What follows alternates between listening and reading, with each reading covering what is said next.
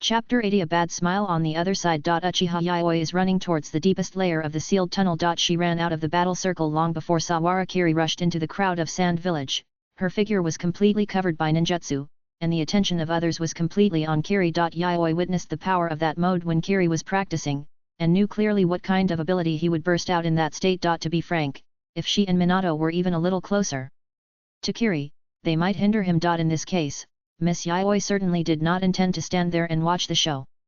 She rushed into the tunnel to find the target of the Sand Village ninja to unseal. God knows what outrageous monsters they will release if they are not careful. However, the underground passages are interconnected, with 13 or 14 forks.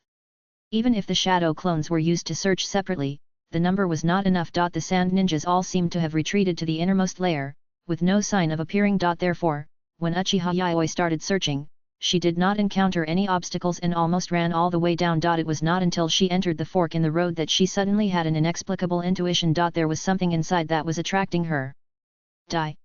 Hearing the voice in front of her at the sound, Uchiha Yayoi subconsciously raised her kunao and was alert. But when she looked in the direction of the sound, she saw a sand ninja dressed in the ceiling class, hacking at a wall. The passage was full of scratches left by hacking. Is this hypnosis? Uchiha Yayoi looked into the man's eyes, and her gaze could not help but stagnate. 3 scarlet megatama were slowly flowing on the surface of his pupils, turning like a windmill. Sharingan? Wait. The girl turned her head suddenly and looked at the bottom of the tunnel. The feeling that had been attracting her to go down just now, could it be the power of the Sharingan? Doesn't that mean could it be that the one sealed here is a strong man in the history of the Uchiha clan? Uchiha Yayoi suddenly had this somewhat ominous guess in his mind. Although it is not good for her to say it herself, in the long ago Warring States period, their clan had offended many people. It is not impossible that 1 or 2 of them were sealed. But why did the Sand Village unseal him?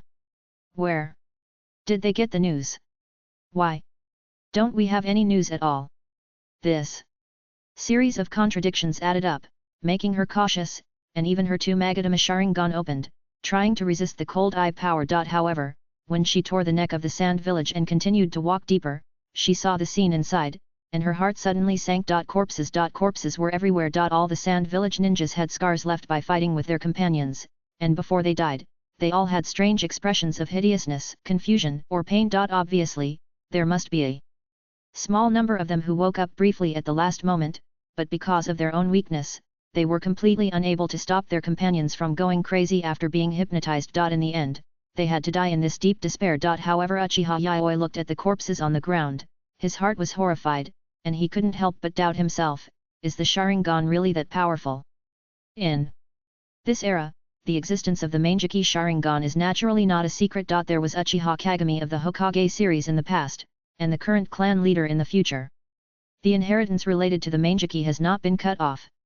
Therefore, Uchiha has maintained its transcendent status as the first ninja clan in the village, steadily suppressing the Hyuga clan. However, hearing about it and seeing it with your own eyes are 2 different concepts. When you have not personally come into contact with that level of power, everyone can only rely on their own practical experience to speculate where the peak is. Therefore, this unknown phenomenon made her more alert.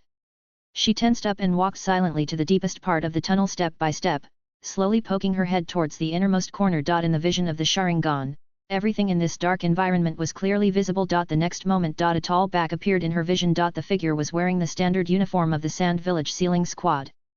His hands were still in the posture of unsealing, and his legs and feet seemed to be firmly welded in place, motionless. He was the only one in the entire Sand Village sealing squad who came here. Looking at his armband, he should be the captain of this sealing squad, right? There seemed to be something in front of him. Did he die during the unsealing? Uchiha Yayoi thought so, and secretly breathed a sigh of relief. It's good that he didn't let him out. However, just when she was about to take a step to expose her figure, the figure seemed to suddenly feel something, and the stiff body trembled slightly. Crack, crack! The man's neck suddenly twisted in a twisted posture and slowly turned his head towards her. Half of the man's cheek was covered with a thin layer of black skin, and his pupils were dim. A smile slowly broke out on his ugly face. Uchiha Yayoi's pupils shrank. Cold and shaking. The concept of time that had been blocked for a long time seemed to return to her at some point, and she seemed to be able to experience all kinds of senses from this body again. A slight confusion suddenly emerged from the depths of the girl's mind immersed in darkness. I am Uchiha Wuming? The moment she thought of this name, the negative emotions deep in her bones suddenly surged into her mind, and the countless blood and fire that made her feel painful also suddenly came into her eyes. Her memory of being a human disappeared only when she was 10 years old.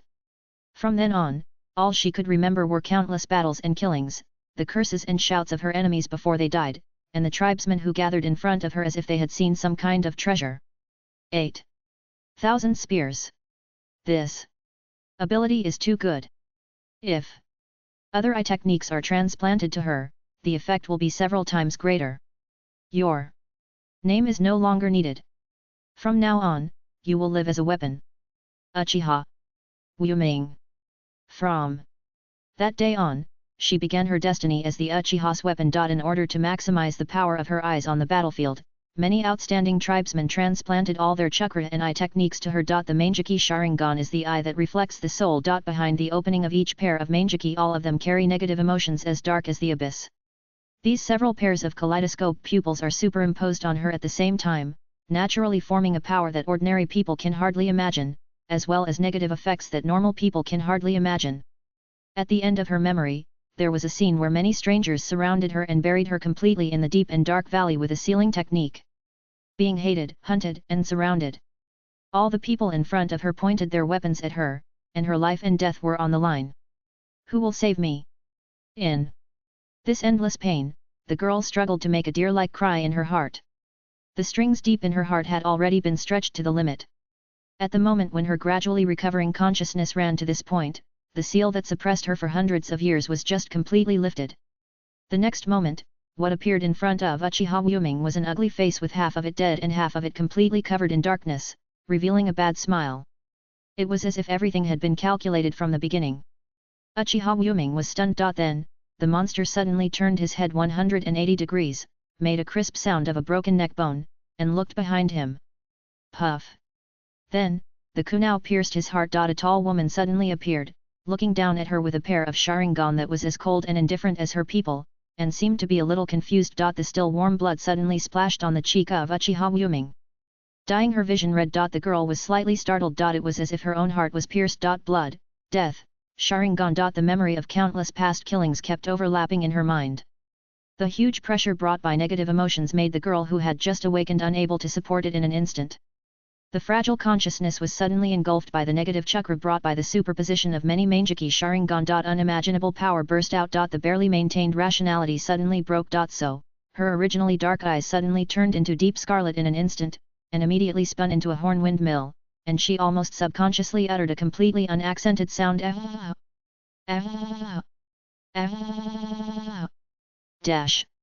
They horrible negative emotions, under the effect of these eyes, suddenly transformed into chakra as if it were real, and then condensed into a real dark red chakra skeleton. The skeleton's body kept rising and rising. Under this completely irrational cry, the crazy red giant raised the sword in his hand towards the dark abyss. At that moment, the string. It was completely broken. Susanoo, in order to prevent criticism, I'll mention it here first. Uchiha Hikaru is a rather unusual individual even among the Manjiki Uchiha. Her ability of the 8,000 Spears Eye technique is to manipulate the opponent's spirit and chakra regardless of distance and any restrictions when there is a mark on the opponent, and can also transfer chakra to herself or others. Because of this characteristic, she has absorbed at least 4 different Manjiki Eye techniques, and some Manjiki abilities that are obviously not 8,000 spears but have no names. Her Manjiki Eye technique can run continuously for 7 days x 24 hours. Without affecting her vision. She has been sealed for 100 years and her vision is still clear. After absorbing the chakra of the complete ninja world in one breath, she can open the complete Susanoo even without the eternal Manjiki, and then she almost chopped the Susanoo 9 tails with one knife. In short, it is quite outrageous. If you are interested, you can go and catch up on the game plot. Chapter 81 Remarks on the listing. Newcomer, new book, the first listing. I feel very nervous. I heard from the big guys in the group that the comments for the release of the book should be released in advance yesterday, so that I can attract more customers. As a result, I forgot about it. Now I try to make up for it. The editor will open the VIP chapters from 12 o'clock today. At that time, I will officially start writing my burning novel and carry out the first burst of updates in my life. There will be about 4 to 5 chapters in total, and the number of words in each chapter will be a little more than usual. One chapter will be released every 2 hours from 12 o'clock. In fact, this book has not been very smooth since the beginning, because the early results are average. I remember that I wrote more than 100,000 words before I got the first recommendation position. At that time, I thought this book should be finished. The same is true during the update period. I watched the big guys who ranked higher than me on the new book list, one after another, put on the shelves in the recommendation positions at different stages. I was like the lucky person who accidentally caught the last train every time. I kept a trembling mentality and kept writing until now. As a result, it's okay after writing this is what I didn't expect. Although I can't go to Sanjiang anymore and my grades are not very good now, I am relatively satisfied compared to the long period of naked running when I started writing the book. Thank you very much to the readers who have read this far. Also, I would like to thank my editor for his good luck. He always pokes me and doesn't beat me out. He is really generous. Okay, that's all the polite words. The most important thing is left for the end. Please order first time. Chapter 82 Susanoo, first update, please subscribe. When the extreme chakra, which seemed to be condensed from all the negative wills of mankind, suddenly burst out, all the ninjas with excellent perception ability at the scene raised their heads involuntarily and looked in the direction where it burst out. This terrifying power that can even be compared with natural disasters makes it very difficult for ninjas who are slightly closer to breathe. Minato Namikaze, who was already in another mountain fork, subconsciously stopped his steps and had a bad premonition in his heart. Flying Thunder God technique. Suddenly, his figure disappeared from the original place. Almost at the moment he jumped out of this fork in the road, the whole mountain began to shake violently as if trembling.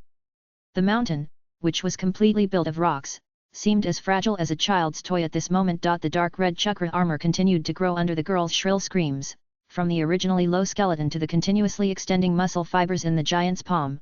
A sword blade curved like a river suddenly emerged. It was swung down fiercely at the gloomy mountain that blocked her sight. Boom!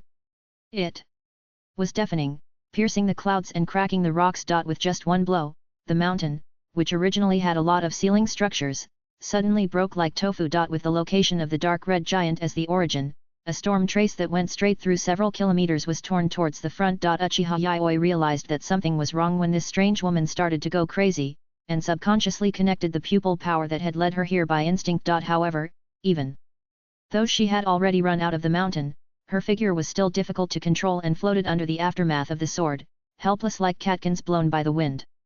Pa! After falling to the ground after several backflips, the girl raised her head and looked at the dark red giant standing in the middle of the mountain, splitting the entire peak. A name suddenly appeared in her mind. This is the third power, Susanoo. But, the child just now, it looked only that big. However, before she could continue thinking, the intuition she had experienced in countless battles made her feel a sense of crisis. She raised her head and saw the girl standing in the middle of the dark red giant, looking at her at some point. Kill you. The cold voice contained a cold tone, without any pretense. However, this attitude, as if seeing the enemy who stole her husband, made Uchiha Yayoi completely incomprehensible. Why, when seeing these eyes, shouldn't you have realized that we are of the same race? Why did you attack this side instead? Is it because of that strange sand ninja just now? Or is it some other reason? At this moment, Uchiha Yayoi's heart was full of small question marks, but there was no time to ask them. Almost at the moment when the voice fell, the curved sword in the dark red giant's hand was raised high and pointed straight at Uchiha Yayoi. Vertical chop, the big sword with a blade of more than 10 meters, when it fell with the third force, burst out with power that was completely beyond the reach of ninjas. If you have to compare it, it's just like a real god. However, I don't know if it's because she just woke up and couldn't fully control her body, or if she was still struggling in her heart. The girl hesitated a little when she swung the sword. This slight pause, for Uchiha Yayoi, is a wide way to survive. Instant body, rolling, running. At this moment, Miss Yayoi didn't dare to stop at all. She circled around the collapsed mountain for most of the circle, and tried to rush into the girl's front by sticking to the blind spot of her vision. At the same time, both hands quickly formed seals. The next moment, the figure suddenly emerged from the other side, with his cheeks puffed up. Fire. Escape technique, Great Dragon Fire technique. The dragon-shaped flames outlined in black rose into the sky, and with violent might, they directly bombarded the body of the giant standing on the ground like a god in front of him. However, Yayoi's pupils suddenly shrank. The great dragon fire that made her go all out and was enough to burn ordinary people into charcoal in an instant suddenly spread out the moment it touched the dark red giant's armor. It was as if it was blocked by some invisible barrier, and not even the slightest obstacle was formed. Not only that, the girl deep in the armor suddenly turned her head towards her, and the three-wheeled windmill deep in the scarlet pupils suddenly rotated. Amaterasu. They. Dark flames suddenly burst out from the void, igniting everything in the direction of her gaze. The high-long fire that was originally burning around the outer layer of Susanoo was easily eaten by the Amaterasu fire like fragile food, and the collision showed a one-sided suppression. Even the speed of Yaoi's spitting flames could not match the speed of being swallowed. After realizing this, Uchiha Yaoi immediately cut off the chakra supply and quickly jumped away from the front to avoid the sudden blow of Susanoo. Boom! The earth trembled, and the solid soil was spreading like ripples on the water. Just the aftermath of the impact made her completely unable to resist and flew out from the spot, rolling on the ground for more than 10 meters. Plop! Uchiha Yaoi lay on the ground, watching this scene with her teeth clenched. What on earth is this guy? What kind of monster? At the same moment when she fell, the figure that had been lurking in the distance suddenly appeared. Several special trident kunai flew out in the direction of Susanoo, making a slight sound of breaking through the air. Before the girl covered by the armor turned her head, Namikaze Minato's figure had already appeared in front of Susanoo with the flying kunai. In the hand of the blonde boy was a pure chakra light ball that was condensed and compressed to the extreme, which was at least 3 times larger than the previous model. Super gas. Burning jade meteor flash raisin gan.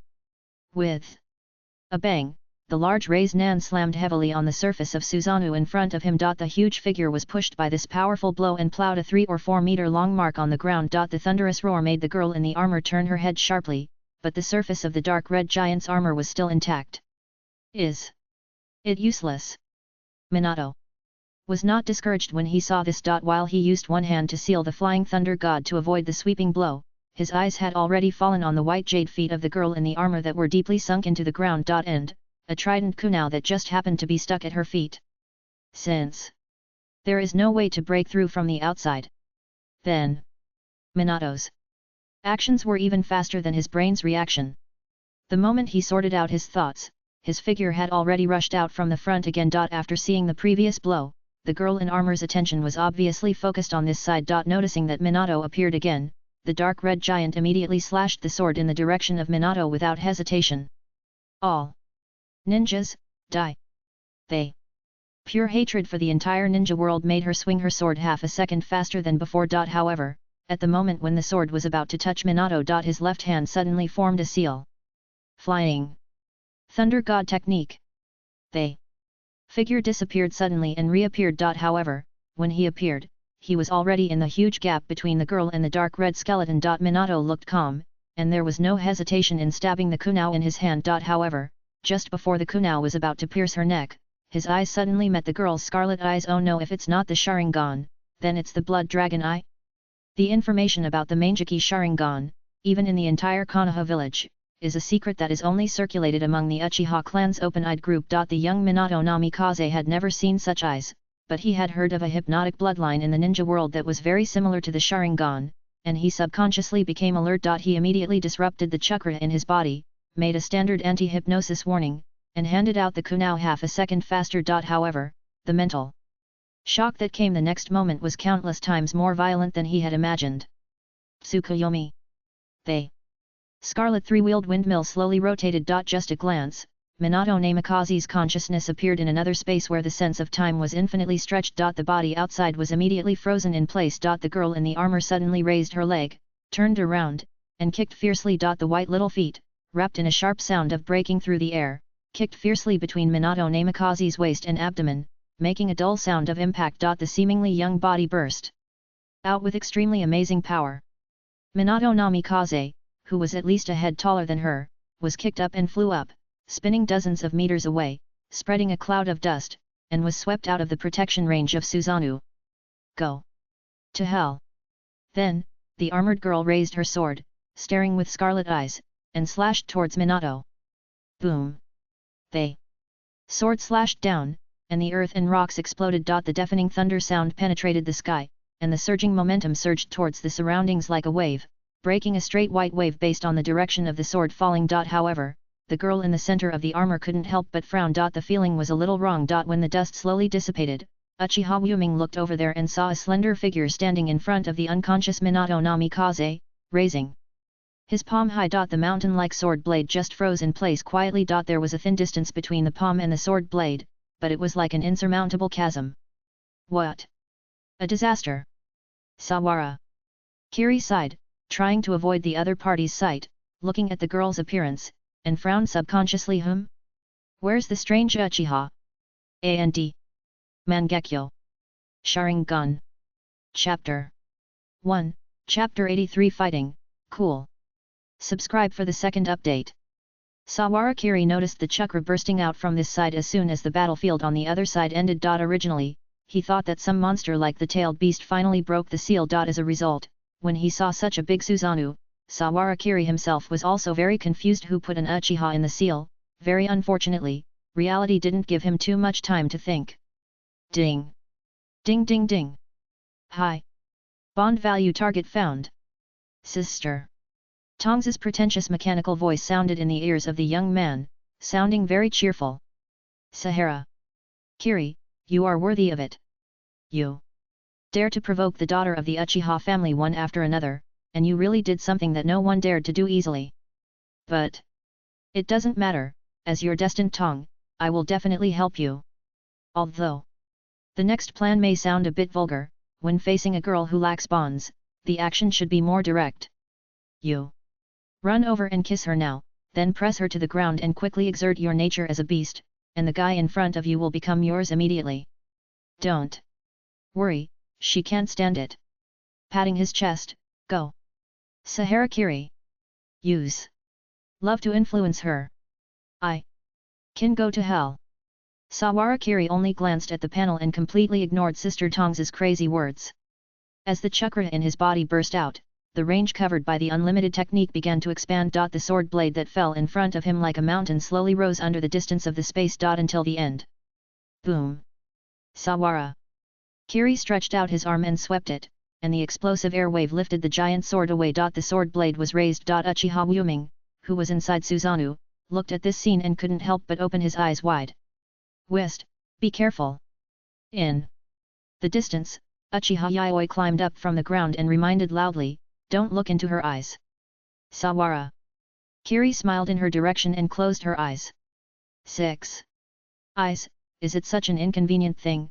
Wuming on the opposite side was stunned, and a puzzled expression appeared on his young face. However, before she could react, she saw Sawara Kiri had taken a step forward. Howling, the rolling air waves seemed to be squeezed by some huge force, and in an instant, a tearing sound broke out, from dozens of meters away, suddenly approaching almost face to face. Through a layer of Susanoo's armor, in the girl's Mangeki Sharingan, the closed face of Sawara Kiri was suddenly reflected. Holding her arms, twisting her body, and swinging her fists. In an instant, she turned from extreme movement to extreme stillness, and the kinetic energy brought by the whole person at super high speed was converted into a violent explosive force condensed into a point through the unlimited technique. It hit the surface of Susanoo fiercely. A burst of loud explosions that stopped the clouds and split the rocks burst out. Crack! They fine cracking sound accompanied by the huge force continued to quickly transmit to the inside of the armor. The outermost layer of armor was easily shattered like glass, and a crack appeared, and then a deep mark was left on the surface of the muscles and bones of the giant spirit-like figure. Looking at the scene in front of him, Uchiha Wuming's expression was almost frozen. Until the next moment, the surging power had time to bloom, and in the deafening roar, the huge body was pushed dozens of meters far behind. Just by fists and feet, Susanoo was shattered, although she was obviously no longer bound. By reason at this moment, whether it was the memory carried by the Mangeki Eye Power Chakra that was forcibly transplanted into the girl's body, or the instincts left by the girl in the battle 100 years ago, she suddenly realized how outrageous this matter was. Even the Senju of that year, I'm afraid it would be. However, this barely formed thought had not had time to support it for long. And the hostility wrapped in the constantly stacked negative emotions made her reactivate the pupil power in her eyes. It seems that Susanoo, which has reached the second stage since just now, has gradually formed a more solid Karasu Tengu armor structure on the outermost layer of its body during the ultra-high-speed repair process. No matter what, I will never go back to the tribe again. The stronger the negative emotions, the more they can evoke the most painful memories in the deepest part of people's hearts. Even if she lost her mind and was disturbed by the influence of her pupil power, the girl still couldn't help but let out the deepest cry in her heart. This filthy world, it must be destroyed. The Illogical words were intermittent, but people could hear the deep pain and the strong desire to survive mixed in every syllable she uttered. But when she raised her head again, the pupil power that burst out in her eyes had already made the scarlet Mangeki Sharingan spin as fast as a windmill. Just the chakra that overflowed from her body made the dust on the surface of the surrounding earth slowly float up, as if it had lost gravity in an instant. The surging air waves rushed out continuously, like a formed storm. However, facing all this, Saharakiri's face grinned unconsciously. Yayoi! Take Minato away. Then, stand a little further away. He was facing the Susanoo that had once again grown taller, and gave instructions to the girl behind him who was still able to move. In the next battle, he might not be able to take care of them. Uchiha Yayoi was startled when he heard this, and immediately she struggled to get up from the ground, holding the unconscious Minato with one hand, and took a step further. However, deep in the girl's heart, she was gripped by a strong sense of powerlessness. Mangekyo Sharingan, Sawarakiri turned his back to the two of them, closed his eyes and looked at the giant in front of him, and slowly took a step. His current attack and defense power are greatly exceeded when facing the target of ninja. Because of this, Sawarakiri will appear to be extremely at ease when facing Raza or Manzamon because the attacks they hit on him are insignificant, but a direct hit is the difference between life and death. So far, the only ninja who can withstand his attack head-on and has the ability to fight back is the third-generation Raikage. Due to this reason that sounds quite precise, Sawarakiri has not completely figured out his overall upper limit even now. But now, a qualified opponent has appeared. Hiss! Sawara! Kiri let out a long breath. The brain burn sequelae caused by turning on full power just now still gave him a headache, but the smile on his face seemed so excited. The slow pace gradually widened. 1 step, 2 steps. From walking to jogging, and then running, and then each step jumped dozens of meters. The whole person seemed to float parallel to a layer of shallow air. It was extremely fast. Buzz! They! Mangeki Sharingan in the girl's eyes kept sliding with Sawarakiri's almost ground-flying speed. While her nerves were tense, she controlled the arms of Susanoo with both hands and suddenly swung them down in the direction where the blurred figure appeared. The huge sword blade that spanned dozens of meters like a bridge swept a thin layer of dust against the ground, plowing a deep gully on the ground in the distance, and the chakra flames rose along with it. However, she did not feel any resistance. Almost at the same time when she had this thought, Sawarakiri's figure suddenly appeared in front of Susanoo again. 1 strike. 2 strikes. 3 strikes, fists, palms, elbows, knees, feet, shoulders. Boom. Boom boom boom boom dash. They. Extremely high-density explosive sounds rang out continuously in the very near place, and the violent shock made the girl even have the illusion that Susanoo would be completely shattered in the next moment. Wait. It's not an illusion? Uchiha Wuming's pupils suddenly shrank. In front of her eyes, a hole with obvious color difference appeared in the center of the fine cracks. Hey! Sawara! Kiri's face with his eyes closed suddenly appeared across the hole. Suddenly stretched out his hand forward. Amaterasu! They! Scarlet horned windmill spun rapidly in his eyes, and the dark flames were born from the void. Based on his gaze, it quickly spread to Sawarakiri's body. However, the arm covered with black fire just swung to the side, and a piece of Amaterasu fire connected to the air was thrown off, and the figure flew back. How could it be? Uchiha Wuming's eyes could not help but reveal a trace of confusion. That was the Amaterasu fire that could burn everything. At least 12 times. It only made such a big crack. It's really strong. Sawara! Kiri raised his head and looked at the third stage Susanoo that had just been broken into a crack, but now it had been completely repaired as if nothing had happened, and sighed slightly. For the unlimited technique, the biggest problem is not the technique itself, but his weak body. From the perspective of fist and foot strength alone, this is the limit he can reach. But what about this? Sawara! Kiri raised his head, closed his eyes, looked at the girl opposite, and put his hands together. They. Technique is forward, blue. They. Azure space vortex suddenly appeared, and under the guidance of Sawara's forward fingers, it circled around the body, and then suddenly attacked the direction of Susanoo at a speed that seemed slow but was actually fast. Along the way, it was wrapped with endless dust and gravel. Suddenly, it expanded from a gravel-like light spot into a twisted sphere with a diameter of more than 5 meters. Kagetsuki. Looking. At this scene, the girl's scream seemed to be faintly anxious. The dark fire of Amaterasu, under this control ability, wrapped around Susanoo, which had already reached the third stage, at an extremely fast speed, turning into a thick layer of dark flame armor. At the same time, with the inextinguishable flame, a shield and a sword were formed in the hands of Susanoo. Without any hesitation, Uchiha Wuming immediately took a step, raised the black flame shield with his giant body, and ran towards the vortex with all his strength. On the seemingly young face, there is an expression of impulsiveness and recklessness. The extreme negative emotions and the strong desire to survive hidden deep in the girl's heart are integrated into the strongest fighting spirit. Boom! Swing!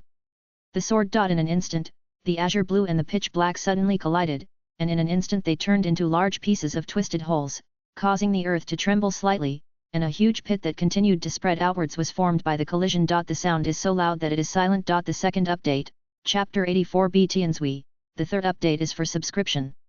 Why is there such a guy? Why can't I kill him no matter how I cut? Why? To block main front of him, Uchiha Wuming looked straight ahead, at the figure hidden behind the azure hole in front of him, and the windmill-shaped Mangeki Sharingan kept rotating. The 5 elements were blazing. For a girl who had to pick up a kunao to fight since birth, after her parents died, she was used as the ultimate weapon by the whole clan because she opened the special Mangeki Sharingan. Not only did she lose the opportunity to get along with her friends, but she couldn't even keep her own name. For a girl who had almost never received an education so far, all the problems that appeared in front of her had only one solution: kill. If you don't fight, you can't survive. However, when an irresistible enemy appeared in front of her, the girl's fragility covered by extreme negative emotions would be exposed to others little by little. Boom! Boom dash! The explosion sounded a little late, suddenly blooming between King and Susanoo. Even the clouds in the sky at a very high distance were scattered under the overlapping shock. It rushed straight to the sky. The dark flames wrapped around the giant's body flew in the air like a ribbon, with dark streams of light rising. The Amaterasu sword and shield that collided with King completely turned into an illusion along with the twisted blue hole at the moment of the explosion. The empty feeling made Uchiha Wuming panic. His hands immediately formed the most familiar seal. While his body and the Susanoo giant flew backwards, he burst out a huge amount of pupil power in the direction of his memory. Flame! Release, Kagutsuki no Mikoto! The blazing firestorm and black flames rolled together, suddenly covering a radius of dozens of meters, engulfing large areas of collapsed soft rocks with extreme high temperature and burning, from near to far. However, the girl's Mangekyo Sharingan suddenly caught a vague figure. Sawara Kiri's figure was almost lying on the ground, and he broke through the huge fire scene at some point, showing a faint smile in her direction. His fingertips were like picking flowers, pressing a bit of blazing red light. Reversal of the technique, hey! Scarlet! Burst out suddenly. It was just a little inconspicuous chakra reaction in his perception, but Uchiha Wuming's heart burst out with great fear at this moment. The scarlet that shot out like an arrow from a bow, but was completely different from the powerful blue light just now, in her eyes, for some reason, had a terrifying destructive power that seemed to be able to shatter the entire Susanoo in one breath. Kagutsuki! Flame shield!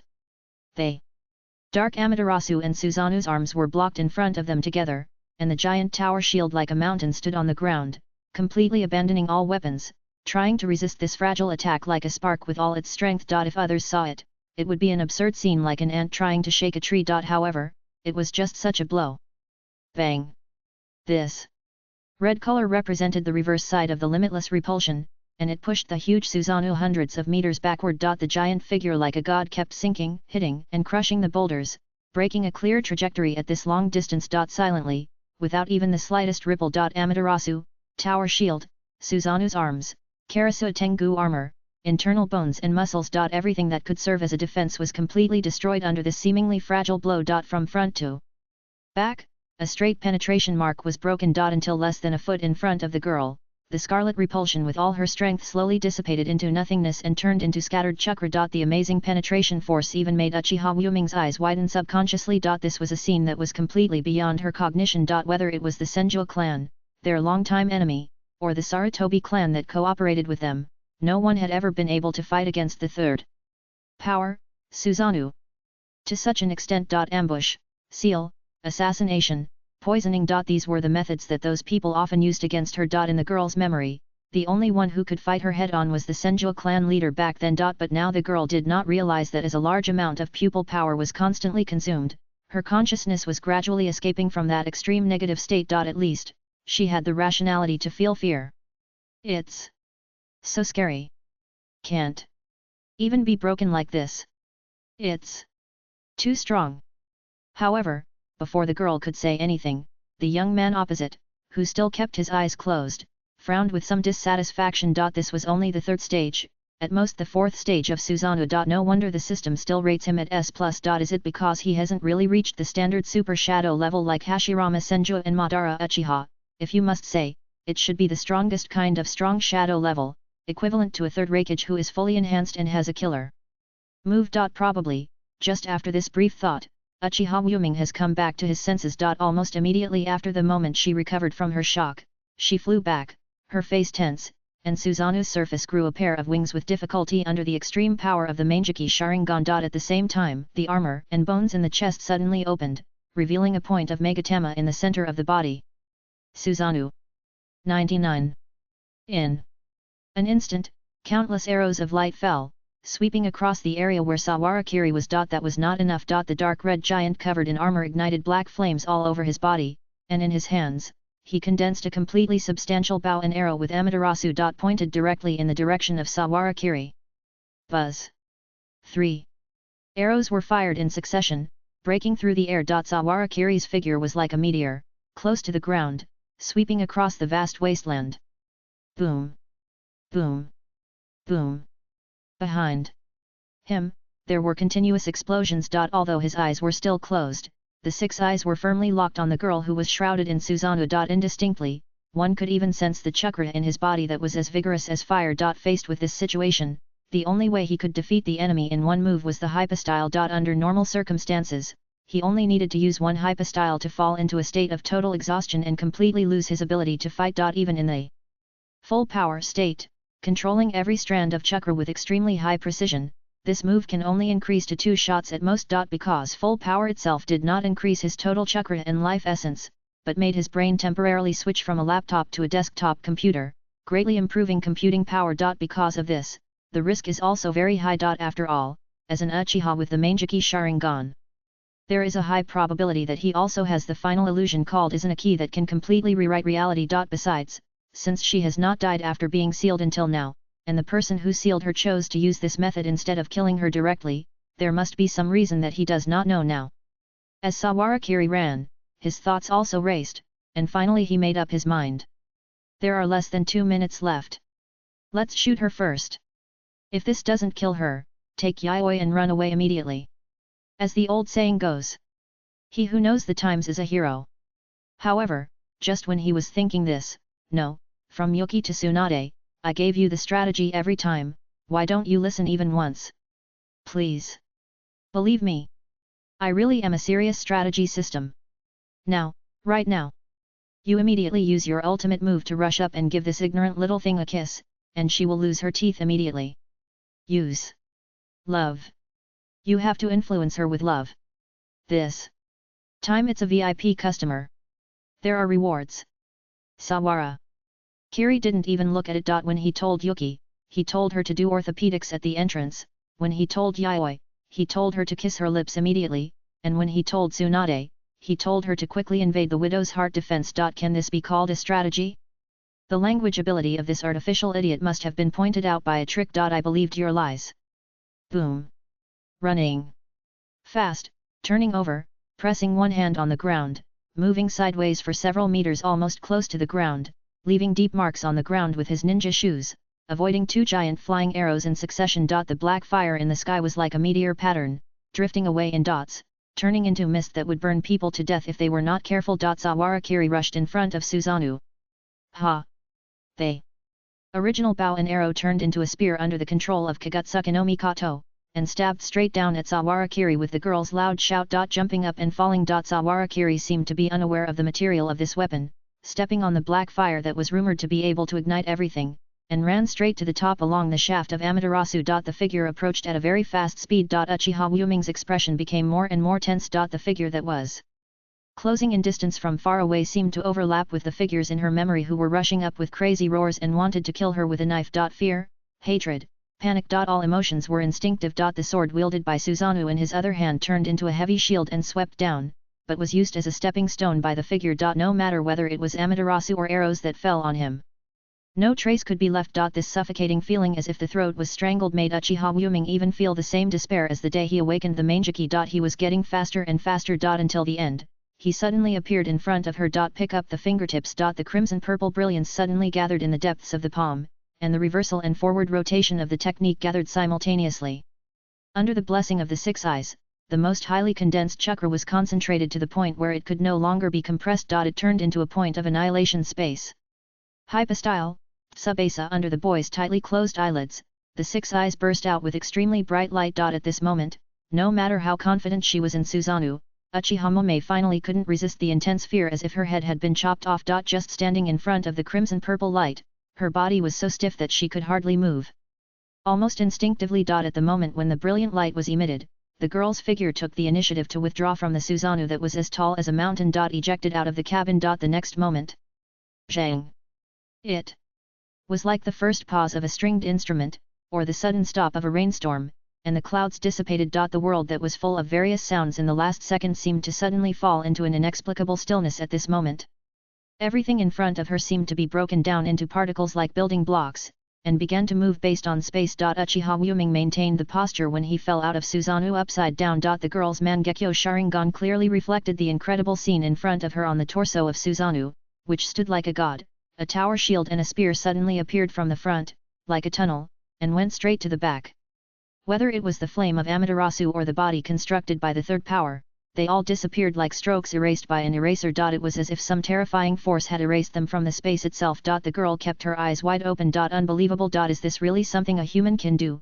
Just when this thought suddenly came to Uchiha Wuming's mind, a figure suddenly appeared in front of her, and her mind suddenly became blank. Sawarakiri's eyes were still closed, but her brows were tightly locked, as if she was bearing some huge pressure. Her big hand was firmly locked on the girl's neck, and she suddenly crossed hundreds of meters in the air. Dust and smoke were scattered, and the trajectory was outlined. The two people who had traveled a long distance together were carried at an unimaginable speed, and finally fell heavily on a hill in the distance that had been smashed at some point. Uchiha Wuming, whose neck was locked, had already left the ground with both feet, and his throat was locked, and he could not breathe at all. Even if he tightly grasped the arm of the man in front of him with both hands, his palms seemed to be unable to move forward the moment they touched a certain inch, so that even the friction between the palms was difficult to detect, and he could not exert any strength at all. Gyuwyu Uchiha. Wuming tried his best to open his eyes wide, staring at the man whose name he did not know. Continuous Amaterasu was constantly released from the void, but it could not touch the corner of this guy's clothes at all. The girl's slender legs tried to kick in the air. Damn it! Is he going to die again? Pain, despair, unwillingness. In the end, between killing and being killed, a fixed cycle was formed, over and over again. But he could not resist. It seemed that the moment she awakened the cursed eye, called kaleidoscope, the moment she lost her name, all this became a fixed fate. There was no choice at all. For her, the only thing to be thankful for was that she had a lot of eye power needed to cast as a key to change reality. The deep sorrow and pain poured into the bottom of her heart like a sea current. Uchiha Wuming opened his mouth with difficulty as a key. However, before she finished the spell, the young man who was close at hand kept the throat-locking posture, and his expression seemed to hesitate for a long time. Or maybe he only waited for 1 or 2 seconds. For some reason, he suddenly leaned down. The next moment, something cool suddenly touched the girl's white forehead lightly. Hey! Uchiha! Guang's expression could not help but pause, looking blankly at the young man in front of him. His facial muscles seemed to be stiff, looking at him in disbelief. In the depths of those dark and scarlet eyes, there were countless puzzles intertwined. She turned and looked straight at him, as if she wanted to completely imprint this unfamiliar face into the deepest part of the maze of memory. Why? It was obviously only Dad and Mom at the same time. Sawarakiri also looked at her with a confused look on her face, with a subtle and complex expression on her face, as if it was completely incomprehensible. If the hypostyle just now hadn't missed, he wouldn't have adopted the so-called strategy of that artificial idiot in such an extreme situation. But now looking at this situation, Sawara. Book of Friends, acquired character Uchiha Hikaru bond level increased. Uchiha Hikaru bond level, 0313.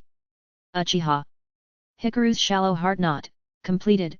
Details, what does love mean? Heart. Knot points +1 obtained special item, Universal Capsule X3 information localization completed. He looked at himself as he was scrolling across the screen like snowflakes, and was even a little speechless for a moment. No, Sister Tongza. Is this damn thing you're talking about really a strategy?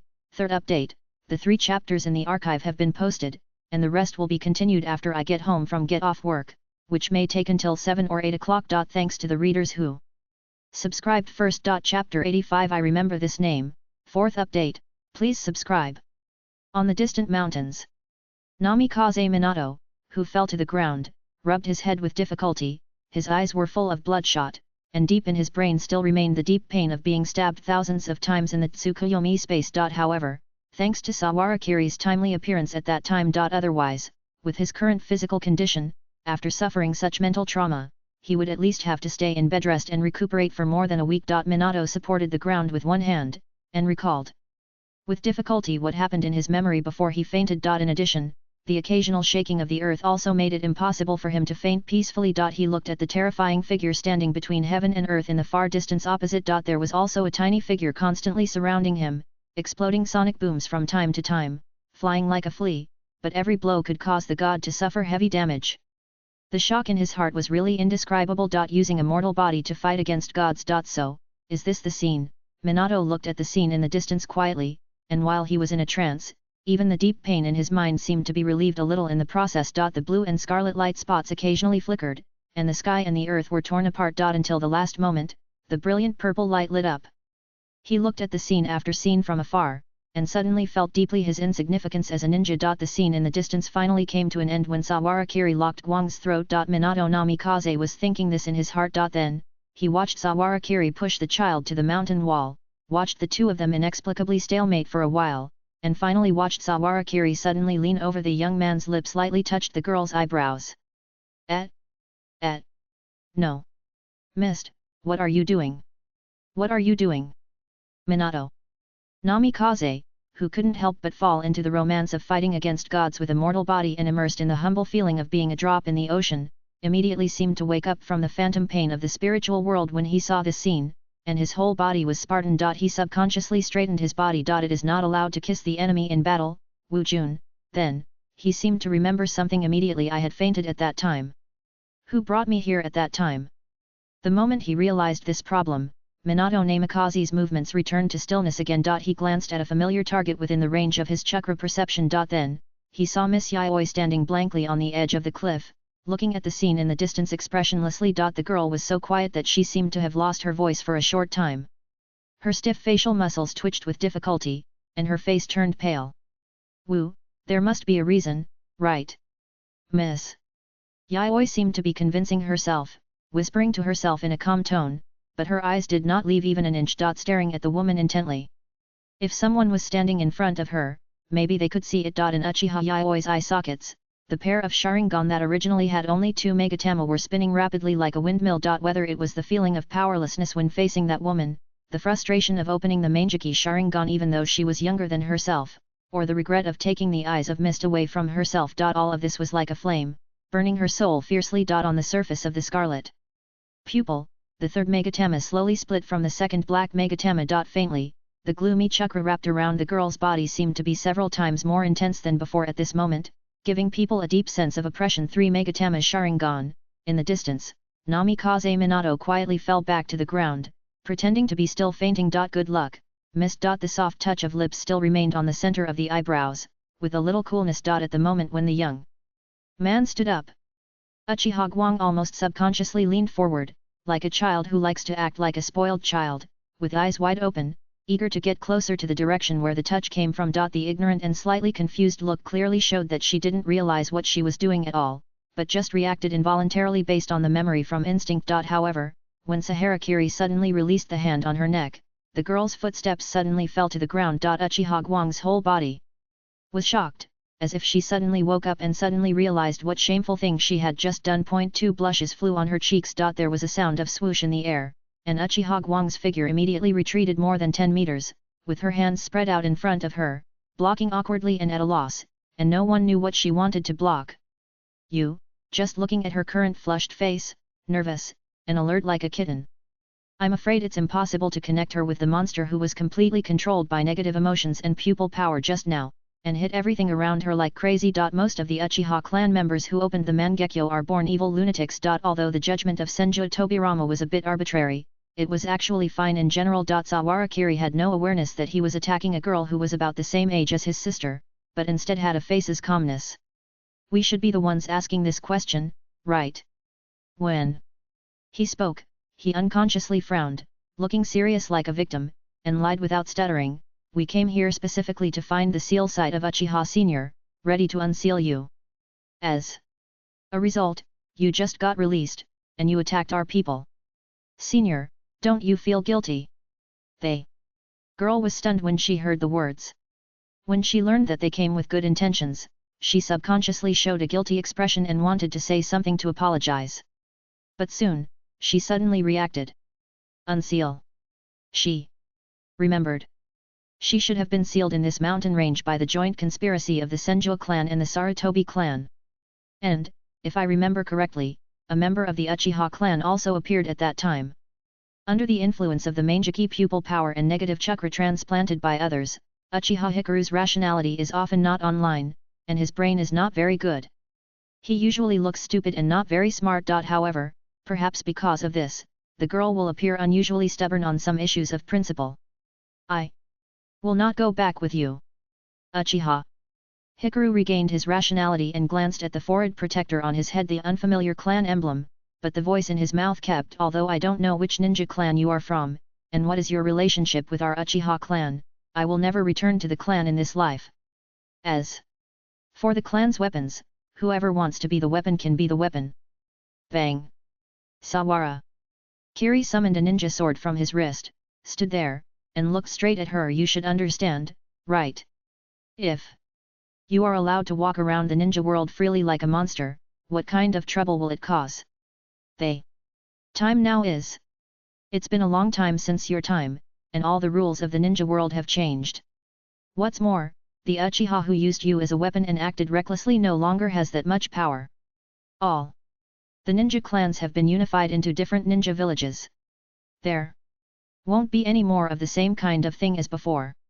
As he spoke, he slowly walked towards the girl in front of him, like gradually approaching a vigilant cat, cautiously extending his hand in her direction, with a sincere tone, releasing as much kindness as possible. "Come with me. I'll take good care of you." Looking at his hand extended to her, Uchiha Guang's steps could not help but pause. She was really tired of being used as a weapon by a clan, and her life was all about killing, and she really wanted to find a place to rest. Almost when she heard his words, Uchiha Guang was moved. Children who lack love, even if they are just touched by a little bit of kindness that others inadvertently leave, will grab it tightly like a life-saving straw. Not to mention this kind of straight ball. But immediately afterwards, the girl seemed to immediately think of something, and suddenly rushed several meters to the other side like a rabbit, glaring at him with a red face. "Don't underestimate me. When we were together, ninjas as old as me could already get married. Don't think I don't know anything. You obviously want to take me home to have a baby with you. I don't want that." Sawara Kiri's expression paused. Obviously, the sudden closeness just now has made her alert, gradually transitioning from the level of accidentally losing her life to the direction of accidentally losing her participation. Hey, she found out. She looks stupid, but she's actually quite clever. "I told you to use your beastly instincts right after the kiss, but it's too late now. That's a whole set of combos." Tong's sister watched the fun and commented with relish. Sawara Kiri felt that her reputation was damaged. "Anyway, I will never stay with the Uchiha people." Uchiha Hikaru looked at him and said something very tough and cowardly, "Even if you are strong enough to kill me 10 or 20 times, I can still escape with Izanami.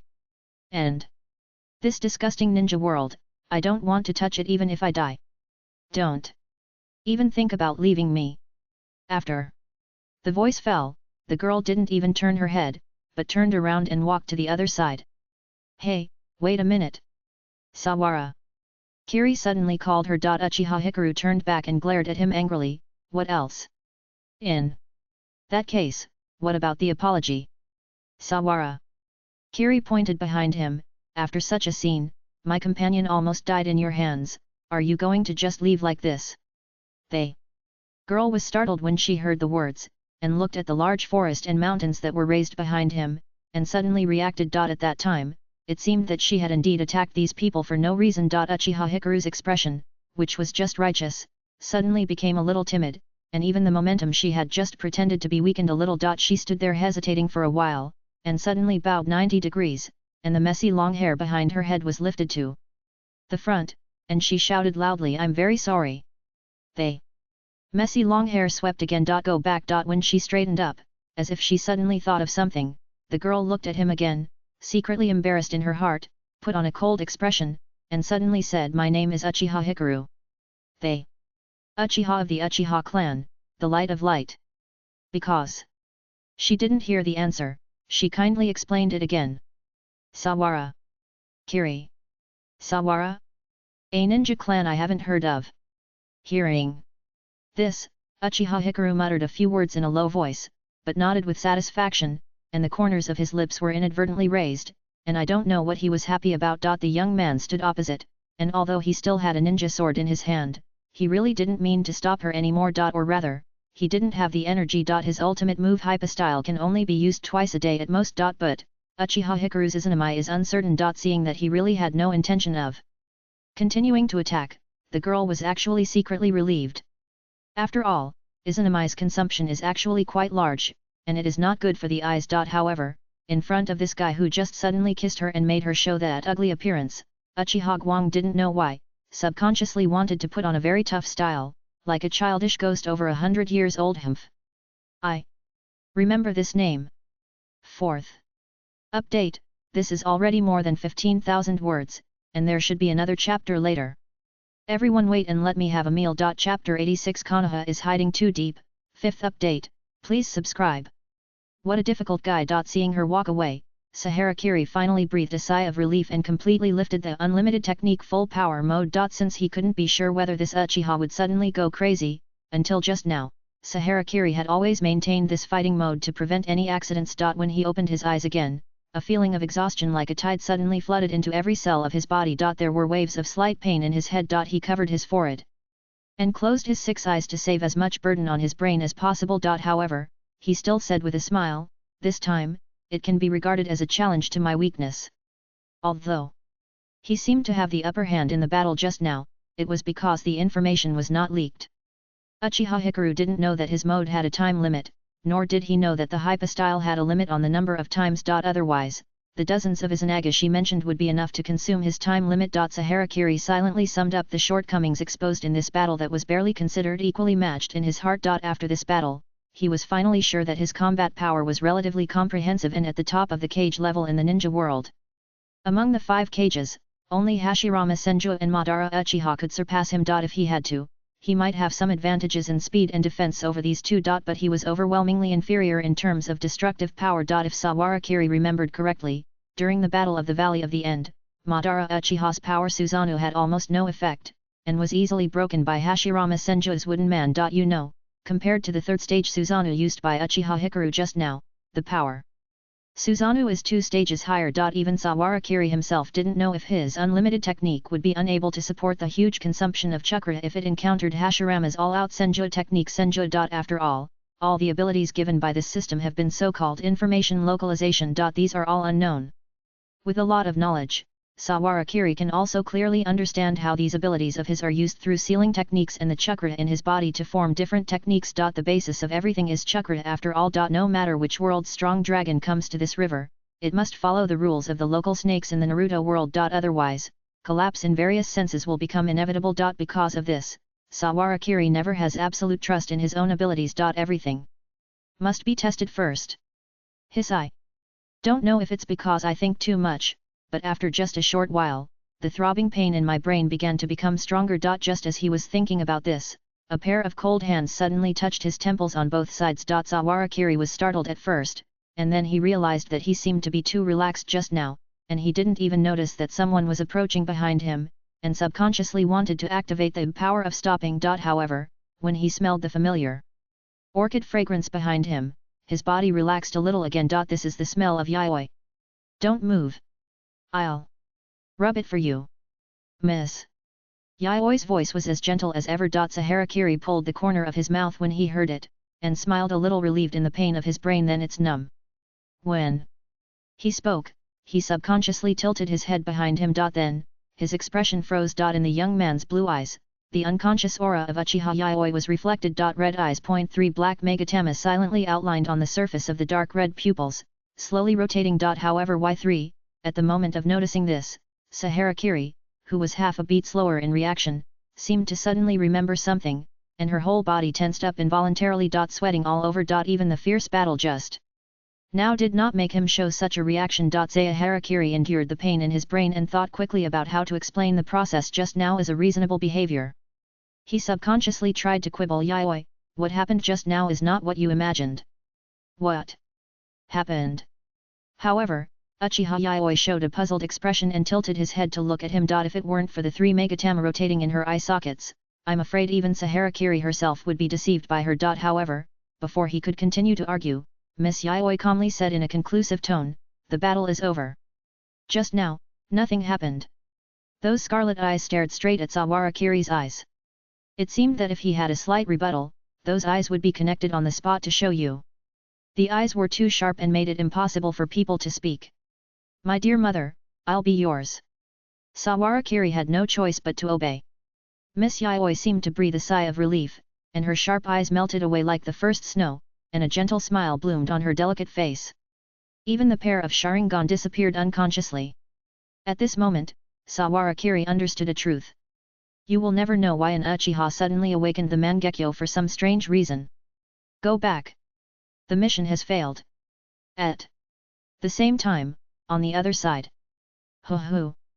With half of his body covered in blood, Yaking dragged his injured arm with difficulty and crawled out of the sea of blood and corpses.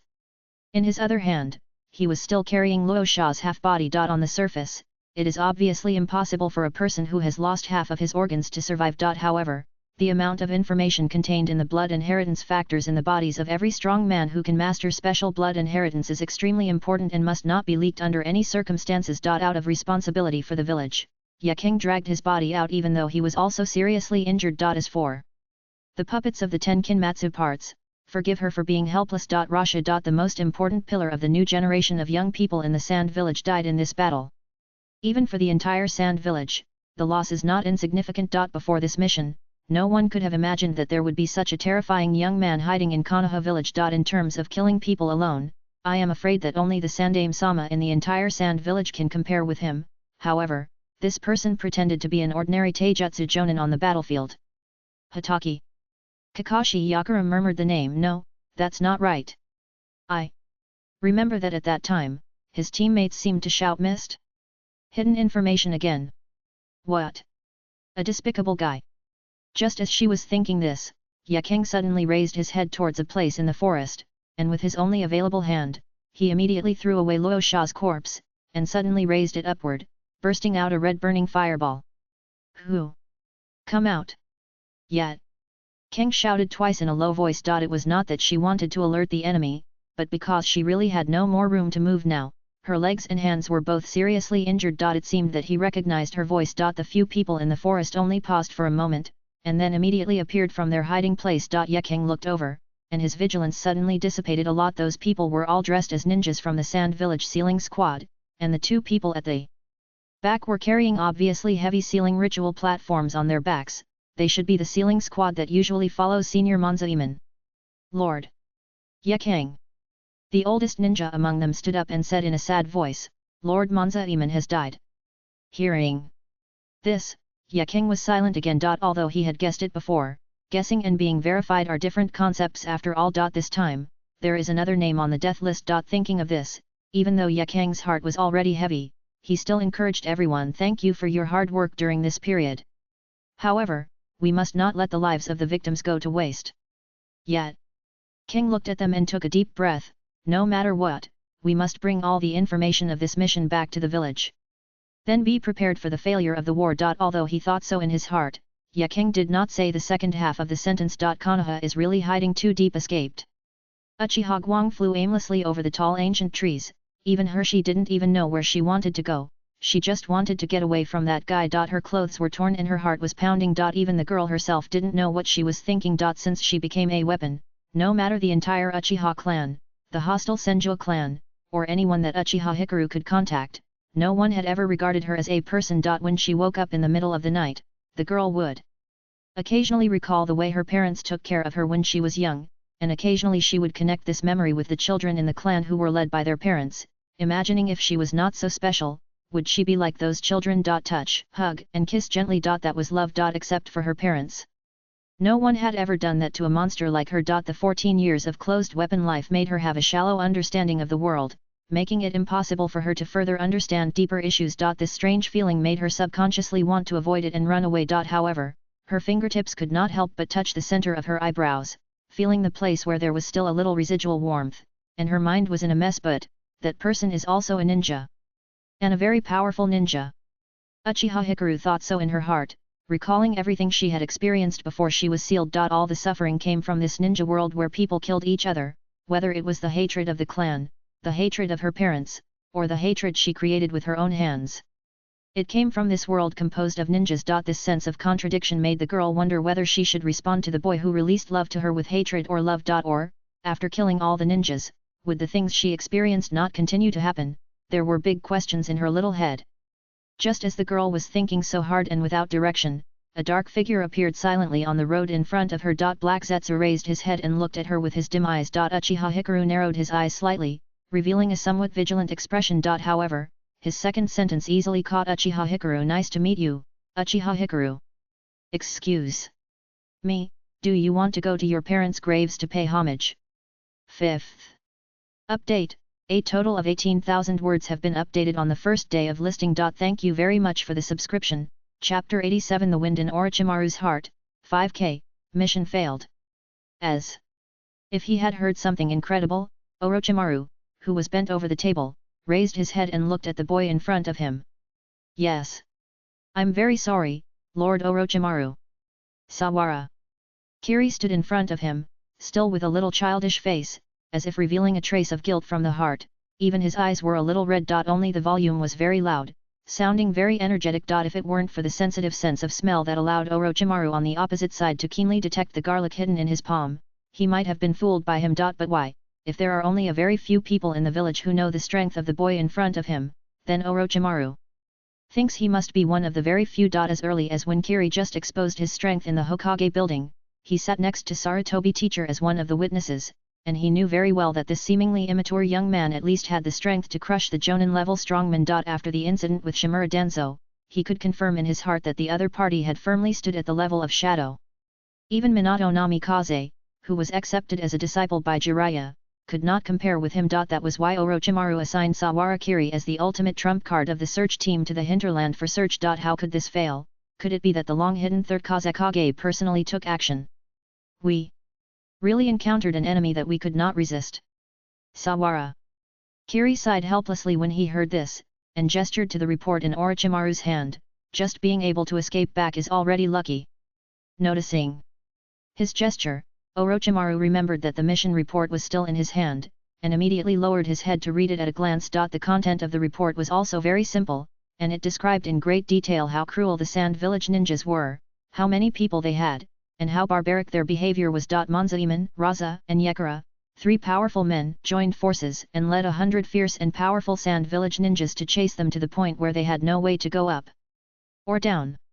It took a lot of effort to finally inflict heavy damage through sneak attacks. Unfortunately, the monster in the seal has been released. Judging from the appearance alone, it was not a monster, but just a little girl who looked stupid, and then disappeared. Orochimaru stared at the report for at least 3 minutes, and then raised his head and said to Sawara Kiri in a dim voice, Kiri, military reports cannot be false.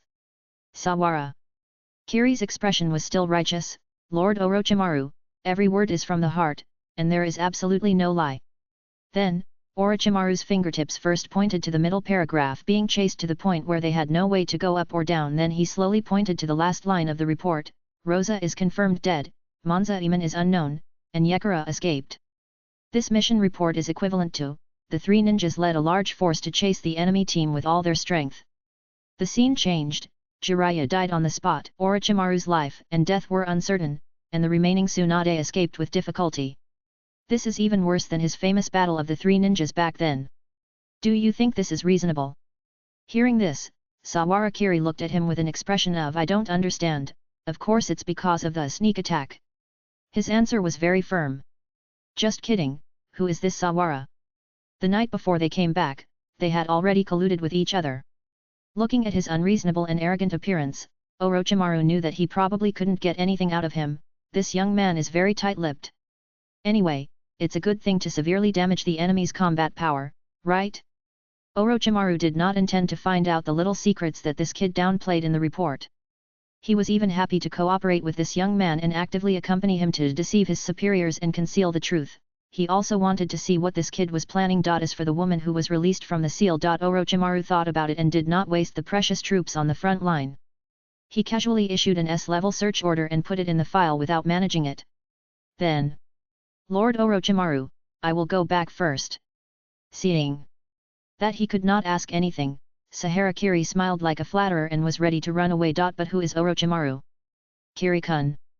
Orochimaru said, patting another pile of war documents on his desk and showing him a gentle smile. Minato. Namikaze of your team is now injured and you should have no mission to go out. Right. One thing is one thing. He is willing to cooperate with this young man. It is his own idea. But Orochimaru still remembers the grudge that Sahara-kun had used him as a fool in this report. Lord Orochimaru, this is not good, right? Sahara-Kiri gave a forced smile. Orochimaru's smile was sincere. You are a mature jonin, Kiri-kun. It is right to share more of the burden with your superiors. This is also a kind of progress. But I don't want to make progress, Lord Orochimaru. No, you do. Snakes are quite vengeful. So, for most of the next morning, Sahara-Kiri was buried in the paperwork, as if he had returned to the days when he was an undercover agent in the intelligence department of the Hokage building. However, the reluctant look on his face was of course also a self-disguise that he had developed as an undercover agent. Orochimaru was interested in him, so why wouldn't Sahara-Kiri be interested in this #1 scientist in the ninja world? After learning that his wish was to explore all the ninjutsu in the world, Sawara-Kiri had to try to get some knots out of him. However, it was different from what Sawara-Kiri imagined that might happen when they were together. During this whole morning, Orochimaru was always at his desk, busy with various war arrangements. A large number of documents were issued, adjusted, and returned, and occasionally he had to call a few people to arrange tasks. According to the impression that Sawara-Kiri had based on the original work, Orochimaru was actually no different from the mad scientists that often appeared in various film and television works in his mind. They were all people who could do anything for research. However, in this short morning of getting along today, Sawara-Kiri saw another side of Orochimaru. Now Orochimaru, who is only 30 years old, is a genius since childhood. He rose to prominence in the Battle of the Three Ninjas. Whether in the eyes of his colleagues or subordinates, he is a very trustworthy, rational, and wise ninja who occasionally appears a little indifferent. An excellent leader. Even, judging from the power and popularity he has shown in Kikyo Castle, if someone says, Sir Orochimaru is probably the next Hokage, right, it is probably difficult to get any opposition. It is incredible. What did he go through later to become a psychopath beyond human beings? Sawara-Kiri thought to himself. Did you observe anything? When it was lunchtime, the two of them walked out of the military tent and Orochimaru suddenly asked him a question. Sawara-Kiri's expression did not change. Orochimaru is very trusted by everyone and is an excellent commander. Besides that, Orochimaru asked with interest. Sahara-Kiri suddenly smiled. You have no interest in power. Instead, you are very similar to me when I was in the Hokage building, forced to get up early to work. How perceptive. Orochimaru shook his head slightly, and stood in line in the crowd, just passing the metal lunchbox in his hand to the front, watching the cook in front of him straighten his upper body, sitting upright and filling him with meat and vegetable paste and rice like other combatants. Many people around him cast respectful eyes at him, and occasionally someone greeted him intimately. Orochimaru responded to all of them one by one. However, he was obviously not emotional. What ups and downs. As Sawara-Kiri said, he used power as a tool to realize his wishes, and he had no interest in this kind of power itself, because it was meaningless. The two of them found a vacant space with a pergola, and did not care about the bloodstains left under the pergola after the wounded lay down, and they broke off 2 branches to eat. It's not just that I have no interest in power. Sawara-Kiri continued the previous topic. If I have to say it, he seemed to just remember something, and he rummaged in his pocket, took out a thumb-sized capsule, pressed the buckle, and threw it on the ground. Bang! A large box of wild apples picked from nowhere appeared in front of the two, and there were several kettles on the box. Orochimaru subconsciously raised his eyebrows, and the snake eyes in his golden pupils instinctively shrank. Sawara-Kiri's calm voice sounded beside him. it seems that they are the only ones who can make you curious. Hearing this, Orochimaru suddenly found that the young man he originally wanted to take with him to understand him seemed to have seen through him in just a short period of time. This feeling was very subtle. However, Orochimaru couldn't help but be curious and asked, "What was that capsule just now?" "It doesn't require a sealing technique and can be carried with you." "Storage tool obviously, this is the special item universal capsule that Sawara Kiri got from Uchiha Hikaru. This capsule comes from the world of Dragon Ball and is a very common portable tool." Sawara Kiri has a total of 3 boxes in his hand, 12 capsules in each box, and there is a label of Bulma's Capsule Company on it. If it is used as a means of transportation, it can obviously save a lot of manpower for Konoha. However, the first moment Orochimaru saw this item, he didn't think about how much it could play a role in the current battlefield, but wanted to know how this thing works. "That's what I want to ask you." Sawara Kiri stretched out his hand in front of Orochimaru and touched the bamboo basket. The bamboo basket changed back to the shape of a capsule with a bang. While handing it to Orochimaru, he said according to the excuse he had prepared, "This is an ancient item I found in the sealing barrier. I checked it briefly and found that there is also a sealing structure inside this metal capsule, but I can't analyze it by myself. If possible, I would like to form a deeper cooperation with you after the war. You know the truth. The economic base determines the superstructure. Whether doing research or doing anything else, money is necessary." Orochimaru looked at him, and the interest in his golden snake eyes became more and more intense, as if he was more and more curious about him. As for the words picked up in the sealing barrier. Hat. However, this attitude was not revealed at all. He put down the lunch box, took the capsule from Wu's hand and played with it. While carefully sensing the inside with chakra, he said, "The economic base determines the superstructure. It's a very interesting sentence. There should be more after that, right?" Sawara Kiri smiled and said, "The superstructure reacts to the economic base." Orochimaru stopped playing and looked at him quietly, as if he was a little surprised, and as if he had some inexplicable emotions. "Mist, you can show excellence beyond my imagination from time to time. Your Excellency is too kind." Sawara Kiri shook his head and said calmly, "This is not a rule that a young man like me can summarize." Orochimaru still looked at him with an interested expression, paused for a moment, and then slowly sighed, "Superstructure, the economic base. It's a multi-story building. Mist-kun. So, you want Tsunade to become Hokage?" Sawara Kiri did not answer, but asked, "Doesn't Lord Orochimaru want to become Hokage?" Orochimaru was silent for a moment, and he didn't know what he thought of. He shook his head helplessly, as if sighing, "That's not a good place to sit." Even though he knew it was not a good place to sit, Lord Orochimaru always moved forward in that direction. Sawara Kiri was eating a box lunch and looking at the wounded camp not far ahead. "That means that compared to the insignificant matter of becoming Hokage, you care more about after becoming Hokage, right? You want to change it too? This village?" Orochimaru's expression stagnated slightly, and he turned his head to look at this young man who was a little too young. Becoming Hokage is an extremely glorious thing for the young people of Konoha, and even for all ninjas. For this goal, countless people have risked their lives on the battlefield. However, in the mouth of this young man, the position of Hokage seems so frivolous, and also meaningless. Unconsciously, he had an imperceptible smile on his face, and whispered with emotion, "I find moving things interesting, and I find motionless things boring. I have been like this for a long time. Seeing life like this, seeing the village is also the same. Konoha is now like a huge and gradually decaying windmill, from the earliest rotation to gradually stopping." Orochimaru looked at the young man beside him and smiled gently. "Before today, I wanted to become the wind and push the windmill, or, in other words, except for me, I thought I couldn't find anyone who could do this. But today, I suddenly felt, well, if we can quietly wait for the arrival of the wind, it is actually not bad." Sawara Kiri did not answer. While playing with the capsule, Orochimaru continued, "But I am still very curious. If it is you, Kiri-kun, what changes will you bring to this village?" They did not mention the Hokage again. This topic seemed to have nothing to do with whether the person who might become the Hokage was Tsunade or Orochimaru. Instead, it existed only between the two of them. First, it is to build a school, right? While Eating, Sawarakiri said casually, the teaching work of the ninja school is too sloppy, and most of the ninjas trained are useless if they are just working with civilians, it is enough.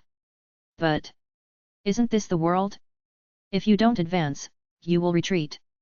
So we must first cultivate talents, and establish a ninja college on the basis of the ninja school, with differentiated disciplines. Combat, medical care, research and development, and production are all important. Self-sufficiency is the bottom line for a hidden village. The Technology Development Bureau is also necessary to share achievements, unify standards, and jointly develop ninjutsu. When we have people and technology, and form a one-sided crushing situation, we can start the next step. He didn't say what the next step was. At this time, Sawarakiri looked like a kid with no sense of confidentiality, saying things that would be a big deal if others heard them. But neither Orochimaru nor Sawarakiri cared about this. It seems that Kirikun is also dissatisfied. Orochimaru couldn't help but smile, and shook his head. You don't like the Sandame very much. Is it because of your childhood? When Sawarakiri told about his childhood misery in the Hokage building, Orochimaru was also there and was very impressed. Part of it. But more of it is about another point. The young man said calmly, I don't mean to blame the third generation. He is an excellent ninja and a politician with great means, but he is not a qualified Hokage who can continue to lead Konoha forward like the second generation. It's not his fault. It's just that people recognized by everyone can become Hokage. This thing itself is too absurd. There is no grassroots work experience, no large-scale management and progressive advancement, and no lifelong work responsibility system. Even the so-called one country, one village system itself has problems. Orochimaru listened to him quietly, stared at him blankly, and was silent for a long time. Ha ha ha, he suddenly laughed out loud. At this moment, Orochimaru suddenly understood how Sarutobi felt when he heard his immature opinions. That feeling of headache and joy, but also worrying about his future, this is the young and fierce wind. Orochimaru sighed slightly, picked up the empty lunchbox, and patted his shoulder gently. Mist, I am looking forward to it.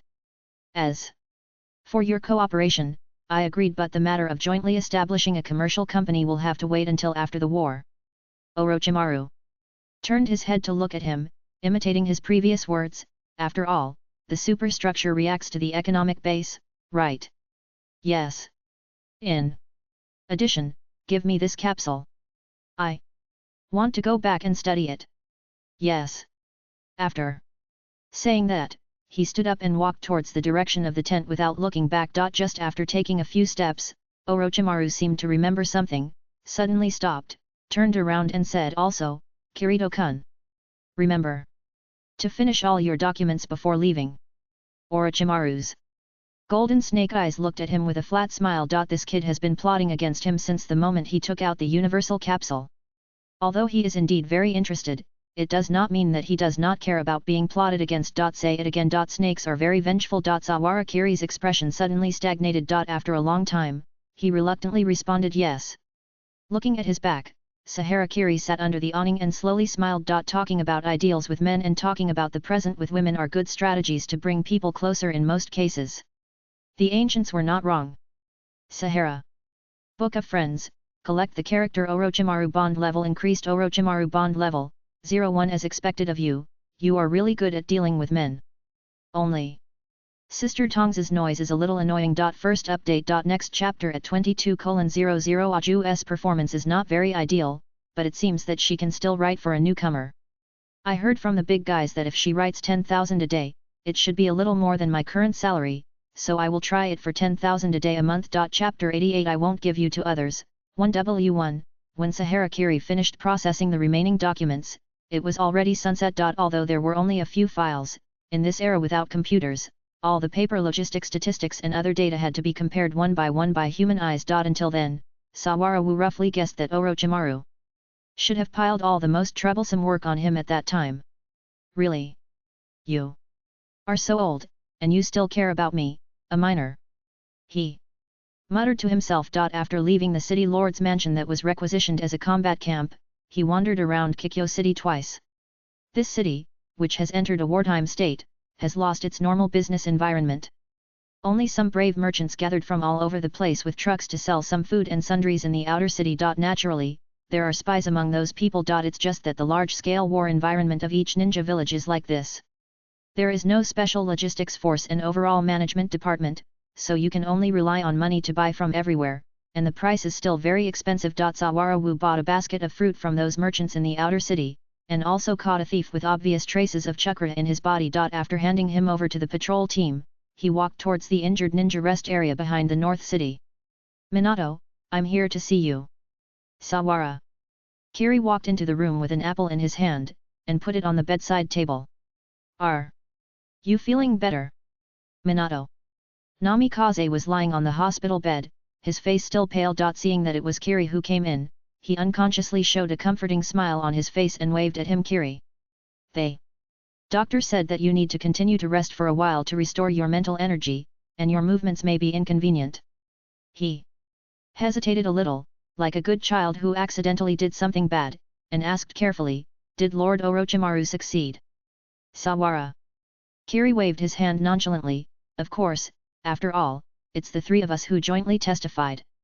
Although it looks a little strange, it shouldn't be investigated further. He lied without changing his face. Hearing this, Minato breathed a sigh of relief. Classmate Namikaze Minato, who has dreamed of becoming a Hokage since childhood, is not a good boy in the traditional sense.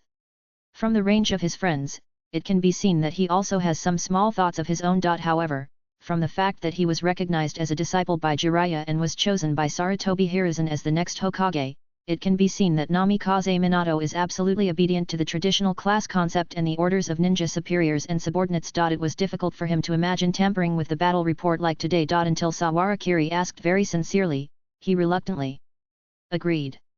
But Namikaze. Minato looked at him with some confusion. Mist, why do you have to hide your strength? If it was before, Minato could understand it. After all, the village did owe him some treatment at that time. But after becoming a jonin, Sawara Kiri's treatment was in line with the standard. If Kiri-kun is still brooding over past sufferings, Minato feels that as a friend, he must fulfill his responsibility and persuade him properly. He thought so in his heart. However, Sawara Kiri's answer made him startled. Because it's not appropriate. Namikaze. Minato raised his head and looked at him in confusion. Sawara Kiri sat on the bed by himself, picked up the kunao on the bedside, and slowly peeled an apple. Minato, what do you think a very powerful ninja means to the village? Of course. He subconsciously wanted to answer a very powerful help. However, Sawara Kiri interrupted in advance. Think about it carefully. Minato stopped talking and looked a little thoughtful. He is not a stupid person. On the contrary, he is very smart, whether as a ninja or a simple person. He is actually very clear about the relationship between his identity, responsibilities, and obligations. Now, he is the disciple of Jiraiya, one of the three ninjas, the lover of Kushina, the only Jinchuriki of Konoha, and the closest friend of Akimichi Choza, Abarame Shiwei, and Inyazuka. This series of identities is like a series of fine nodes, connecting each other into a network, forming a circle of relationships called the Hokage system. As a commoner without any bloodline, he is in a key position that connects the upper and lower levels. Because of this, his talents can be cultivated and his talents can be released. As long as there is a need, he can get the corresponding resources. The Flying Thunder God technique is an S-level secret technique. Although this secret technique is famous for its difficulty, there are countless talents of similar age throughout Konoha. Is it true that no one can master it? It's nothing more than not having the qualifications. So, what if he doesn't have these qualifications, but has this talent? Almost subconsciously, he thought of Hitaki Sakumo, who grew up independently as one of the pillars of Konoha with his own swordsmanship and almost no resources. Then what kind of position is Hitaki Sakumo in now? Minato Namikaze was lying on the hospital bed. His brows, which had been relaxed at first, gradually tightened as he thought about it. Mist, please help me. Minato turned his head and suddenly wanted to say something, but he didn't know how to say it. With his current status and network of relationships, no matter what he said to Mist, it seemed to be useless, and it seemed to imply that he didn't know the sufferings of the world. Sawara Kiri pretended not to care and stretched out his hand. A finger blocked in front of him. That's about it. He had already peeled the apple in his hand, but he didn't pass it to Minato. Instead, he ate it by himself, making a crunching sound. Now, I haven't grown to my limit, but I'm already very strong, so strong that it's a bit embarrassing. So, the occasional cover-up not only provides me with a protective umbrella, but also avoids making those above feel difficult. This is a win-win move. The future cage-level powerhouse and the 15-year-old cage-level powerhouse are not the same concept. Hearing this, Minato Namikaze's brows gradually relaxed. He could understand the difference. A 15-year-old cage-level powerhouse. It is almost certain that this person will be the strongest person in the entire Konoha in the future, and may even be like Hashirama Senju, a god of the ninja world who can dominate the world. How can the entire Konoha upper class, which is now stable, deal with such a monster? Mist, it's not easy for you either.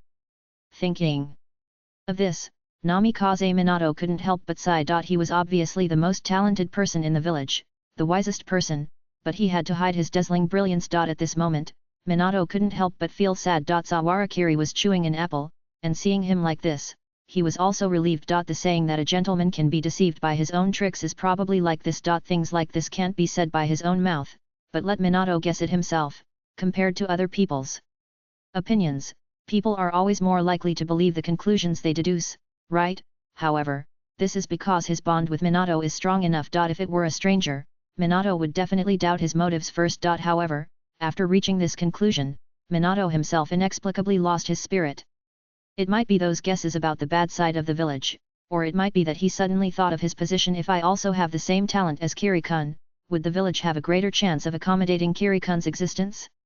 He thought so from the bottom of his heart. After all, the man named Namikaze Minato was caught up in the network of the Hokage system.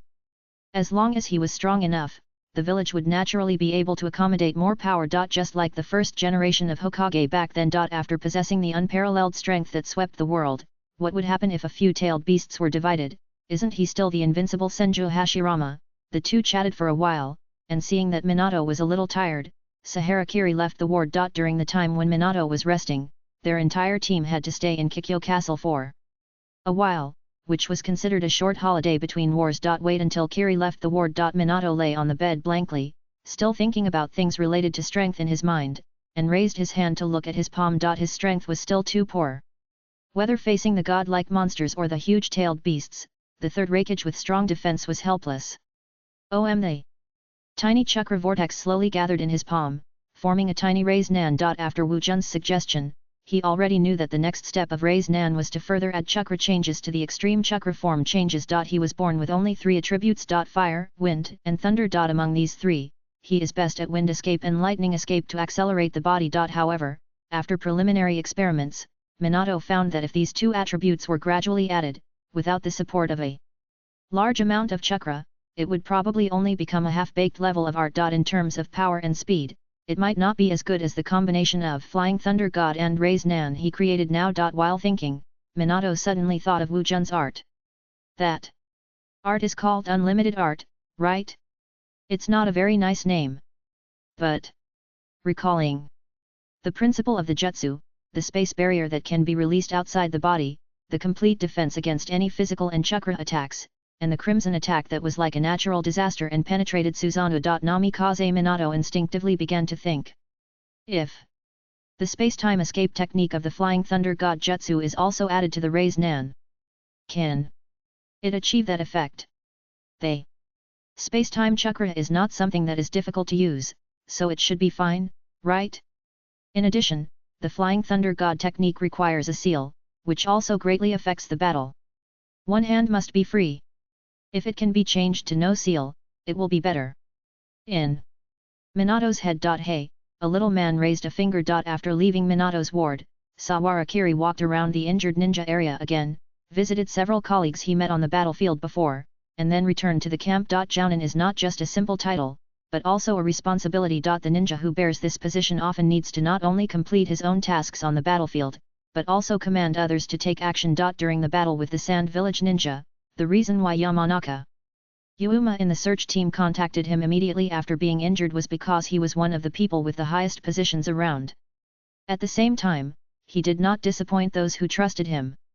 As for Yamanaka Nono, after returning with Yamanaka Yuuma and others, he was left in the temporary hospital in the Wounded Ninja area. During the war, the most lacking manpower is always the front line and the hospital. However, until he finished dinner and went out, Saharakiri did not see Uchiha Yaoi's figure. And he didn't know where he ran to. Just when he finished dinner and was about to return to the base from the camp, the eyes suddenly fixed. Saharakiri paused, and seemed to have noticed nothing and came to a remote place on the side of the road. He scanned the area with his 6 eyes, took out a few grains of rice from his pocket, crushed them and fed them to the crows that stopped on the side of the road. One of the crows jumped a few steps, picked up a grain of rice from his hand, and put it back. When they had eaten all the rice he had spilled, they all flew away. Almost at the same time as the crows flew away, the tiny rice grain had been crushed into a roll of paper by his fingertips in his pocket. However, when he found a suitable place and read all the words on the paper, he sneered disdainfully, and rubbed out a ball of fire, burning the paper roll completely. The words on the paper roll were, "Someone will be sent to replace you soon, please prepare quickly." Idiot! Obviously, because someone was not in his position and did not do his job, he had not continued to provide information to the village for a long time, and he was not in Konoha, so the people of Kirigakure could not intervene in the front line. So they were a little anxious. After all, the information he had sent back to the village over the years was a major source of income for the Kirigakure village, which was in financial difficulties. The Kirigakure ninja, who had tasted the sweetness, naturally did not want to let it go so easily. But, do those idiots really think that anyone can take my place? Although it is not obvious, for Sawarakiri, who gradually dares to decide his own affiliation after having strength and confidence, the identity of Kirigakure has become a pure negative asset for him. If I can take advantage of the opportunity of war, I can destroy Kirigakure in one breath. Sawara Kiri thought in his heart, but shook his head slightly. Now Konoha has gradually reached its limit in terms of finance and manpower. Passive defense is not difficult. But taking the initiative has become impossible. At night, North City District. Because the Commander-in-Chief Orochimaru personally set an example, it is also to prevent the assassination team from launching a blasting attack on targeted building targets. Even though their anti-Sagakure Ninja Corps is stationed in Kikyo Castle, the Konoha ninjas still set up a campsite on the open space outside the North City District. All live in tents. Sawarakiri had gone to bed tonight. The footsteps and shadows of the patrol team outside were not unfamiliar to him, a person who had been on the battlefield for some time, and he was not disturbed. It was just late at night when he suddenly caught a very slight sound of footsteps and a faint breath. He subconsciously opened the 6 eyes and looked outside the tent. His expression froze. Miss Yaoi suddenly appeared outside the door, her 10 fingers crossed behind her back, opening and closing constantly, her lips slightly pursed. And her ponytail that was always tied high behind her head also fell apart, as if she was hesitating about something. Sawarakiri's body, which was about to sit up, suddenly froze and continued to lie on the ground. At the same time, the 6 eyes carefully looked at the palms of Yaoi behind her back, and confirmed that she was not holding a kunai or a hatchet in her hand, and then he breathed a sigh of relief. It doesn't seem to be that serious. No, in fact, it may be that I think too much. Sawara Kiri suddenly reacted and found that there was something wrong with his inherent impression. Since he saw Yaoi's final bond route, he subconsciously regarded Yaoi as a yandere who could go berserk at any time. But in fact, the current Yaoi is still as he saw it, usually pretending to be indifferent and arrogant, but occasionally having a little temper in private, and a personality that is easy to get close to others. Even people like Tsunade have a mature honey princess route, which shows that these messy futures tend to be extreme and are not necessarily going to happen. Then, it is entirely possible that Uchiha Yaoi becomes a yandere. A low probability event, after all.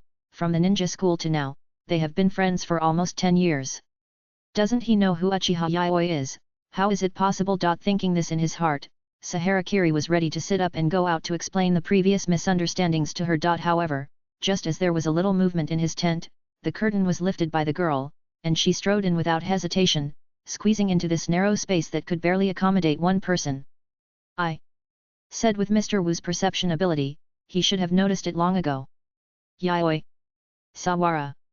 Kiri was stunned. Before he could sit up from the narrow tent, he saw Uchiha Yaoi, who had walked in, stretched out his hand, gently pushed his shoulder, and pressed him to the ground, supporting her body with one hand across his neck. Their eyes met. At this moment, Saharakiri's brain began to work rapidly, thinking about what he had done in the past few days after returning to cause such a big reaction. Nothing happened in the meantime. It's okay. Under the dark night, the girl's voice was softer and gentler than ever before, and she whispered in his ear, "It's just that there are some things I forgot to solve." In the quiet and narrow tent, Miss Yaoi's scarlet eyes looked extremely charming at this moment. 3 black megatomas slowly rotated on the surface of the girl's pupils like swimming fish. The distance between them was so close that even the warm breath could brush across the skin, and it seemed that as long as she moved a little, her nose would bump into the opposite side. However, from her charming face, no abnormal emotions were detected, as calm as usual. The girl's fingertips were on Sahara Kiri's lips. "Is this the place? The place polluted by that woman? I'll help Wu clean it up this time. In the future, Wu can't touch that kind of dirty things again." "Yaoi, I think we might, Sawara." Kiri opened her mouth with difficulty, and wanted to take advantage of this last chance to quibble a few words. But he had only said half of his words. The girl suddenly bowed her head. The sudden attack of the invader immediately made him unable to make any sound. The deep but clumsy feeling of repression and entanglement made him feel a little suffocated, and his eyes widened. The whole tent fell into a dead silence. After a long time, Miss Yaoi slowly stood up, and her already charming scarlet eyes seemed to become more dazzling under the nourishment of this satisfied emotion. The girl grabbed Sawara Kiri's collar, the megatama in her eyes turned faster and faster, her voice became gentler, but very convincing. "I won't give you to anyone else." "Ki. Sawara."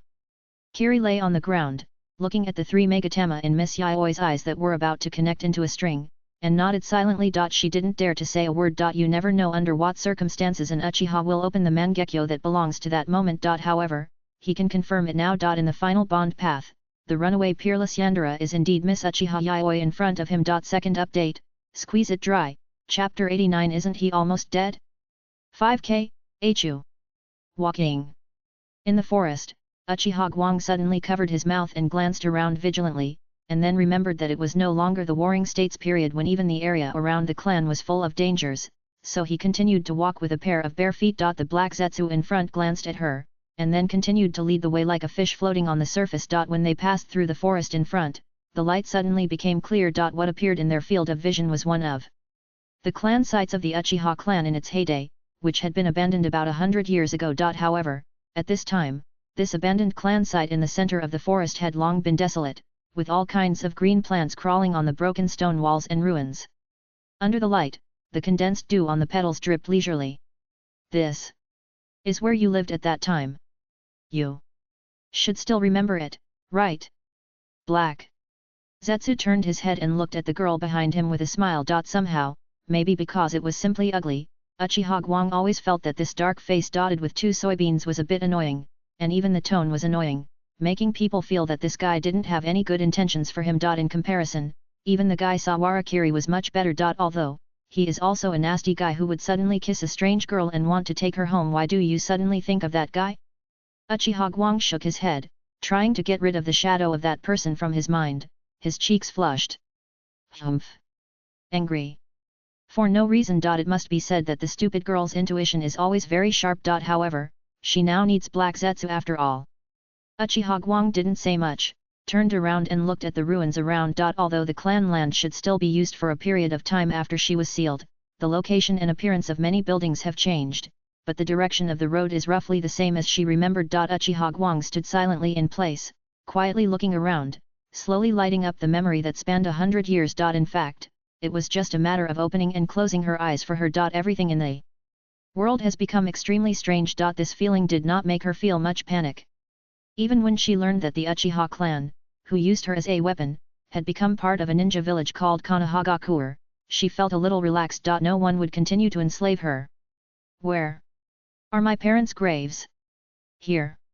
Black Zetsu still smiled with interest and led her through a large area of ruins to a hillside near the edge of the valley. Although no one had cleaned it for years, the area was covered with thick vegetation. But probably because only 100 years had passed, the uneven traces could still be vaguely seen under the vegetation layer. Black Zetsu walked slowly to one of the raised small mounds and stretched out his hand to sweep away the pieces of climbing rocks covering the stone slab. Tiger, revealing the corroded stone tablet below. Uchiha Hikaru looked at the name on it, stood still, stunned for a long time. Strange. Until she came to this tombstone, the girl suddenly remembered that during the time when she was a weapon, she seemed to have never been allowed to come to such a place. Even when walking in the clan land, she was often under the protection of several clan members and passed through several fixed routes. Restricted movement is a matter of course for weapons. So when she suddenly came to the tombstone, she suddenly realized that the current scene was so strange. A farewell after 100 years. Uchiha Hikaru stood there, but seemed a little embarrassed,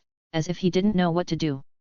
His two bare feet were pressed together, his dirty big toes rubbed against each other, and he hung his head at a loss. Black Zetsu looked at her with a smile. It is a shape inlaid like a simple color block, but when its mouth is grinning, it almost makes people subconsciously think of the word sinister. Do you know? In fact, when we were helping the cemetery, we actually had an unexpected harvest. Uchiha Guang raised her head and looked at him. Although she hadn't said anything yet, the girl's eyes were already red, and her tender voice seemed to be tangled together. What? Half of Heizetsu's body sank into the ground, and his dark hand stretched out from the ground and gently knocked on the stone slab under Uchiha Guang's feet. Listen, this is empty. They blue bricks here can be lifted up. Maybe there is something hidden inside. Uchiha Guang was startled when he heard the words, and immediately leaned down and used his slender hands to pick up one side of the stone slab. Sure enough, when she lifted the stone slab, she saw that there was indeed a hole here. There was an iron box with rust all over the edges. The girl paused for a while, bent down and took out the box. There was a little water on the ground, but the iron box was sealed well, but the surface was rusted, and the lock on it broke with just a slight pull. Opening the box, it was wrapped in layers of baking paper, forming a thick cube. The outer layer was already very brittle, and it broke like snowflakes with just a slight poke. Uchiha Guang carefully peeled off the outer layer of oil paper layer by layer, and only when he peeled it off at the end did he reveal a letter hidden inside. The letter paper was soaked and yellowed, and it was a little hard, but the handwriting of Mitsukin on it could still be seen clearly. Black Zetsu reminded softly, don't you want to open it and take a look at this time? Uchiha Guang seemed to be stunned when she saw the words, but after a pause, clear ripples gradually appeared in her red eyes, as if something was slowly fluctuating and trembling inadvertently. She slowly opened the envelope and read the words on it with some effort. Ah, are you surprised that Xiao Guang actually found it? Since Xiao Guang saw this letter, it should mean that we are already in that world. Uchiha Guang read the letter very slowly and didn't recognize some words. The girl who was treated as a weapon early on, let alone going to school, didn't even have anyone to talk to around her. The only books she needed to read were various ninjutsu scrolls. Her cultural level was not to say that it was vague, but it could be said that it was looming. However, when reading this letter, the girl's expression was unprecedentedly serious, and she even gritted her teeth faintly. Missing, nostalgia, cherishing, pity. All are unfamiliar words. But Uchiha Hikaru can understand them all. All of this is an explanation of love. He was the only person who loved her unconditionally in her life. It is so happy to be loved, but the more she read, the more her nose felt sour, and the redness and swelling of her eyes became more unbearable, as if something was constantly coming out of her eyes. 1 drop, 2 drops. The yellowed and hard letter paper was wet by the dew, leaving black marks, and the girl was so scared that she quickly took the letter paper away. The tears and sobs could not be stopped. Until she burst into tears. Beside her, Black Zetsu still maintained that annoying smile, watching the scene with a warm look. It's so easy to fool. Sure enough, even after 100 years, is he still a child? But, of course, he couldn't say such words. Black Zetsu was like the quietest audience, silently smiling and waiting beside him. Until the girl read the not-so-sturdy letter paper once and twice, and accidentally broke a corner of the brittle letter paper with too much force, he finally stopped. Uchiha Hikaru turned around, still with a tearful look, but still with a sense of vigilance unique to a little crybaby, gritting his teeth. What do you want to do by showing me these? Seeing that she finally woke up from her strong emotions, Black Zetsu said with a smile, of course, I want you to become one of ours. I said I won't be a weapon for anyone again. However, Uchiha Hikaru's tone was tougher than ever before, and there was a hint of threat. The 3 scarlet megatama turned continuously, outlining a kaleidoscope in the shape of a windmill. No, no. Black Zetsu didn't take the eye seriously at all, and smiled more brilliantly, not a weapon, but a companion. Don't you want to know the meaning of love? No. Don't treat me like a fool. There were still traces of tears on Uchiha Hikaru's face, but he frowned tightly. No, you don't know. Black Zetsu's voice became softer, as if carrying some strange sense of bewitching. you just feel your parents' love for you. Then, do you know how to love others? Uchiha. Guang was stunned when he heard this, and subconsciously thought of Sawarakiri, and instinctively answered kiss him. No black. Zetsu waved his fingers and said gently, that level of love is only a short moment, what about love that lasts longer? Give him a child. Uchiha Guang frowned. What? If the time is extended to a lifetime? Black Zetsu continued to increase the difficulty. It's a pity that Guang only has these two tricks, and he didn't know how to answer at the end. Black Zetsu smiled slightly. This is the right to interpret love. Let me tell you. Black Zetsu's grinning mouth slid down, and he made a calm and solemn expression. The love that lasts a lifetime is to keep him out of dangerous environments and not die in front of war and killing. It is to completely eliminate the existence called ninja that caused the war. This is the greatest love in the world. At the same time, this is what we want to do now. Uchiha Hikaru was completely stunned when she heard this. She only thought about this kind of thing when she was in the most painful time and wanted to go crazy. But now, she actually met someone who wanted to do these things in person. Can that kind of thing really be done? Uchiha Hikaru asked subconsciously, and even had some small misunderstandings because of the first batch of ninjas he met after the seal was lifted. He frowned deeply. It's been so long, and the ninjas now must be like Saharakiri, much stronger than we were back then, right? If there were more of those monsters, wouldn't you all be killed? Black Zetsu thought, one more of those monsters would be too much for him, and if there were more, let alone whether he could complete the plan, it would be a problem. What kind of world Uchiha Madara would face after his resurrection? That's of course impossible. In fact, there are probably only one or two old guys hiding in the corners of the ninja world who are as good as him. You just have bad luck. Hey! Uchiha Hikaru was stunned. Then, his mood was relieved a lot. It turns out that there are not many guys like him in the world. This reality immediately made Uchiha Hikaru, who was originally surrounded by frustration, feel much more relaxed. Sense of security, level up. It seems that she is not as weak as imagined. The stupid girl was inadvertently proud again. Seeing that she was so easy to fool, the smile on Black Zetsu's face eased again and turned into a playful expression. So, you probably don't want the person you want to love to die in the war, right? Although the world now is not as chaotic as the Warring States period, the scale of the war between ninjas has become larger. Even strong people like you and Sawarakiri will die in the collective sealing technique of large-scale ninjas if they are not careful. As long as there are ninjas, the war in this world will never stop for a day. Hearing this, Uchiha Hikaru was silent for a long time. Somehow, she kept thinking of the boy who came over to her and chirped her not long after they met. People like him must be treated as monsters by the people around him, just like me back then, and no one will love him, right? Thinking like this, the girl suddenly understood why he did that. Are they the same kind? After a long time, she made a soft sound and turned to look at the dark guy. At least, I want to hear what you are going to do first. The smile on Black Zetsu's face became brighter and brighter. Of course. Cave. The aging Uchiha Madara sat on the stone seat, looking at the picture reflected on the crystal ball placed on the table. With his brain gradually decaying with age, he recalled some rumors he had heard in his early years with some difficulty. Uchiha Mome. Some impression. When his father Uchiha Tajima was still young, he heard that the Uchiha clan had completely suppressed the Senju clan for several years. Although the time was short, the unprecedented grand occasion was deeply remembered by the proud Uchiha clan.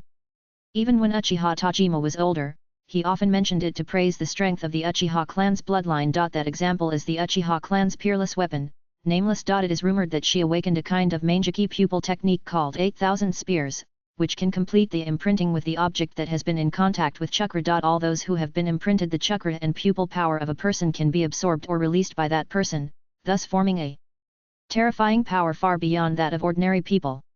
However, people who are branded with this mark will also be controlled by her, and they have no self in both spirit and body. Therefore, everyone in the tribe is secretly afraid of that monster. However, the terrifying ability naturally brings terrifying benefits. At that time, the tribe still had a rich secret history storage and an extremely cruel tradition dedicated to cultivating the Mangeki Sharingan. In the generation born by Uchiha Mumming, there were even more Mangeki people. Almost all the Mangeki people were branded with the mark, and the pupil power was transmitted to that person's body, thus forming an unprecedented monster. But later, an accident suddenly occurred. The peerless weapon was suddenly sealed, and some changes that were not recorded in history occurred in the tribe. The tribe suffered heavy casualties, and even the tribe could not defend the land, and moved to the current location of the Fire Country. Obviously, the history in the eyes of ordinary Uchiha clan members is completely different from the perspective experienced by Uchiha Hikaru. 8,000 spears. It's okay, it's a good tool. It's just unfortunate that it went astray.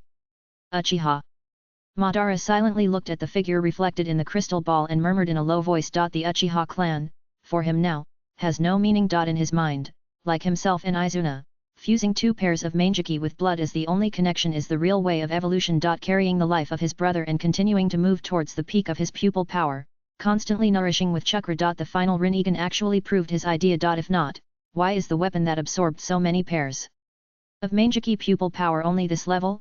Naturally, Uchiha Madara's attitude towards this little guy was not at all fearful. The only thing he needed to worry about was whether the little guy with such a strong power could follow the route he gave after he died. At this moment, Uchiha Madara did not notice whether there was anything wrong with the process of Black Zetsu discovering this girl. No matter how strong and smart he was when he was young. Now he is indeed about to enter the end of his life. Uchiha Madara closed his eyes silently. Behind him, the outer demon statue, which stood in the center of the mountain like a statue, connected to him by tree roots, slowly injected pure yang escape chakra into his body, trying to maintain his life. Those tree roots expanded and contracted like blood vessels. Until I don't know how long it took. When Uchiha Madara woke up again at Zetsu's reminder, the girl's face, which seemed to have changed, was reflected in his dim pupils. When passing through the town, the girl borrowed some money from Black Zetsu and washed herself up. Now she has changed into new clothes. Her originally messy long hair was cut off a little, and her dirty little face was wiped clean, revealing her fair and delicate skin underneath. Only her thin eyebrows made her handsome face look inexplicably weak. Wait a minute. Are you guys plotting such a big thing here? Until she passed through the long underground tunnel and entered the wide mountain space, and saw the outer demon statue in front of her, the girl was slightly stunned and suddenly asked. That's right. Black Zetsu said, leaning forward and making a respectful gesture. The one in front of you is my master. However, Uchiha Hikaru looked at the guy sitting on the stone platform, who was obviously old and frail, and frowned. Hey! He's almost dead. How can he save the world if he's like this? First update. If there are no accidents, the updates will usually be fixed at 6 p.m. and 10 p.m. in the evening. Chapter 90. What's wrong with the world of illusion? 1W, what a disgusting brat. This was the first impression Uchiha Madara had of the little girl in front of him after he opened his eyes. However, Uchiha Madara slowly raised his eyelids, and the pupil power of his slightly turbid eyes was activated, and the originally dark eyes turned into a pair of scarlet Sharingan. Looking at the girl in front of him. In the eyes of the Sharingan, the girl who looked pretty and ordinary, had a dark aura behind her, which was like a real thing.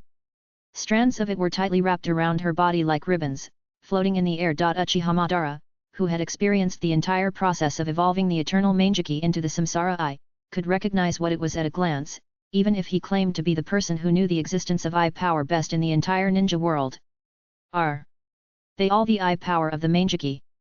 They prosperous Uchiha in the past really created an incredible monster. He murmured slowly, and his eyes finally fell on the kid in front of him. Are you Uchiha Wuming? Not bad. However, this name immediately annoyed the girl who looked easy to bully, as if it had hit a sore spot. I'm not nameless. Uchiha Hikaru, this is my name. I don't know if it's because of the different experiences after the seal was lifted, but Uchiha Hikaru in this world line is much more full of vitality than in another timeline, or maybe it's because she felt and saw the way to realize love. Because of this, she also attaches great importance to her own existence. In addition, she originally hated the Uchiha clan, and now seeing that the so-called boss who wanted to save the world was actually her clan member, she was immediately a little angry and cursed in a low voice. Stinky old man. Uchiha Madara's eyebrows jumped slightly, but he just regarded it as a child's words and didn't care much. Instead, it was Ju who was beside him who reminded him in a low voice. Guang, in terms of age, he is actually your junior. You are the grandmother of his third uncle's family, almost 40 years apart. Hearing this, Uchiha Guang was also startled, staring at the old man in front of him for a few seconds, and then he felt that more than 100 years had passed. But then, the girl suddenly put her hands on her waist and said confidently, I am the grandmother of my uncle Meng. Be more respectful, Junior.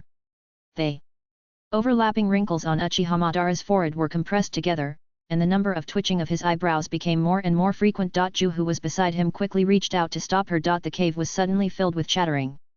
Enough. Until the end, Uchiha Madara's big hand gently patted the stone chair. The seemingly skinny palm suddenly erupted with an extremely strong chakra reaction. With only a slight vibration, a violent wind blew in the entire wide mountain space, whistling and blowing the girl's dress and long hair. Ha! Uchiha Guang's voice stopped immediately, and he subconsciously opened his Sharingan, frowning slightly and looking at the old guy in front of him. Experts see the doorway, while laymen see the excitement. Just this slightly exposed hand made Uchiha Guang suddenly realize one thing: the old man in front of him seemed to be an extraordinary guy. After realizing this, even Uchiha Guang did not continue to be willful, but looked at him cautiously. Seeing her chakra change and faintly entering a vigilant fighting posture, Uchiha Madara's expression finally relaxed a little. This is how the world should see him. He paused until the cave was completely quiet, and then he said in a deep voice, since you chose to come here, you should have understood what we want to do, right? Light. Uchiha Light frowned, I haven't agreed to join you yet, I just want to listen to how you plan to save the world. Hearing this, Uchiha Madara slowly showed a soothing smile on his face, and said calmly, it's okay. As a member of the Uchiha clan, you should have seen the six-path stone tablet that is the family's secret. From the Sharingan, to the Manjiki, to the Samsara Eye, Uchiha's bloodline evolution reaches each different stage, and different contents can be seen from the stone tablet. As the strongest person in the history of the Uchiha clan, I saw everything with these eyes. Uchiha Light subconsciously raised his eyebrows when he heard this. What is the strongest person in the history of the Uchiha clan? I didn't expect this stinky old man to be so arrogant. However, she had indeed seen the stone tablet before and understood the special features of the stone tablet, but she did not see any special secrets, so she continued to listen quietly. Mutually repelling two forces, combined with each other, gave birth to all things. In this way, I was finally able to cultivate the final stage of my bloodline evolution at this age, the Samsara Eye. The last words left by the six-path sage, I can now see clearly. Uchiha Madara seemed to suppress his excitement when he said this, and paused slightly, but his voice still showed the strong emotion as if he had seen the truth of everything. Infinite Tsukuyomi. This is the technique that can bring permanent peace to the entire ninja world. As he listened, Uchiha Hikari's thoughts were involuntarily attracted by him, and he immediately asked Tsukuyomi. But isn't that an illusion? She also knows this trick, so how could she not know its nature? No, it's the final illusion. Uchiha Madara shook his head slowly, still with a bit of enthusiasm for the title of savior in his expression, and sighed, I didn't expect that the six-path sage had already left all the answers to us.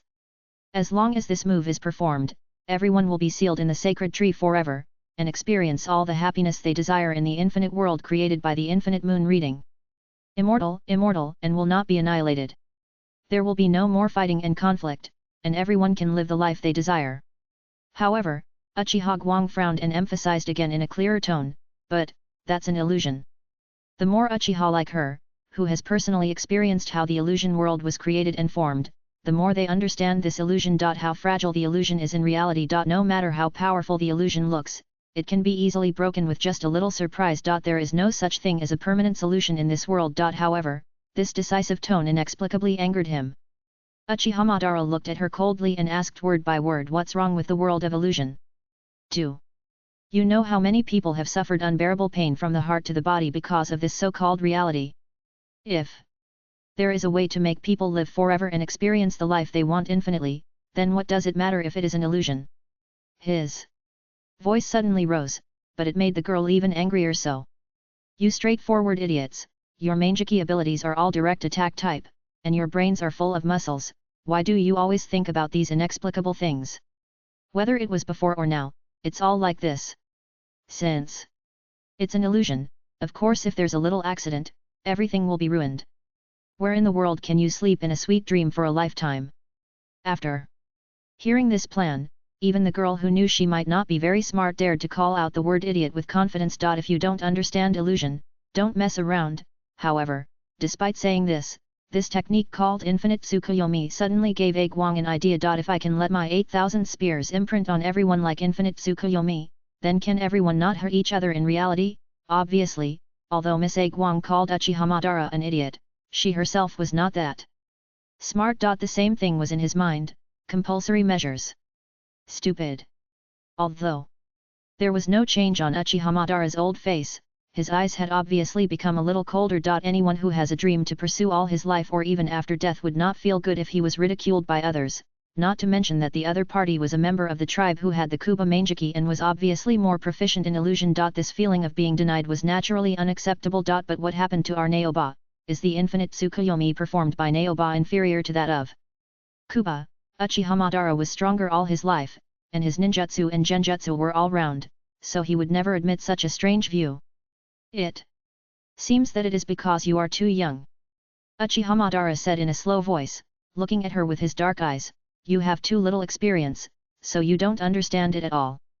How many people in this world want to sink into dreams forever and die without success?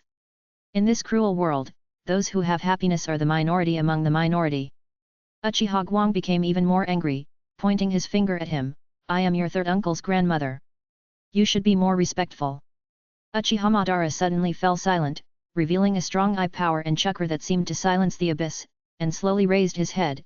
In this case, then I can only let you, a stinky kid, see how cruel this existence called reality is. Tisk. Uchiha Guang gritted his teeth. Sure enough, with you stupid Uchiha, I still have to rely on fists to reason. However, if there is any use for the suffering in the past, it is probably only this strong strength. I can't beat Sawara Kiri, can I beat you, a dying old man? Suddenly, the deep part of the scarlet eyes connected with the Megatama, turning into a pair of scarlet horn windmills. Like a flood, a huge amount of chakra continuously rushed out from the girl's seemingly slender body, and the dark pupil power continued to entangle the surface of the girl's body, as if it had substance. Just by releasing this chakra, a storm like a tornado broke out in the entire mountain stone chamber, and the entire ground trembled faintly under this terrifying pressure, making a buzzing sound. However, whether it was Uchiha Madara or Black Zetsu, when facing this scene, their expressions did not change at all. It seemed that this level of strength had long been commonplace. Uchiha Madara looked at the girl not far in front of him who had exploded her pupil power to the extreme, and her body was faintly and even had a dark pupil power that was entangled in substance, and a long-lost smile slowly appeared on his old face. Okay, okay. Then I'll let you see it. The true ultimate of the Uchiha clan's bloodline. He slowly closed his eyes, as if connected to a certain existence that was miles away. Rain country, wilderness. Hiding in the wet woods, waiting for a water snake in the mud cave, 3 little guys were lying quietly on the ground, ready to pull up the net at any time. Just as everyone was holding their breath, one of the little guys with red hair suddenly screamed "Ah!" and knelt on the ground, covering his eyes with both hands, lying on the ground motionless. Nagato! Nagato! My eyes! When he opened them again, Uchiha Madara's eye sockets had already turned into a pair of lavender-heavy ring-shaped reincarnation eyes.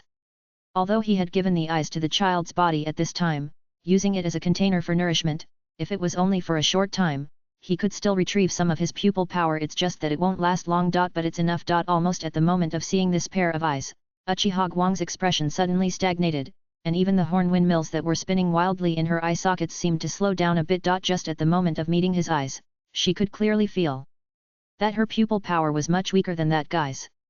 How is this possible? The girl subconsciously had this doubt in her mind. This is the pupil power transplanted and merged by all the owners of the Mangeki Sharingan in the clan. How could it be? However, the current situation does not allow her to think too much, and the Mangeki pupil power that is ready to go has begun to bloom. Amaterasu. Dark fire suddenly emerged from the depths of nothingness, and spread continuously towards Uchiha Madara. However, it was blocked 3 inches in front of him. Uchiha Madara still stood in front of the stone platform, Without moving a step. Only the pupil power that was as surging as a tsunami was pouring out of his body continuously and condensing into substance. The chakra that resisted the fire of Amaterasu quickly took on color, turning into a dark blue giant skeleton, extending upward continuously. The third power, Susanoo. Seeing this, Uchiha Hikari showed no sign of weakness, and the dark red Susanoo also appeared in front of her, making a silent hiss. Oh! Looking at her confrontation with him, the old Uchiha Madara seemed to be aroused a little interest for the first time in a long time, and a smile slowly appeared on his wrinkled face. You didn't choose to run away, but approached me, Uchiha Madara. Then let me see. How far can you follow? Almost. At the same time as the voice fell, the dark blue giant skeleton, which was already tall enough, suddenly rose a section, and the fine fiber-like muscles quickly covered the skeleton, and it had a human-like upper body. The second stage. Uchiha Hikaru did not hesitate at all, and even his dark red Susanoo continued to rise. Karasu Tengu's armor was almost synchronously covered on the two Susanos standing opposite each other, and the two sides confronted each other with shields and swords. Constantly wrestling. The third stage, the aftermath of the wrestling alone made the ground under the feet of the two people crack like a spider web, making fine crackling sounds. Ju's figure had already floated to the corner of the ceiling without knowing when, still grinning that annoying smile, watching this scene calmly. Looking at the girl who still had some strength left, Uchiha Madara's smile became more and more interesting. It was a smile that only comes after seeing a strong person, a smile of joy at the sight of prey. It's not over yet. He further infused his pupil power into Susanoo. The blue armored giant suddenly expanded. The pair of long legs like pillars of heaven extended from under his armor, and both the size and height suddenly expanded to more than several times the previous ones. The situation that was barely evenly matched just now immediately turned into a one-sided suppression. Boom! They blasting airflow flowed wildly towards the only gap in the mountain space. Uchiha Guang's sleeves fluttered, and he blocked his forehead with one hand. The windmill in the corner of his eyes turned faster and faster, and he poured all his pupil power into it in one breath. The next moment, a pair of short legs also grew out from under the dark red Susanoo armor with difficulty, but it looked a little deformed from a distance. The heavy tower shield firmly resisted the double blades in front of it. Susanoo fourth stage. Ha ha ha ha. Seeing this scene, Uchiha Madara threw away his previous annoyance and laughed out loud, his voice hoarse. Uchiha Hikaru. You are better than I thought. Can you achieve this with just a pair of Mangeki Sharingan? I recognize you. But after the words fell, Uchiha Madara suddenly widened his eyes. Suddenly, an unimaginable might suddenly burst out from this old body, forming an unprecedented terrifying power. Uchiha Hikaru stood in place, his expression suddenly stagnated, and he raised his head with some difficulty. At this moment, Uchiha Madara was already standing high in the sky, looking down at her from above. The body of the crow Tengu, which was like a true god, was covered in armor, had wings on its back, held two blades, and its entire body was in a completely materialized chakra form. The huge body almost filled and illuminated the entire wide mountain space, as if it could be compared with the outer path demon statue covered in shadows behind him. Just standing there, the intense chakra pressure made it almost impossible to move. The dark red Susanoo, which could barely confront it in the last second, was now completely incomparable to it. And its height was even only up to the opposite knee. Susanoo complete form. Uchiha Hikari stared at this scene in a daze, feeling absurd in her heart. The pupil power of the whole clan was actually not as good as his. At this moment, she suddenly recognized the declaration just now that the strongest clan in history. The old Uchiha Madara stood on the sky. The voice was calm and indifferent. This is the gap between you and me, which is like heaven and earth. Light.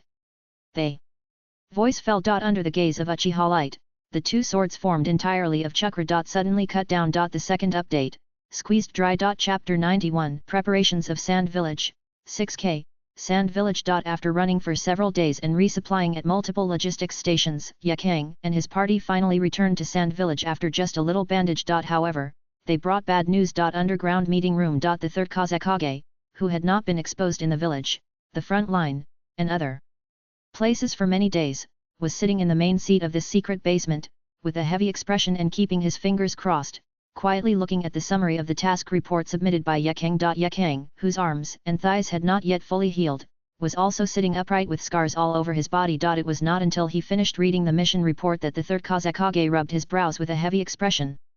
The red threads of fatigue spread across his eyes, and he could not recover for a while. They. Uchiha in the Sealed Land, the terrifying giant, the trump card hidden by Konoha, the young man who can fight against the opponent and even fight to the point of collapse, and the sacrificed Raza and Monzaemon. What happened in just 2 or 3 days really made him feel like he was hit hard on the head. All of them are somewhat unimaginable. Even at this critical moment, 2 of his generals were killed in one go. Whether it is Monzaemon or Raza, they are both strong men floating at the level of shadow, and they will be respected no matter which village they go to. However, they died in the hands of a young man from Konoha in an irresistible manner. Konoha, he was really deceived miserably. After a long silence, the third Kazekage finally sorted out his thoughts. Facing the people at the conference table, he nodded and said, although the action against the Sealed Land was proposed by Luosha, as Luosha's teacher, I have caused such a heavy loss to the village, and I cannot escape the blame. The responsibility for the failure of this action will be borne by me. Hearing this, everyone present, whether it was Ebizo or Yekang, subconsciously pressed the table and said, "Third generation, sir." The third Kazekage just raised his hand. It's decided. He knew very well what this meant. This means that as long as the war is over, his position as Kazekage will almost end. However, the third Kazekage also knew very well that if he could not take the responsibility at this time, but instead put it to the people below to argue, resulting in various problems mixed into a group and unable to unite, then the harm brought to the Sand Village would be far more serious than his inability to serve as Kazekage. Besides, whether he can survive until the end of the war is really a question mark, so it is no longer important. The third Kazekage immediately shifted the topic to the next step and said calmly, "The problem now is that we have made a mistake in our strategic judgment of Konoha, and they are hiding a trump card that we don't know about yet. King, did the spies in Konoha find the information corresponding to that young man?" "Yes. Yet," King immediately replied, "after returning to the village, I drew his appearance. According to our spies, this should be a new jonin named Sawarakiri, rumored to be the lover of Tsunade, one of the 3 ninjas, with expertise in the lower body, not the Hotaki Kakashi he claims to be. New jonin." Hearing this title and a series of related information, all the high-level officials of Sand Village present became more and more certain that this was a conspiracy deliberately smoked by Konoha. Presumably, it was to play a decisive role in dealing with them in the end. Really insidious, Sarutobi Hiruzen. Almost at the same time, everyone present had this thought in their mind. Fortunately, this operation at least found information about Sawarakiri. The third Kazekage said calmly, "The sacrifices of Raza and Monzaemon were not without effect. If it weren't for them, when Sawarakiri really appeared on the battlefield according to Konoha's original plan, we would probably have to pay at least dozens or hundreds of times the price. This is the only good news we got from this operation. We can even think more deeply, is Sawarakiri the only information Konoha has hidden now? In addition to Sawarakiri, how many troops do they have hidden?" Hearing the extended question from the third Kazekage, everyone present was silent. In fact, before this, many people in the upper echelons of the entire Sand Village had some doubts about the third Kazekage's desperate decision. In their view, as long as they rely on the advantage of military strength steadily and continue to advance in the direction of the Land of Fire, it is enough. But now, after witnessing the deaths of Raza and Monzaemon and realizing Sarutobi Hiruzen's treacherousness, they were like hunters hiding in the dark forest, and had to think about his decision in the most cruel and cunning way. Is Konoha's appetite really limited to this? According to the intelligence collected by various countries, the current Konoha ninja number has developed to the beginning of the word 7. This means that from the founding of the village to the present, the entire Konoha has at least more than 70,000 ninjas in total, even they haven't started the general mobilization until now. And the ninja school is still continuing the 6-year system. Does this mean that their troops are still sufficient? So, do they have a sufficient number of ambushes on the front line in the direction of Sand Village? Where are these ambushes? What are they going to do? Almost at the same time, these Sand Village leaders all thought of one thing. Does Konoha want to swallow up the entire Wind Country in one fell swoop? Everyone looked up and looked in the direction of the third Kazekage. It seems that everyone has thought of it. The third Kazekage's expression was as serious as ever, and he looked at everyone with his bloodshot eyes. For the Fire Country and Konoha, who are in the 4 war zones, no matter how many wars they fight, they cannot solve the disadvantage of being surrounded. This is also the only reliance of the other 4 countries to compete with the huge Konoha. Because of this, for Konoha, the greatest benefit a war can bring is not to become a victorious country on a certain battlefield, but to completely change this disadvantage. As long as the wind country is eaten, Konoha will have a mine in the rear and an outflanking route for the rain and earth countries. At the same time, it can also completely establish the title of the strongest country in the ninja world and command all parties. Just imagining that scene, the high-level members of the Sand Village present suddenly felt a chill. Sarutobi Hiruzen, you are hiding so deeply. We thought you were an honest man, but we didn't expect you to be the disciple of the sinister Senju Tobirama. You have received the true teachings. Thinking of this, Cho immediately said, the current situation is so dangerous, why don't we contact the other 3 countries and launch an offensive against the fire country together? They. Third Kazekage said calmly, after all, this is just our speculation, who will believe us? You. No, not only has Sawarakiri not been heard of in Tsunagakur, but other countries have never heard of him. Even Konoha village thinks he is a villain who relies on his lower body to get ahead. Such a genius is hidden to this extent. How terrible! At the same time, because of this, even if other countries know the relevant news, they will only think that this is an excuse for Tsunagakur to be unable to support and want to call on them to send troops. Ebizo sat in the same place and said in a hoarse voice, doesn't this mean that we have no other way? It is obviously in a strategic advantage, but after a round of analysis, it is found that one side is actually standing on the edge of a cliff, and it is unknown when it will go wrong. This psychological gap is really unbearable. No. There is another way. They. Third Kazekage closed his eyes and said calmly, first, we must be prepared for failure. Leave some trump cards for the next generation of Sand Village. Secondly, continue to increase the stakes. Hearing this, everyone raised their heads and looked at him in amazement. After the meeting was over, the third Kazekage sat quietly in the secret room, covering his forehead with his hands. Luo Sha was his best disciple and one of his closest people. The 2 of them were like father and son, and their feelings were deep. Even the third Kazekage had already made up his mind that as long as Luo Sha grew up to be mature enough, he would let him inherit his position of Kazekage. But now, he died on the battlefield before him. How could he not be angry with such a vengeance? However, as a Kazekage, he had a heavier responsibility. Just as he tried his best to suppress his anger and calm down, there was a gentle knock on the door outside. Come in. They. Third Kazekage raised his head. Outside the door, a slender girl with short light brown hair walked into the secret room with a huge sand gourd on her back. The girl's face also had a trace of sadness that was difficult to conceal. Teacher. She called softly. Seeing this, the third Kazekage grinned reluctantly, revealing an ugly smile. But soon, he realized from the girl's reaction that this was probably useless, so he returned to his previous calm and serious look. The girl in front of him was the woman who would give birth to 3 children with Luasha in the original world line in the future, Jialuo. At the same time, she was also one of the third Kazekage's disciples and had a very good magnetic escape technique. Although she was not like her teacher and Luasha, who innovated on the basis of magnetic escape and could manipulate other substances besides sand, she was also one of the few geniuses among the young people of the current generation of Sand Village. Galuro, sit down. Hearing this, Galuro came to the opposite side of the third Kazekage. However, as soon as he raised his head, he saw 2 scrolls placed in front of him. As if he had thought of something, the sadness on Galuro's face could not help but stagnate. Teacher, is it? Yes. The third Kazekage nodded slightly, this is Luo Sha's body. Hearing this, the girl's facial muscles involuntarily tightened and contracted, as if she was about to cry at any time, but she tried her best to endure it, biting her teeth tightly and clenching her fists.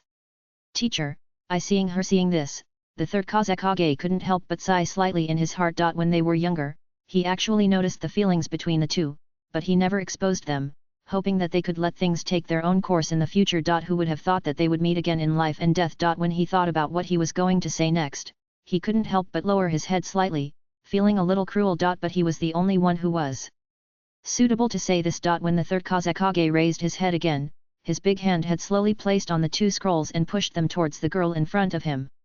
Garuru. Next, you will leave the battlefield, even leave the Sand Village, and come to me to help you inherit The will of Raza. Garuru was startled when he heard this, and raised his head in confusion. Teacher, what does this mean? The third Hokage's expression became increasingly cold and hard.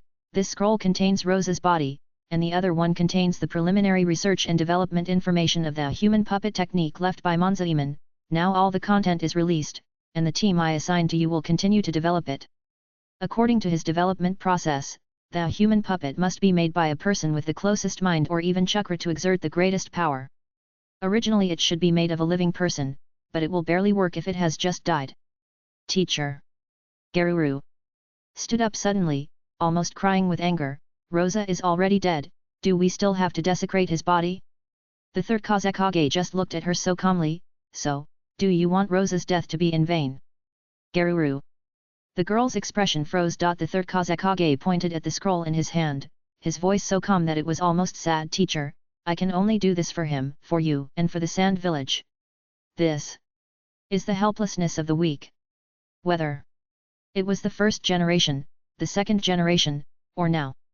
Whether it was the secret cooperation with the daimyo of the Wind Country, the strengthening of the Sand Village at all costs, the training of talents and the collection of ninjutsu for more than 10 years, and the search for mineral veins in the desert in his spare time, all because of the weakness of the Sand Village, he had to do it. After working hard to govern the country, as a mortal, he could only do this. If I die, you will inherit the Hokage. Sorry, Garuru. After he finished speaking, he did not intend to explain anything further. Instead, he stood up from his seat and walked out of the secret room without looking back. In the secret room, Jiaoyuo was left alone, staring at the two scrolls in front of him in amazement. He remained silent for a long time. 3 months later. The war between the Fire and Wind countries continued. However, compared to the previous warm and fiery collision, the intensity of the two sides on the battlefield after some familiarity was obviously more intense. Kill. Accompanied by a sudden roar. In the silent forest a second ago, a series of dense shuttle sounds suddenly sounded. Countless kunao and shuriken flew out, and the sand ninja wearing a khaki vest rushed out at lightning speed, and suddenly launched an attack on the Konoha logistics team that was transporting supplies from this road. In just a blink of an eye, several Konoha genin walking in the front were knocked down by ninja tools, and only the captain, the Chunin, he swung out his ninja sword, knocking away the shuriken that was shot at him with 2 clang-clang sounds, and then immediately rushed in the direction of the attack, swinging the blade in his hand fearlessly. However, the current war between Konoha and Sand Village has long been a real fight, and countless comrades, companions, and even relatives on both sides have died at the hands of the other side. Even if this Konoha Chunin was brave enough to cut down the 2 sand ninjas in front first, he was unable to dodge the wind escape behind him. With just a puff, he was easily killed, cut into 2 pieces. But the sand ninja who shot the arrow from the dark had no time to be proud, and was hit by a kunao on the temple. Dozens of sand ninjas ambushing on both sides of the road and a dozen Konoha ninjas protecting the logistics team collided with each other like 2 scattered muddy streams, and ripples of blood and fire suddenly burst out. It's a pity that the Konoha side, which was at an absolute disadvantage in terms of numbers, was outnumbered. After just a few minutes of melee, they were surrounded and killed until only 3.5 people were left. Just when they were in despair, a rune imprinted on the supply vehicle suddenly appeared. Instantly, 4 figures suddenly appeared in the center of the battlefield. Under normal circumstances, a small team would have no effect on the melee of dozens of people. However, just at the moment when the 4 figures appeared like teleportation, everyone on the battlefield, including Konoha and Tsunagakuer, all changed their expressions. The expressions of the Konoha side suddenly became excited. Sawara team. They leading senior ninjas of the Tsunagakuer side turned pale. Damn it! Sawara. Kiri stood in the center of the battlefield, one hand on his waist, looking at the scene in front of him that was repeated so frequently that he couldn't get through it at the first trial, and couldn't help but muttered in a tired voice, "You really don't learn from your mistakes, you guys." The next moment, the flaming blade suddenly swept across the entire battlefield, cutting through the crowd of Sand Village like a wave, and opened a charred, smelly bloody path. Minato Namikaze and Yayoi Uchiha followed closely behind, using the with Harakiri as the arrowhead. He tore the entire Sand Village formation from the front in one breath and took a fierce bite. Only Yakushi Nono, who had been shrinking at the back from the beginning, jumped down carefully and began to treat the remaining Konoha ninjas. At this time, they all looked at these strong men who appeared in front of them at the critical moment with fanatical expressions. Awesome, is this the overwhelming difference in strength, it is really worthy of the legendary Sawara team. In the past 3 months, the Sawara team, which quickly supported various battlefields with the Flying Thunder God technique of the second generation, has long been famous in the front line against Sand Village centered on Kikyo Castle. The super special attack team composed of 3 senior ninjas can tear apart any formation and escape any encirclement. At the most critical moment, they saved countless lives. Among them, Sawara Kiri's almost gorgeous red knife is the most famous. During these 3 months, the name of the Sand Village site has even been spread everywhere as the Red Blade Mist. It is said that no matter how fierce the battle is, there will not be a drop of blood on his body, and he will be completely charred by the flames. Now, I finally saw it with my own eyes. Even though the wounds on their bodies were extremely painful. Seeing the enemies who killed their comrades being killed, these Konoha ninjas couldn't help but show a happy look. The Sand Village ninjas, like a tide, continuously hit the sharp arrows formed by the Sawara team, but were quickly torn apart by the 3 of them. Everywhere they passed, there was blood everywhere. In just a few minutes, the leading ninja on the opposite side had already issued an evacuation order. However, until the end, only the fastest few people could barely leave the battlefield. In the forest of the river country, there was a scattered and charred corpse. Are you okay, Sawara? Kiri threw away the melting sword in his hand, turned around, and stretched out his hand to the Konoha ninja whose half-body was almost soaked in blood. Yes. The man was as excited as if he had seen his idol, his eyes were a little red. Thank you very much for your support. Of course. We are all Konoha ninjas. Sawara. Kiri patted his shoulder comfortingly, helped him lie down on the carriage, and comforted him carefully. The people around him all looked at him with envy. When they separated, they secretly breathed a sigh of relief. The so-called fanatical supporters of the strong are mostly accumulated little by little from such rescue at the line of life and death and comfort after the crisis is resolved. The reason why Hotaki Sakumo is so popular is not unrelated to his gentle and kind nature and his concern for his companions. Now, Sawara Kiri has also learned a lot. It's a pity that such supporters, no matter how fanatical they are, can't bring him fetters and not points. The reason is very simple. Bondage is an equal, two-way, mutually giving connection. If you are really as fanatical as a fan, you will not be able to resonate with him. Admiration is the farthest feeling from understanding. That's probably it. When Sawara Kiri turned around, Namikaze Minato was checking the damaged material vehicles with a serious expression. As if he noticed Kiri's gaze, Minato frowned and said at least half of the materials were destroyed. This time, all the materials were loaded with food. Sand Village should have learned about our corresponding material transportation orders from other channels. A transport team ninja next to him also added, the first wave of ninjutsu attacks were all directed at the transport vehicles. Sawara, Kiri and Minato looked at each other, both frowning tightly, obviously thinking of something. Damn! Spy! Sawara! Kiri muttered in a low voice. Miss Yayoi couldn't help but feel a little worried, and whispered, the situation on the second line of defense is getting more and more serious. Missed! And Minato were silent. Don't look at the reputation of their Sawara team, which is said to be able to intimidate tens of thousands of Sand Village troops. In fact, the defenses of various fronts are broken everywhere. Every day, war reports fly into Kikyo City like snowflakes, most of which are bad news such as being surrounded, trapped, supply cut off, and the front line being broken. This situation is not incomprehensible. It is not easy to fight like this with 30,000 against 10,000. What's more, there has been no support from the rear of Konoha until now, as if the defense line here has been abandoned. Only Orochimaru, the commander-in-chief, still dispatches everywhere as usual every day, and throws their team around like a fire brigade. Minato has made a lot of progress in the Flying Thunder God technique during this period. Sawara Kiri now really wants to know how the world line of the original work wins in this situation. Just as they were collecting the bodies of their companions on the ground and helping the wounded under the tree, the pharmacist Nono suddenly touched his temple and turned to the others and said, Lord Sawara, headquarters has notified us again.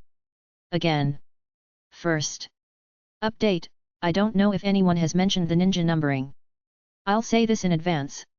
In the early days of Kishimoto's work, the total number of ninja numbers was only over 10,000, but before the Fourth War, he changed the setting and added a 0 in the middle. Now Naruto's ninja number has been reset to more than 100,000. Chapter 92 Speed War, 1W1, Kikyo Castle, Command Headquarters. After returning here after many days, the scene in the command camp is as busy and tense as before, with staff officers carrying documents and various tools everywhere. However, compared with 3 months ago, the number of staff officers here is much less. It's not because there are fewer people needed, but because the front line is increasingly short of manpower, and even the Nara, Yamanaka, and other family ninjas who were supposed to be transferred to serve as staff officers were transferred to the front line by Orochimaru, the commander-in-chief, to plug the gaps. In the current command headquarters, from top to bottom, including Orochimaru, the commander-in-chief, everyone does the work of at least 3 people. Busy from morning to night. However, even so, it is still not enough. Sawarakiri didn't say much about this. The staff officers in the rear did work very hard, but they only needed to think about how to complete their work. The frontline fighters had a lot to consider. After all, it was a matter of life and death. Lord Sawara. However, he had just walked into the command headquarters when he was stopped by one of the Nara ninjas who was trotting to the command center with a document in his arms. He hurriedly said, "Lord Orochimaru has ordered that you and your group should go directly to the conference room to attend the meeting after you return." "Okay, thank you very much, Sawara." Kiri nodded at him and smiled gently. The Nara ninja didn't say much, and immediately ran away with the document in his arms. He was also very busy. Sawara, Kiri and others walked to the conference room. They were first tested at the door and their chakra was confirmed before they were allowed in. When they entered the room, the meeting inside had already begun. Dozens of senior ninjas with various responsibilities gathered together, all sitting in this slightly empty conference room. As the commander-in-chief, Orochimaru was standing on the podium in front, describing the current situation as simply as possible. Everyone knows the current battlefield situation. The shortage of manpower and equipment has lasted for some time. The only supplies that can be guaranteed are food and ninja tools. However, these 2 items have also been targeted in recent times. According to the existing intelligence, in another 15 days, the second line of defense that is now barely maintained will have a certain scale of food shortage due to attacks. Not only that, the recovery and rotation speed of the wounded has reached its limit. Due to the lack of manpower everywhere, it is difficult to maintain the current front line. Many wounded in field hospitals have not had time to fully recover, and the commander has continued to send them to the battlefield, causing many unnecessary casualties. Yes, I know this is a last resort. I am just stating the problem. Please let me finish. After being interrupted, Orochimaru did not get angry, but explained instead. After the commander who stood up sat down again, he continued to speak. Therefore, I decided to completely abandon the second line of defense and shrink all the troops to the defense line around Kikyo Castle. Wa! La! Among all the jonin present, there was a tsunami-like exclamation. Everyone looked at Orochimaru with an incredible expression. One of the jonin immediately stood up from his seat and accused with a stern look, "Lord Orochimaru, do you know what you are saying now? Since the founding of Konoha, there has never been such a precedent." "That's right. Even if the Senju clan fought to the last man, they never gave up the land belonging to the Land of Fire. This is a crime. No inch of land in the Land of Fire is redundant, no matter how great the sacrifice is." Not only the one person just now, many jonin present stood up and loudly opposed his decision. Sawarakiri looked at the excited crowd in silence without saying a word. Because of many things that happened in the original work, some people say that Sarutobi Hiruzen is weak, some people say that Shimura Danzo is selfish, and some people say that there is no good person in the Konoha high level, either stupid or bad. But no one will say that these ninjas who have always fought on the front line for Konoha and the Land of Fire have any problems with their spirit and will. Where Konoha dances, the fire will never stop. The people present are both the flying Konoha and the burning fire. However, many times their ideas are not correct. It is obviously a contradiction to ask ninjas to fight a large-scale war with the spirit of completing tasks, not fearing sacrifice, and not retreating. Orochimaru glanced at the people present and saw that Saharakiri was silent.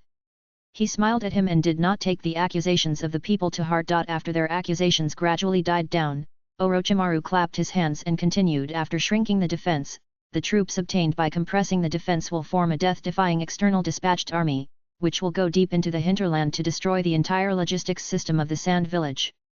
Go straight from their main base in the river country to the Sand Village. That's my strategy." Hearing this, all the jonin present were stunned. What is a death-defying army? Destroy the entire logistics system from the river country to the Sand Village. How far is this? The several jonin commanders present subconsciously calculated in their minds and their eyes widened. More than 1,200 kilometers, even though there are only a few logistics bases along this route, all of them are in the corresponding oases, but when thinking of this, everyone present suddenly understood why even a cold and rational person like Orochimaru named them the Death Corps. Because this is indeed a road to death. However, Konohagakure is not short of people who dare to die. The whole venue was silent for a while, and suddenly a middle-aged commander raised his hand calmly and asked Lord Orochimaru, "If you participate, how many people can you transfer to me?"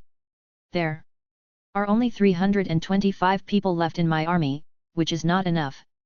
After his voice fell, the venue was quiet for a while. Everyone seemed to finally understand why the commanders of their mobile forces were summoned here today, and their hearts were all put in their stomachs. Konoha ninjas can die, but they cannot die in humiliation. One after another, many people raised their hands and began to report the remaining number of their troops. Orochimaru looked at them and waited quietly for a while. The whole process was as ordinary as choosing a place for dinner tonight. No one showed any embarrassing reaction, or it was because they were such people that they were chosen by Orochimaru to carry out this mission. The 3 members of the Sawara team watched this scene quietly. Similar scenes are not uncommon on the battlefield. For the 3 people who often experience life and death, they are already somewhat commonplace. However, they are still worthy of respect. Until everyone finished speaking, Orochimaru continued, "Since everyone has this awareness, then I won't say much, come and draw lots later. Only half of you can go. They rest need to help me defend Kikyo Castle. This is also a very difficult task." As for the selection of the team leader, Orochimaru said, turning around. Then Saharakiri saw a familiar figure slowly walking out of the small door at the back. When they saw that person, Saharakiri and the others suddenly understood why they were called here. Hotaki Sakumo walked out of the small door in a dusty state. Although his skin was not white to begin with, it looked at least 2 shades darker than the last time they met. He noticed the gazes of Saharakiri and the others and smiled. Then he turned his head to face the people in front of him and said gently, "I am the commander of this death squad." Hotaki Sakumo Orochimaru nodded at him, and then continued to speak. "Recently, under my order, Deputy Commander Hotaki went to investigate the operation process of the entire logistics system from the River Country Logistics Base to the Sand Village, a distance of more than 1,000 kilometers, and recorded everything. Next, he will lead you to sweep all the way at the fastest speed. This mission can only succeed, and failure is not allowed. Until the last person."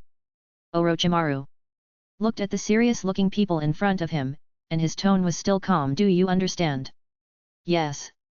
Everyone responded in unison. "Ah, long time no see." After the meeting, Hotaki Sakumo brushed off the dust on his body, walked to Sawarakiri and the others without any hesitation, and put his arms around Sawarakiri and Minato's shoulders, rubbing them all over with dust. "I've been so exhausted during this period of time. Hey, you guys, why do you have such expressions? Don't you miss me at all?" Hotaki Sakumo turned his head and looked at the 2 of them in confusion. Kiri and Minato pinched their noses, not to mention breathing, and even a little closer to them was a bit irritating. Teacher Sakumo, only Yayoi, who stood a little further away, could still speak while pinching her nose. Hotaki Sakumo then reacted and sniffed his armpits, almost making himself fall. However, he still hugged them tightly, with no intention of letting go. "What can I do?"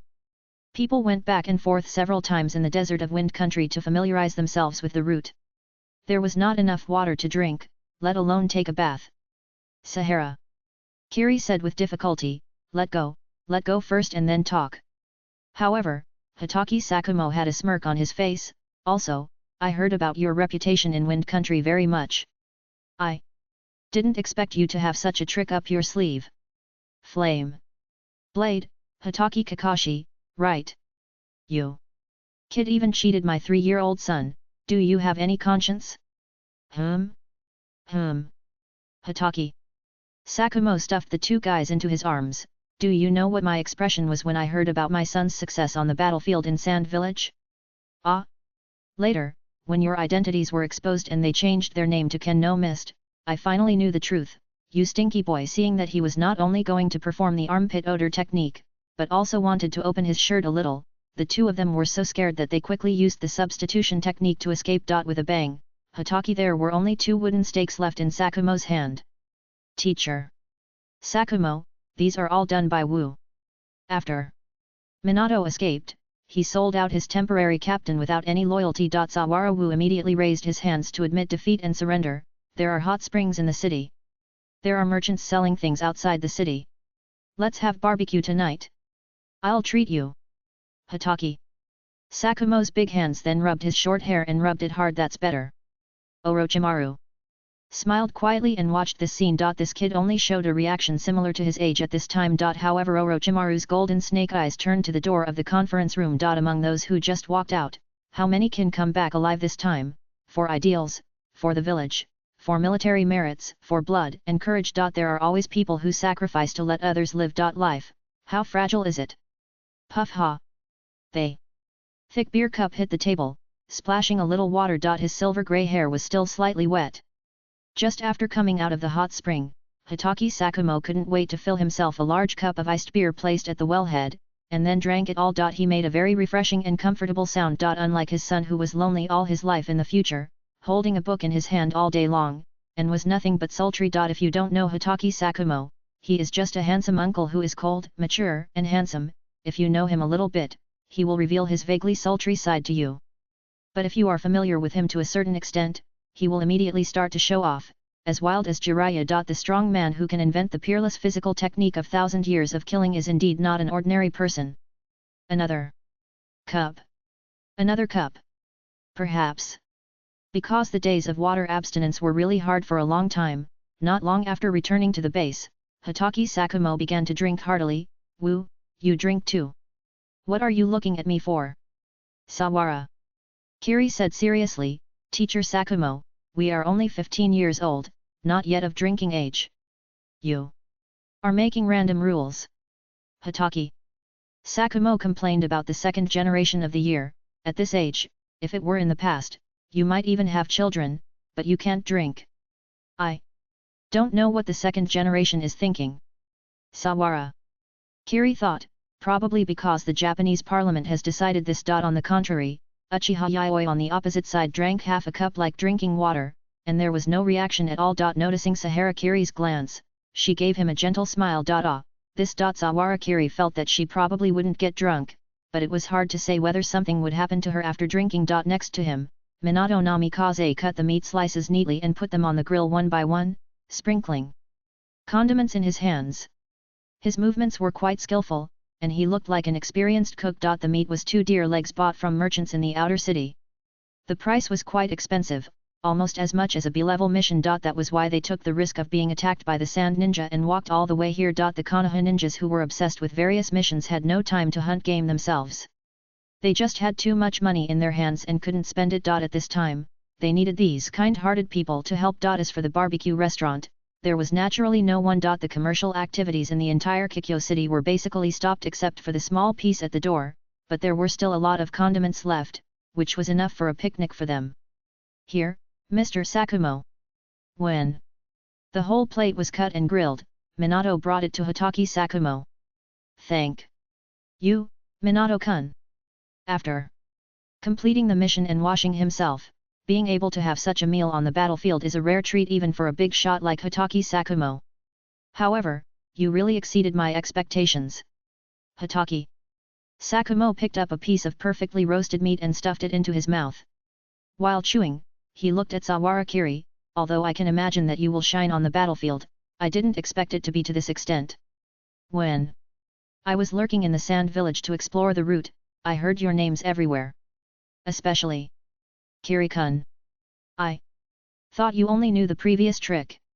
He was referring to Sawara Kiri's 5-round unlimited heavy attack when fighting the third Raikage. Listening to the flattery of his teacher, who was also a famous ninja in the village, Sawara Kiri did not react much. Instead, he vaguely tasted some inexplicable meaning from Hotaki Sakumo's attitude. Sawara Kiri also picked up a piece of grilled meat and asked Teacher Sakumo. Is the situation over there very bad? Hotaki.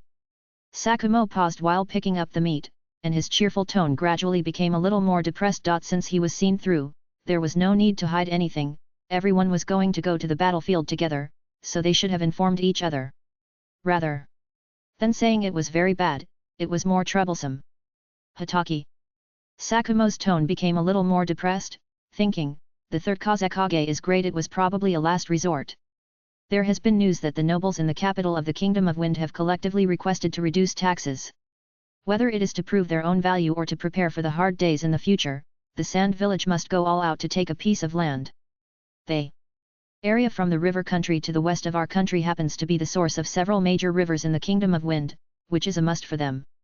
For this strategic goal, the entire Sand Village has mobilized about 30,000 ninjas. Moreover, there are very few people in the rear. Do you know what this means? Sawara. Kiri's expression gradually sank, and he became more solemn. Are you going to fight to the death? Hotaki. Sakumo nodded. They are thinking, most likely, to achieve success in one battle. For this battle, the Sand Village has prepared for at least 3 months, and the logistics are enough for the frontline personnel from the beginning of the battle to 7 days later. Now, what we are betting on is who has stronger attack power and who is faster. Hearing this, Sahara Kiri already understood. Will Tsunagaku take down Kikyo Castle, the base camp of the western defense line, first, or will Konoha penetrate the entire logistics system of the river country and Tsunagaku village first and cut off all their supplies? This is a race war. The faster you go, the slower you die. If you lose, the whole thing will fall. The second update. Chapter 93 Energetic Beast, 5K. After eating and drinking, everyone worked together to pack up all the things and then dispersed towards the base. Before leaving, Miss Yayoi, who had drunk half a bucket of ice beer, quietly gave Sawara Kiri a look that said you know. Sawara Kiri's face suddenly turned bitter. You still need it today? However, noticing her urging expression, Mr. Sawara had to follow behind. The two of them quietly bypassed the main road and walked into the grove next to it. Hotaki Sakumo, who was heading back to the base in the distance, seemed to have discovered something. He was startled at first, and then he showed a look of doubt to Minato Namikaze beside him and pointed secretly. Minato just smiled mysteriously, shook his head, and said nothing. Hotaki Sakumo sighed in his heart. Young people nowadays, it's incredible. At this time, the view is zoomed into the inside of the woods. Boom! The blazing flames suddenly flickered, lighting up the narrow night sky here. Sawara Kiri stood by, looking at Miss Yayoi in front of him, with his hands on his chest, and nodded slightly in approval. Recently, Yayoi has made rapid progress. Should it be said that it is worthy of the Sharingan that can copy all ninjutsu? He looked at the open space in front of him. At this moment, Uchiha Yayoi was holding a ninja sword in both hands, and the scarlet pupils were spinning like a windmill, and the 3 black Megatama burst out with strong. The pupil power reacted, with the most extreme observation and control, to control every bit of chakra flowing on the surface of the ninja sword. At the same time, on the surface of this steel ninja sword, blood-red flames were constantly emerging. However, compared with Sawara Kiri's red sword, the flames in front of Uchiha Yayoi could only be regarded as a tiny flame, and compared with Sawara Kiri's flames that could easily penetrate several meters, it was still far behind. However, in just 3 months, it was enough to surprise Sawara Kiri. Boom! There was another burst of explosions, and the flames that were gradually difficult to control and the drastic changes in nature suddenly roared, and immediately engulfed the entire ninja sword, turning it into a burning torch. Okay, that's it. Sawara Kiri's figure immediately appeared in front of the girl, and with a hand knife, he knocked off her hands that were tightly holding the handle of the ninja sword. The molten ninja sword fell to the ground and turned into a ball of charred molten steel. Miss Yayoi, who had consumed a small part of her chakra, sat down on the ground with a plop. There were still some crystal sweat beads on the tip of her nose, like dew dotted on her jade-white skin, and her chest kept rising and falling with her intense breathing. Although she was only 15 years old, it can be seen that the girl has grown to a certain size at this time. Sawara Kiri thought so in her heart, but Miss Yayoi seemed to immediately catch his gaze sharply, slightly straightened her chest, and stared at him straight. He then turned his eyes away calmly, coughed twice in a pretentious manner, and commented, "Not bad." Normally speaking, this is already considered to be a preliminary grasp of the essentials of the Hideo. Next, we need to find a way to maintain this state for a long time in battle, until it becomes instinctive. Also, pay attention to the consumption of chakra. Uchiha Yayoi listened carefully, absorbing the effective experience gained by Sawara Kiri like a shriveled sponge. Sawara Kiri himself didn't think so much, just recited the knowledge transmitted by the system. Similar teaching has been going on for a long time between the two. During the 3 months of fighting, Whenever they had free time, they would find a remote place to practice the red sword technique. The reason why Sawarakiri did this was very simple. He raised his head slightly and looked at the increasingly bright blue halo above the girl's head with his peripheral vision. Sawara.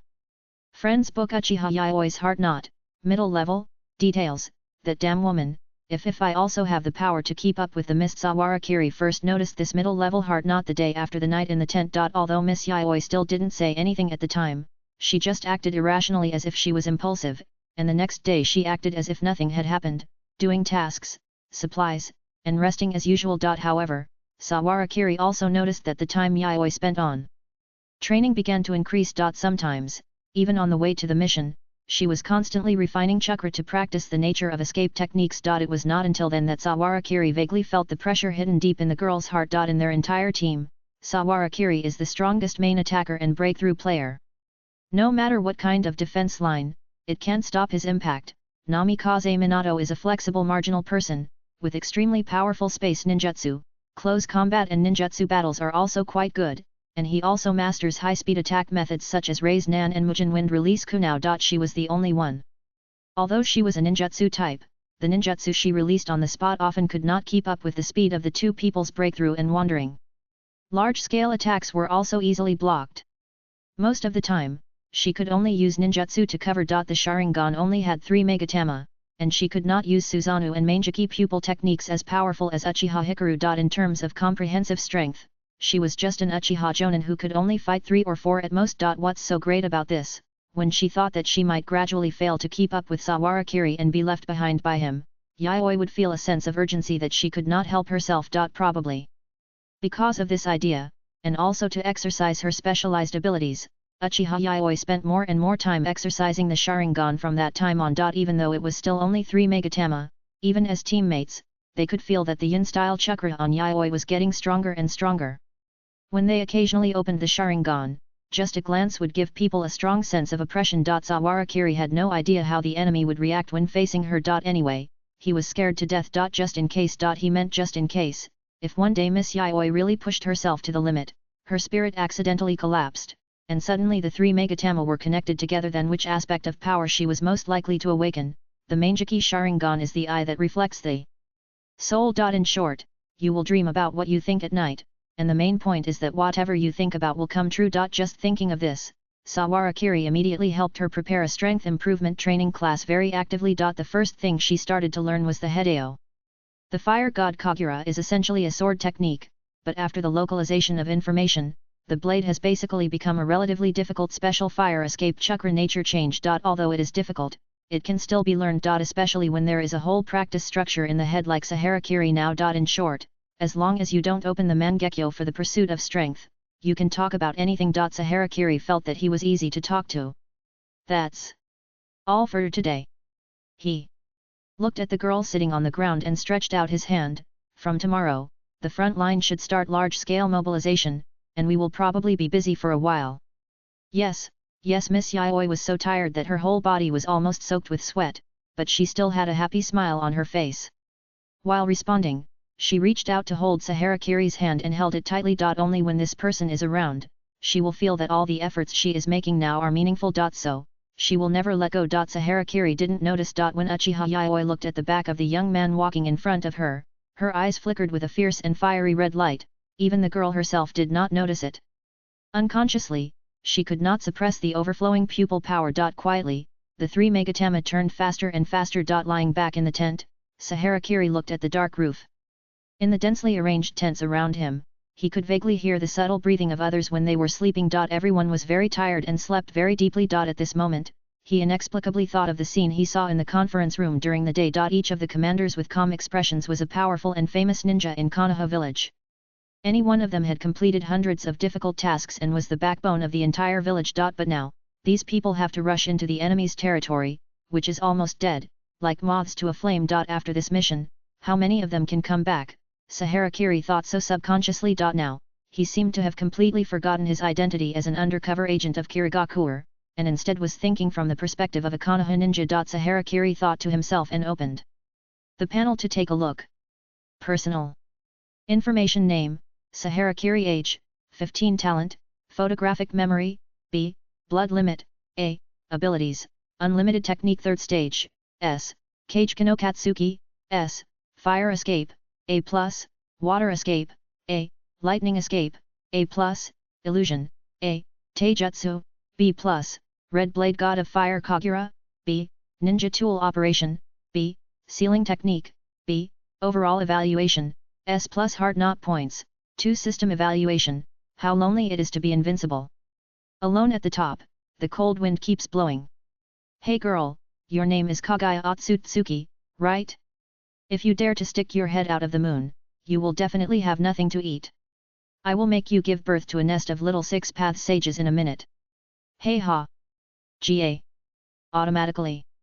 Ignoring Sister Toko's nonsense, Saharakiri's eyes fell on the heart knot points column, and hesitantly dot the only 2 points, one from Hikari Uchiha who is currently nibbling the land in the land of grass, and one from Hikari Uchiha. It takes 4 points to upgrade the unlimited technique from the 3rd stage to the 4th stage. If we speculate based on the previous advancement route, the ability that can be obtained this time is most likely one of the strongest domains in Jujutsu Kaisen. Infinite space. This ability is really strong. If we have to make an analogy, it should be equivalent to a moon reading that works on a group range at the same time, which can make everyone in a domain fall into a huge amount of information shock and unable to act. The user himself can arbitrarily damage the enemy's body within this range and cause real damage to it. At the same time, within the scope of this domain, the user can also arbitrarily control his own sense of time or information volume. In the plot of Jujutsu Kaisen, Gojo Satoru, who was in his prime, once killed 1,000 miscellaneous soldiers with 0.2 seconds of real time and 299 seconds of his own physical time within this domain. Almost in the blink of an eye, they were all wiped out. However, now that Sawarakiri has used the system for a while, he is no longer as naive as he was at the beginning. The original is the original, and the local is the local. Even now, his shortcomings have begun to emerge. Sawarakiri does not have as terrifying a total amount of chakra as the real protagonist. Take Hypostyle Chi as an example. Even if he goes all out now, he can probably only use this move twice a day. But in the later period of the Jujutsu manga, when Gojo Satoru fought a big boss, this move was almost used as a continuous attack. What's more troublesome is that even Gojo Satoru with such strength can only use infinite space 5 times a day. In comparison, we can roughly see the consumption difference between infinite space and infinite space. Sawarakiri thought, if I had to work so hard to select a skill, but ended up having no mana to use, wouldn't that be ridiculous? Do I have to catch a tailed beast to be my Jinkraki? Just as he was thinking this, dang dang dang, the little brother is alone in the empty room, the big sister next door is here to help. AMU, I'm talking to you, have you completely forgotten that the lottery function includes 2 types, ability and talent? Physical and chakra talents, that's also a talent. Hey! Sawara! Kiri was startled when he heard this, and suddenly stood up. Suddenly reacted. Before, he had always focused on the ability column, and now his strength has indeed gradually improved to the top of the shadow level, and he completely forgot that there is such a thing as a talent lottery. This broken system is occasionally useful. Hey! Thinking of this, Sawarakiri immediately opened the lottery panel. Direction, talent consumption, 1. Let me see the strength of the European Emperor. He stared at the rotating panel with burning eyes. Excited, throbbing, and full of expectations. With full of hope, he watched the picture on the panel gradually slow down, and then stopped until his face turned pale. The person who appeared on the lottery panel was a young man with a sturdy figure, wearing a neat teacher's uniform and glowing glasses, and whose appearance could not be seen clearly. Get Talent Energy Beast, B. Information Localization, completed details. In order to solve the problem of low birth rate in the other world, you, who have both orc and human blood, have become an external teacher of this aid school. With abundant and high quality, and at least 10 shots of terrifying energy, you help students overcome the difficulties of race continuation. This ability comes from aid education and training, cannot be upgraded. Sawarakiri stared at the panel for at least 30 seconds. This, how come the style of your talent is different from other abilities? He originally thought that even if he traveled to a comic, he should be the protagonist of a hot-blooded royal comic, but now he has become a royal comic. As for this comic called Aid to Education and Training, he has never heard of it. It is probably a serious comic about education and training. Precious heart knot points are wasted like this. Just as he was thinking about this, he heard Sister Tongza speak unhappily. Oh, why do you care so much? Just Tell me whether the chakra amount has increased or not. According to the data in the Book of Formations, your previous essence it was only around 7, but now it has been raised to 10.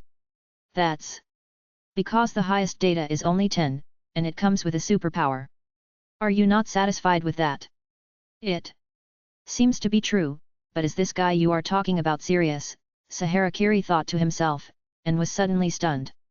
Hearing that there are advantages that he has not discovered, his spirit was immediately shocked, and he asked subconsciously, superpower? What superpower? Sister. Tongzi paused, lowered her voice a little, and said mysteriously, you are super capable now. Sahara. Kiri suddenly had a black line on his face. Get lost.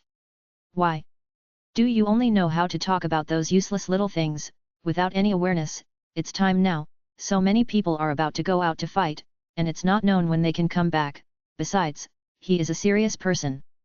Does he seem to care about such boring things? If we must say what this talent does, it does strengthen his body a lot, and the total amount of chakra is probably more than twice the original. The recovery speed is also much faster, which should be stronger than ordinary Senju people. Just barely. It is enough for the B level. Sawarakiri estimated it and came to this conclusion in his heart, then he lay back on the ground and closed his eyes. Sure enough. It seems that a gambler will not get good. After a while, it was late at night. There was a sound of turning over in the tent, and it was unknown what was going on. It's just so. This is not much of an improvement. 10 days later. The entire defense circle on the front line of the Wind Country began to shrink on a large scale. The first line of defense, which had long been in ruins, and the remaining manpower on the second line of defense, which had been broken everywhere, were commanded by the headquarters to retreat to the rear in batches for rotation. In contrast, a large network was spread out in the north and south with Kikyo Castle as the center. The criss-crossing defense lines were reinforced multiple times on the basis of the original foundation, and a large amount of materials were distributed from Kikyo Castle to various points to help each party to independently support, and finally connect into one. However, if the vision is raised to the entire fire country, then this seemingly multi-reinforced defense network has really become a thin line segment, standing alone on the west side of the fire country. Nearly 10,000 troops were scattered on this line, silently waiting for the storm that will come soon. Even the lowest level genin, after seeing this posture, can understand what kind of tragic battle will be waiting for them in the future. However, even in such a difficult situation, there is still a force of up to 3,000 people secretly drawn from all sides and gathered in the secret passage under Kikyo Castle for assembly. Silently, slowly surging out of the city. The battle has begun. First update, Chapter 94, Okagawa Logistics Base, 1W, this is a unit that has not been mobilized. Sawarakiri turned his head quietly and looked at the team walking in the deep and dark underground passage. All the ninjas remained silent and walked with their comrades indifferently. In order to ensure the quality of mission execution, all members of this unit adopted the principle of voluntariness. Before joining, they were informed that it was a mission that was almost certain to die. Although the mission objectives were not disclosed, in fact, any ninja with a little combat wisdom could judge that there were only a few tactics they could use now. Since it was a certain death item, it must be that they had to go deep into the hinterland. Therefore, everyone seemed very calm. The power brought by chakra is not only strong in terms of body and means, but also firm in spirit. The level of Yintun chakra. Until they walked out of the entire passage, completely left the defense circle of Kikyo Castle's defense line, and became an isolated army. Everyone got their first strategic goal. Located on the east side of the capital of the river country, there is a logistics distribution center of the sand village built in the great Akikawa Valley. Almost at the same time as their troops set out. The battle on the ground also gradually began. Not far from the defense circle of Kikyo City, there is the sand village frontline command camp. On the wide sand field in front of the camp, thousands of sand village ninjas were densely arranged, waiting quietly in place. However, the person who appeared in front of them this time was not the frontline commander who had become familiar with them recently. Tread, tap. They. Tall black-haired man gradually walked towards the platform. All the sand village ninjas gathered here hesitated for a moment almost subconsciously when they saw the figure in front of them, and their faces showed a look of astonishment at the same time. The person who came was the third Hokage who had disappeared in the intelligence for a long time. At the same time, there was a thin old man who was silently following behind him and walked up to the platform with him. The entire sand village camp suddenly showed a deathly silence. Immediately afterwards, someone started to cheer, but the crowd suddenly cheered. That sound was like the first domino to fall, and the rest of the cheers followed with lightning speed. The dense and fast sounds that were too fast to be heard suddenly mixed together. Wow! They Entire attacking force camp was filled with extremely excited and joyful sounds. Just like the Hokage to Konoha. The Kazekage to Sand Village is also a title that every ninja admires, desires, and even dreams of. The ninjas united by the will of the wind all regard it as a spiritual beacon and cast the most enthusiastic eyes on the ninja with this title. At this time, the third generation Kazekage just appeared on the battlefield, which was the greatest spiritual encouragement for them. The third generation Kazekage stood on the high platform, looking at the cheering Sand Village ninjas in front of him, but his heart was filled with sadness that was difficult to tell anyone. He knew very well that most of these people present might not see the glorious future of the Wind Country, and they didn't know when they would suddenly die on the battlefield. However, as the leader of Sand Village and the shadow of Wind Country, he must use his heart as hard as steel and their lives to create a bright future for this country and their village. He took a deep breath and faced the ninjas present. My compatriots. Now, the final moment has come. They ninjas of Konoha are no longer able to resist our blades. Their forces are retreating under our impact. From Tsuberaya Mountain to Kikyo Castle, every inch of land in the Land of Fire is covered with the corpses of Konoha ninjas. This is us, Sand Village, and the Wind Country. The anger accumulated for many years finally showed its power. As we can see, Konoha is a broken house. It only needs. If we give it a hard kick, the whole building will collapse. Fertile land, abundant water, lush vegetation, and a large population. All of these will belong to us. For all this, I came here. Our Sand Village's strongest weapon, the Jinhyuriki, has also come here. We have only one goal. At this point in the war, the third Kazekage actually no longer needs to use a morale-boosting speech to actively motivate these ninjas who have been fighting on the front line for a long time. Hatred and interests, the desire for land and military merits, have made them completely red-eyed. Just hearing this simple speech, the desire of all the Sand Village ninjas present has been completely aroused, and they all roared like beasts. Until the end, the third Kazekage raised his hand high. Break through Kikyo Castle. 1 person's shout was followed by thousands of shouts. Break through Kikyo Castle. They surging killing intent filled the entire camp like a tsunami, until the peak. So, the third Kazekage raised his arm to the sky, fell towards the east, and pointed forward like a sword. Let's go. Boom. They waves of flesh and blood swept down, and from a distance they looked like rolling tides, fearlessly crashing into the long-laid front line of Kikyo Castle. Traps, barriers, joint ninjutsu, kunao and shuriken shot like bullets. The nearly crazy sand ninjas, like wild beasts, rushed to this death checkpoint in teams without hesitation, using their own lives as fuel to ignite the fire belonging to the Kingdom of Wind. Orochimaru looked over from the tower of Kikyo Castle. It was not very clear at a distance of more than 10 kilometers.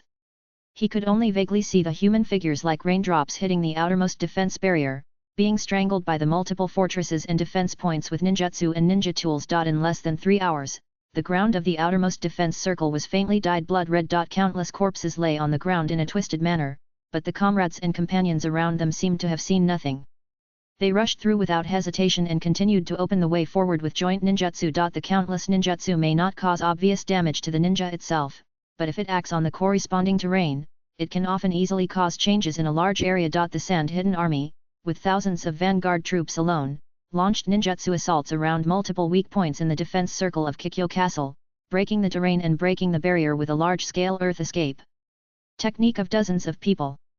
When the defense at a certain point was broken, the follow-up troops immediately rushed in like a tide. The ninjas of Konoha took advantage of the terrain and supplies to continuously strangle the Sand Village ninjas, and also sent mobile forces to block the breached points. If one person is not careful, dozens or hundreds of people will be strangled in one place immediately, and there is no way to hide because of the deliberately modified terrain. For ordinary middle and lower ninjas who only have 1 or 2 sea-level ninjutsu, their lives are really cheaper than duckweed on this level of battlefield, and they can easily die under a large-scale ninjutsu or a small kunao. When they finally killed the enemy ninjas, another group of people suddenly broke in from another place. Even the very few upper ninjas who can barely save their lives on this battlefield need to pay attention to the open and hidden arrows from the surroundings at all times, and their spirits are always in a highly tense state. In such a place, the ninja's high mobility and hiding ability have no place to play.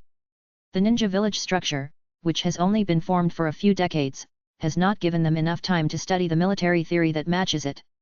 Of course, there is also the factor that the strong are respected in the Naruto world, so there is no need to study such a theory. Rage, shouting, and wailing are all mixed together. Transformed into a hellish elegy. Orochimaru stood on the high platform and waited quietly for a while. After confirming that the offensive of Tsunagakure was not much different from what he expected, he returned to the headquarters with a calm look. There was still a lot of time. He still had a lot of work to do. Outside the Okinawa Valley. Sawarakiri opened his 6 eyes and quietly observed the general logistic space more than 10 kilometers away, while simultaneously putting the overall image on paper from a bird's eye view. After being jointly verified by other reconnaissance forces in a little trial, this bird's eye view was sent to Hotaki Sakumo. Temporary headquarters. After everyone discussed it, Hotaki Sakumo finally determined the final attack order. He pointed to the bird's eye view on the ground.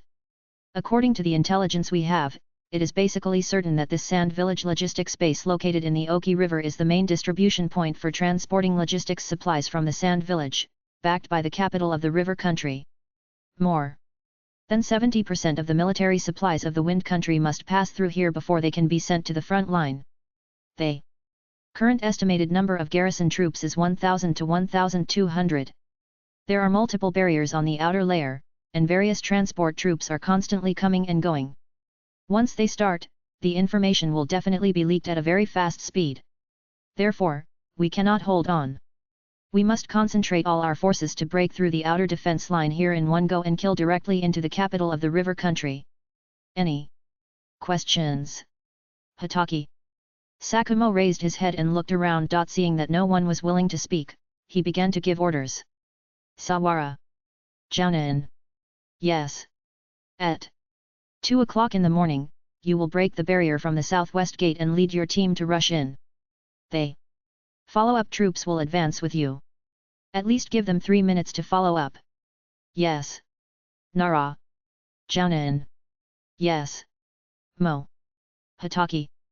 Sakumo's 3 months of exploration were not useless.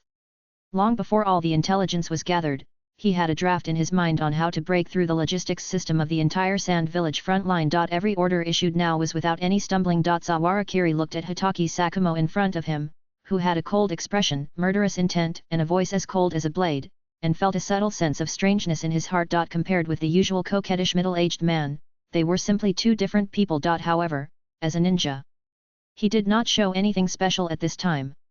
After receiving the mission, he led his team into the corresponding ambush point. Quietly waiting for the time for the mission to begin. Night. The valley of the Okinawa River. The sand ninja who was in charge of night patrol stood at the sentry post outside, looking back and forth in the distant forest. However, he didn't really take the guard mission seriously. Compared with the front line, their logistics base in the Okinawa River was actually considered the rear, nearly 200 kilometers deep into the river country, which was a very safe position under normal circumstances. Behind him was the logistics camp of the Okinawa River. However, rather than calling it a camp, after 2 years of operation, this original fortress had already been armed with earth escape and barrier, forming a giant fortress with a wall at least 4 or 5 feet high, and all the gates were closed. There was nothing to worry about. He had been doing similar work for almost half a year, and had never encountered any danger. It was inevitable that he would subconsciously relax his vigilance, but the forest here is really lush. The young sand ninja looked at the lush forests in the distance, and the water that was more precious than gold in their country, and felt the moist air that would not dry out the skin, and his heart was intoxicated. Isn't it for these reasons that they fought and risked their lives here? If future generations can live in such a beautiful place, what is there to be afraid of even if they die? After a long battle, the entire noble group of the river country has now submitted a letter of surrender to the wind country, and the 11th son of the daimyo of the river country has become the daimyo of this country as he wished. Nowadays, the supplies of the entire river country are being transported here continuously to supply the war machine of the sand village. The bastards of Konoha are also retreating step by step. It is said that they have now abandoned the front line of defense and retreated to Kikyo Castle. I should be able to go home and get married soon, right? He muttered quietly, with a smile on his face, as if he imagined the longing eyes of his childhood sweetheart when he returned to the sand village with military merits and property. Puff. The sharp blade pierced into his neck. The sand village ninja's expression paused, blood gurgled from his torn throat, and was immediately burned dry by the hot blade that glowed red, and his expression was still stunned. The pace of the 3 people of Sawarakiri was amazingly fast, and the whole person rushed straight towards the southwest city gate like a red lightning. However, in pursuit of speed, their actions were soon discovered by the perception ninja lurking at the dark sentry point in the distance. Swish! They. Harsh signal flare awakened the night and illuminated the originally dark earth. The figures of Sawarakiri and his group were revealed. Enemy.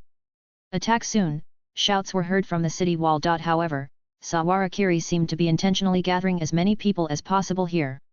He rushed to the front and there was even a faint glow on his body caused by the change in the nature of his fire escape technique. It was not until more and more people noticed them that a smile suddenly appeared on his face. Like a meteor, it smashed hard into the towering city gate. At the same time, a loud shout was heard. Reversal of the technique. Ha! They. Red light formed by the unlimited repulsive force flashed suddenly. The barriers and traps blocking the outer layer became fully activated immediately after automatically sensing the chakra reaction, blocking the flying red light together. The Sand Village ninja standing on the city wall couldn't help but show a disdainful expression on his face when he saw that there were only 3 people rushing out. He thought that those idiots on night duty were making too much of a fuss. However, at the moment when the red light touched the barrier, bang! 1 layer, 2 layers, 3 layers. Countless manpower was spent, and a large amount of ceiling and barrier materials were consumed. The large barrier that was specially set up to resist the collective attack of the ninja army seemed as fragile as foam in front of this red light that seemed to be only slightly bigger than a finger. Almost at the moment it came into contact with it, it was penetrated completely with a pop sound. It didn't even have the slightest bit of blocking effect. At that moment, countless people widened their eyes. Many old scholars who had studied the field of barrier and ceiling techniques for a lifetime almost popped their eyes out. Boom! Boom dash! Immediately afterwards, there was a deafening explosion. The red light flew up and smashed through the entire city wall, causing the ninjas standing on the wall to rise up like splashes into water. However, the alarm just now did wake up many people. Even until now, many ninjas in the city are continuously gathering towards this side. As the distance got closer, some people recognized the figure with a look of horror. They. Mist of the red sword. It's that damn bastard liar. Everyone. Pay attention to the special kunao that fell on the ground.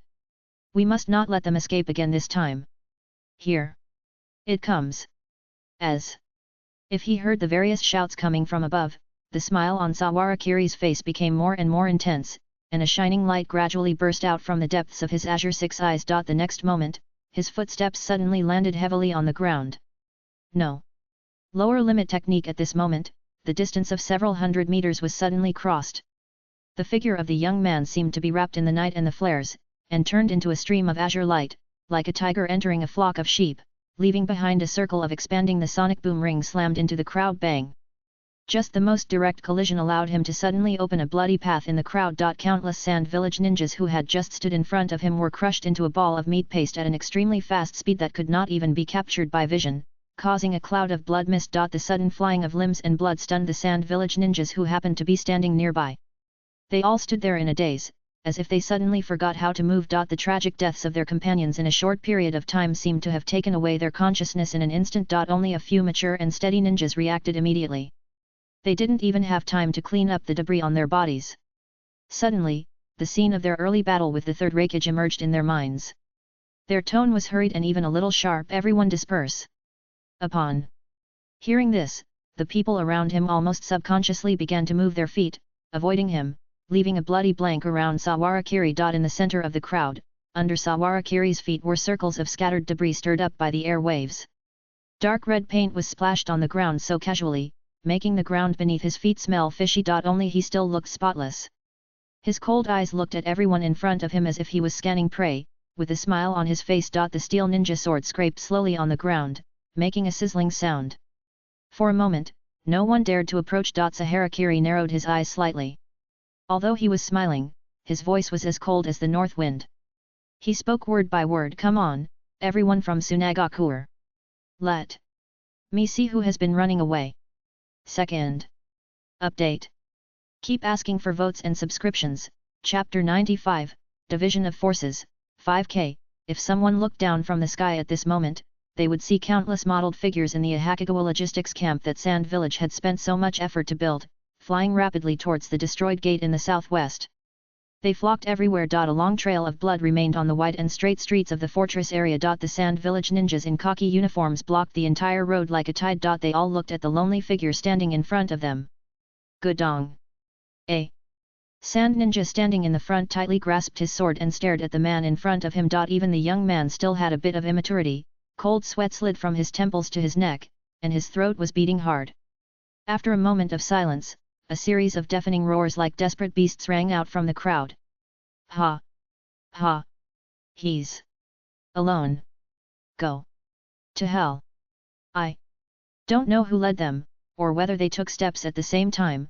The courage of these sand ninjas who had experienced countless battles on the front battlefield was finally ignited by their will, and they all ran towards Sawarakiri.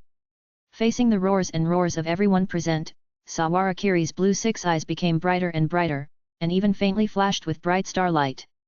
The surface of the steel ninja sword in his hand suddenly lit up with deep red flames like blood. The footsteps smashed the blue stone-paved ground heavily, and the figure suddenly plunged into the center of the crowd, making a clanging sonic boom.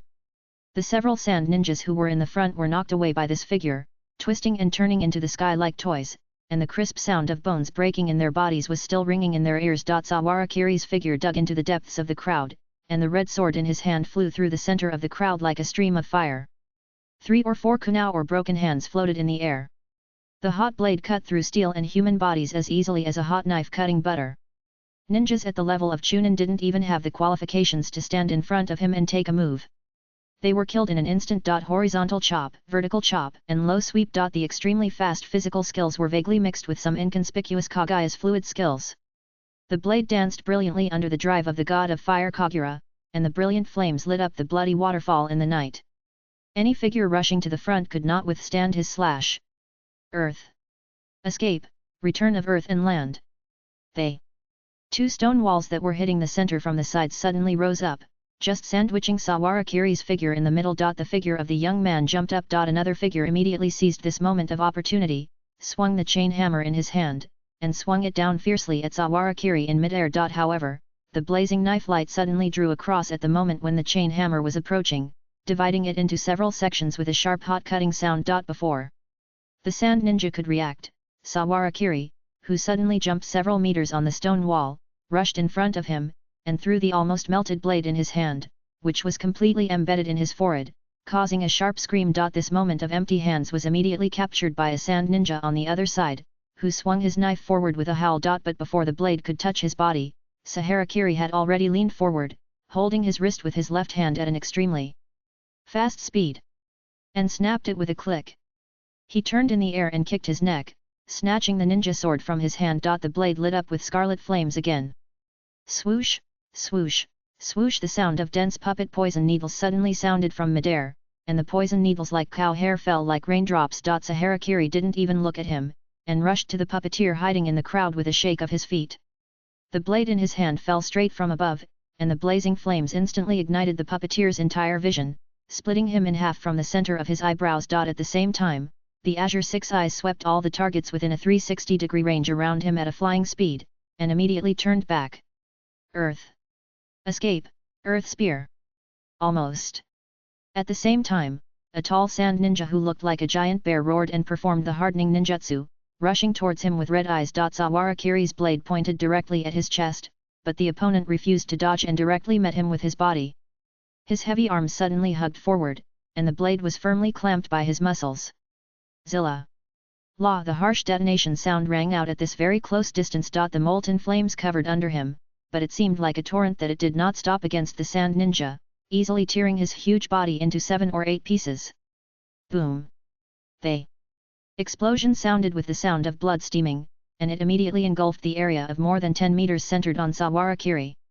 The violent shock wave even burned the bodies of several sand ninjas who were close to him. However, no one cared about the injuries on their bodies, and instead stared at the figure in the center of the explosion. What made them extremely desperate was until the smoke and dust dissipated, Saharakiri slowly stepped out from the center of the explosion. His body was still spotless as at the beginning. Not even a bit of blood stains could be stained.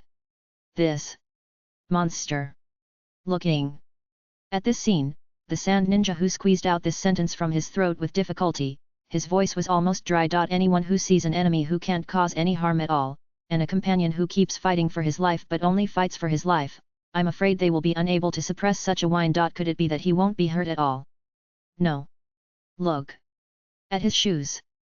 Suddenly, a figure in the crowd spoke. The surrounding sand ninjas subconsciously glanced over. Then, they suddenly saw a light in front of them. I saw that the pair of ninja shoes under Saharakiri's feet were stained with sticky blood, just like the others, and there were even slight traces on the toes. The moment they discovered this, these sand ninjas suddenly felt a little hope in their hearts. Since blood could touch him, it meant that his Invisible's defensive technique is not invincible. Almost at the moment when the voice sounded, Saharakiri turned his head in the direction where the voice came from. The thin middle-aged ninja stood there, looking at him coldly with a solemn look. On both sides of his body, there were 3 puppets of different shapes. Saharakiri suddenly smiled at him. Obviously, this should be one of the highest commanders of the Southwest Gate unit. Lord Kulun. They. Surrounding sand ninjas shouted immediately. But before they could take any action, the exploding fire had penetrated the bodies of several ninjas and flew straight towards the man. The man called Lord Kulun was not in a hurry and observed calmly. Bang! They.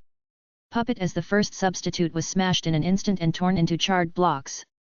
Kulun's figure flew up under the traction of the puppet silk, with his hands hooked forward. Puppet technique, blade wielding. Dozens of kunao flew suddenly from all directions and surrounded Sawarakiri, making a whistling sound in the night sky. Almost at the moment when Sawarakiri swung his sword to sweep away the clusters of kunao, his palm suddenly fell down again. Seal. Lion's roar. A puppet that had been lying in ambush in the ground suddenly shot out from not far from Sawarakiri's feet, opened its ferocious mouth at least 120 degrees, and bit towards Sawarakiri with the sealing technique inside. The chakra sealing technique was drawn inside. No matter what kind of strange technique it is essentially just a special form of chakra. This is the iron rule of the ninja world. However, Sawarakiri seemed to have foreseen the existence of the puppet in advance, and he had raised his foot and stepped hard in the direction of the puppet that shot out without knowing when. Boom! The hard lion-faced puppet was stepped on the ground, making a sharp metal tearing sound, and the entire metal head was twisted. The talent of energetic beast obviously adds more to Sawarakiri than just energy. After this series of short, rapid, high-intensity fights, Kulam's expression became more serious. What a young man with a terrifying talent! Why do monsters like this always appear in places like Konoha? If my son Maki can be as good as him, the future sand village will not have to be so hard, right? He thought while multitasking. The puppet silk in his left hand continued to complete delicate operations, while his right hand quickly formed seals with one hand. Wind. Style, great breakthrough. The sudden howling wind, supported by a large amount of chakra, blew across the entire street, blowing countless corpses and gravel into the air. The young man standing on the spot seemed to have taken root under his feet, standing firmly on the spot. Almost at the moment when the strong wind passed, another metal puppet with a strange shape came out from the ground with its fangs and claws bared, rushing towards the back of Sawarakiri. Cullen's thoughts were flying in his mind. This guy's defensive ninjutsu can defend against physical attacks from the whole body at a distance of about an inch, and will not miss even tiny poison needles, but it is not necessarily the case with small molecular poison gas. Wait until he is poisoned, then I will remove the puppet, lure him close to me with the wind blade and detonate the puppet. The tactical arrangement in his mind was still in progress, and the puppet that came out from the ground had already made a bang, and bursts of fine poisonous smoke were sprayed from multiple holes in its body. However, Kowlin's sight seemed to flash suddenly. Sawarakiri, who was standing on the spot just now, was now nowhere to be seen. Where is he? Before he could regain consciousness, his head had already turned around. Driven by inertia, his sight turned 360 degrees, and fell to the ground with a plop. There was still a thin charred mark on the broken part of his neck. Sawarakiri stood behind him, shook the ninja sword flowing with molten steel, and threw it away. You are obviously a puppeteer, but you still want to use yourself as bait to fight against the physical type. Fancy. The surrounding sand ninja watched this scene. The Lord Kulun, who was still highly expected by them in the last second, and even imagined whether he could take advantage of the monster's slight inattention to let him suffer some injuries, was suddenly cut down by Sawarakiri in just a blink of an eye. Just as the ninja worships the strong, when the strong in their common cognition is easily killed by a stronger ninja, this former worship will easily turn into an uncontrollable fear. Everyone present was a ninja who had experienced many battles and had been tempered through countless bloody one-on-one fights, but after more than 10 minutes of one-sided slaughter, they all found it unbearable. The unspeakable fear continued to spread from the depths of the heart, climbing to the limbs and bones, making it difficult for people to even move a finger. The name Sawarakiri was thoroughly imprinted in the deepest part of the hearts of all the survivors. It turned into a heavy darkness like the abyss. Swoosh, whoosh, whoosh. They Piercing sound of breaking through the air continued to ring, and the special trident-style kunao was like lightning. Scattered and flying everywhere. Flying. Thunder God technique. Following that, a figure like golden lightning flashed through the crowd of Sand Village at a phantom-like speed, holding 2 kunao in his hands, and continuously swept towards the figures that could be seen around. Except for a few scattered knives that were blocked due to a moment of delay, all of them accurately cut the enemy's throat. Puff. 1 by 1, the Sand Village ninjas who were still terrified until they died fell to the ground, making gurgling sounds in their trachea, but some people still had a look of relief on their faces. It seemed that they finally didn't have to face the deep terror. Even the Sand Village ninjas who blocked his knives at the fastest speed did not stop, and all ran wildly in the opposite direction of the southwest gate with tense expressions, as if there was a monster chasing them closely behind them. Seeing this, Namikaze Minato was stunned for a while, and then seemed to suddenly understand and turned his head to look to the other side. Boom! Boom boom dash!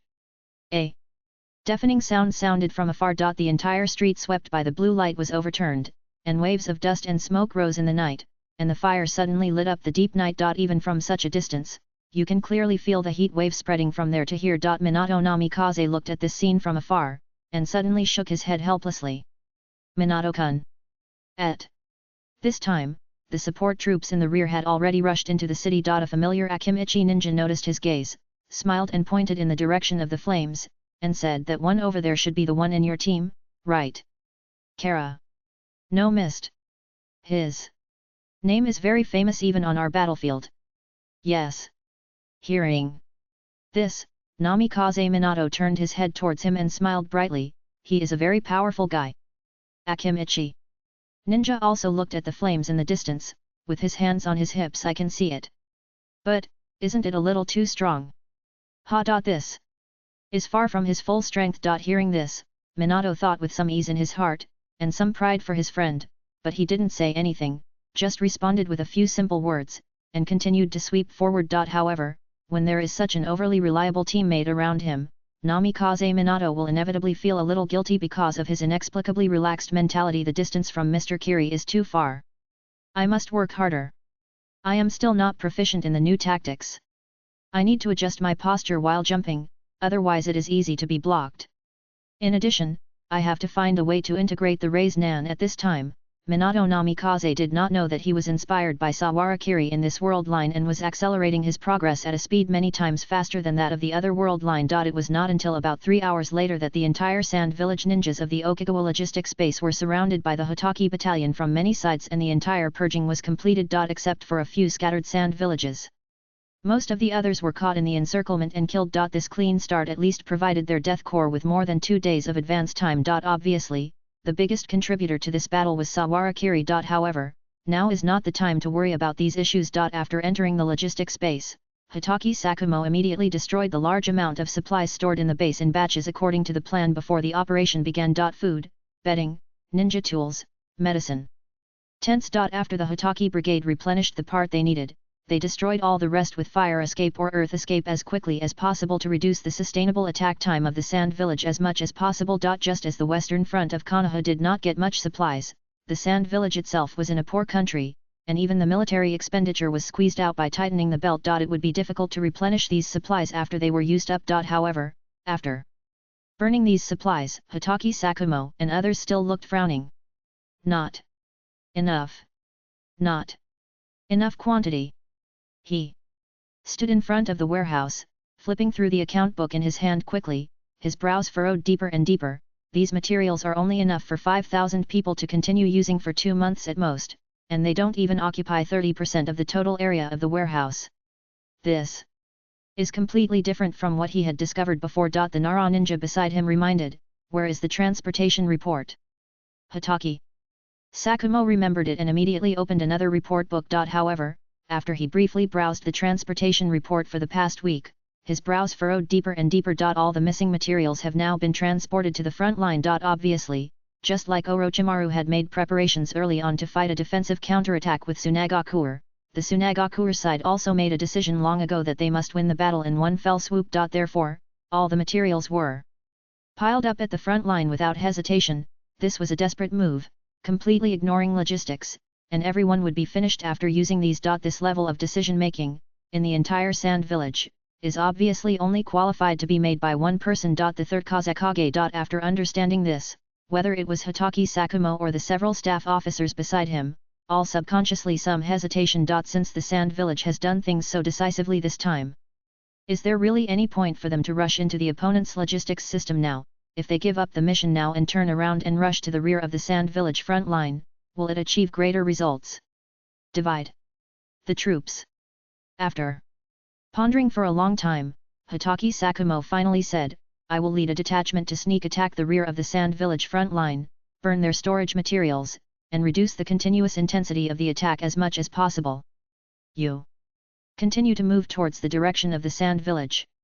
Hitoki Sakumo said seriously, next, I will record my records. Please wait, Lord Sakumo. Chapter 96. Returning home. Minato, 1W. Almost at the moment when he saw the faint white light on Hitoki Sakumo's head, Sawara Kiri knew that he had to stand up. Shallow heart knot. When Hitoki Sakumo looked at him in confusion, his thoughts at this time had already appeared on the panel. Sawara Book of Friends. Hitoki Sakumo's not shallow details, no matter what the cost, this mission must succeed, even if the cost is life. Sawara Kiri looked at the handwriting on the panel, was silent for a long time, and then said, Lord Sakumo, since the Sand Village has already transferred part of the supplies in advance, it must mean that they are now prepared for our current actions and the possibility of being attacked from the rear. Now, the total number of our troops is only more than 3,000. Even if half of them are sent out, it is difficult to play a restraining role against the Sand Village attacking army with a total of more than 20,000. In fact, the other party may have already used supplies as bait, waiting for our sneak attack troops to enter the ambush circle. What's more, even if we send troops to break into the Sand Village camp, how much of the Sand Village's supplies can we destroy in the end with only a few people in the encirclement? Hitoki Sakumo and several other staff officers were silent when they heard this, but they did not refute. How could these senior commanders not have any defense and speculation if even Sawara Kiri could think of it? Even this important logistics base located in Okinawa has only so few people. Isn't it intentional on the part of Tsunagakuer? They can all think of it. However, what they are facing now is a decision of either this or that. There is no choice at all. Because of this, Hitoki Sakumo, who chose to split his troops to attack the rear troops of Tsunagakuer, had to make the decision to fight for his life. Missed, you are still too young. Didn't you see through this? Hitoki Sakumo sighed in his heart and was about to explain the situation he was facing to the young man. Then, Sahara Kiri continued to say, instead of making such an unprofitable sacrifice under the guidance of Tsunagakuer, we might as well change a method. Everyone was stunned when they heard this. Change a method? They Nara Ninja beside him asked subconsciously. That's right. Sahara Kiri smiled slightly, turned his head to look at the blonde young man beside him who looked equally solemn, and stretched out a finger. Depend on him. Everyone looked in the direction he pointed. Minato, hey. Sahara Kiri smiled confidently, only the two of us are enough. Hearing this, everyone present seemed to have thought of something, and their eyes suddenly lit up. Only Uchiha Yayoi, who was also standing in the crowd, was stunned. He stared at the two of them for a while, then lowered his head silently, his slender palm tightly grasped the hilt of the knife at his waist, his fingers clenched white. No word was said. Under the night, Sawara Kiri and Namikaze Minato were flying through the forests and mountains of the river country at a very fast speed, and were heading straight back to the hilltop near Kikyo Castle. Until the moonlight gradually brightened, the two of them lay on a mountain with a good view, looking far away in the direction of the Sand Village position. This is almost here. Sawara Kiri looked into the distance with his 6 eyes, estimating in his heart. Namikaze Minato followed him, looking a little nervous. After hesitating for a moment, he subconsciously asked Mist. Is this method of fighting really okay? Sawara Kiri's expression was even firmer than his own, and he said with great confidence, believe me, Minato. As long as the two of us can make good use of this method of fighting, we will be the strongest in the ninja world, if not the most annoying. Minato smiled awkwardly, if it can help the war, I can barely accept it. It's just not handsome at all. Sawara. Kiri didn't care about his whispered muttering, and his heart was full of Hotaki Sakumo's little knot. The blue six eyes expanded the field of vision to the extreme, surrounding the entire sand camp and part of the Kikyo Castle defense circle, and carefully observed. There were tens of thousands of people, endless. At least 20,000 people gathered the above ninjas, and the military tents were scattered everywhere, in the sand village camp with many sentinels, defense circles, and barriers.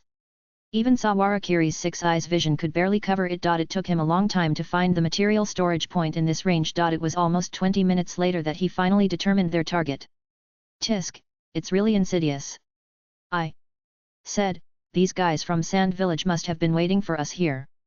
Sawara Kiri muttered softly. In his six eyes vision, near the material storage center in the north, even in this late night, there are always at least 2,000 Sand Village ninjas ambushing, and several nearby camps are always keeping observation posts. Once something happens nearby, there will surely be a group of countless big men rushing out of the broken house and beating up the attackers. What's more hateful is that most of the material storage points that seem to be surrounded by heavy siege are empty. On the contrary, there was a thick pile of detonation arrays buried at the bottom. Obviously, even if Hotaki Sakumo and his men finally rushed in after much hardship, they would probably be blown up by the detonation array inside. The real material storage point was placed in 11 seemingly inconspicuous military warehouses near the Kazekage's tent.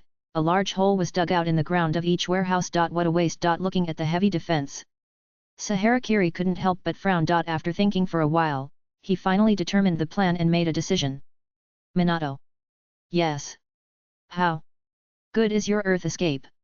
Ah. They. Lights were bright in the Kazekage's tent. Until this time, the third Kazekage was still busy. Material consumption, intelligence analysis, casualties, total reserves of medicines and ninja tools, and the estimated time of the next round of attack. Because there is no qualified military management team, most of these things have to be done by the third Kazekage himself. However, compared to his compatriots who are fighting bloody battles on the battlefield, the third Kazekage does not feel how hard his current job is. Until he saw a piece of intelligence, a sneer slowly appeared on his face. At this time, the detachment led by Hotaki Sakumo should have been caught in a dilemma, right? Give up the mission and come for a sneak attack, or continue to destroy the logistics system. I am afraid that there are only 3,000 to 5,000 troops that can be divided out of Kikyo Castle. If these few people are twisted together, they are still somewhat useful, but if they are separated, no matter which one they carry out, they will definitely fail. Hotaki Sakumo. What will you choose?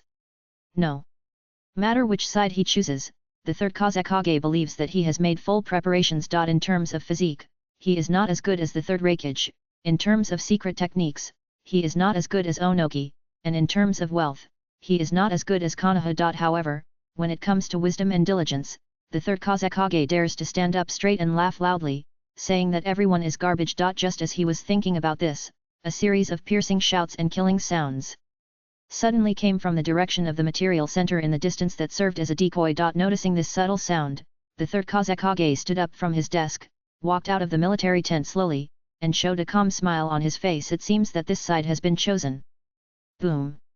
The blazing figure ignited the stream of light in the night, like a bright and shining arc, crisscrossing in the sand-hidden army formation, making bursts of explosive roars. After noticing the movement here, the sand-hidden ninjas who had been lying in ambush for a long time immediately gathered in the direction of the sound according to the original plan. The nearby sand village ninjas also noticed the movement here, and stood up from the military tents and looked towards the direction of the fire. The god of fire Kagura round dance. The blade of the blazing flames swept through the air and melted in the air, but the figure still rushed into the center of the dense sand village army, moving straight towards the supply point that was obviously protected by all of them at the center at an extremely fast speed. The target was extremely obvious. After seeing this iconic move, some of the sand village ninjas present immediately recognized the figure. The black sword. It's Sawara Kiri. That bastard Konoha ninja. The black sword of Kiri? That monster-like genius. Stop him. He wants to break into the supply point. A burst of shouts immediately rang out in the crowd. However, even after knowing the other party's name, none of the Sand Village ninjas present had the slightest intention of retreating. There are more than 20,000 Sand Village ninjas here. Even if it was 20,000 pigs, he would be exhausted if he had to chop them one by one. What's more, in order to prevent a sudden attack by more than 1,000 people, a complete military formation is always on guard. Almost at the moment when Sawara Kiri broke into the military formation, several ninjutsu joint battalions and sealing battalions in the back had already launched an offensive in his direction. Joint ninjutsu, great wind cutting technique. The military formation formed by dozens of people released ninjutsu in the same rhythm, and at the same time, spewed out a large number of fine wind blades. These countless wind blades mixed together and immediately formed a larger storm, which completely covered the hundreds of meters around Sawara Kiri. In an instant, the wet soil under his feet was blown away by this huge. The wind escape was lifted, and a lot of dust and gravel flew together. The whole ground seemed to be covered with countless cuts, and it was like an invisible wall pushing forward. Bang! Sawara Kiri stood firmly in place, and his body was like an invisible barrier separated from the outside world by the sound of wind and sand. The countless wind and sand suddenly stopped within an inch of him, and could not get any closer.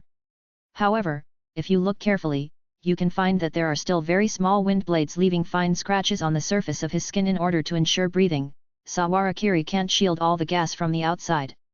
If there are too many of them suddenly, even he will accidentally miss a few. However, these fine marks only stayed on the skin for a moment, and then closed silently, leaving only a tiny blood mark. The powerful physique brought by the energy beast not only gives him the reproductive ability equivalent to that of an orc, but most importantly, it gives him the powerful recovery ability of an orc. This is the key to 10 times a night. Hey! Sawara Kiri raised his head and rushed out.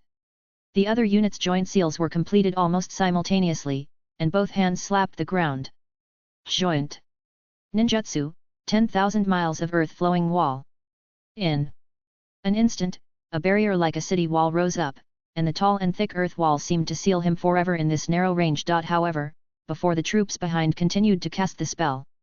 Boom! Boom! Boom!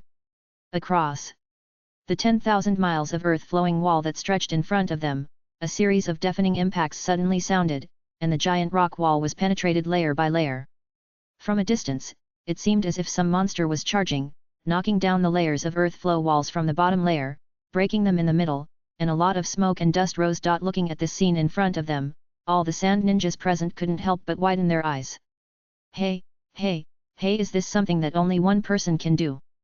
More than one person asked this question in their hearts. Until the end, the inconspicuous figure finally broke through all the stone walls and stood in front of these sand village ninjas. Suddenly, he stretched out a finger towards the sand village army formation in front of him. Reverse the technique. Hey! The sand village ninjas standing in the front were all stunned when they saw the slight red light. How could such a small ninjutsu before his brain could react? A deafening supersonic explosion sounded in his ears. Bang! Following that, the red light suddenly penetrated. The sand village army formation within a range of hundreds of meters was directly blown open by this blow. All those who blocked the slight red light were crushed into a pool of meat paste. However, even this moment of pause was captured by the sharp sand village ninjas, and the sealing team immediately took action. Inner sand sealing.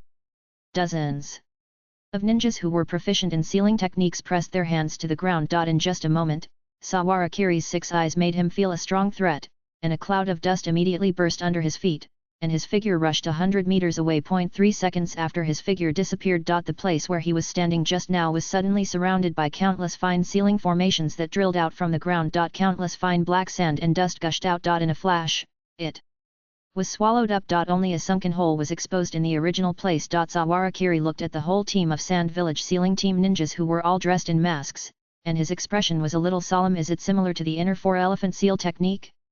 Compared to the sealing technique performed by Monzaemon that he encountered before, the joint sealing mastered by these sealing class ninjas is obviously more battlefield specific. Obviously, because there is no need to deeply study the stability of the sealed target, and even to pursue the lethality brought by this unstable seal. Similar inner sealing techniques are much simpler than formal sealing techniques. However, it is too slow for him. In addition, it is only suitable for battlefields that are preset in advance. Sawara Kiri's 6 eyes only scanned around this battlefield, and noticed the vertical sealing scrolls that were set up in advance and placed everywhere nearby, and almost realized that the move just now also needed to be prepared in advance to be completed quickly. At this time, more and more people noticed the movement here, but they had to leave the camp because they did not receive the commander's order. Sawarakiri observed for a while and felt that the time was almost up. So he turned his head suddenly and rushed into the material center that was used as a cover at the fastest speed. When they saw this scene, several high-ranking commanders of the Sand Village in the crowd suddenly showed surprise on their faces. Almost at the same time, the detonation troops who had been ambushing outside for a long time put their hands together at the same time. Explode!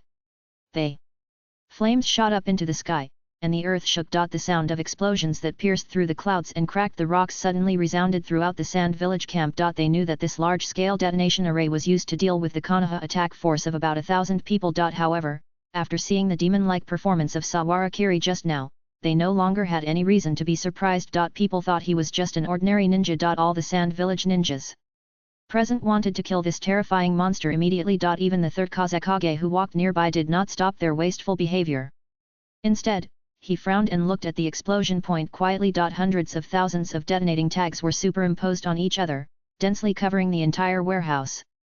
The impact caused by the simultaneous detonation turned the area of hundreds of meters into a white land in an instant. The original location of the material warehouse was deeply sunken, revealing the underground space hidden inside. The smell of gunpowder filled the nasal cavity, filling the large area like fog. None of the surrounding Sand Village ninjas spoke first. In the dim, only the wailing and swallowing of saliva could be heard. Hey!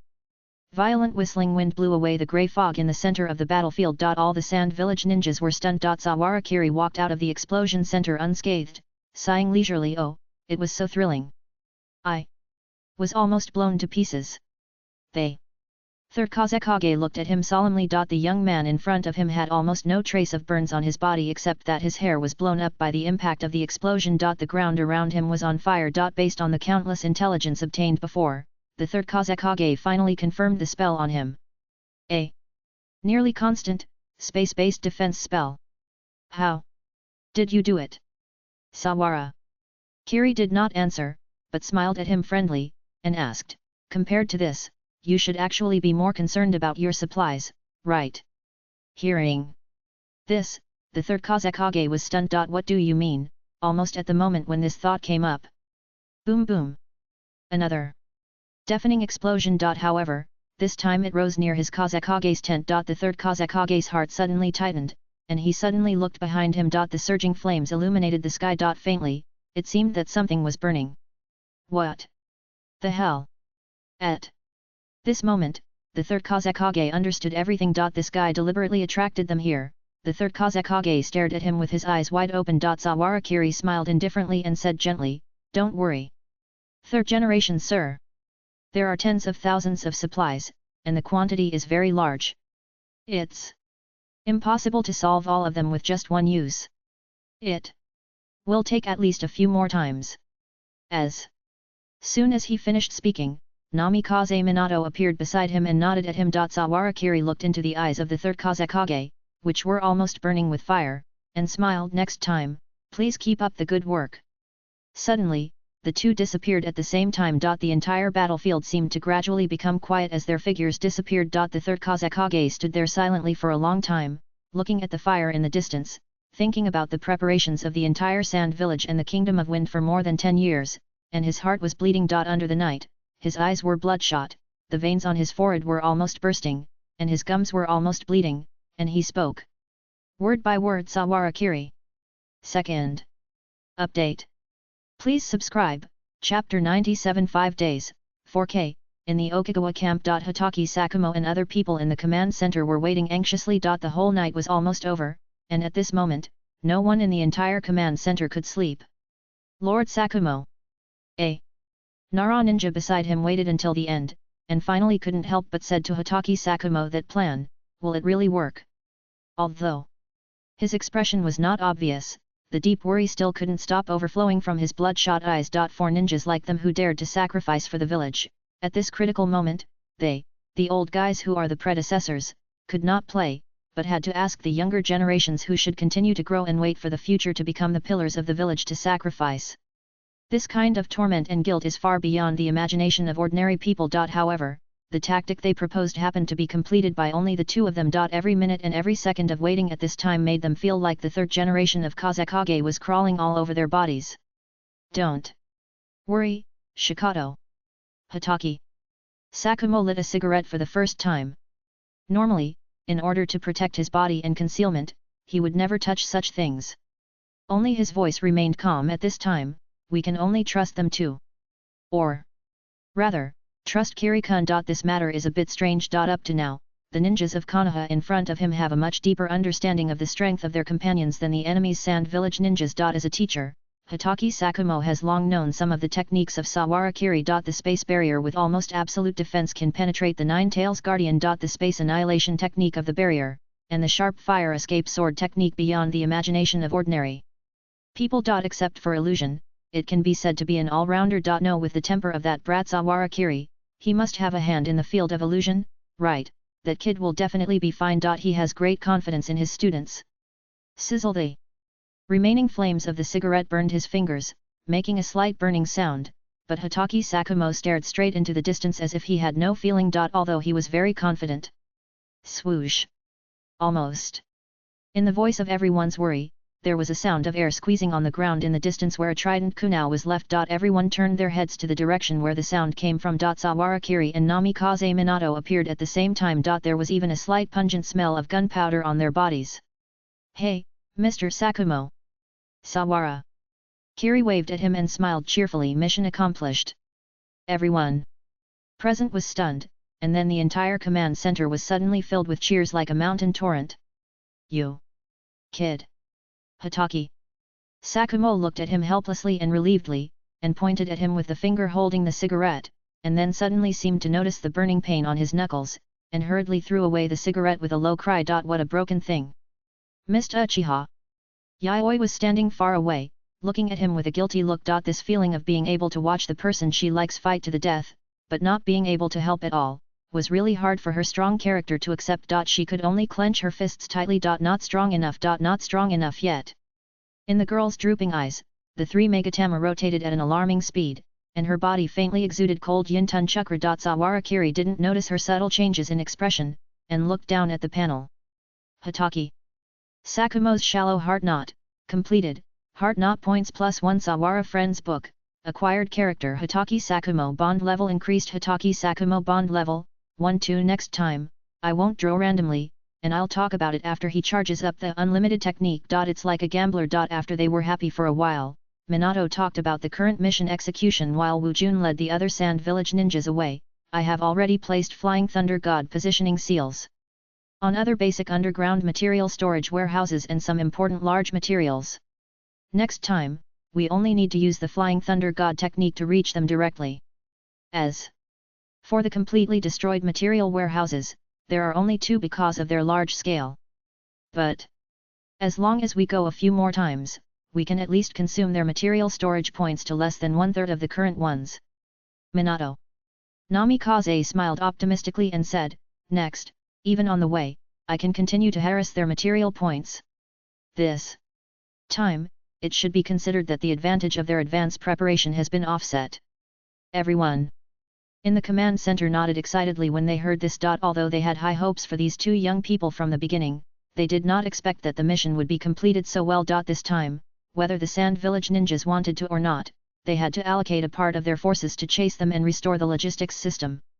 Although they were luring a large number of troops to their side, everyone looked very happy, as if they had no worries about their own lives. Sawara Kiri looked at this scene quietly, and he didn't know what he was thinking. He thought for a moment, and reminded, however, we must also be wary of the Sand Village attacking forces distributing supplies to the grassroots command units in advance. If it is divided too finely, with hundreds of small logistics points, even the 2 of us may find it difficult to deal with too many. At this distance, the number of people that Minato can transfer at one time is very limited after all. Hearing this, everyone finally restrained their emotions and nodded slightly. Hatake Sakumo glanced at him. Under such circumstances, he can still remain so calm. Is Kiri-kun really the best young man of this generation? However, they have already reached this point. If they still ask for too much, it would be a bit too harsh. Hatake Sakumo clapped his hands and comforted him. Now, through the efforts of Sawara Jonin and Namikaze Jonin, we have destroyed more than half of the total amount of Sand Village materials, and they will continue to be consumed. Now, we no longer need to worry about the pressure on the front line, we just need to move forward. His Expression was extremely firm. Tomorrow, we will attack the capital of the river country. Hearing this, everyone said in a serious tone yes. Next day, the capital of the river country fell and the daimyo was captured. After the capital was captured by a group of Konoha ninjas and another daimyo of the river country was re-established, the remaining few important towns that were still resisting with the support of the wind country were also quickly ordered to be settled. Whether they were really determined or assumed, the Konoha ninjas at this time had no time to judge, nor did they care much. After destroying the Tsunagakura logistics system and the remaining supplies, they rushed into the Kingdom of Wind without even stopping for a moment. However, after entering the Kingdom of Wind, the large army that had originally gathered in one place was dispersed due to the wind. The two quickly separated according to the material transportation routes of various parts of the wind country, and agreed to meet at the Moro Mountains near the Sand Village. After destroying the entire logistics system of the wind country, they launched a general attack on the Sand Village. As for how many of the more than 3,000 people would be left at that time, it was not a problem they cared about. It was not an empty talk to give everything for Konoha. As early as when they set out, they had already regarded their lives as consumables. They will fight until the moment when their bodies burn out. Saharakiri is also among this group of people. However, his work is a little more than others. The fourth day, night. The front line of Kikyo Castle. The Sand Village ninjas had just experienced a whole day of bloody meat grinder battles. After surviving from the pile of dead bodies with difficulty, they returned to the tents. They lay in the tents in the middle of the night just wanting to wake up from the nightmare of the day and have a good sleep. Then, a sudden explosion of boom was heard somewhere in the camp. The fire rose from somewhere unknown. The third Hokage jumped up from the bed with a bang, his eyes bloodshot as he flew towards the direction of the sound, with black iron sand surging under his feet. Other sand ninjas who were farther away just opened their eyes and glanced at it, then rolled back to the ground and continued to sleep. I've really gotten used to it these past few days. Again and again, again and again. Endless attacks on the camp every day and night. Sahara. Kiri. You deserve to die. They. Third Hokage summoned iron sand with a bang, and pounced on the logistics point where the fire was dazzling. Looking at the dozens of guarding ninjas who had died around him, his teeth were almost broken. However, at this time, Saharakiri and the blonde hedgehog-headed man waved to him with a relaxed look from a distance, and disappeared with an arrogant smile. A flush of warmth appeared on his pale face. The third Hokage swung his hand forward, and fine iron sand fell down, engulfing the direction they were in. However, when the iron sand rose again, there was no trace left. They ran away again. The third Hokage felt as if a string in his head had broken, and he roared madly and hit that place a few times, causing the iron sand to surge. The surrounding sand ninjas were also helpless when they saw this scene. Since that day, when these two Konoha ninjas sneaked into the sand ninja camp, their nightmare began. Mingtian had experienced such a difficult battle under Kikyo Castle, and finally wanted to sleep quietly in the middle of the night. But these two guys suddenly appeared from nowhere and bombarded their colleagues who were guarding the logistics point. And they didn't hesitate at all, and didn't care whether the supplies were destroyed or not. They turned around and ran away immediately, never giving others a chance to surround them. In the past 3 or 4 days, they have come several times every day. If it weren't for the foresight of the third Hokage who distributed all the supplies to each team in advance, they might not even have food to eat now. But even so, the harassment over the past few days has made all of them very annoyed. After all, they were sleeping in the middle of the night and were suddenly killed by the bomb. Who can bear this? Even recently, the morale of the army has gradually become unstable. The power of the tactics of returning home can be seen. We can't go on like this. They. Third Hokage stared at the burning logistics point with red eyes, his expression becoming more and more ferocious. Deploy the largest range of space blockade barriers and chakra sealing barriers. Call the members of the physical skills commando team to wait around. His voice became more and more hoarse, but his eyes became brighter and brighter. No matter what kind of ninjutsu it is still based on chakra.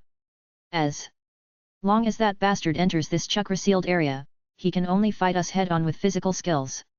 No matter how many lives are piled up, we must kill that guy. But, Lord Sande, one of the Tsunagakura commanders, hesitated and said, we don't have many barrier materials. Those are needed to prepare for the attack on the defense line of Kikyo Castle later. Never mind those. They.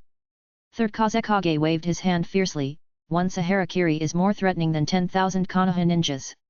In addition, just in case Dozo here, send someone to secretly send Banfuku back to the village. Hey, Lord Sande. Everyone present was stunned when they heard this. The Jinkriki is their last trump card to break through Kikyo Castle, the third Kazekage said in an extremely cold tone. For now, if we want to kill Sawarakiri, I'm afraid this is the only way. No matter how long they run rampant in the land of wind, the final goal is the village. He stared at the blazing fire in front of him, and said firmly, today, we must not let another ninja god appear in Konoha. That will be a disaster for Sand Village. Sand Village Ninja was startled when he heard this, and looked at the third generation, whose hair had turned several white in just a few days, and nodded deeply. Yes. It must be said that the third Kazekage is the best choice in terms of character, wisdom, and foresight. However, after making this decision, the entire Sand Village camp waited for 2 whole days, but did not wait for the figures of Sawarakiri and Namikaze Minato. Even in order to prepare for this round of offensive, they even slowed down the impact on the defense line of Kikyo Castle. Even Orochimaru in the city walked up to the city wall in some confusion, looking at the Sand Village camp on the opposite side, which was ready but never sent out a soldier, and was a little confused about what was going on. Could it be that they are going back to defend? Orochimaru frowned and muttered to himself. If that was the case, his next plan would be a little difficult to implement. Is the action of Hitaki Sakumo so smooth? Just as he was thinking this, a member of the Aberame clan beside him approached quickly and spoke in a low voice in his ear. Lord Orochimaru, the preparations and the selections have been completed. Orochimaru's expression remained calm, and he nodded slightly at him. Wait a minute. When the Sand Village resumes its offensive, we will proceed as planned. Yes. On the 5th day, in the territory of the Wind Country. Puff. The blade pierced into the neck of a Sand Village ninja, and then pulled out again, bringing out a bright blood flower. Uchiha Yayoi wiped the blade on the opponent's vest and turned his head to look. The dozen or so Sand Village ninjas in this transfer station in the central part of the Wind Country have been killed, and some of the supplies stored in the warehouse are burning. Sawarakiri was looking at the supply list, and Namikaze Minato suddenly approached him and said something. Sawarakiri was startled when he heard this, and smiled casually. If you can sense the abnormal barrier chakra, why go there? No. Have you forgotten how the second generation died? He is not the invincible Senju Hashirama, how could he foolishly fall into someone else's trap? Minato Namikaze looked a little hesitant. Is it okay? This is a great opportunity.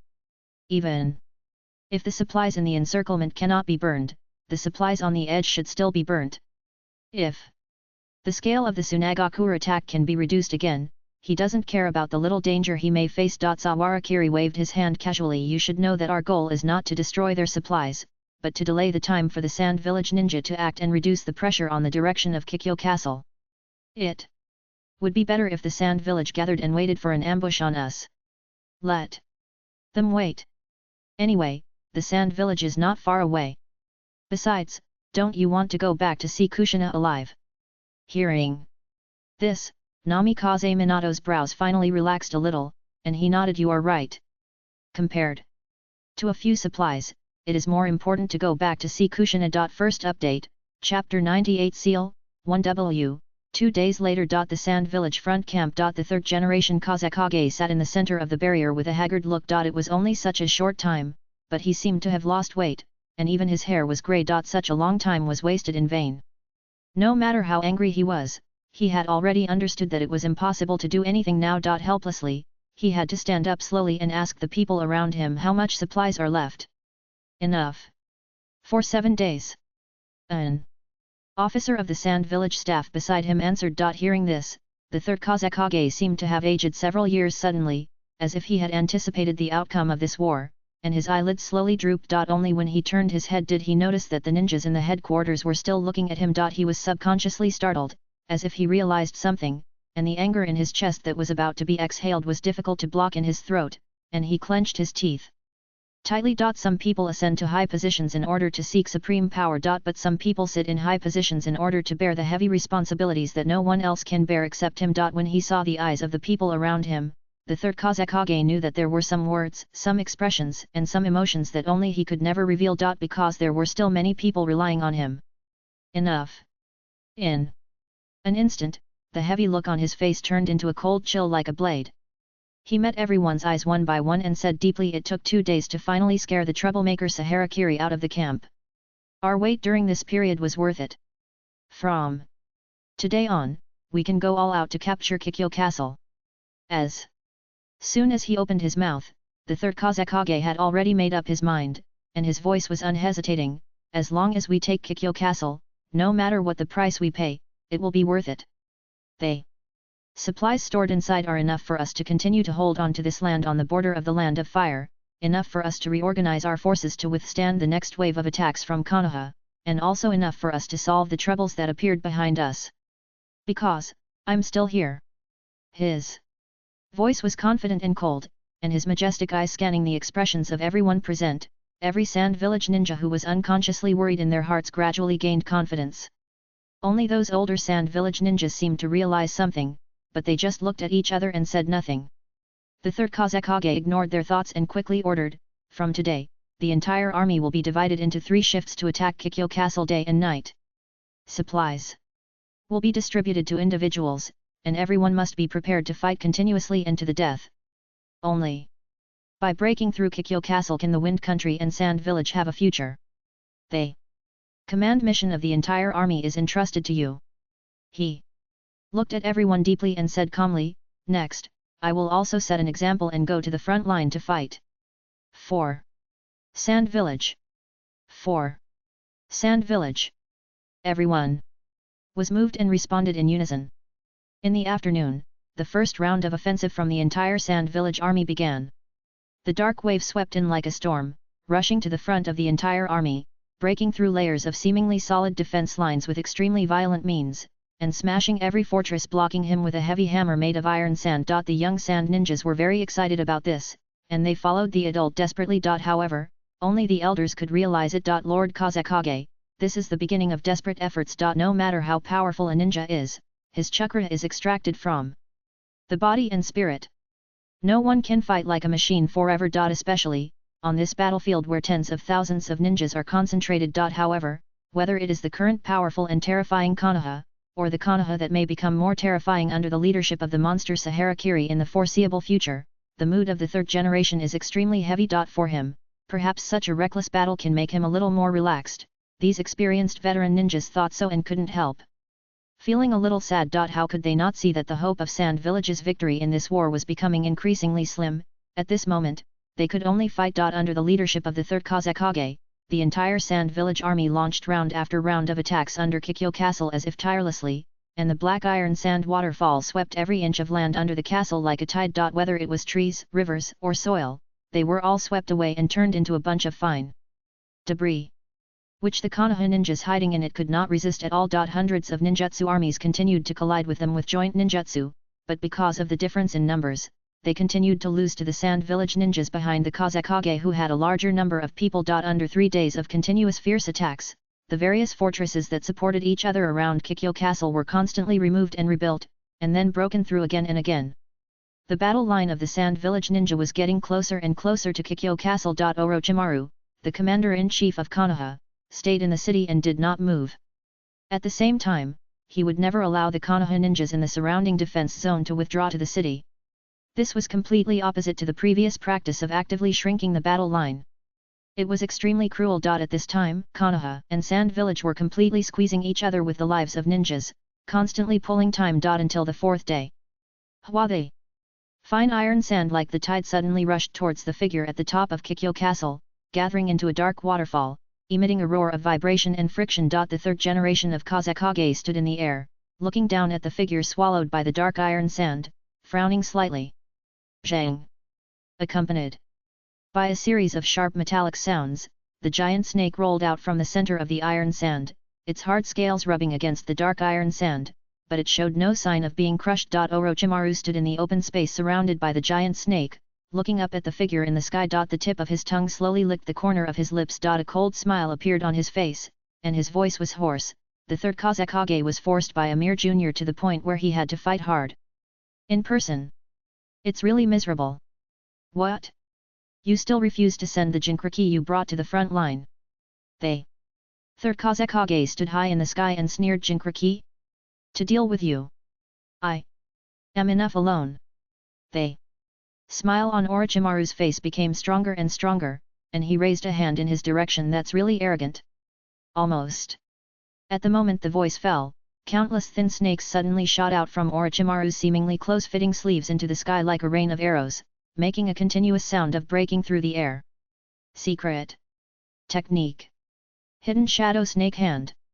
The figure of the third Hokage was flying in the sky like a swimming fish, and the wings behind him were flapping continuously, making him fly faster and faster in the sky. At the same time, he stretched out his hand above the city wall and formed the way seal.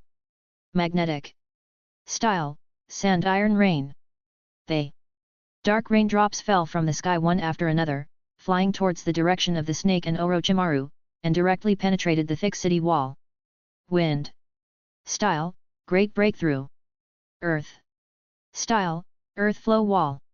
The ninjutsu joint forces behind Orochimaru responded immediately, and various ninjutsu were continuously released into the sky, but they could not keep up with the figure of the third Hokage at all. It blew the iron rain in the air into a mess, and barely blocked part of it. However, the third Hokage did not relax his vigilance at all. As those veteran jonin and commanders saw, he had no choice but to take the extreme strategy of personally going into battle. Although there are many sand ninjas now, they are rootless and have no support at all. The regathering of logistics systems and supplies is enough for Konoha and the Land of Fire to push the battle line back to the pre-war position. If the defense line of Kikyo Castle cannot be broken at the fastest speed this time, the Sand Ninja will inevitably face a major failure without any gains. Therefore, no matter what method he takes, he must break through the wall in front of him. Just as he was thinking this. Before the third Hokage continued to increase the flight altitude, a cold metallic color suddenly lit up between the earth walls. Kusa Sword, Sky Tachi. The sudden flash of metallic luster passed through the air. The Kusanagi sword that usually hung on Orochimaru's waist and seemed to be normal was extended to hundreds of meters in an instant, and the blade pointed directly at the chest and abdomen of the third Hokage. In just a moment, the third Hokage's eyes flashed. With a sound of puff, his body was completely pierced by the Kusanagi sword. Third generation. Sir. The sand ninjas below were all startled and couldn't help shouting. However, the figure hovering in the air suddenly turned into waves of black sand iron, tightly wrapped around the surface of the Kusanagi sword like a rope. At the same time, it continued to extend towards the direction of Orochimaru's head, turned into a big hand, and suddenly opened. Magnetic. Escape Iron Binding Coffin. Orochimaru's golden snake eyes seemed to stagnate, and the whole body surrounded by the giant snake figure was suddenly wrapped in the center by the fine iron sand and was instantly controlled. However, he did not stop struggling. Countless snake streams continuously flowed out of his body. With his incredibly tough body, he drilled tiny gaps in the equally hard iron sand. Orochimaru's body quickly softened, and he suddenly jumped out of the gap, and then his hands suddenly formed seals. Wind. Style, High Sky Cannon. Continuous air bullets shot at the iron sand figure wrapped around the Kusanagi sword in the air at an extremely fast speed, but they were blown into scattered iron flowers in the roaring sound. Above the sky, the figure of the third Hokage gradually dispersed, and finally showed a provocative smile in the direction of Orochimaru. Iron Sand Clone. Orochimaru seemed to finally realize something at this time and spoke in surprise. Suddenly, the clone of the third Hokage completely dissipated. However, he did not notice it. As his clones dispersed, Orochimaru, who was standing on the top of the city, slowly restrained his surprised expression and coldly ordered his subordinates beside him, "Let's start." On the other side, the real body of the third Hokage appeared under Kikyo Castle, clasping his hands together to activate his chakra with all his strength. The ground behind him burst out with a huge amount of sand iron that was more terrifying than ever before, and it kept rushing towards the city wall and barrier in front, making a heavy muffled sound like a tsunami hitting a dam. Boom boom boom. The sand iron waterfall rushed forward, making 1, 2, and 3 booms. Until the end, there was a click. When all the Konoha ninjas on the walls of Kikyo Castle heard this sound, they couldn't help but show a little horror on their faces. But Orochimaru, who was their backbone, was completely covered in the center by the black sand iron at this moment, and seemed to have died. In this indescribable despair, the wall and the surface of the barrier of Kikyo Castle finally revealed cracks that were as fine as spider webs and spread in all directions. Boom! Until the last moment, when the third Hokage was almost exhausted. That section of the wall collapsed. The countless sand ninjas behind him all made sharp screams like beasts, all with bloodshot eyes, and kept swarming towards the gap. The ninjas of Konoha also fought desperately towards the gap. However, they were outnumbered, and the number of Konoha ninjas guarding the wall today seemed to be a little less than usual. After less than a quarter of an hour of fighting, the blood-stained section of the wall was completely captured by the sand ninjas. Thousands of sand village ninjas rushed in the direction of the gap and fought desperately with the Konoha ninjas guarding the outer city of Kikyo Castle. All of them were bloodshot. Looking at this scene, the third Kazekage unconsciously showed a gratified smile on his face. However, when he felt the sand iron in his hands, his heart couldn't help but bulge. It seemed that there was a bad premonition. Wait. Something is wrong. If it were on a normal day, he would definitely have noticed the problem with the current situation a long time ago. However, with the continuous provocations of Sawarakiri and the constant attacks on logistics, the army's supplies were about to be cut off, and the continuous after-fighting bloody battles on the front line for many days, Orochimaru was captured due to his carelessness, and other factors. The reaction of the third Kazekage was much slower than usual. When he suddenly realized that the city was too quiet, the order for the whole army to attack had been issued for a while. Puff. The figure bound in the center of the iron sand was crushed into a rotten and slimy skin bag under the huge pressure. At that moment, the third Kazekage felt that his heartbeat slowed down by a beat. In the distance, Orochimaru stood on the roof of the city lord's mansion at the highest point of the entire Kikyo city, looking at the sand village ninjas pouring into the outer city like water from the gap in the city wall, and his hands were sealed. At the same time, hundreds of Konoha ninjas who had been prepared for a long time also stood on the city wall, facing the direction of the outer city, and their hands were sealed. The only hundreds of Konoha ninjas left in the outer city were defeated by thousands of Sand Village ninjas, but they still held their positions. The Sand Village ninjas looked at these wounded soldiers whose wounds had not yet healed, and their expressions became more and more ferocious, and they fought more and more bravely. Konoha's resistance was already at the end of its strength. It was clearly the last moment, and only these vulnerable old and weak people were left guarding the outer perimeter of the city. The joy of the upcoming victory made them more arrogant and even unscrupulous. Just at this moment, the outer city area of the entire Kikyo city seemed to be suddenly quiet for a moment. The Sand Village ninjas who fought bravely were startled and subconsciously raised their heads to the distance. Then, they saw a series of black pillars rising from the outer city wall to the sky, slowly covering the entire area. The extremely complex formation under their feet continued to spread along the ground to the center. Thousands of Sand Village ninjas were wrapped in this range, and the Konoha ninjas, as victims, showed a cruel smile to these bastards. The third Kazekage stood there, staring at the scene in a daze. His expression was sad, fearful, and furious until it was almost twisted. Orochimaru. Orochimaru, whose name was called out, had already completed the seal. With him, there were also hundreds of ninjas who had prepared in advance. Inside. 4 symbol sealing formation. As early as the first day of this war, Konoha had spent a lot of manpower and material resources to draw this giant formation that covered most of the outer city. At the same time, the selection of sacrifices also began. The entire plan took several months before it was finally completed. Almost at the moment when this technique was completed, all the ninjas who knew in advance that they had become sacrifices stood there. Their bodies collapsed like a collapse and turned into black meat mud, melting their flesh and blood into the long-prepared formation under their feet, turning the resentment of death into darkness, swallowing up all the matter wrapped in it. In an instant, the entire outer city was sealed by a pitch-black hemispherical seal. Swish when everything was settled, the seal faded away. Everything wrapped in it turned into nothing. Disappeared. Only a hole like an abyss remained. The third Kazekage stood in the distance, watching this scene, but could do nothing to stop it. Finally, he fell to the ground with weak legs. Orochimaru, who was in the city lord's mansion, slowly stretched out an arm from his body that had melted into a ball of skin, and with great effort and difficulty, pulled out his new body, which was covered with mucus. Hoo! Orochimaru gasped with difficulty. Even for a ninja like him with an absurdly strong vitality, the move just now was a forbidden move among forbidden moves. However, in order to withstand the attack of Tsunagakuer, he had no choice but to do whatever it took. After watching the dark curtain fall, all the sand ninjas who were about to attack Kikyo Castle stopped at the same time. It was because of fear and because they didn't know if there would be a second super large seal later. Orochimaru did not hesitate at all. With the help of the oil girl ninja beside him, he stood up from the spot with difficulty and ordered coldly, take back the outer wall and continue to prepare for defense. Yes.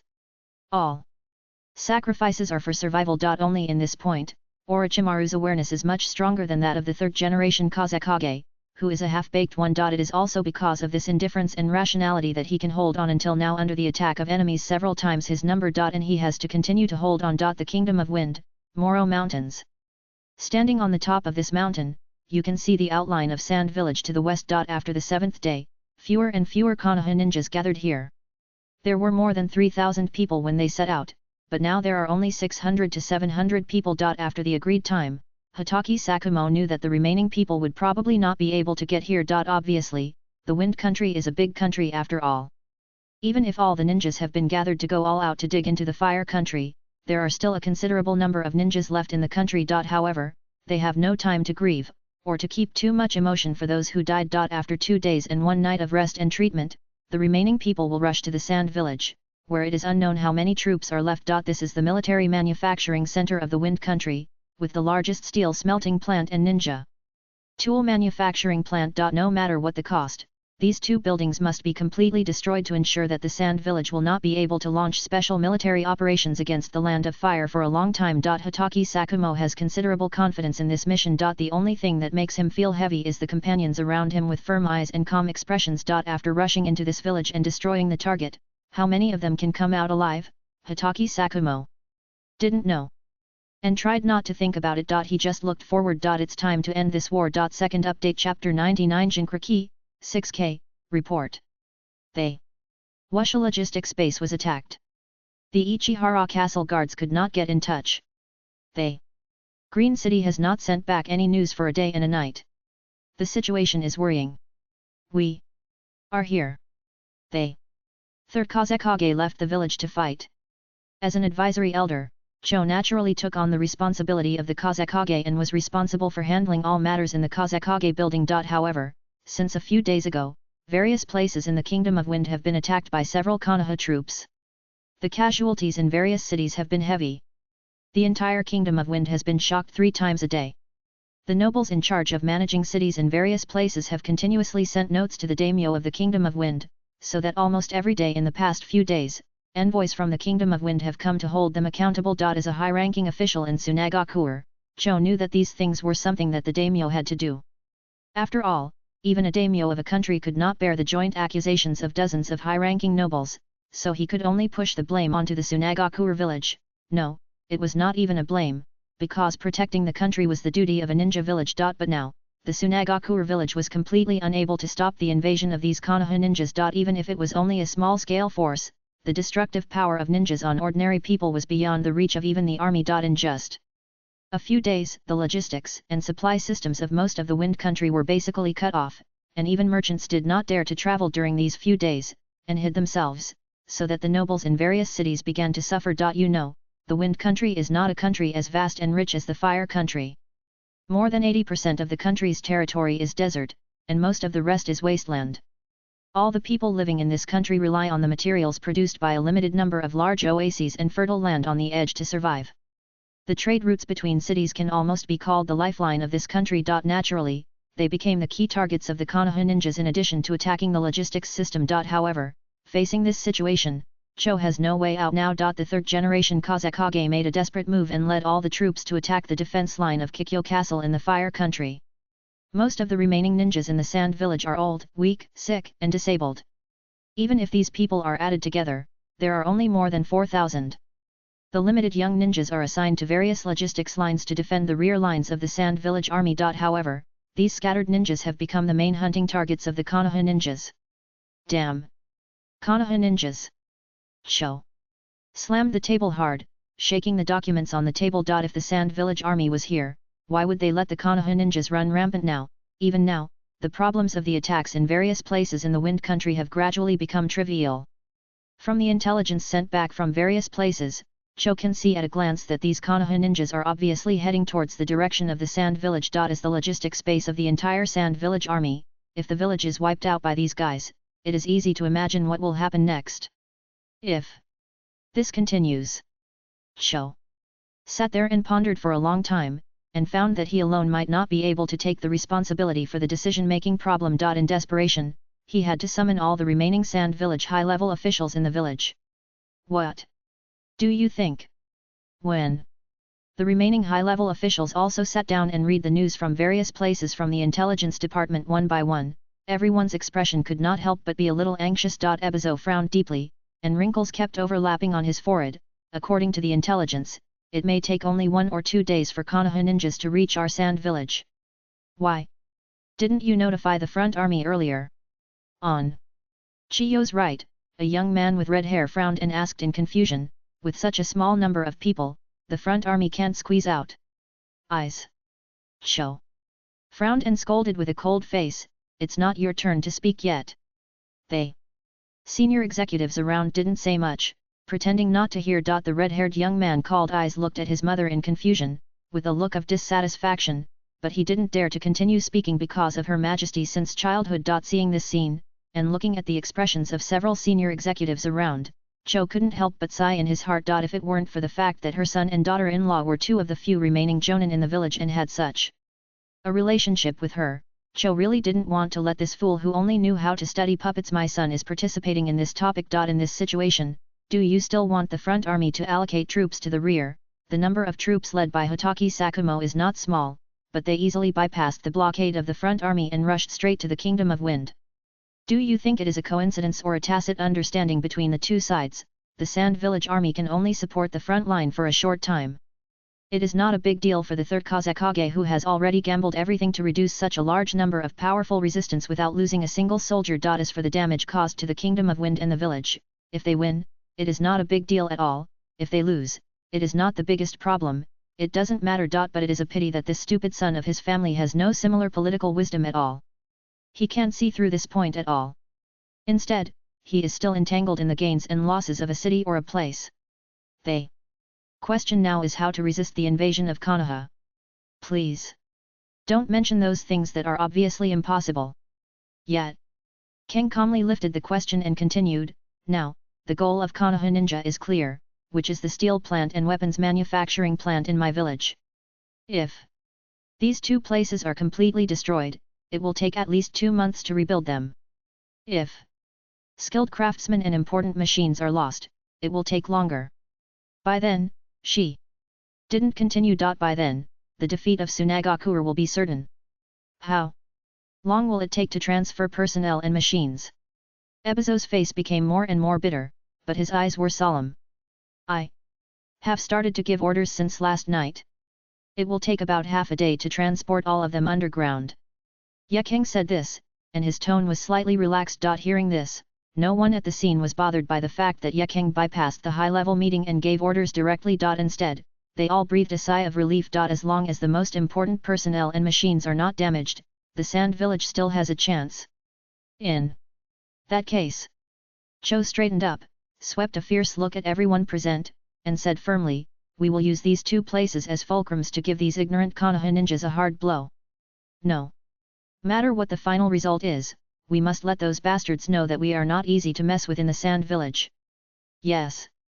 Everyone nodded in unison. However, their expressions were still worried. Although Advisor Cho did not mention it deliberately, all the Sand Village leaders present knew the number of remaining ninjas in the village. Relying on these 4,000 old, weak, sick, and disabled people, how far can they achieve even if they fight for their lives? However, they still have to fight for their lives. As night fell, the desert of the Wind Country cooled rapidly. The ninjas who disliked the dry and hot sand in the daytime immediately felt the cold invade their bodies. However, none of the Konoha ninjas lying in ambush outside the Sand Village spoke, and all waited quietly. After issuing the remaining tasks, Hokage Sakumo automatically resigned from the position of Commander-in-Chief and became the captain of this 200-man assault team, rushing to the front in the upcoming battle. At this time, he and his companions were lying quietly on the sand waiting. Until a certain moment, a red light like a flame suddenly lit up in the distant sky, rapidly passing through the sky. Bang! The sound was like a broken string. The entire giant barrier that originally surrounded the Sand Village suddenly made an unbearable terrifying sound under this blow, suddenly awakening all the ninjas in the entire Sand Village. Almost at the same moment when this sound sounded, the Konoha ninjas who were originally ambushed in various places immediately began to charge towards the target as planned. Kill! Hokage Sakumo pulled out the white fang from his waist, rushed to the front of the team with his sword, and rushed to the wall of Sand Village with the speed of the wind. The Sand Village ninjas who were suddenly attacked were obviously slow for a moment in the shouts of killing under the wall, but they met the first round of surprise attack from Konoha under the scolding of the old ninjas. The Sand Village ninjas who had not undergone joint training only knew to fight on their own at this time. If it were not a big problem on weekdays, but what they had to face at this time was the blade that was polished to the brightest and sharpest by countless hardships in various parts of the Wind Country, and it belonged to Konoha. Almost in an instant, Hotaki Sakumo's figure plunged into the crowd lined up on the wall. Wind style, White Fang. The wind style chakra that had been honed for decades was fully blessed on this seemingly ordinary short sword with its most simple and unpretentious posture. While extending the attack range of the short sword, it also gave it the sharpest blade in the world. Looking at it from the night, the extremely pure wind chakra was like a thin layer of glass stuck on the surface of the blade. The flow traces of ordinary wind chakra could not be seen at all, and the whole blade was translucent. However, no matter who was in front of him, it was difficult for him to be a match. The moment the chakra short sword named White Fang passed by, whether it was a steel kunai, a special weapon, or a body that had been trained countless times, all materials that dared to stand in front of him would be easily destroyed. Cut it off with one blow. The shrill sound of breaking wind tore through the night, and amid the tragic wails of countless people, it penetrated through the crowd from the front to the end at a speed that was too fast for ordinary people to react. Leaving behind it a bloody road paved with countless limbs and lives. In the eyes of other Sand Village ninjas, the short silver-grey hair and cold face were as terrifying as an evil ghost crawling out of the abyss. However, the subordinates following him regarded him as a hero unmatched in the world. After Hotaki Sakumo broke a path almost by himself, the Konoha ninjas behind him basically did not spend any effort, and easily rushed into the Sand Village army formation, which was not tight to begin with, and kept performing ninjutsu, swinging their blades, killing those Sand Village ninjas who behaved like sheep in fear and were submissive and weak. The speed of the advance was astonishingly fast. At the same time, Hotaki Sakumo did not lose his mind because of the killing. On the contrary, every knife he swung was calm and rational to an incredible degree. While constantly shuttling among the Sand Village ninjas, he was also quickly searching for the preset target of this mission. Steel plant. According to the intelligence they received, the steel plant in the Sand Village is a semi-buried structure, so it is not obvious from the outside. However, as one of the most important buildings in the entire Sand Village, there must be a lot of ninjas responsible for guarding it. Therefore, Hotaki Sakumo had found several sensory ninjas to follow him before launching the raid. Lord Sakumo, a ninja dog, followed closely beside the Inyazuka clan ninja. There was a little blood on his sharp claws, but his voice was very urgent and excited. Daguwan said that there is a smell of a large number of ninjas gathering in the southeast direction. The smell is very obvious, and there is also the smell of iron and the smell of burnt chimneys. It is roughly the same direction as the steel plant we observed on the mountain. Go over. Hotaki Sakumo gave the order without any hesitation. Yes. They ninjas following behind them immediately responded. However, before they rushed into the steel plant, they saw several figures stepping on the roof and quickly landing in front of them, blocking the door tightly, and speaking sharply. Konoha White Fang. You dare to be so presumptuous in the Sand Village, so you will pay with your lives. Hey! Hotaki Sakumo looked at this gloomy and short middle-aged man with a solemn look. Sand Village advisor, Ebizo.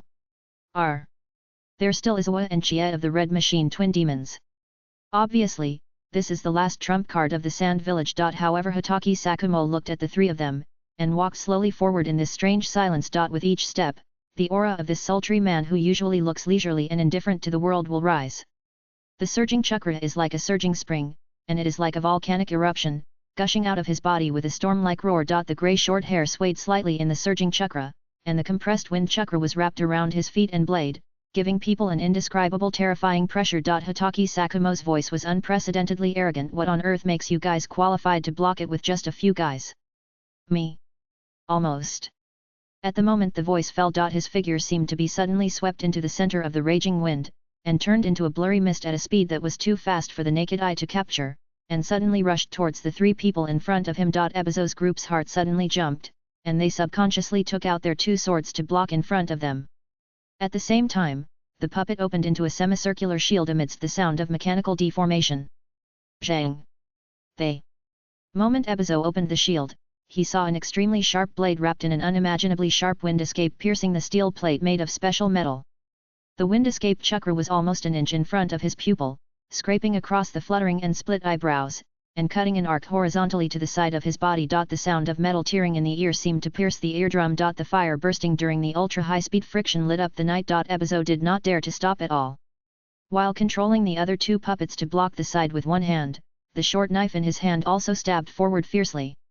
Swordsmanship. Hotake Sakumo's voice seemed to carry a hint of sarcasm. He moved his body to the side, avoiding the tip of the knife, and swung the white-fanged short knife in his hand upwards, easily cutting it in half. The next moment, two puppets fell from the air, but they gathered in his direction with huge flywheels. Zhang! Zhang! Two consecutive knives tore the solid flywheel puppet apart easily. Hotake Sakumo turned his head sharply and glanced at the red-haired young man behind him. Yai's heart was chilled, and he subconsciously formed seals with his hands. Secret technique, puppet substitute. Almost at the moment when the seal was just completed, the cold knife light suddenly penetrated the night, and drew an arc like a meteor in the air. Ka! As a special substitute of the puppet, it was chopped into several pieces in an instant. It's just before Izawa could adjust his posture, Hotake Sakumo had already rushed to him at a faster speed and suddenly slashed with a knife. Swoosh! Before the blade of White Fang fell on him, another puppet had already blocked in front of him. But before Izawa could start to feel lucky, Hotake Sakumo had already stepped forward and slashed out with his thigh, kicking him in the abdomen. Izawa was kicked and turned over more than 10 times in the air, but his wife Chiwai had already filled his position, controlling the other two puppets to block in front of him, with an extremely serious expression. Scorpion, still waiting for them to go home. Ebizo and the two ghosts of Akaka surrounded Hotake Sakumo in a triangle. The Sand Village ninjas led by them, relying on several times the number, collided with the Konoha ninjas. However, probably because most of them were old, weak, sick, and disabled, these Sand Village ninjas could not hold out for long under the impact of the elite Konoha ninja troops, and were penetrated through the entire defense line. Go! Destroy the equipment in the steel plant first. Seeing that Hotake Sakumo was concentrating on fighting, another deputy commander immediately shouted out the mission objectives. The Konoha ninjas did not stop and immediately filed into the direction of the steel plant area. Hey! Suddenly, a sneer slowly appeared on Ebizo's old face. Hotake Sakumo noticed this scene, and a strange feeling suddenly rose in his heart. He immediately turned his head and looked in the direction of the rear troops. It's bad. Boom! At the other end, Saharakiri and his group, who were flying towards the direction of the arsenal, were relying on his six eyes vision to pass over the roof at the fastest speed, avoiding the Sand Village troops that were constantly chasing from all around. A deafening explosion suddenly came from afar. The sky-high flames lit up the night, and the ground beneath his feet seemed to be shaking faintly, with aftershocks. What's going on? Minato. Namikaze turned his head sharply in the direction of the explosion. With their current material reserves, they simply did not have the resources to cause such a large-scale explosion. If that was the case, is it an ambush by the Sand Village?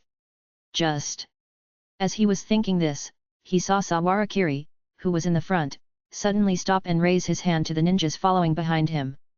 Stop!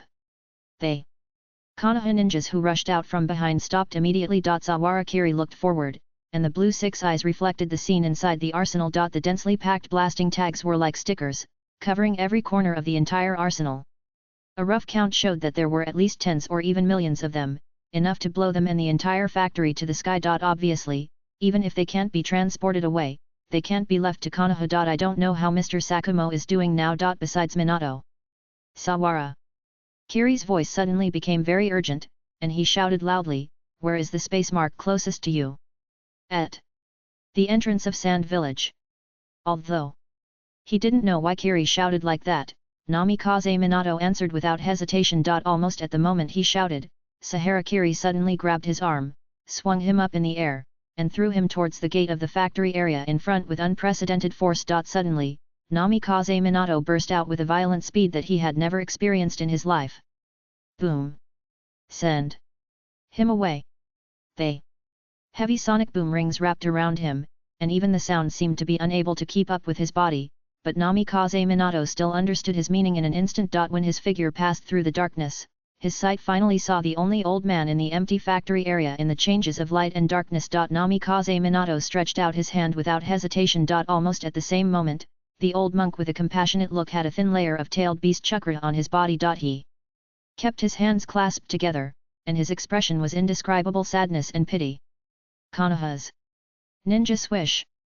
They stronger the transmission volume and chakra interference, the greater the total amount of chakra consumed by the Flying Thunder God technique. This attack of the Flying Thunder God technique completely exhausted Namikaze Minato's full strength. But even so, it could only barely send him a few kilometers away, and this was already quite remarkable. Boom!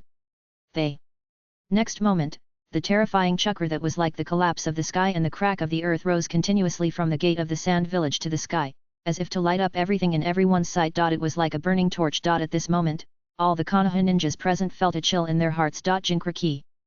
Hey, first update chapter 100. This punch, thousands of lives, 1W. At the same moment when this huge amount of chakra rushed into the sky, any ninja in the entire sand village who had a little perception turned their heads to look in the direction of the tailed beast's chakra burst. Plop! Aiza's head fell to the ground with reluctance. His wife was simply cut into 2 pieces, Ebizo knelt on the ground dying, and several scattered puppets fell beside him. At this moment, Hatake Sakumo's eyes were bloodshot, and there were several more scars on his body. The steel plant in front of him had been destroyed by the violent explosion. The Konoha ninjas and some sand village ninjas who had just rushed in all died in the earth-shattering explosion, and disappeared completely. However, Hatake Sakumo could no longer care about these things, and turned his head towards the direction of the sand village gate he had just passed. His brows were tightly knitted. Jinkriki. Didn't the Anbu send a message saying that Shikaku, the one-tailed beast, had been taken to the front line by the 3rd Kazekage? Why is he in the sand village? Hatake Sakumo couldn't help but have a bad feeling in his heart. If put in the eyes of many Naruto fans in the previous life, the mere Jinkriki and the tailed beasts were not powerful weapons at all.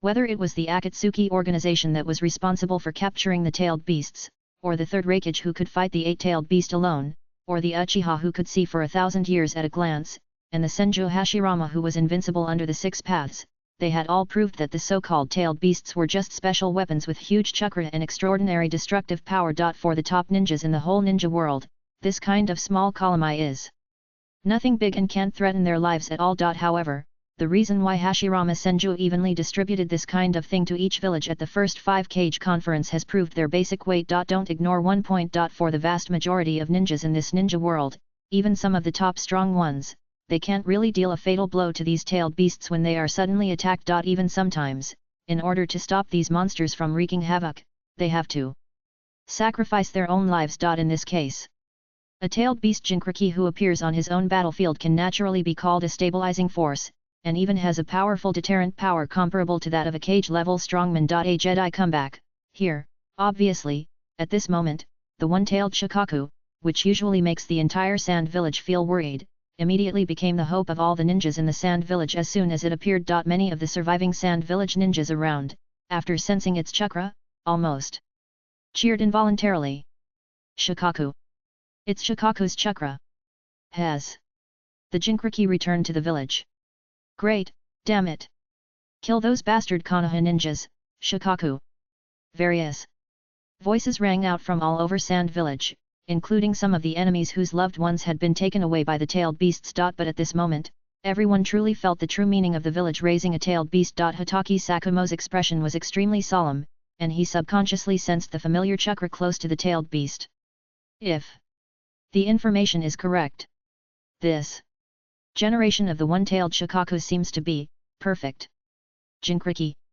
We must hurry over. At the same time, the main gate of Sand Village. Minato Namikaze, who had almost exhausted all his strength to move the one-tailed Shikaku a short distance away, half knelt on the ground and gasped for breath. Because the chakra interference was too intense, he almost failed to complete the Flying Thunder God technique. But at this time, he also understood why Wu Jun was so desperate to let him move the old monk here. The blue chakra like fireworks kept boiling and burning from his body, and it kept flowing towards the sky like steam, so huge that the end of this chakra could hardly be seen. The dark red-tailed beast chakra coat was draped over the old monk's body surface little by little, and tiny bubbles rose inside like bubbling water, and kept breaking on the surface of the chakra coat, making a pop and pop sound. Just standing in front of him, Namikaze Minato felt that his whole body seemed to be oppressed by an invisible breath, and even the air he breathed became difficult and hot. The violently spreading negative emotions seemed to fill his entire brain in one breath, making it impossible for him to continue thinking. Young man, is it painful? I'm Sorry.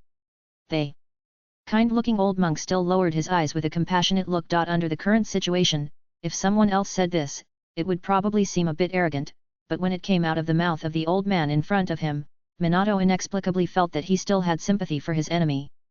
Shikaku, in fact, doesn't want to take on this kind of power.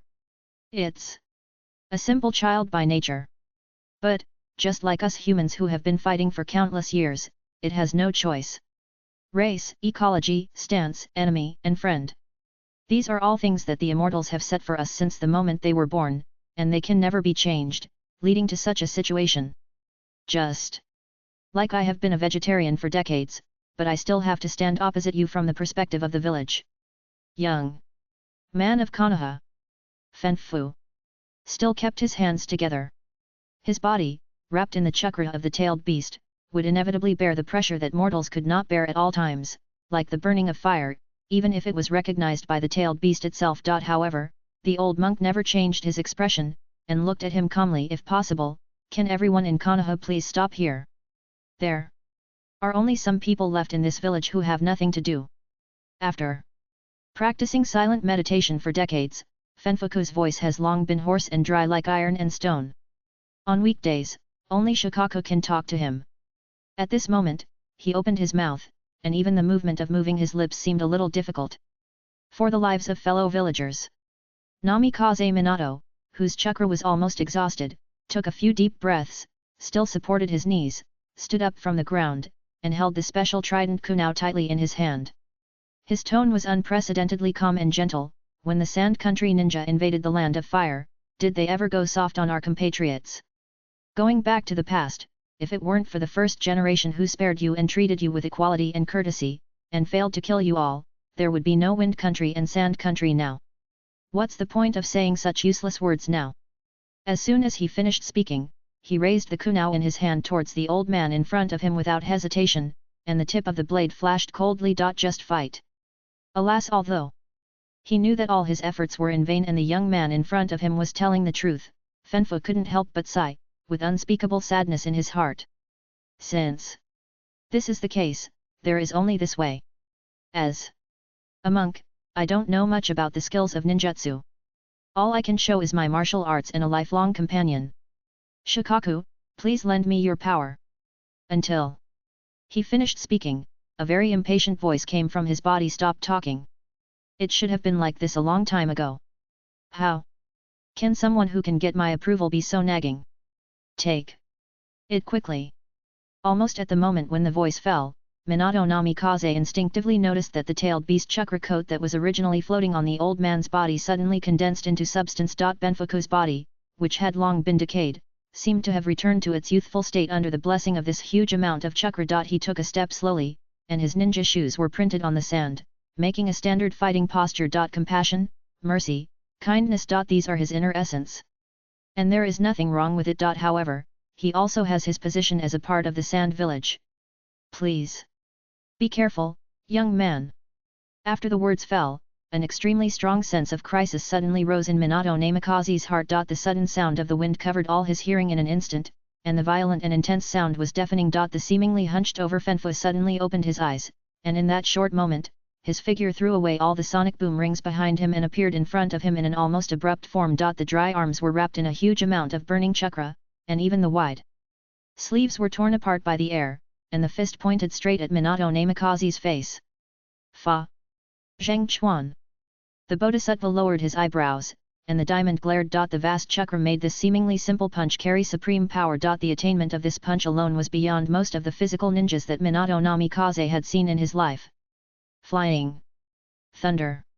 The chakra extracted at ultra-high speed circulated in the body. However, there was a momentary interference. Minato Namikaze had no time to move his eyes to observe the surrounding situation, but within his perception range, he did not know when there were several fine sands that almost clung to his body. At this moment, he understood. The cooperation between this sand village Jinchuriki and the one-tailed Shikaku was perfect. However, before he could forcefully drive the chakra, boom! Boom!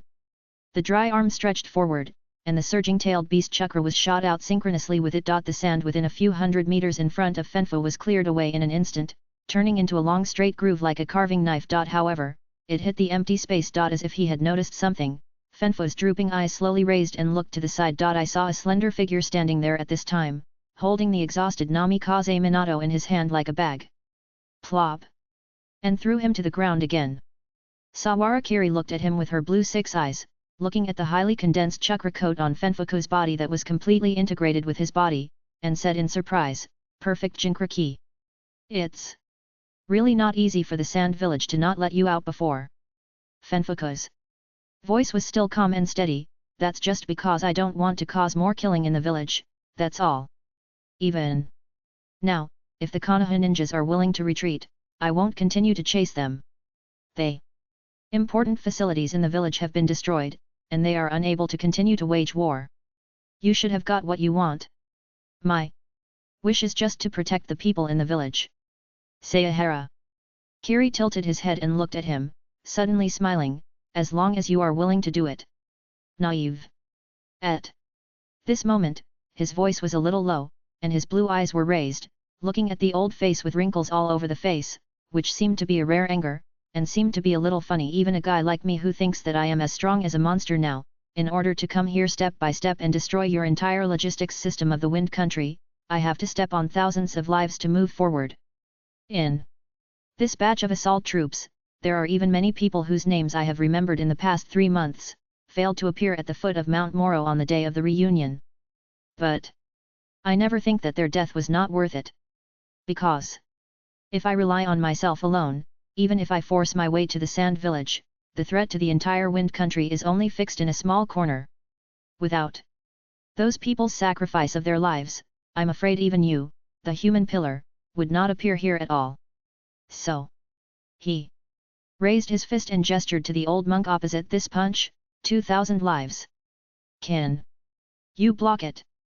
Fanfu suddenly opened his eyes and looked straight at him. The moment Sawara Kiri finished speaking, his left foot suddenly took a step forward. Almost at the moment of taking a step, the one-tailed Shikaku, which was almost perfectly integrated with Fanfu, issued a crazy warning in his mind. "Stinky monk. Don't resist." However, Fanfu stood still calmly like a wall in the desert, with his thin and dry body, between him and the Sand Village. The sandstorm in his sight was like a black storm that only occurs once every 10 years in the great desert of the Wind Country, sweeping up from the edge of the distant sky and swarming towards him. The figure in the front threw away the endless sand and dust behind him at an extremely fast speed and took the lead. At the moment when the unlimited technique was activated, the sense of distance between spaces seemed to be compressed to the extreme in this short moment, and even Sawara Kiri's senses were vaguely blurred. Only the dust under his feet suddenly rose up, and the dust and smoke rose. The ground where he was stepped on was even faintly crushed into a crystal trace of glass. At the moment of disappearance and reappearance, the slender figure of Sawara Kiri had already approached Fanfu, raised his fist, and his arm seemed to break a vacuum arc in midair. Boom! A dull and oppressive explosion sounded along with the sonic boom. Long before Fanfu began to move, the floating gravel around him had already blocked his eyes along the magnetic induction, forming a thin sand shield, but it was completely unable to block the fist that attacked like a meteor, and broke into a group of scattered sand mist. The old man's figure flew and rolled on the sand, bouncing up and down. The tailed beast chakra coat covering him was also pierced with a huge circle of holes at this moment, but it was still constantly repaired under the huge amount of chakra gathered by the one-tailed Shikaku, and his figure was half squatting on the ground. However, he still stood up slowly from the ground under the endless supply of tailed beast chakra. He now understood the young man's awareness and the pressure he was under in the fight. But Sagakure has raised me for decades, and I have to repay the kindness of Master Shaman for teaching me. Shikaku's life is also entrusted to me. Fanfu murmured in a deep voice as if trying to convince himself. So, he slowly took a fighting stance again, and the tailed beast chakra coat on his body burned more and more fiercely, and Ning Fei was stunned. He was originally a monk, and he hated all kinds of fighting the most in his life. At this moment, he had to go against his own will and side just as you are advancing on the lives of your companions. I am also carrying thousands of lives in the Sand Village. Second Update Chapter 101 150, 6K, Chapter 101 150%, 6K, Fine Sand Floats. At the moment when Fubuka made a thorough decision, the huge amount of tailed beast chakra in his body, which was comparable to that of humans, burst out in an instant, spreading in all directions at an extremely fast speed, and a thin layer of sand armor was formed on the surface of his body. Sawarakiri narrowed his eyes slightly. Unlike Gaara, who had appeared in the original work and forcibly controlled the tailed beast chakra with the sleeping technique, Fubuko had almost no signs of sensing the surrounding chakra at this time. All the actions in his body were completely completed by the one-tailed Shikaku that had recognized him. At this time, in this large desert of the wind country dominated by sand, the power of the one-tailed Shikaku was almost invincible. Eyes met. Snap. Fubuko's hands suddenly closed together, making a crisp sound. Wind. Style, air training.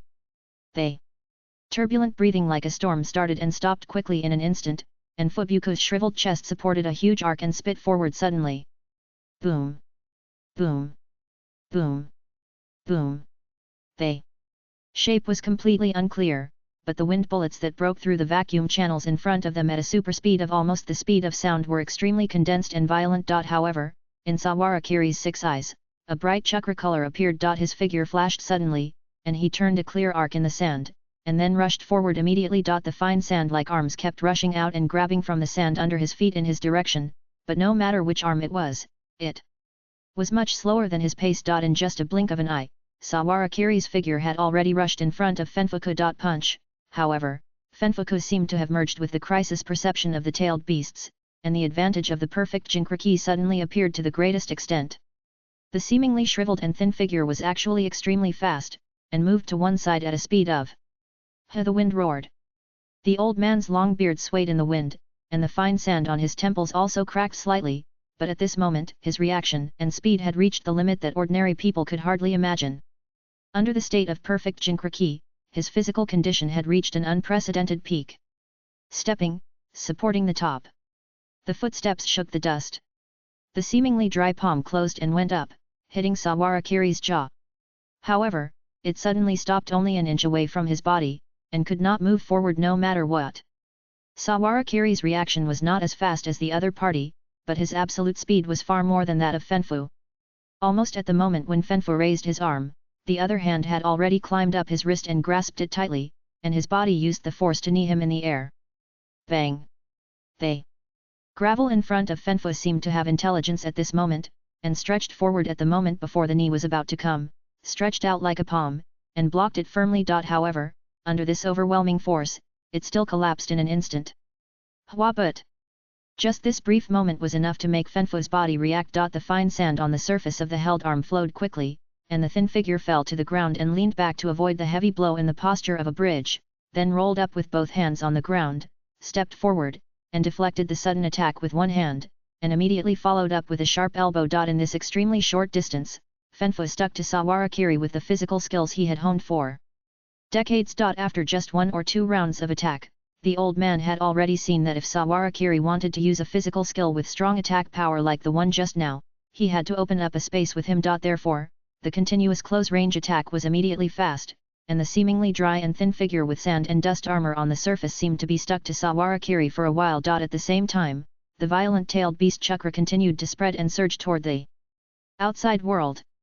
Under the control of the one-tailed Shikaku, it tried to invade the almost unbreakable space defense of Sawarakiri. Every move and every style had countless gravel spreading, as if it was undoubtedly trying to stick to his body along with his breath, but it was in vain anyway. Bang! Bang bang bang bang! The series of physical attacks between the two were incredibly fast. Sawarakiri was even slightly defeated by the attack of this old monk who could be called a physical sage. The advantages brought by the tailed beast chakra in terms of attack intensity and range, speed, physical recovery and healing of injuries were far beyond the imagination of ordinary people. Every move and style that Fanfic made far exceeded the space that his body could touch. In addition, under the bonus of nerve reaction brought by this perfect Jinkriki, the short attack reaction he could make was far beyond the upper limit that a person could touch. But advantage is advantage. Under the no-injury circle brought by the unlimited technique, Sawarakiri almost didn't have to worry about the moves that Bunfuku hit on him, and he wholeheartedly dropped heavy punches on the old man in front of him. Each seemingly easy punch actually carried a crossing within a very short distance. With extremely precise technique operation, the arm and fist compressed the space distance within this range of less than 1 meter, thus forming a critical hit that was enough to crush the rock.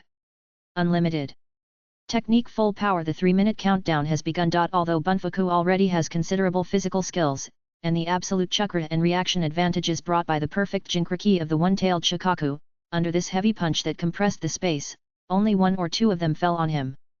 Every heavy punch that the arm barely blocked would also bring an extremely heavy burden to the body. Even with the blessing of the superspeed recovery of the tailed beast chakra coat, his consumption was quite eye-catching. However, after truly feeling the strength of the young man from Konoha in front of him, the old man in front of him had already put his life and death aside, so how could he care about the consumption of his body? On the contrary, after realizing this disadvantage, he even further increased the output of the tailed beast's chakra. Dust flew, and earth and rocks splashed. In the distance, Minato Namikaze stood there, stunned by this unprecedented fierce battle. It was obviously just a physical attack, and it was obviously just a preliminary test and opening remarks before the real climax, but the output intensity of these two people had reached a level that he could not understand. I am afraid that even Jiraiya, not even the third Hokage, can only do this? Is this the strength to stand at the top of the ninja world? Minato Namikaze thought subconsciously, looking at Sawarakiri's back from afar, watching their feet sinking continuously under the aftermath of the attack and stepping, forming a large-scale sunken sand pit.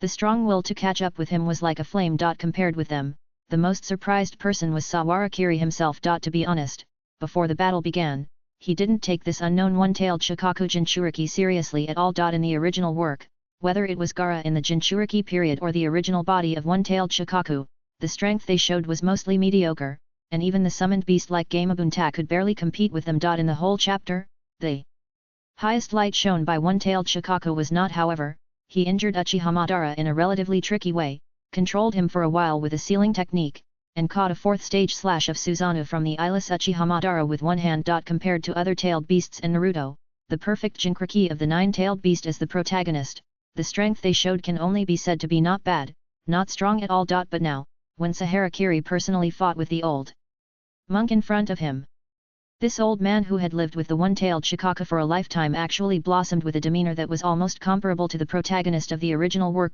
Even though he was the perfect jinchuriki recognized by Shikaku, even though he was burning his short life at a rapid speed at this moment, even though he had the heavy pressure of thousands of lives behind him, Sawarakiri couldn't help but be surprised by this. Boom! Another heavy punch collided. The two figures separated in both directions at the same time. Almost at the moment of distance, Fanfu felt something was wrong, and immediately put his hands together, and Shikaku in his body immediately shouted, "Stinky monk! Cooperate with me!" "Okay." The moment Fanfu answered, the fine sand and tailed beast chakra that originally covered his body surface almost condensed into substance, and a sand tail covered with purple spells swayed behind him. In front of him, two special chakras, extremely dark and extremely bright, continuously gathered forward, and Fanfu opened his mouth like a real tailed beast. Tailed beast jade swallow in, spit out. With a moment of darkness, the sky, which was already covered with sand and dust, seemed to be swallowed by the brilliance that burst out in front of him at this moment. Minato in the distance could only feel a thrilling chakra reaction that gathered into a point, and then suddenly crossed the night sky. Hundreds of meters away from the light were penetrated in the blink of an eye, like a terrifying force, like a torrent in the sky, cutting straight through the sand. Boom boom! The deafening explosion, mixed with dazzling flames, engulfed everything in sight, and affected hundreds or even thousands of meters away. The entire desert in front of the gate of the sand village seemed to be turned upside down by this terrifying blow, and dust that obscured the entire vision rose. However, this is not over yet. While the sand and dust covered the entire vision like a curtain covering the sky and the earth, Fanfuku, under the guidance of the one-tailed Shikaku, suddenly stretched out his dry arms forward, wind style, sand shotgun.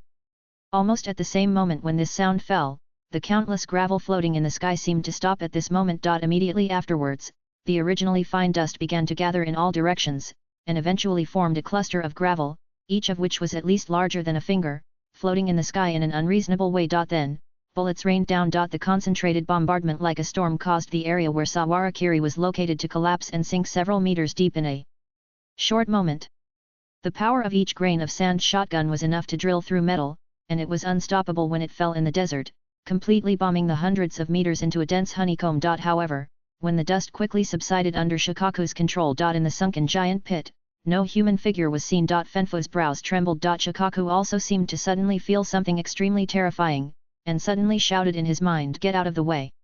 At the same time, crimson starlight flickered behind the old man. Sawarakiri stood there, with his finger like a pistol against his back, and the azure six eyes looked deep. Reverse. The technique. Hey. They. Moment the words fell, Fanfu's figure suddenly moved half a meter to the other side under the pull of magnetic escape, chakra dragging, and self-movement. Bang.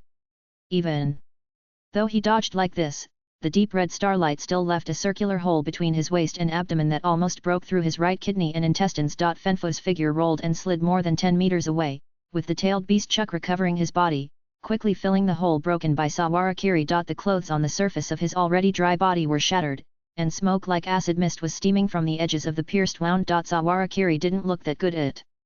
This time. He still walked towards Fanfu, stretched out his hand to tear off the Konoha standard vest that had been shattered, revealing the close-fitting black long sleeves inside, with a little ash faintly stained on the edges. The combo just now surprised even him. He originally thought that he could completely take on the tailed beast ball with the unlimited technique, but because of the extremely high energy density, it actually consumed a lot of his chakra in an instant. The total amount of chakra contained in it was even more terrifying than Uchiha Hikaru's Susanoo. Fortunately, with the amplification bonus brought by the energy beast, he finally managed to hold on. However, correspondingly, under the chiseling of a series of sand and shotgun shells behind him, he had to compress the defense circle of space to the surface of his skin. So that this Konoha vest that he liked quite a lot was completely broken. As Saharakiri walked towards him while slowly rolling up his sleeves, that move just now was pretty good. It allowed me to discover some small problems that I had not noticed before. Keep going. Fanfu seemed to have a helpless smile and stood up with his arms supporting the ground. However, Shikaku in his body seemed to have keenly sensed something, and suddenly excitedly spoke loudly in his mind, "Stinky monk, don't stop. Keep increasing the output. The total amount of chakra of this little bastard has dropped a lot compared to just now.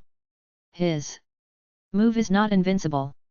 Hearing this, Fanfu couldn't help but tremble in his heart, and looked up at the young man in front of him, who still looked calm. When the series of combos just now didn't work, even with his mentality, he actually couldn't help but have the idea of giving up for a moment. But Shikaku's voice revived his will, and the wound on his waist and abdomen healed quickly under the blessing of the tailed beast's chakra.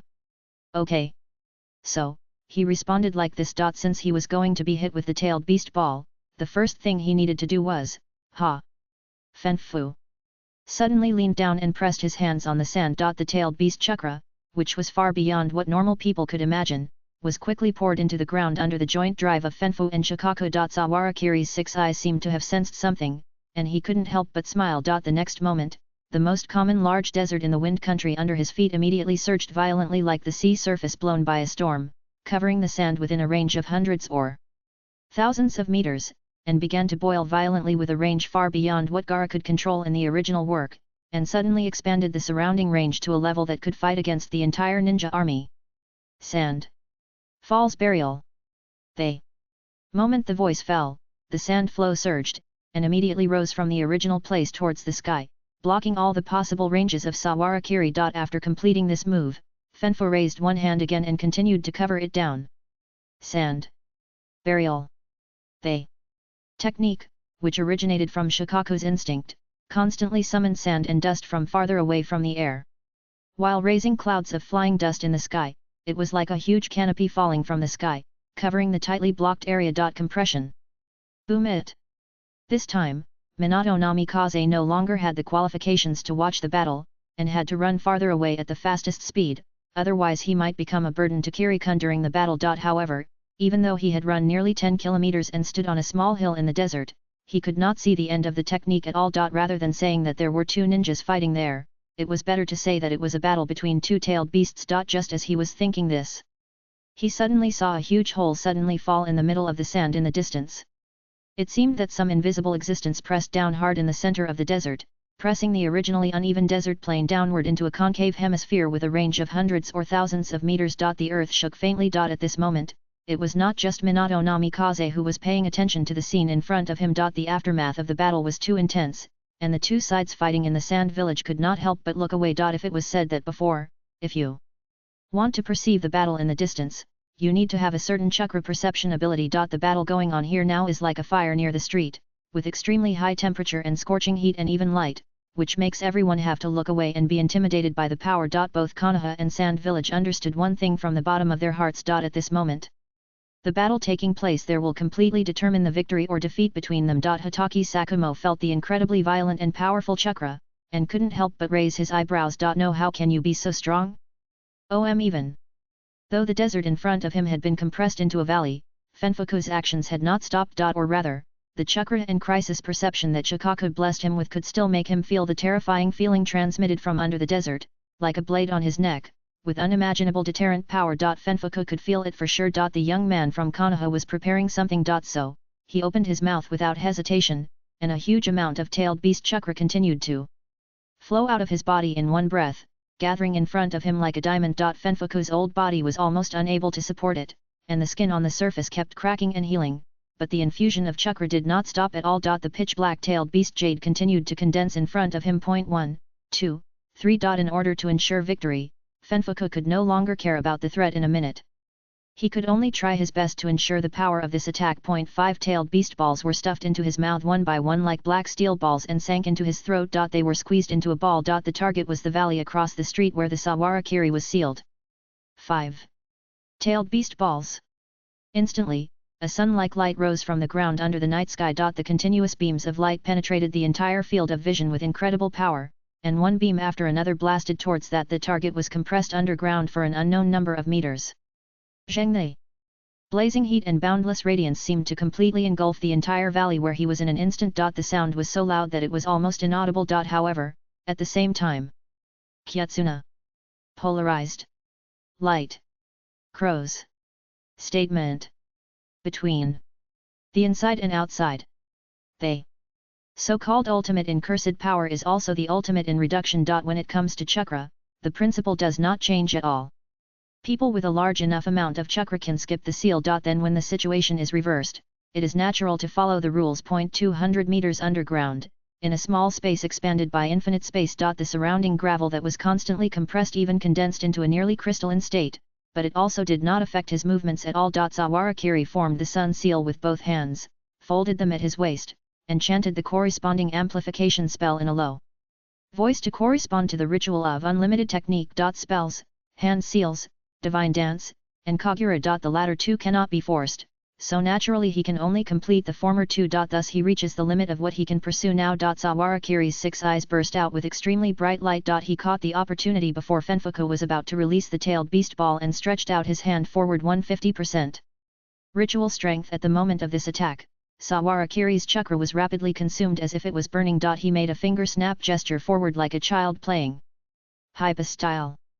Chi. The crimson-purple glow instantly broke through the unimaginable heavy seal formed by multiple sandstorms, blocking everything in front of it, whether it was the crystallized sand surface under heavy pressure, or the sandstorm body that was 200 meters deep, or the stones, minerals, and desert creatures mixed in it. Nothing could stop it. The forward and reverse rotation of the space technique merged into one at this moment, forming an imaginary mass that did not exist in this world, and would disappear in an instant. However, during the period of its existence, any material that blocked it would inevitably be transformed into nothingness. It was just a moment. How is it possible? Shikaku, who had an extremely strong ability to sense danger, did not even have time to notify Bunfuku. While still maintaining the posture of ejecting the tailed beast ball, he had already manifested his true body in an undeniable way. The huge body of the talisman, which was made entirely of gravel, expanded from its original position at the fastest speed, turning into a complete tailed beast body, and bursting out all the chakra with its own body, making the already powerful tailed beast jade even thicker at this moment. However, within its field of vision. The crimson-purple brilliance was still moving forward without stopping. The impact brought by the tailed beast jade seemed to have no effect on this technique. It kept rolling up in the waterfall formed by chakra, and the technique composed of false mass crushed everything that blocked it. Buzz. Suddenly, there seemed to be an invisible wave spreading. The world was silent. Shikaku's extremely huge body still stood in the same place, maintaining the posture of opening its mouth and spewing the tailed beast jade. However, when Minato Namikaze looked over. A tunnel-like hole appeared on the surface of its huge body. First update. Chapter 102, The End of Shikaku, 1W, Hey, Stinky Monk. Even though it was the one who had a big hole pierced through its stomach, Shikaku subconsciously called out to his Jinkriki with a trembling voice. It could sense it with chakra, but it still lowered its head and looked at the old man who was protected by itself in the thick sand and dust defense, whose life was swaying like a candle in the wind since the beginning of the battle. Then, in its dim pupils, it reflected the broken body of Fanfic, which seemed to be cut by some kind of circular hole. From the right side of its body, and the whole body turned into nothing. Fanfic's body was hard to freeze on the edge held up by Shikaku, but blood was already flowing out of his mouth and nose. As a tailed beast that coexists with this Jinchuriki, Shikaku can clearly feel that Fanfic's life is being quickly settled at a speed of seconds. The only human it recognized in the world was about to die. Shikaku. However, even in this situation, Fanfic still spoke with difficulty, and his face, which had been solemn since the beginning of the battle, could not help but reveal a gentle smile as if he had finally been relieved. His current state seemed to be a last glimmer of life, and it seemed to be a sense of relief brought by the sublimation of his state of mind. He spoke without any pause. You are a pure child. So, after I die, you will definitely meet the next person who is willing to protect and guide you. Shikaku. Shikaku. Even when he was speaking at this time, blood could not stop flowing out of his mouth and nose. The attack just now, which seemed to be able to crush even the space, had annihilated most of his internal organs in an instant, and even Shikaku himself could feeling that the chakra that should have belonged to its body was completely destroyed. Born as a human, Fanfic was no exception. However, the only thing he was worried about in his life was the tailed beast that accompanied him. Throughout his life. He stretched out his only remaining left hand with difficulty. In the center of his palm, there was a word received. Fanfic slowly placed his palm on the slowly beating heart. Feeling and heart together form heart. This is the last thing he can give to Shikaku. The old man slowly closed his eyes. Shikaku's body was stunned and stopped at the same place, looking down at him as if he was at a loss. For thousands of years, all the humans it met seemed to regard it as an ignorant beast, driving it away, hunting it, killing it, and eager to use it. Since being sealed by that bastard shaman, it finally met a human who was willing to treat it with sincerity like the six-path sage in the past. Although the lifespan of humans is extremely short, Banfa still used his life to let Shikaku understand the differences between humans. At this moment, the only human who was willing to communicate with it died here. The moment he suddenly realized this, the huge chakra in Shikaku's body, like the sea, suddenly rioted. Knowing that he would collapse like Fanfic in a short time, and return to the body of the world's essence like countless deaths before, waiting for the next rebirth. Death has long been a common thing for it. But this time, Shikaku almost couldn't suppress his earth-shaking roar. Human, I'm going to kill you. The chakra on the surface of the body has even begun to float like a dandelion, but Shikaku concentrates it again at all costs. At this moment before death. The cross-like eyes stared at the man standing in the center of the sand pit in the distance, as if to firmly imprint the appearance of this man in the deepest part of his memory, and he would never forget it until he was reborn again. It was rare that it was on all fours like a real beast, with its long tail made of sand and gravel dragging on the ground. It pulled its bloated body at the fastest speed in its life, stepped heavily on the ground, and charged towards Sawarakiri with an almost crazy attitude amidst the strong vibration like an earthquake. Magnetic release, desert layer burial seal.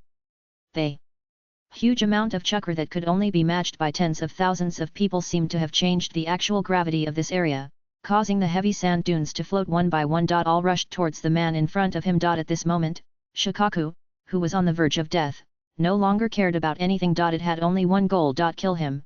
These tens of thousands of tons of sand and gravel all swarmed towards Sawarakiri, which was completely different from the scale of the sealing technique he had encountered before, which was from Luasha's hand. It even exceeded the limit of imagination. However, Sawarakiri still looked at him quietly, so calm that the tailed beasts were a little scared. Shikaku didn't care about these things at all. As the chakra drifted, more and more gravel appeared on the surface of its body, as if a thin layer of dim yellow smoke rose on the surface of its body. The chakra belonging to the whole world kept flowing away. The desert pyramid, which was hundreds of meters high, became a solid entity in an instant. The seal runes on the surface of its body continued to spread upward, forming a giant seal technique that could fix anyone in the center. Its body began to dissipate from its back, returning with life. But the last chakra continued to condense in its mouth. That was its last attack. Super tailed beast ball.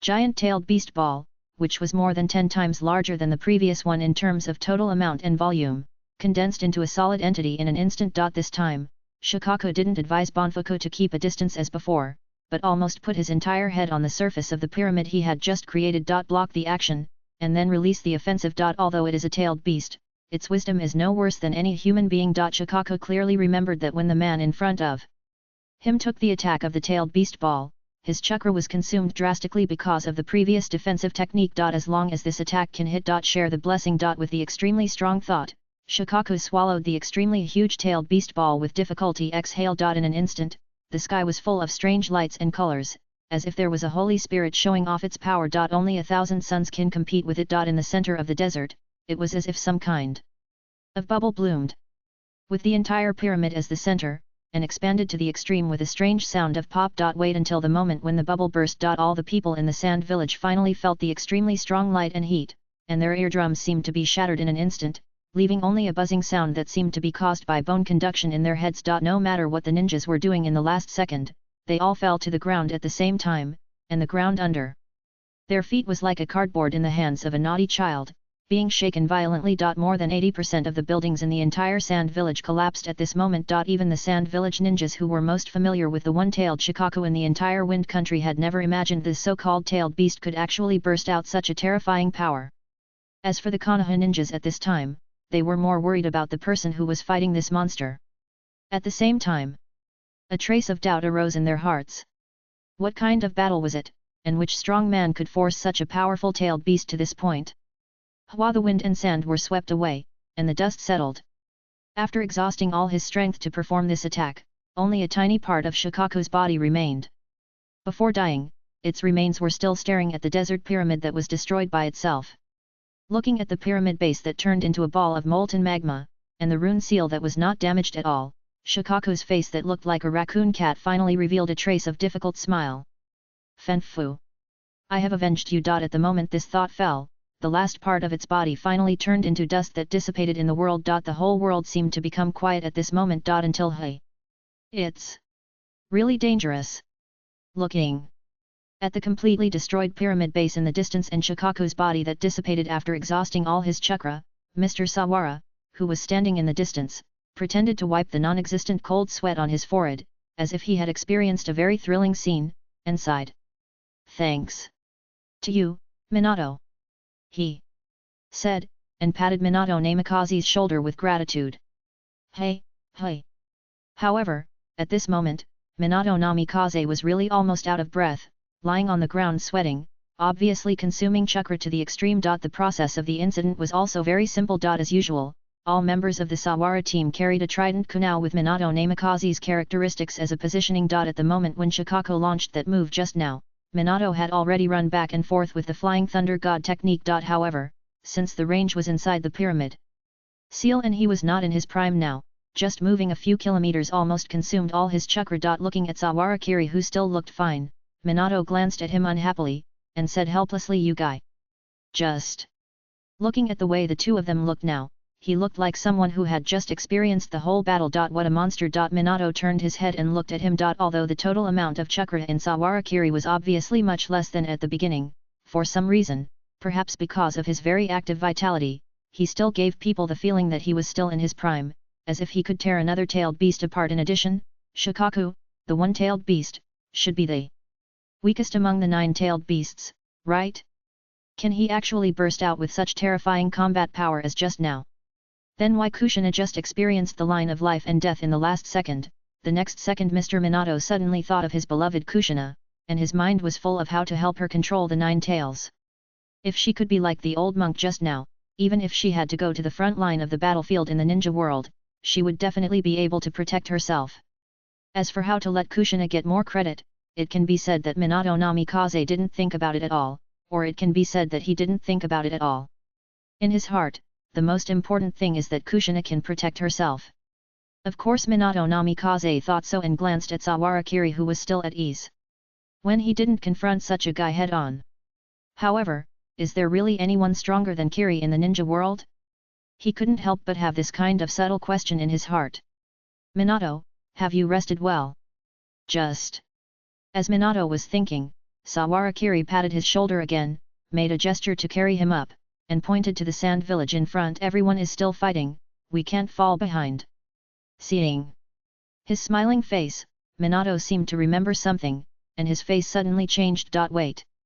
As soon as he finished speaking, Sawara Kiri had already carried Minato on his shoulders in the face of Minato's horror, and made a sprinting posture. Let's go. Next moment, a dense sonic boom sounded behind the two of them. In the sand village. The two groups of people from the sand village and Konoha were still a little stunned because of Shikaku's last attack and the gradually disappearing figure, and they could not judge the battle situation outside. Hotake Sakumo seemed to have keenly sensed something, and his expression changed. So fast. What is this? Almost. At the same moment when he had this thought. Under the night sky, a figure as brilliant as a meteor had already slammed into the center of the entire sand village in a very standard superhero knee-breaking style, making an extremely loud explosion. Feeling the sudden chakra, Hotake Sakumo stood in place. A smile of relief slowly appeared on his face. These two guys. The second update. Achieved 10,000 a day for a week in a row, the next achievement is 10,000 a day for a month. The second Ninja World War is finally coming to an end. It's not easy. Let me be pitiful here. I have to work while writing the book, so I finish it one day in advance and publish it the next day. My hand speed is still slow. I didn't go to bed until almost 2 o'clock this week. It was very difficult and my head was often a little dizzy. However, it may be because of the 10,000 a day that the average subscription has increased a little, which is very gratifying. Continue to ask for votes and subscriptions. Chapter 103, Obtaining and Defeat, 5K, The enemy is ashamed, I will take off her clothes. Sawara.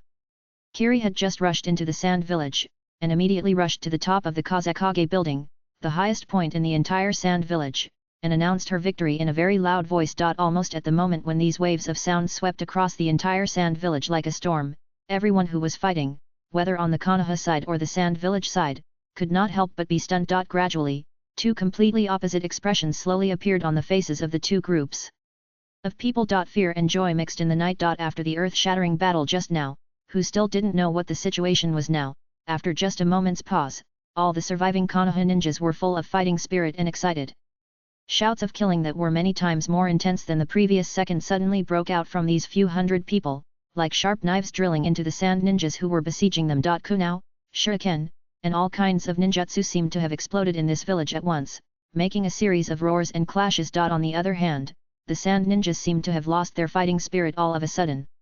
Even those who were fighting almost subconsciously looked at the figure standing on the top of the Kazekage building from time to time. The Kazekage building, which originally symbolized the glory of all the sand village ninjas, and even the most honorable title of Kazekage, seemed to be trampled under the feet of the unknown man at this moment. However, no one dared to raise the slightest idea of resistance against him. As mentioned before. Because the powerful ninjas have the qualifications to make the final decision, all ninjas have an almost blind worship for the strong men in their own village. However, when this kind of strength is fully revealed, but is still pressed under another strong man, then this once blind worship will also be transformed into a strong fear like a headless fly without any additional conditions. Many ninjas who are usually firm and calm, and are not afraid of death, will even collapse involuntarily after hearing the names of those strong men. In the past, the major ninja villages have repeatedly announced that they can unconditionally give up their missions and escape when they encounter Senju Hashirama and Uchiha Madara. This is the reason. No village is willing to let its ninjas die in vain. It is the same now. Although the sand village ninjas only stood far away and watched the battle tonight for a while, the oppression brought by the one-tailed Shikaku was unquestionable. A Konoha ninja who could defeat such a monster is naturally a monster. After thinking about this, I don't know who took the lead, but the Sand Village Ninja Brigade that had just launched a charge towards the Konoha ninjas suddenly began to flee.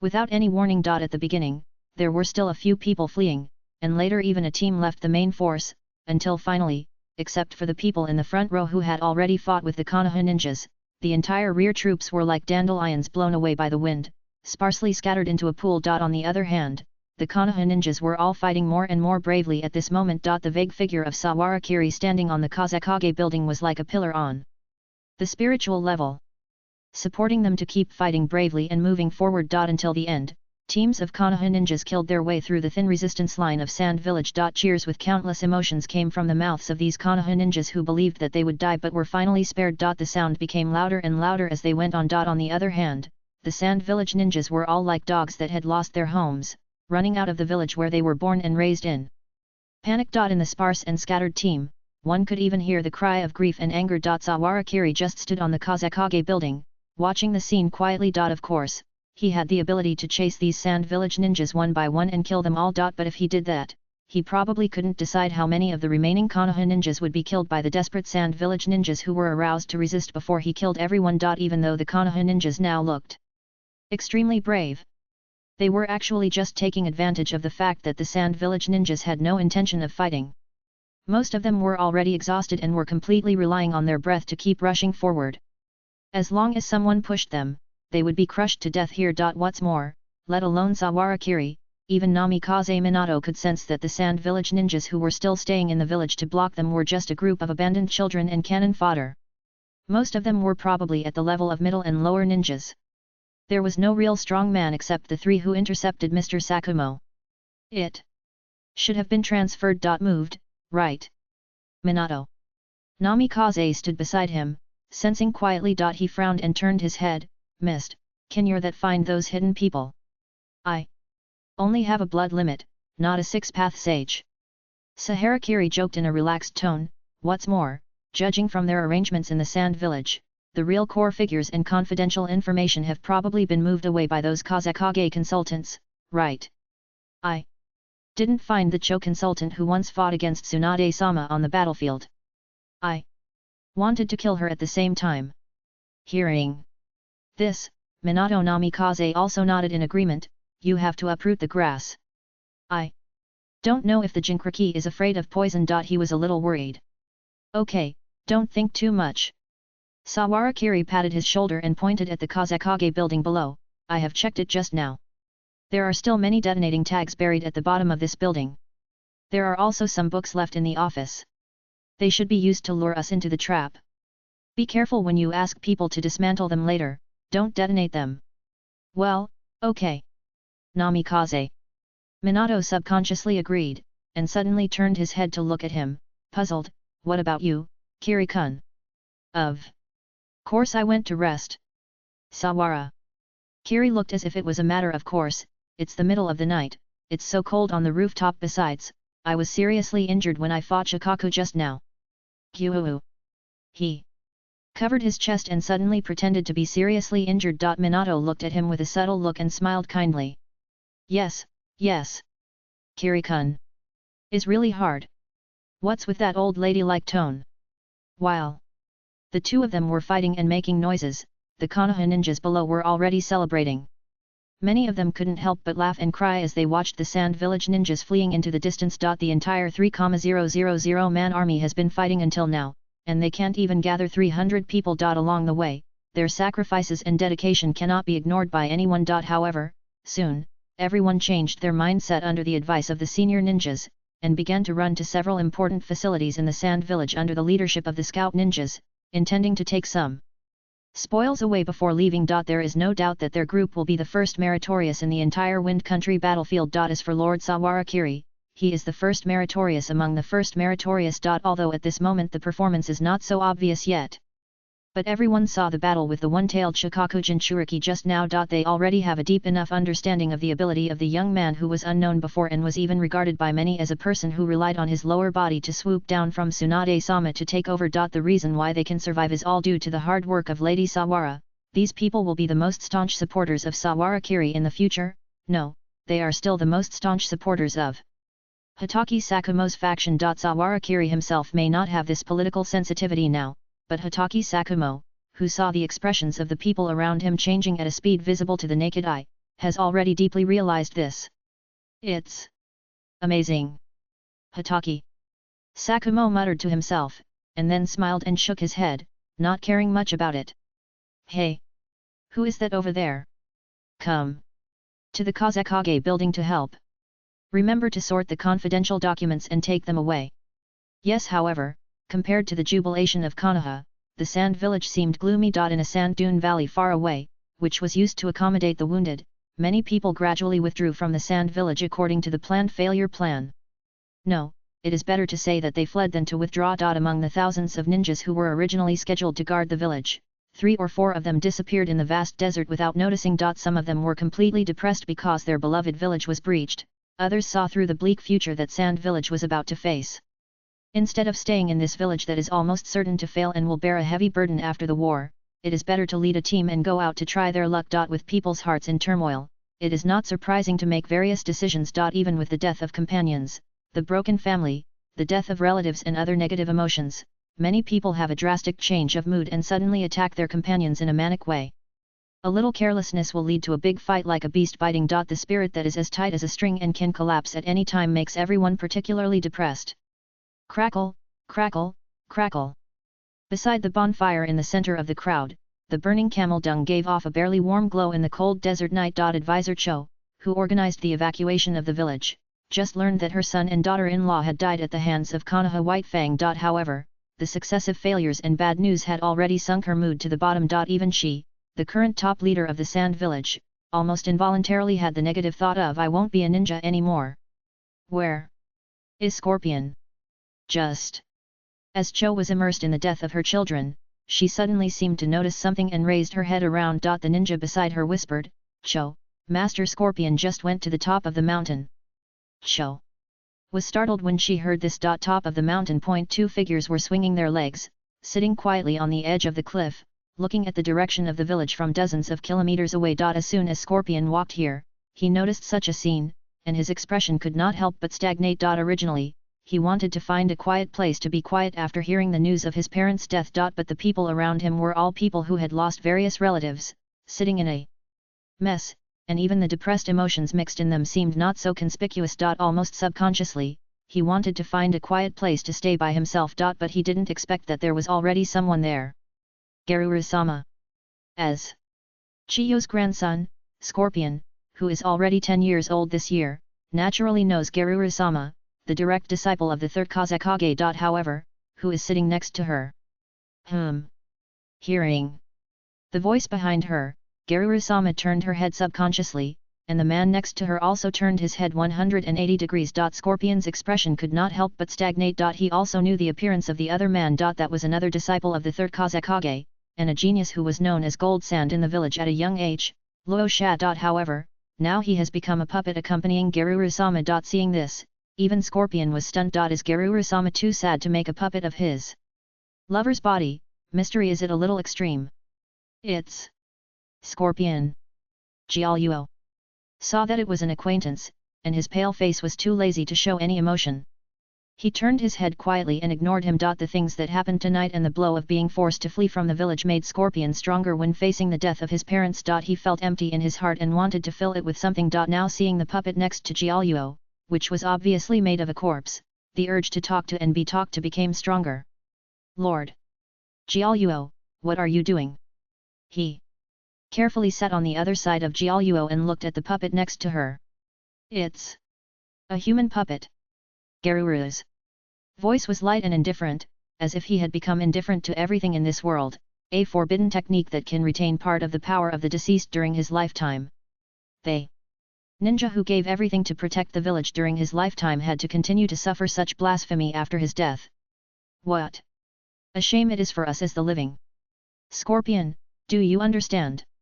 Listening to her words, Scorpion was stunned. For a young man of this age, ethics and moral principles, blasphemy and dedication are all things that are difficult to understand the necessity of. All he can see is the pain of having to turn the people he cares about into weapons. How sad is Garuru's expression now? She should be in far more pain than I who just lost my parents, right? Scorpion listened to Garuru's seemingly calm voice, and this thought inexplicably arose in his heart. Scorpion, who had been trained by Chiyo's grandmother since childhood and became an excellent puppeteer, suddenly felt an indescribable disgust for this kind of weapon. It was as if he had seen something dirty. Everything is due to lack of power. Suddenly, he said this. Garuru was startled when he heard this and turned his head to look at him. As if to emphasize, Scorpion looked at the cliff under his feet calmly and said, whether it is the death of Lord Luosha, the death of my parents, or the death of all other sand ninjas, they all come from the same reason. Lack of power. He had just clearly seen the entire battle between Sawarakiri and Shikaku. Although they were far apart, the battle between the two was so intense that even on the top of such a distant mountain, he could use special ninjutsu to observe the process of their battle. Because they could see it, no one said stupid things like let's go over and help out. Similarly, this also brought a great shock to Scorpion's young heart. Lord Garuru, I don't want to practice puppetry anymore. Scorpion's eyes were calm and firm. No matter how powerful a puppet is, it can't beat a tailed beast in its complete form, right? Then naturally, it can't beat the Konoha ninja who is more powerful than the one-tailed Shikaku. Only Humans can surpass humans. Puppets are too weak. If possible, after the war, can you introduce me to the third Hokage? Hearing this, Garuru looked at him in a daze. At this little kid who was only this young this year. The pale expression on her face froze for a few seconds, and she slowly revealed a sickly smile. I will thank you very much. At this time, Scorpion did not know that his life had deviated greatly due to the change of his obsession. At the same time, on the other side. After the battle in Sand Village was settled, Cho had arranged people to quickly pass the information back to the camp on the front line of the Land of Fire. Originally, the third Hokage was slightly relieved because Sawarakiri had not harassed for many days. But the information that appeared on his desk immediately afterwards made his face suddenly pale. Cho wrote the whole process in great detail in the intelligence, and after the Konoha ninja collected the important information and supplies in Sand Village, he returned to the village to recount them. The final result was very bleak. Because the detonating talisman array buried at the bottom of the Hokage building was discovered in advance and failed to be detonated in time, the remaining important information in the building was swept away by 60% to 70%, and nothing was lost. That part was transported away in advance. In addition, there was a series of bad news, such as the huge number of casualties en route of the Sand Village garrison ninjas that night, the disappearance of the one-tailed Shikaku, the death of the Jinkriki Banfuku, etc. Cho simply ignored the remaining notes sent from the Wind Country. They were having a headache in the Sand Village, so how could they care about you? The third Hokage lived up to his name of Iron Sand and read the entire intelligence according to his temper. However, his face was so bad that even the staff ninjas around him couldn't help but breathe a sigh of relief for him. Now the village has become like this, and the third Hokage is the last pillar and the biggest scapegoat of their village. If he has a little problem, who can bear the current situation of the village? The army still fighting on the front line doesn't know that their hometown has been destroyed. Suck. The third Hokage put down the letter and took a deep breath, but he still felt dizzy and his eyes went dark. Finally, he had to lower his voice and said calmly, "We lost this battle because of Sawarakiri. If it weren't for this person's many-day invasion, we would have defeated the Jinkriki." Just as he was struggling to continue summarizing, a very familiar boom suddenly came from outside. The third Hokage's expression was stagnant. Immediately, a sharp alarm sounded outside the military tent, and the messenger ninja rushed into the military tent and shouted, "Third generation lord! Sawara! Kiri is here again!" Puff! That night, the third Hokage vomited 3 liters of blood in the military tent. The battle was completely impossible to fight. First update. Chapter 104 The Strongest Hokage? 1W. Unfortunately, when Orochimaru got the news, the Sand Village army stationed outside had been gradually retreating in an orderly manner since last night, and cautiously and slowly broke off contact with the Konoha side. The Sand Village's food and various supplies were not much under the continuous attack of Sawarakiri. In addition, it was actually impossible to rely on the majesty of the Hokage to forcibly conceal this incident. There were too many ways for ninjas to summon beasts and other secret transmission channels, and they were not like real ordinary soldiers, completely isolated from the outside world. If the subordinates really discovered what was happening in the rear, and the front line still forced them to continue fighting, then the large-scale camp roar of the entire army under high pressure was almost foreseeable. At that time, he, the third Hokage, might really have to face the enemy with his head. Orochimaru thought so calmly in his heart. His golden snake eyes fell on the letter in his hand, quietly looking at the content written on it, and subconsciously recalled the last time he met Sawarakiri. "You really are much better than I thought. Kiri-kun," he murmured in a low voice. After reading the letter, even Orochimaru, who was always pale and indifferent, could not help but slowly reveal a faint smile. The staff officer Narashikato beside him noticed this and raised his eyebrows in surprise. What could make Lord Orochimaru show such an expression? As if noticing his doubts, Orochimaru handed the letter over and said in a gentle voice, "Pass on the contents of this letter." Orochimaru's tone was firm and powerful. "This war is a victory for our Konoha. Narashikato's face suddenly showed a trace of surprise. After reading the letter in his hand, his expression was even more incredible. Even those who are not familiar with war theories can clearly realize one thing after seeing the results in this letter: their war with the Kingdom of Wind is about to end. Narashikato immediately didn't care about it anymore, and immediately turned around and ran to the staff room outside with a big laugh. After a while, a deafening cheer came from the entire staff room, and then Kikyo cheers were heard from more and more places in the city, turning the entire ruined city into a sea of joy. Orochimaru was also happy to look at his colleagues like this. He was just emotionally indifferent, not really an unreasonable robot. People are not plants, who can be heartless. Several months of life and death and fighting side by side had already established a foundation of affection between him and these people. The only difference was that he would restrain his emotions when necessary. But not bad. Orochimaru turned around and looked at the empty city outside the window. Chi, with a calm smile, is it finally over? Unfortunately, the end of the battlefield does not mean the end of all struggles. Orochimaru thought so in his heart, looking down at his temporary desk built with earth escape. On the top of many scattered documents, there was a private letter that he had opened and read again and again. That was the fourth time that Sarutobi teacher rejected his request for material support from the rear. The content on the letter was emotional and reasonable, but he still refused and obstructed again and again. Until now, he has only sent support twice, and one of them was only half of the content requested. If the Sand Village side was able to unite and fight Konoha because the third Hokage persuaded everyone, but ultimately failed because of the country's foundation and the overall transportation capacity of the rear, then Konoha's side was due to various obstacles caused by internal management chaos and uncertainty of the successor. In the eyes of other subordinates, Orochimaru is always at ease. With various strategies stacked one after another, as if he has taken everything into consideration. But who knows that the supplies stored in this Kikyo city can only barely continue to supply the entire army to continue fighting for more than 2 weeks. Fortunately, the victory is already determined. Orochimaru thought to himself, and seemed to sigh for a long time, and his smile became brighter. To have today, it is thanks to the master and apprentice Saharakiri and Sakumo. I just don't know what's going on with the teacher. He murmured to himself, and there seemed to be a trace of unintentional irony in his tone. At the same time, the Kingdom of Hot Springs. This is a small country sandwiched between the Kingdom of Fire and the Kingdom of Lightning, a small country that used to be peaceful and only famous for its hot springs and tourism industry. However, at this time, both ends of the border of the Kingdom of Hot Springs are already full of dense tents and military forts. Countless traps, barriers, and secret sentries are scattered in the forest on the southwest side of this small country.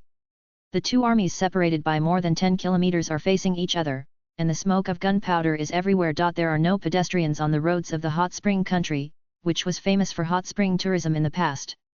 All roads are blocked. Citizens are constantly fleeing from the sea and land, and the whole country is in panic. But this is irrelevant to the ninjas of the Fire and Thunder countries. As the commander-in-chief of this border line, Jiraiya is in the command tent at this time, constantly looking through the intelligence summary sent back from various places, and quickly comparing it with the situation on the map, intending to ensure the correctness of various judgments for a qualified commander. This is a necessary basic skill. Various materials are waiting to be deployed, tens of thousands of ninjas are also blocking the heavy defense lines, and many logistics routes as guarantees are constantly attacked. This is one of the reasons why Konoha had no spare energy to provide help to the front line of the Wind Country during that period of time. As early as 2 months ago, the 3rd Hokage led a large force of Kyumigakuer.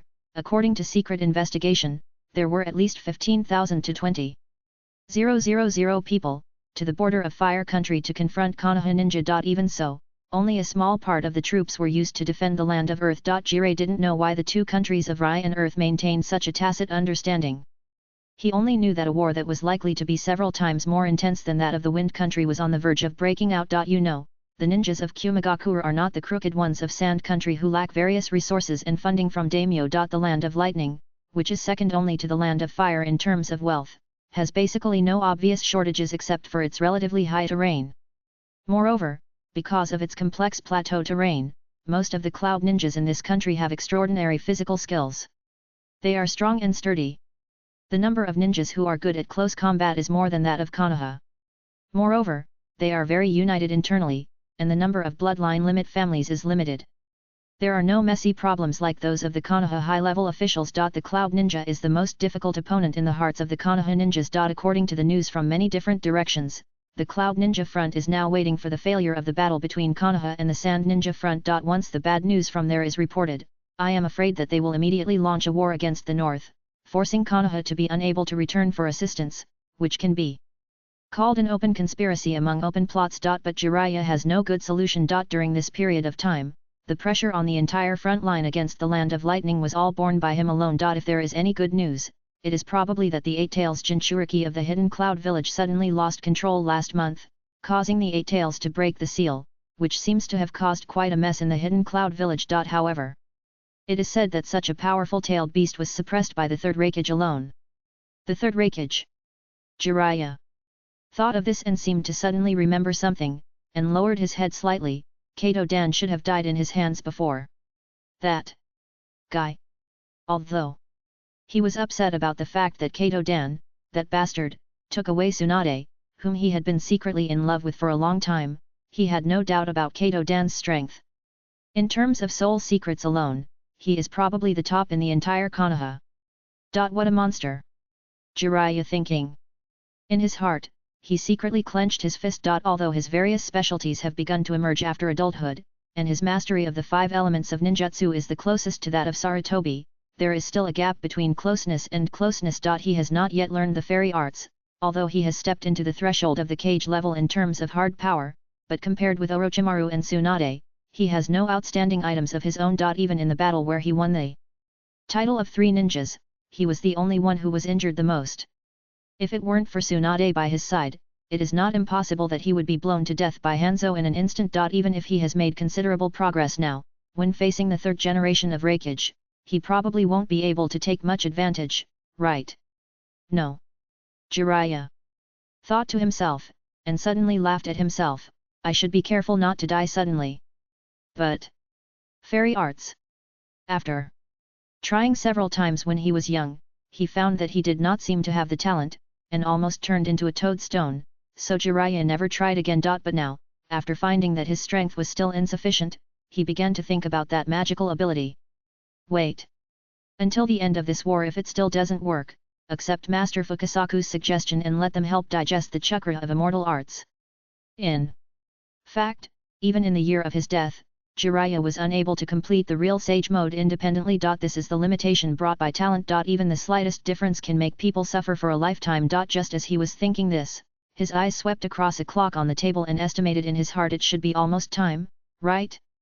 Almost at the same time when this thought came up, he saw a short figure lifting the curtain outside the military tent and strode in. Seeing the other person, Jiraiya's expression suddenly brightened. Teacher Sarutobi. The man took off the Hokage hat on his head, glanced at the messy desk and the densely packed maps on it, and nodded with satisfaction. You are not lazy, kid. Seeing the other person, Jiraiya seemed to have a backbone all of a sudden, and smiled heartlessly. Aha, that's natural. I have been working diligently all this time. Okay, okay. Sarutobi.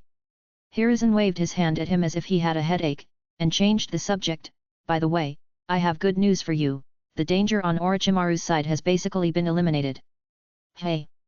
Jiraiya was startled when he heard the words, staring with a pair of bull eyes. As far as he knew, the danger Orochimaru faced in the Wind Country was much more severe than his side, right?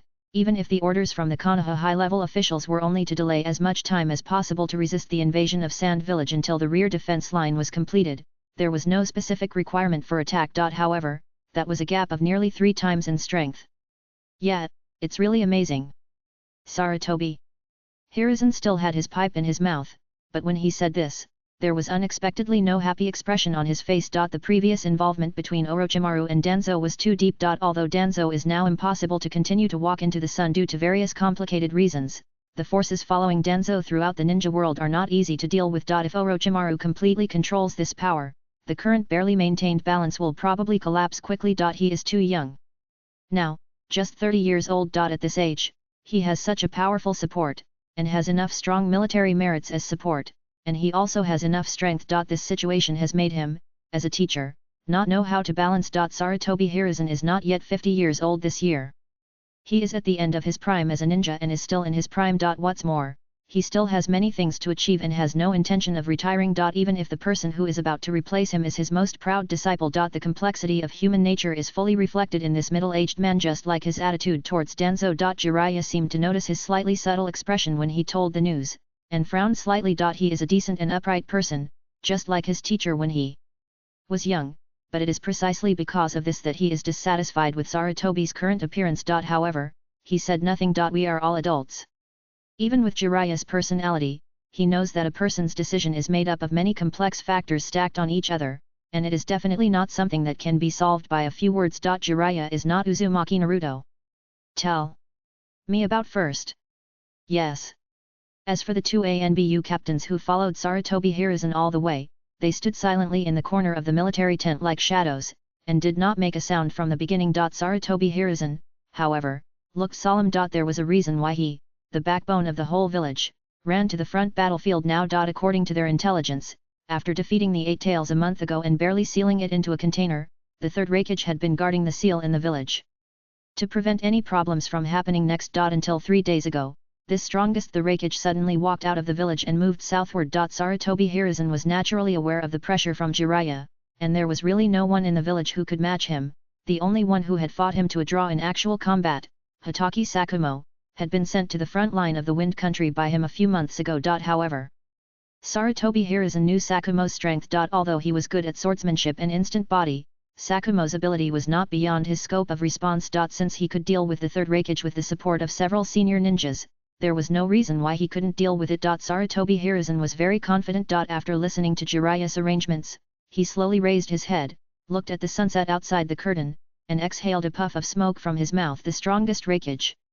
Sarutobi Hiruzen chewed on the title in a low voice, and the more he thought about it, the more he felt it tasted. When people reach his age, they will inevitably have a desire to summarize and sublimate their own life achievements. Although he knew that his strength was unlikely to be comparable to that of the first and second generations at their peak, his desire for fame was real. Let Konoha's publicity department write this in the future. As for whether he deserves this title, as long as he can defeat the third Hokage in this battle, then this title will surely not be questioned. The achievements of a ninja should be compared vertically with time as the axis, and horizontally with the ninja world as the axis. The strongest in horizontal comparison is also the strongest Hokage. Hey!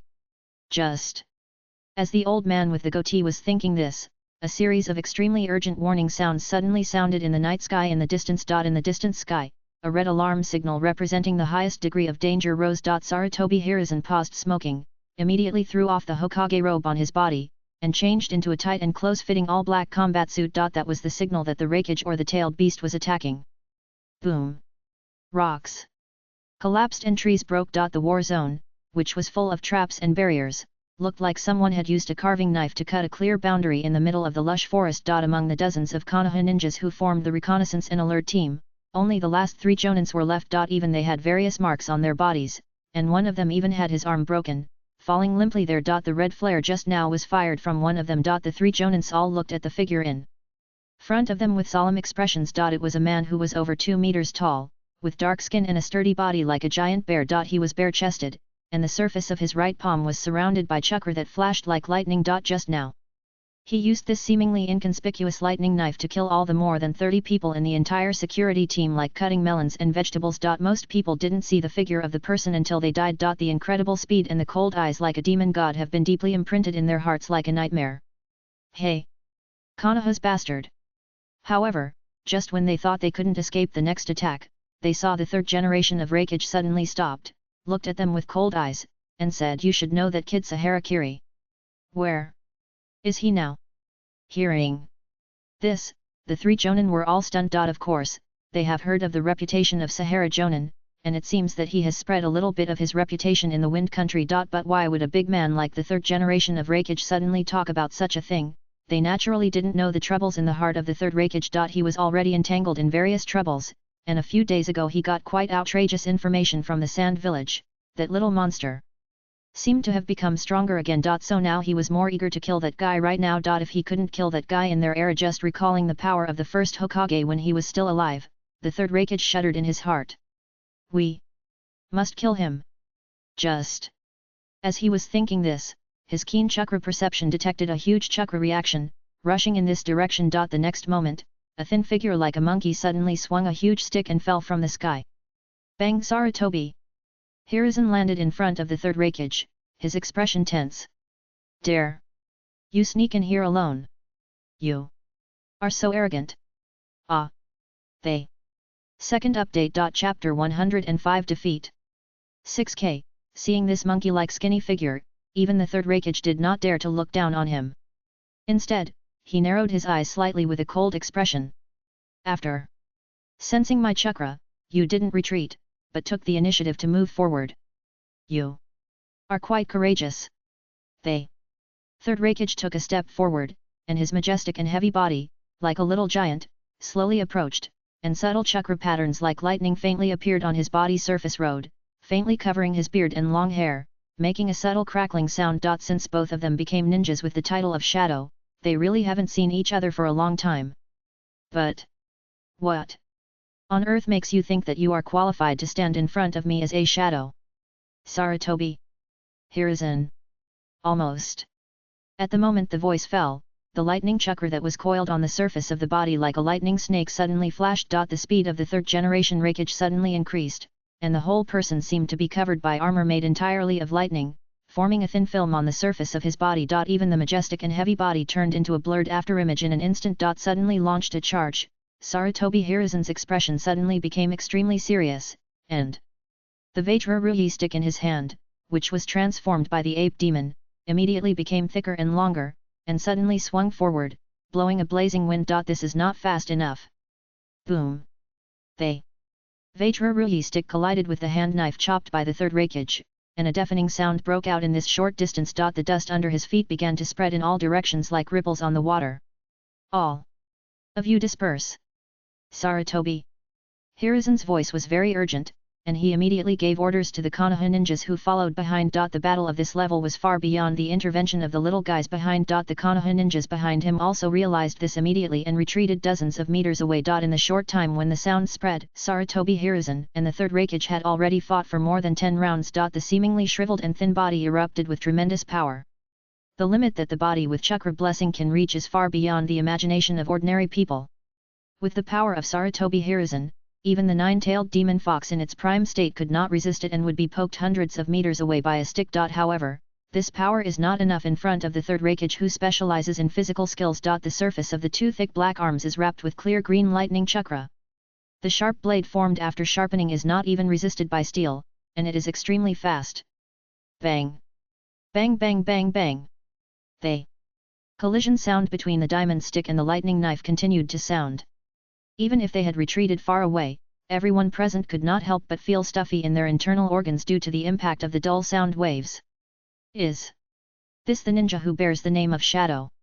One of the Konoha ninjas couldn't help but speak. However, a senior ninja beside him said calmly, "This is just a test." As if to respond to his words, after another dull collision, Sarutobi Hiruzen poked the diamond stick in his hand into the ground, and the whole person suddenly rose into the air under the support of the stick that was extended at super high speed. Support, swing. The diamond stick that was extended to hundreds of meters in an instant was lifted up from the ground with a bang under the force of Sarutobi Hiruzen when he turned over in the air, throwing up a large piece of dust, drawing an arc that penetrated hundreds of meters from the air, and smashing down from top to bottom in the direction of the third Hokage, as if it was 1,000 pounds heavy. Stand up! Chop the stick!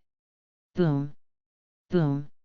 The extremely dull explosion sounded in everyone's ears, and in front of the diamond stick that fell, a burst of smoke and dust suddenly rose up.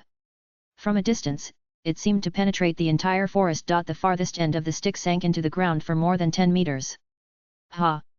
However, the figure of the third Hokage had already moved several meters away, and his eyes narrowed as he looked at the old monkey in front of him. It was really an unparalleled strange power. However, it was not enough. After just a moment of pause, the figure of the third Hokage seemed to have turned into a stream of light, and rushed towards Sarutobi Hiruzen with a bang. This short moment was enough for him to complete multiple seals. Shadow clone technique. After that, he formed the noon seal with both hands and took a deep breath. Fire style, fire dragon flame bomb. Suddenly, a raging fire that was extremely violent spewed out of Sarutobi Hiruzen's mouth, and in the shape of a fire dragon all over his body, it broke through a distance of dozens of meters in an instant. The super-large ninjutsu range supported by a huge amount of chakra completely covered all the space that the third Hokage could move. At the same time, the other two shadow clones also began to form seals synchronously. Wind style, cyclone. Earth style, earth dragon bullet. 3.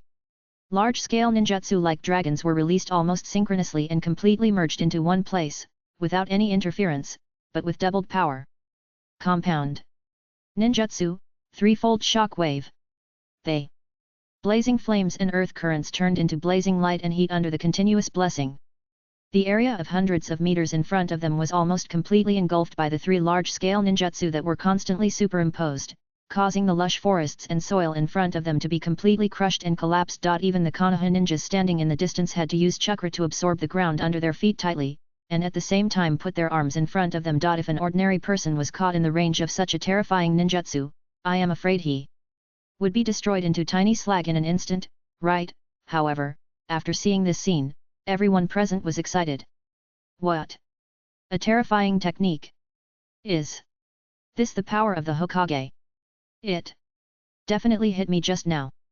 As mentioned before, Sarutobi Hiruzen is now in his prime, not even 50 years old. Although his physical condition has begun to decline, he is still at the end of his peak period. No matter how much you ridicule his political level and internal fighting ability, his strength alone is the peak of the ninja world. The title of ninja hero is not an exaggeration. Even within the range of the strength level of Shadow, he is also one of the stronger ones. However, the Shadow opposite him is the third generation of Hokage who has honed the offensive and defensive states of the lightning chakra mode to the extreme. Almost at the time when the surrounding Konoha ninjas cheered, Sarutobi Hiruzen, who was releasing the 3 escape combo, had already noticed the problem. There is a problem with perception. The moment he realized this, he did not hesitate at all. The 3 shadow clones almost simultaneously disconnected the output of chakra, and the 3 parties simultaneously swung the diamond sticks in different directions. Dang! A buzzing sound almost like the collision of metal and iron suddenly came to my ears. Everyone was stunned. The third Hokage took advantage of the range cover brought by the large-scale escape technique just now, and rushed to Sarutobi Hiruzen at a speed that was too fast to be caught by the naked eye, and struck him. If the speed had not been a little slower, the knife strike just now would have been enough to cut off Sarutobi Hiruzen's left arm. However, despite this, Sarutobi Hiruzen still looked at him with full vigilance. After more than 10 years, you have honed your lightning armor to this extent. Really? Amazing! Wow! The third Hokage threw away his coat that only covered half of his body and was now burnt, and looked up at him. You are so good, Sarutobi Hiruzen. Just the most basic 5-element escape technique, but you can reach such a level. Your ninjutsu has already reached the pinnacle of this ninja world. The voice was clearly telling the truth, but coupled with his body that was still unscathed after rushing out of the flames, it inexplicably sounded like a mockery. Sarutobi Hiruzen's eyes became more and more solemn. If he could withstand the ninjutsu just now, then if he wanted to kill him, his eyes fell on the heavy electric current that was still flashing on the body of the third Hokage, and his eyes narrowed slightly. Thunder earth, wind thunder. If you want to break through this level of lightning armor, you must at least use the same sharp wind escape at different positions at the same time to have a glimmer of hope. The moment he realized this, Sarutobi Hiruzen's eyes suddenly became heavier. Sarutobi, create a chance for me. Okay. A steady response came from the diamond stick. The third Hokage seemed to be extremely arrogant. Even though he noticed that Sarutobi Hiruzen was thinking about a strategy, he did not take a step immediately, but looked down at him. Don't come over? Then I'm going over.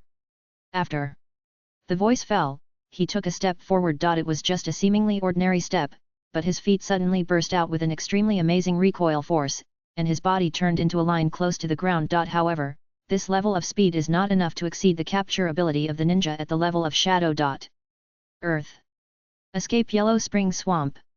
Sarutobi Hiruzen made seals with both hands. At the same time, the shadow clones behind him also changed from 2 to 4. The originally solid soil suddenly became muddy and slippery, and even the speed of taking steps seemed to be delayed for a moment. However, ninjas are professions that can even step on water. The muddy swamp was only adjusted for a moment, and the third generation of Hokage stepped on it and broke into a large spreading wave, and the whole person rushed towards Sarutobi Hiruzen. Hell! Thrust four-handed. They fingers stabbed forward were 4. The whole person seemed to be bathed in a bubble of lightning, with long hair standing up behind his head and muscles swollen to the extreme. Sonoma. Illusion. Darkness walking technique. Sarutobi Hiruzen suddenly uttered a cry.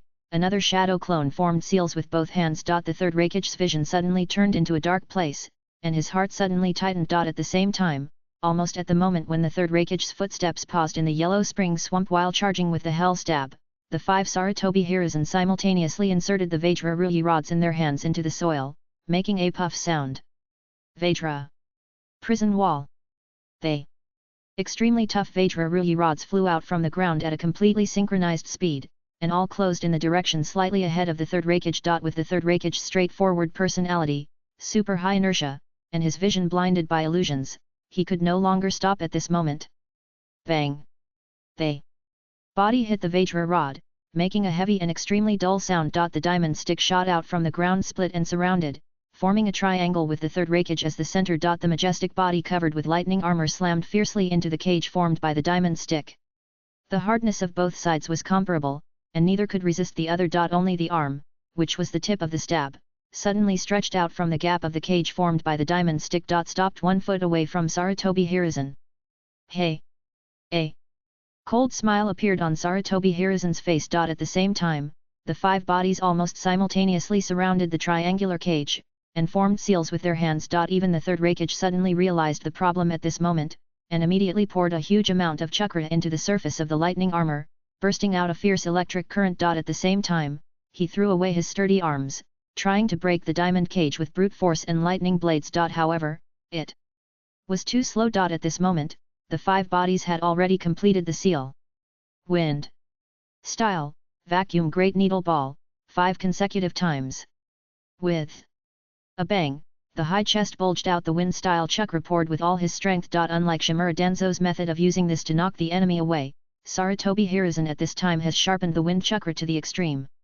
It is clearly the seal of the vacuum jade, but when it comes out of his mouth, the originally complete vacuum sphere is compressed by him to a shape that is almost like a needle. Piercing sharp, in just a moment, 5 vacuum needles composed entirely of the sharpest wind chakra pierced the surface of the lightning armor at a speed that the naked eye could not catch at all, forming an airflow column with the edge composed entirely of vacuum channels. Under the offset of the lightning chakra and the wind chakra, a diffuse arc-shaped scattered shock wave burst out in this short distance, hitting the ground and cracking one scorch mark after another. Under the continuous infusion of wind chakra, the lightning armor on the surface of the third generation Hokage was constantly worn away, and the huge amount of chakra from both sides collided with each other at a very high frequency. Until the end. Bang!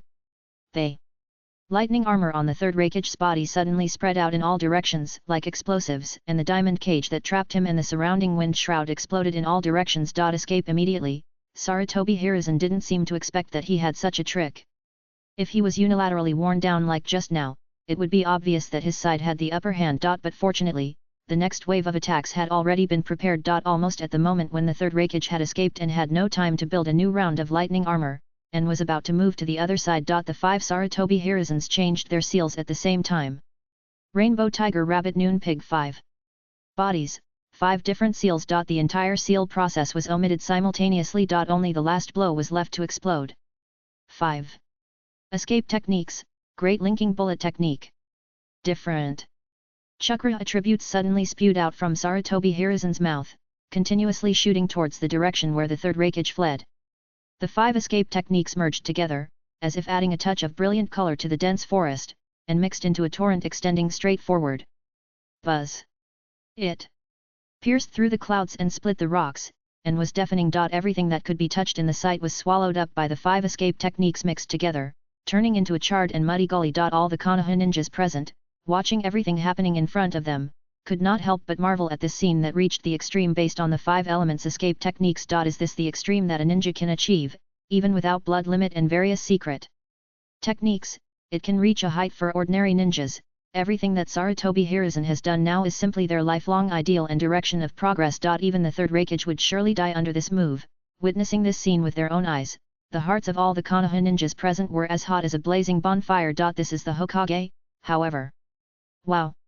In the center of this deep gully that penetrated who knows how far. The majestic figure, who was all black, with traces of burnt wounds left by violent chakra, and constantly emitting black smoke, was standing in the same place with his hands crossed. He actually withstood the extremely terrifying 5 escapes technique just now. The Konoha ninjas were stunned. Seeing this scene, although he had expected it in his heart and knew that a ninja of the same level as himself would not be killed in one breath, Sarutobi Hiruzen still couldn't help but narrow his eyes slightly.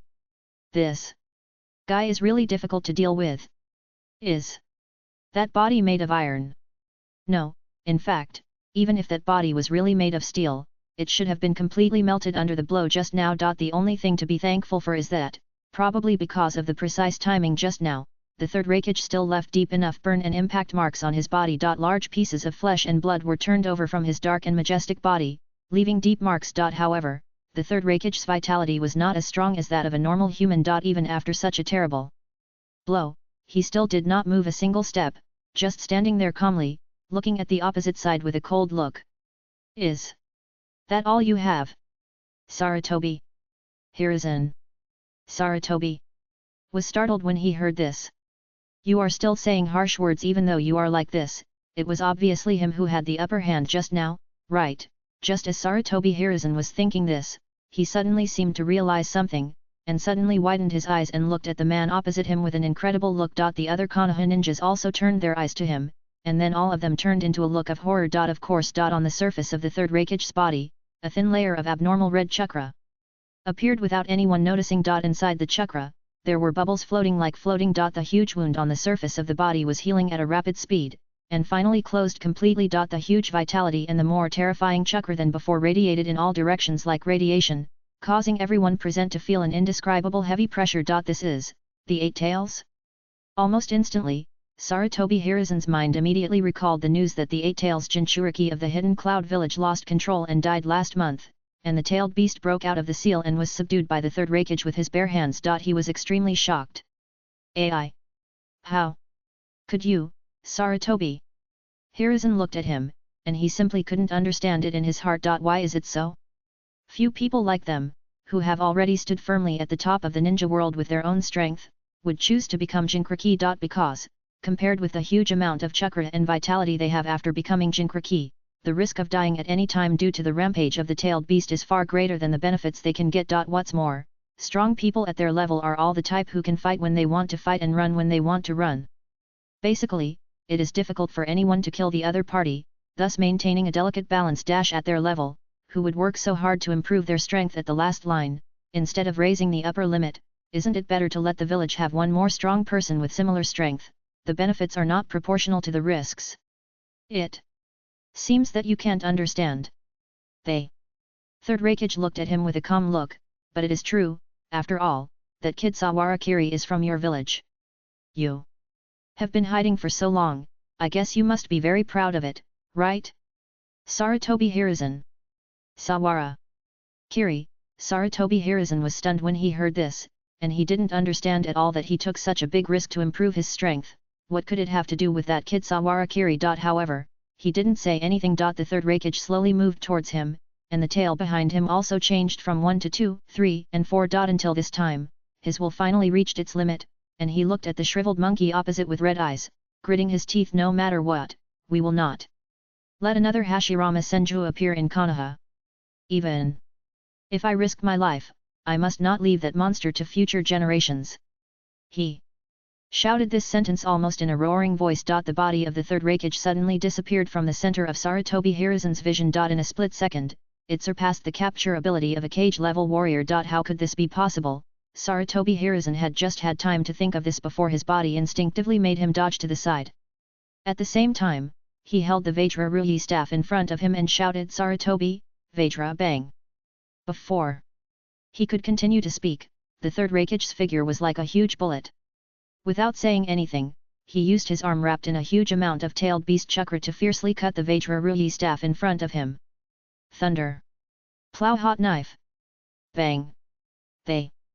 Next moment, Sarutobi Hiruzen spit out a mouthful of deep red blood, his eyes wide open. First update. Chapter 106 Soul Injury, 1W. At that moment, many things suddenly flashed through Sarutobi Hiruzen's mind like a revolving lantern. Why did the third Raikage, who was equally matched with him, take such an extreme path? How many tails can he control now? Why does he have such a strong hostility towards Sawarakiri? What happened in the previous S-level mission? What did Sakumo and Tsunade hide from me? What is the next Senju Hashirama?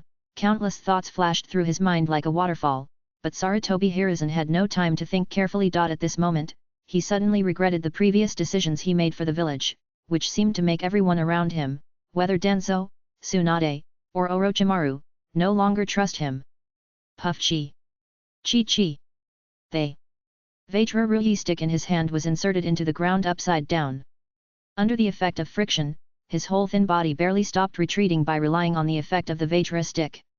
He swallowed all the blood that was about to spurt out of his mouth and stood still. At the same time, Sarutobi Hiruzen raised his perception ability to the limit, and at the same time pressed and dented his chest with his palm, causing the entire chest bone that had sunken suddenly to swell up under the action of breath and muscles.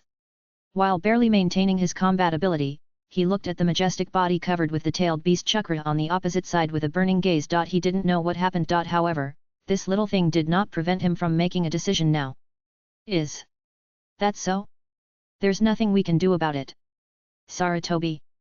Hiruzen looked at the majestic man standing on the opposite side like a giant bear, and suddenly smiled and said coldly. Whether it's the next Senju Hashirama or the next Uchiha Madara, since Saharakiri got Tsunade, the trust he had with the two children of Sakumo showed that he still had some merits. The most important thing was that he could make the enemy go to such lengths to get rid of him. This showed that he was a ninja of Konoha. There was no need to think about other messy things, this alone was enough. Sarutobi Hiruzen's breathing was a little heavy, but the large amount of chakra he continuously extracted made him seem to be covered with a blazing blue flame, and his whole body was bathed in a powerful and unparalleled aura. AI. That child made you make such a decision, so you should understand it, right? Old man, what price can you pay to keep the most precious future of Konoha?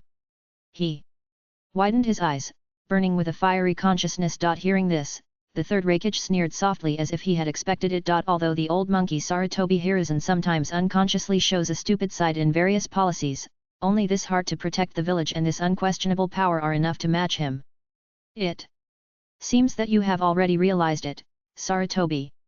Since Meng Guan is standing in front of me, I will kill you first, and then kill that little bastard Saharakiri. Almost. At the moment the voice fell, the tailed beast chakra coat that emerged on the surface of the third Hokage's body suddenly became more blazing than before, and the four tails were pulled straight almost synchronously. The next moment, his figure suddenly disappeared, leaving only a heavy mark under his feet, and dust and smoke drifted away. To the north, Sarutobi Hiruzen's eyesight made him immediately change the direction of his judgment of the enemy's figure, and the Vajra Ruyi stick in his hand danced in a round. Ruyi. Rod wild wind. They. Sudden howling wind blew the third Hokage, whose figure was almost blurred, to a standstill. The storm that was strong enough to uproot a giant tree lifted up the entire ground in front of Sarutobi Hiruzen. However, the third Hokage's speed was only delayed for a moment in such a storm. It was enough. Earth. Style heart beheading technique. The palm of the shadow clone was burned to a crisp almost the moment it touched the tailed beast's coat. However, even in this short moment, the third Hokage's calf was still pulled halfway to the ground. Roar. Seeing this, the third Hokage suddenly opened his mouth. The violent roar that sounded like a real tailed beast continued to spread in all directions, shaking the sky. Even the several shadow clones that were originally hidden in the distance exploded, their eardrums were shattered. Sarutobi Hiruzen protected his ears and retreated repeatedly. Third generation. Sir. When Sarutobi Hiruzen was hit just now, several Konoha ninjas around him noticed the abnormal situation, but they barely arrived until the two sides fought again. At this moment, taking advantage of the moment when the third generation Hokage stopped, he bravely held the kunao and launched an attack on the monster in front. Get out of the way, Sarutobi! Hiruzen shouted loudly. However, he was still too slow. Puff just. By swinging the long tail, the several Konoha ninjas who didn't know how to live or die were easily beaten into minced meat and smashed to the ground. There was no qualification to intervene in the battle between them. Seeing this scene, Sarutobi Hiruzen's determination became stronger. Without waiting for the third generation Hokage to launch another attack, he had already swung the diamond stick and rushed towards the opponent. First, create an environment that is not suitable for AI to move. Quickly, as these thoughts flashed simultaneously, the Vajra Ruyi stick in Sarutobi Hiruzen's hand had already extended like noodles at super speed, growing hundreds of meters in an instant. At the same time, under his outrageous strength, he swung it across the entire forest in front of him. Under this fierce and vicious blow, the lush forest was flattened by him like mowing grass, and when countless trees fell, large patches of smoke and dust were raised. However, this speed was not enough to keep up with the pace of the third Hokage. With just a light flash, his figure withdrew from the attack range of the Ruyi stick, and then charged towards Sarutobi Hiruzen again. However, Sarutobi Hiruzen's purpose of buying time and delaying his movements had been achieved. Taking advantage of this brief gap, he formed seals quickly. Water. Style, exploding water wave. Although he was in a waterless place, the water spewing out of Sarutobi Hiruzen's mouth seemed to be endless, impacting the entire land and forest with a huge amount of fluid, showing off his terrifying total amount of chakra. Sarutobi, do you think you can stop me like this? Now. I am not on the same level as you. They.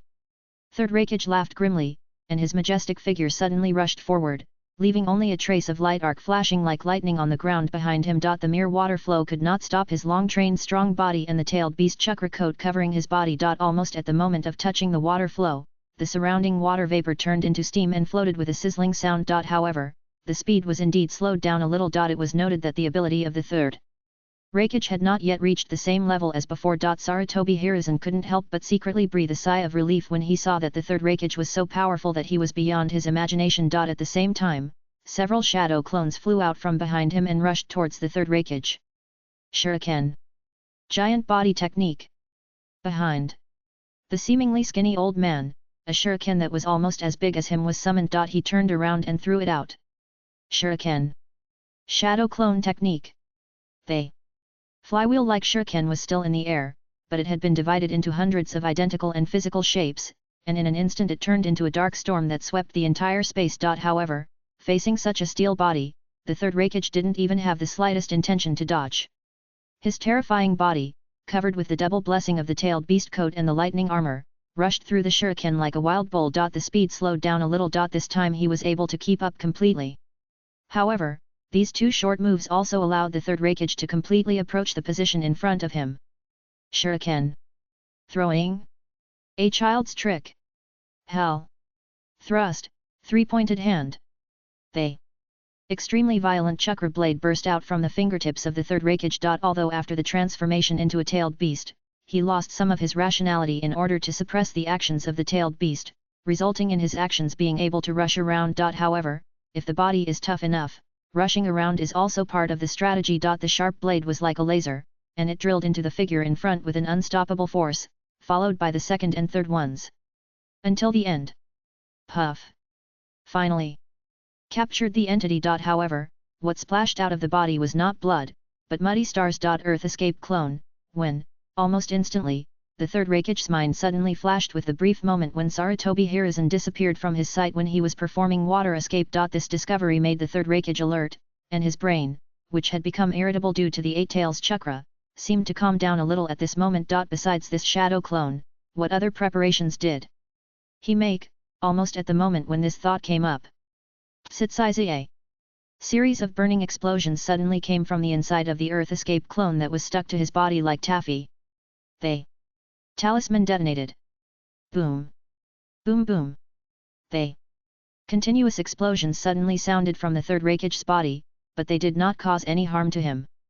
They only delayed his body for a moment before it started. But it was enough. Puff. 4. Shadow clones that appeared at some unknown time suddenly appeared around the third Hokage under the cover of the running water, with their hands in a seal. 4. Purple flame formation. They. Vast range suddenly enveloped the third Hokage and Sarutobi Hiruzen's own body. The moment he noticed this scene, the third Hokage suddenly had a bad premonition in his heart, and swept his fierce eyes towards Sarutobi Hiruzen in front of him. Ah! Sarutobi! Hiruzen slammed the Vajra Ruhi stick in his hand on the ground and looked at him coldly. You are too powerful now. No matter what, I can't allow Konoha to be threatened by a guy like you.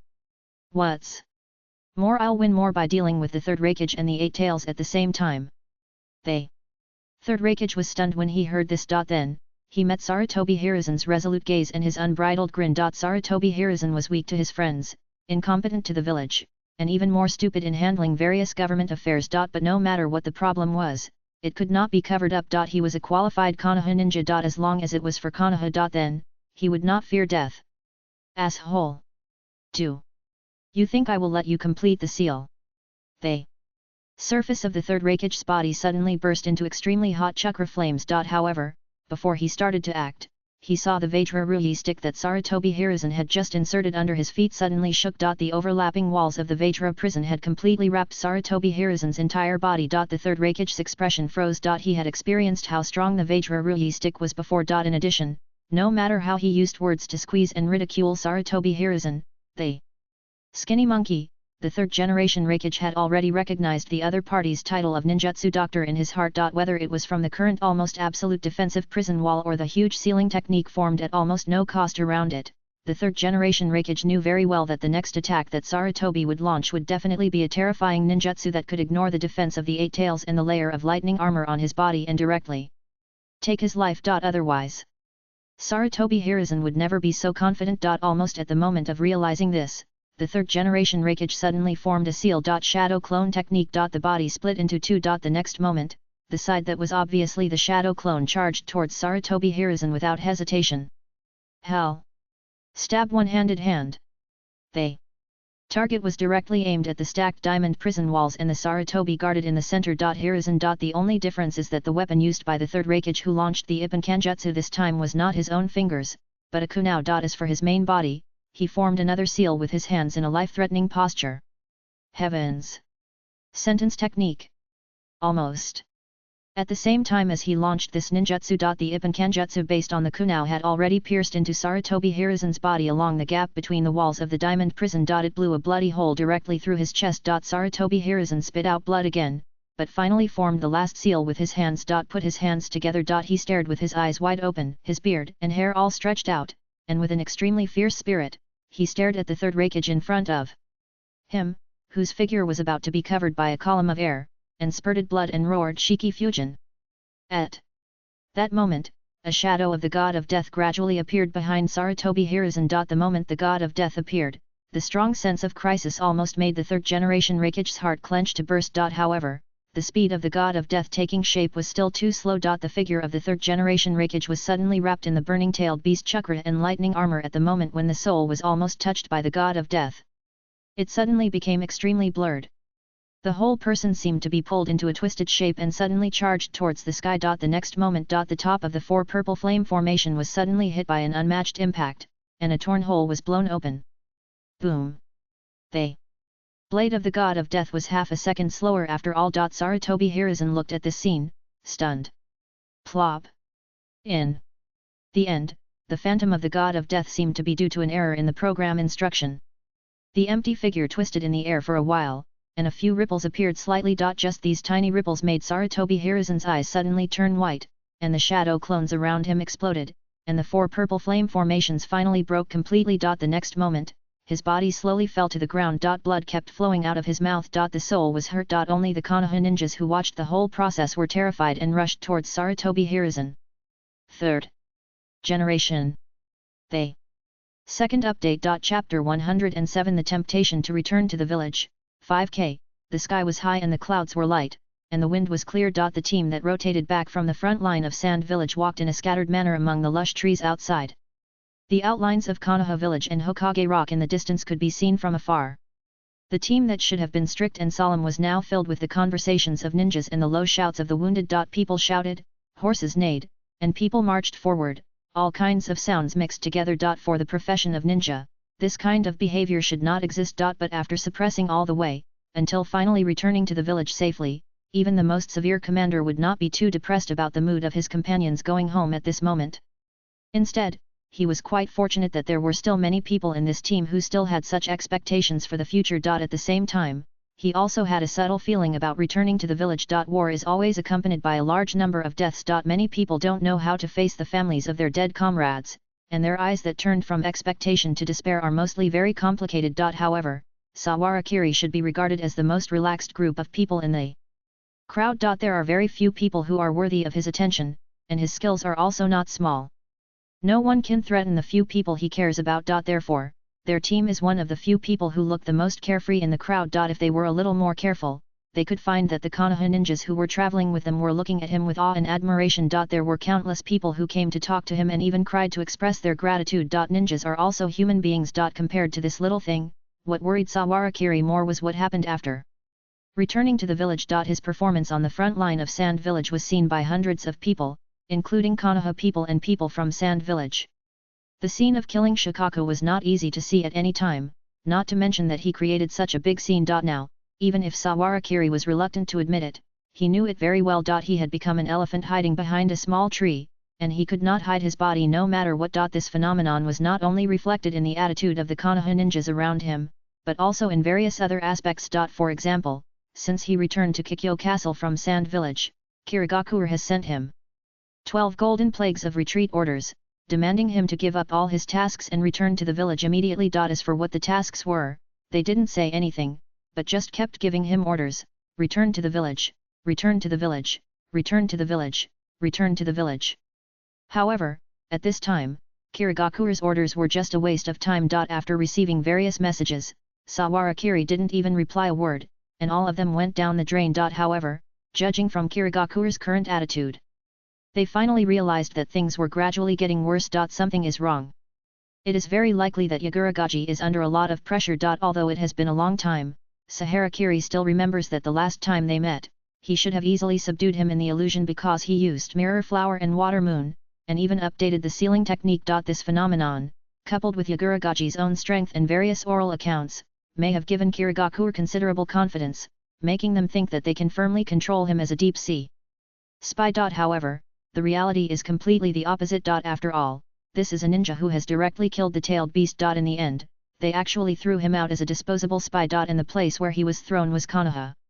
Just by imagining it, Saharakiri can imagine how frequent the various emergency meetings of the Kirigakure high-level officials are now, and what kind of accusations the Kirigakure high-level officials responsible for the Konoha intelligence network are bearing.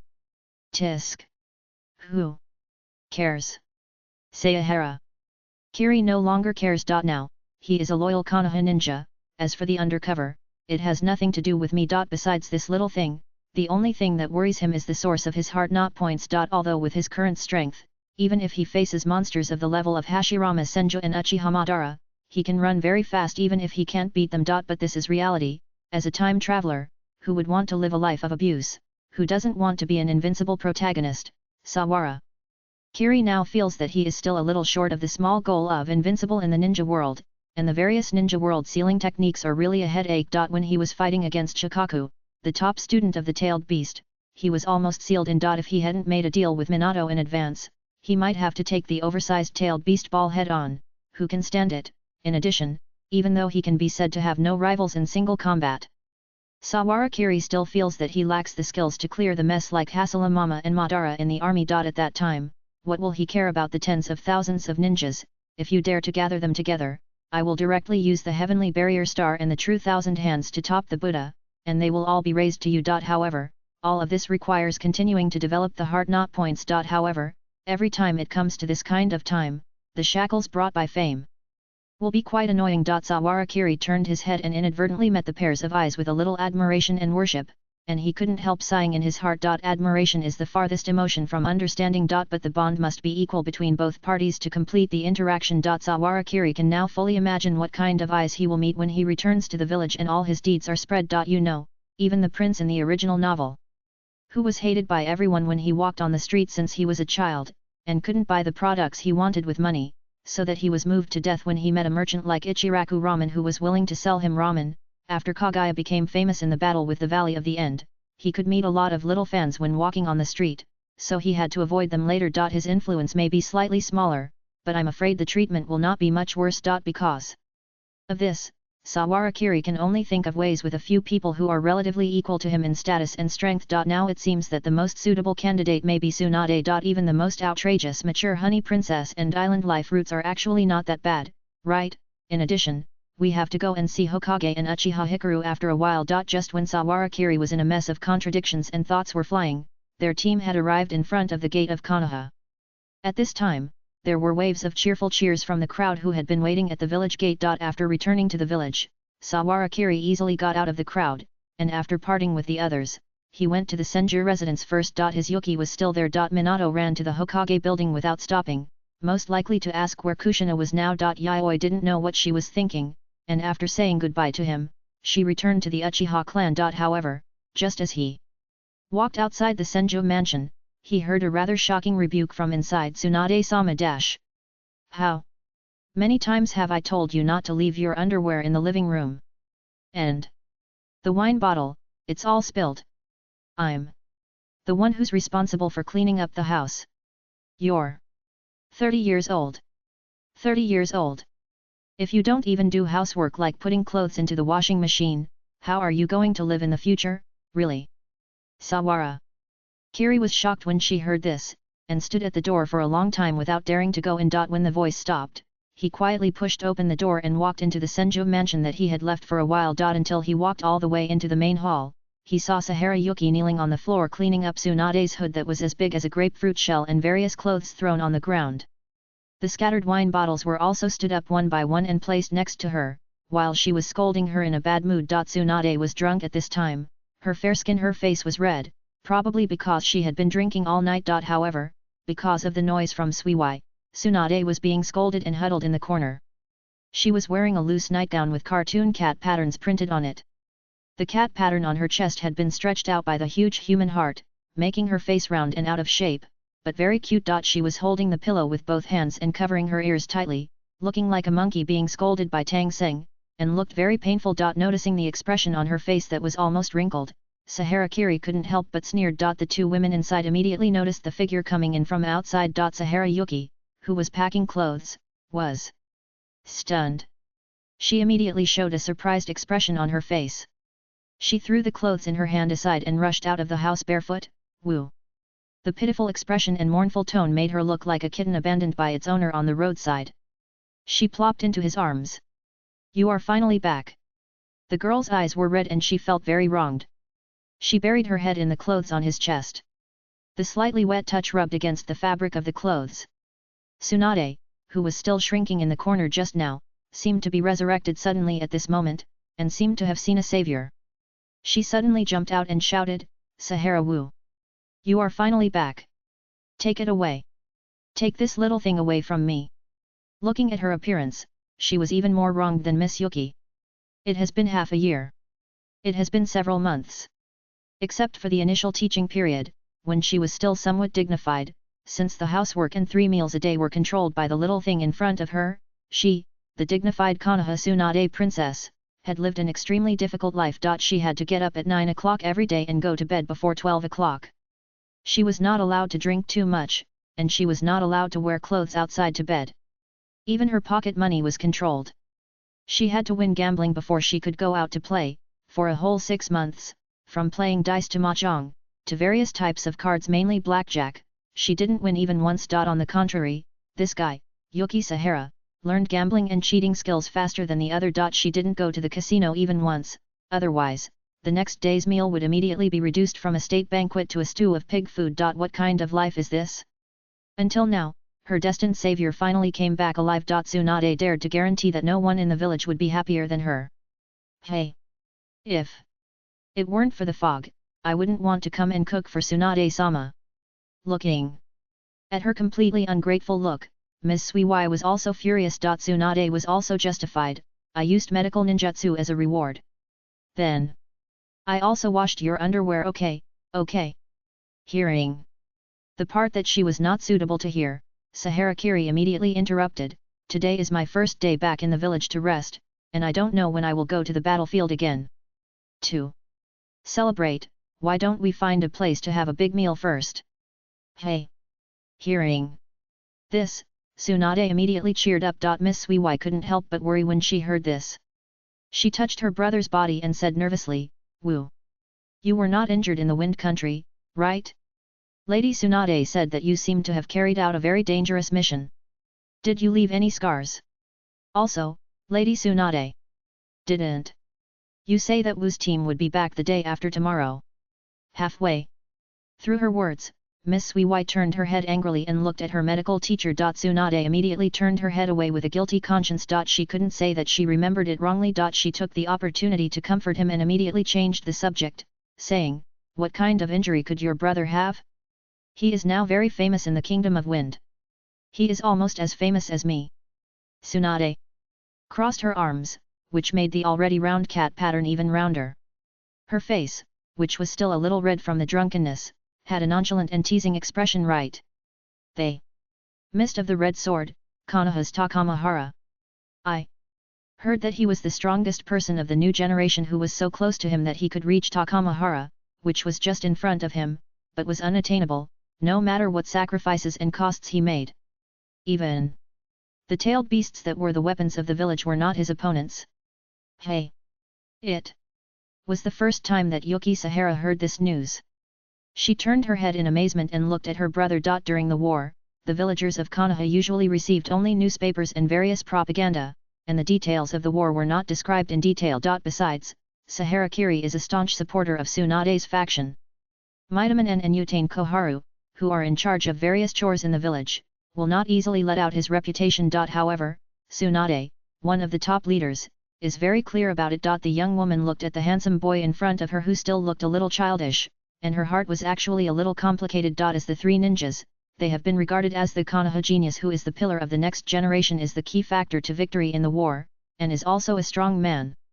Praised by the ninja world. However, in this war, both their reputation and the style of Hatake Sakumo, the White Fang of Konoha, were completely overshadowed by this young man of the next generation. It's okay, Sahara. Kiri smiled and rubbed Yuki's long hair, saying softly, those reputations are just excuses for the failure of Sand Village. In fact, most of the credit is due to everyone's efforts. The tailed beast Jinchuriki is even more dangerous. Yuki should not underestimate those guys. How could I underestimate them? Miss. Yuki muttered unhappily. She is not stupid. Although there is not much in the textbook, as an excellent student, she has learned the history of the tailed beasts, that is the monster that once cholera the ninja world. Besides, said Sahara Kiri, she slightly turned her head towards Tsunade, and acted like a boy of her age, and her tone seemed a little helpless. Tsunade-sama, I am a boy after all, can you put on your inner clothes before coming out? Tsunade looked down at her loose nightgown and the small protrusions from the eyes of the nightgown pattern, and her expression froze at first. But when she noticed Sahara Kiri's appearance, her face suddenly became arrogant again, like a 30-year-old weird ant who stared at a little boy in a night alley. She smiled and lifted up the side of the cat-patterned cheek, and said in a weird voice, Hey you little idiot, have you been paying attention to this kind of place since just now? Are you interested in this place? Look, the whole person seemed to be about to show his teeth and claws, grabbing a corner of the nightgown with a look that seemed to be exposed. It would be a waste if I didn't play with this little guy who always looked serious. At this age, as a legendary doctor, she knows the human body very well. She only needs to use a little temptation to tease her, and she almost wants to break the quilt at night. Hey, why didn't I think of it before? Tsunade couldn't help but feel a subtle regret in her heart. At the beautiful age of 30, when hormones are the most active, she is no longer as shy and timid as those young girls who don't know the world, especially when facing older boys who are much younger than her. However, Yuki Sahara immediately jumped up like a cat with its fur exploded, blocking Tsunade tightly, grabbing her clothes to prevent her from moving, and shouting woo. Run! Don't get caught by this thirsty old lady. Hey! Who are you talking about? You! Don't deny that you are very thirsty, Tsunade-sama. Tsunade immediately showed a side that was very consistent with the tradition of the Senju family, and killed her disciples for the sake of justice. Yuki Sahara, you evil bastard who betrayed your teacher and ancestors. Look at me. In the courtyard of the Senju mansion, the two of them ran and chased each other, and suddenly became a mess. Sakura Wu looked at the scene in front of him helplessly, but inexplicably felt a subtle sense of relief after leaving the battlefield. This is the feeling of daily life. First update, Chapter 108 Emergency Meeting, 1W. Just as the yard was still noisy. Sahara Kiri suddenly noticed a slight sound of footsteps. When he turned his head, he saw a little girl who was hiding timidly at the side of the bedroom door, quietly sticking out half of her head to check the outside. Noticing that Sahara Kiri's eyes were sweeping over, the little girl suddenly seemed to be frightened and suddenly retracted her head. However, it seemed that because the big brother was quite good looking and looked like a good person, she quietly stuck out half of her head again, hiding and shrinking, and kept silent. Tsunade-sama, who is this? Although he almost had the answer in his heart, Sahara Kiri still turned his head and asked in the direction of Tsunade. Tsunade, who was running around like her second grandfather chasing her useless little apprentice, stopped when she heard Sahara Kiri's voice and turned her head in confusion. Then he reacted and said casually, that's Duan's niece, named Shizuan. Her parents also died on the battlefield. There's no one else at home, so I brought her here. Her name is Shizuan. Sawara. Kiri looked at the child's round little head, and the impression in his mind gradually matched that of the short-haired woman in the original book who was a little silly. He thought about it, reached into his pocket, took out a candy, and reached out to the little bean, luring her over like teasing a cat. Shizuan looked at Tsunade, then looked at her sister Suiwai, who was usually very kind to her, and stared at the candy with some greed. After hesitating for a while, he ran to Sawarakiri in small steps. However, before she could take the candy, Saharakiri had already picked her up with a cry of awe and said to the two people next to her, "Go change your clothes first. I just saw that the Akimichi barbecue restaurant has reopened on the way here. If you don't go now, you won't be able to grab a seat later." Shizuan, like a little kid, struggled in her arms. But when Saharakiri peeled off the candy wrapper and fed the sweet fruit candy to her after it entered her mouth, the little bean immediately stopped moving and was held by him obediently. During this war, sugar and medicine are almost as important as each other, and they are rarely seen in ordinary stores. At least, since the little guy was born, he rarely eats such sweet snacks. A child born in the war years. Sawarakiri thought, and gently rubbed the little bean's face as smooth as tofu. It seems that she understands the basic principles of the transaction. Shizuan did not resist at all, and let him rub her face, just staring at him with her big watery eyes, as if waiting for something. "No. More. Mr. Sawara said, a very cruel reality. Shizuan's eyes suddenly became dim. Commercial Street, Akimichi barbecue restaurant. It seems that because a large number of Kikyo City frontline ninjas returned to the village for rotation, even the commercial street, which had been deserted for a long time, suddenly became lively from today. Many stores that had been closed for a long time suddenly opened their doors and immediately welcomed a large number of customers who had suppressed their shopping desires for a long time during the war. Naturally, even many common commodities were suddenly raised to very high prices during this period of time. Ninjas are also human beings. However, for Sawarakiri and Tsunade and their group, there were not so many problems. Because I had contacted the owner's family in advance, I should have reserved a small box for 4 people. There were many pedestrians along the way. The village, which had been deserted for several years, was rarely so lively. Many pedestrians who were originally depressed smiled slightly. The noisy sound made the quiet little kid who had never seen such a world huddled in Sawarakiri's arms and buried his head quietly. For some reason, this little guy seemed to be very shy. "Tsunade-sama, why don't you hold her for a while?" Saharakiri turned her head to the side. "Shizuan must feel more comfortable when you hold her." Tsunade put her hands together in her wide sleeves, not bothering to turn her head, let the child walk by herself. "When I was about her age, I would graduate from the ninja school. If you don't learn to be strong at this age, you won't be able to face a more miserable life in the future." Miss Suiwai, who was on the other side of Saharakiri, immediately teased in a low voice, "Then you will become a rotten woman like Tsunade-sama, who gave up the rest of her life drinking and gambling all day long, and can neither cook nor wash clothes. Stinky brat, you are a fool. My cooking skills are very good. Bah, I've never seen you cook by yourself." The two of them started to quarrel again. Obviously, Yuki Sahara is not as soft and submissive as Shizuan in the original book. She must be tough when facing the injustice in the world. The reason why she takes care of Tsunade's daily life is just the obligation and reward as a disciple. Sawarakiri was sandwiched between the two of them, and there was a lot of duck chirping in her ears. However, not many pedestrians on the road laughed because of this little thing. Instead, many people looked at them with surprise or admiration. Eyes. Most of those who still have a strong desire to consume at this time are ninjas. There is basically no ninja in this period who does not know Tsunade and Sawarakiri. One of them is one of the 3 Konoha ninjas who has saved countless Konoha ninjas throughout the early period of the Second Ninja World War, and the other is the Ikara no Kiri, who is famous in the entire Wind Country battlefield for Sawara squad, rushing to the door. Recently, there are even rumors that the other party has blown up the tailed beast head-on. At this time, it was impossible not to attract attention. Unfortunately, because Sawarakiri had been undercover for too long, he was still not used to the burning gazes around him, so he quickened his pace. Tsunade just thought he was shy and couldn't stand such a scene. The group then quickly entered the barbecue restaurant.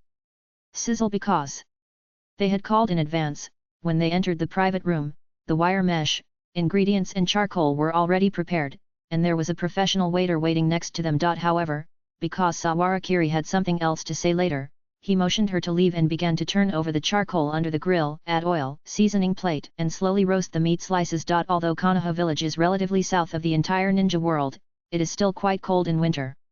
It will snow soon. At this time, when the charcoal was heated in this small box, everyone felt a warm current rushing on their faces, dispelling the cold. Before eating, the body has become hot. So? Tsunade picked up a piece of meat from the baking tray. It looked cooked, but she pressed it on the tray to heat it up before putting it on the small plate of Jingyan. As she spoke, she picked up another piece for herself, rolled it in the seasoning plate and soaked it, and stuffed it into her mouth in one breath, filling half of her white and tender cheek. You just came back from the battlefield and you came to treat me to a meal. A guy like you who doesn't do anything for no reason, don't you have anything to say to me? As early as the time when they first met, when Saharakiri did not hesitate to expose the biggest secret bloodline limit and those eyes, and made a deal with her, Tsunade clearly realized that this was a little guy who looked a little shy, but was actually quite realistic and indifferent. But this situation is not surprising. In the world of ninjas, there are similar people everywhere. Sahara Yuki looked at Tsunade, who was eating greasy food, and seemed to cast a somewhat indignant look. However, she has always been a child who can distinguish air. It was not until her elder brother really had something to say to her that she suppressed her mouth and closed her mouth. Tsunade-sama, please understand. Sahara Kiri smiled unabashedly, put the lettuce and tofu skin on a piece of meat roll on Yuki's plate, and then continued, today, there are indeed some things I want to ask you for help.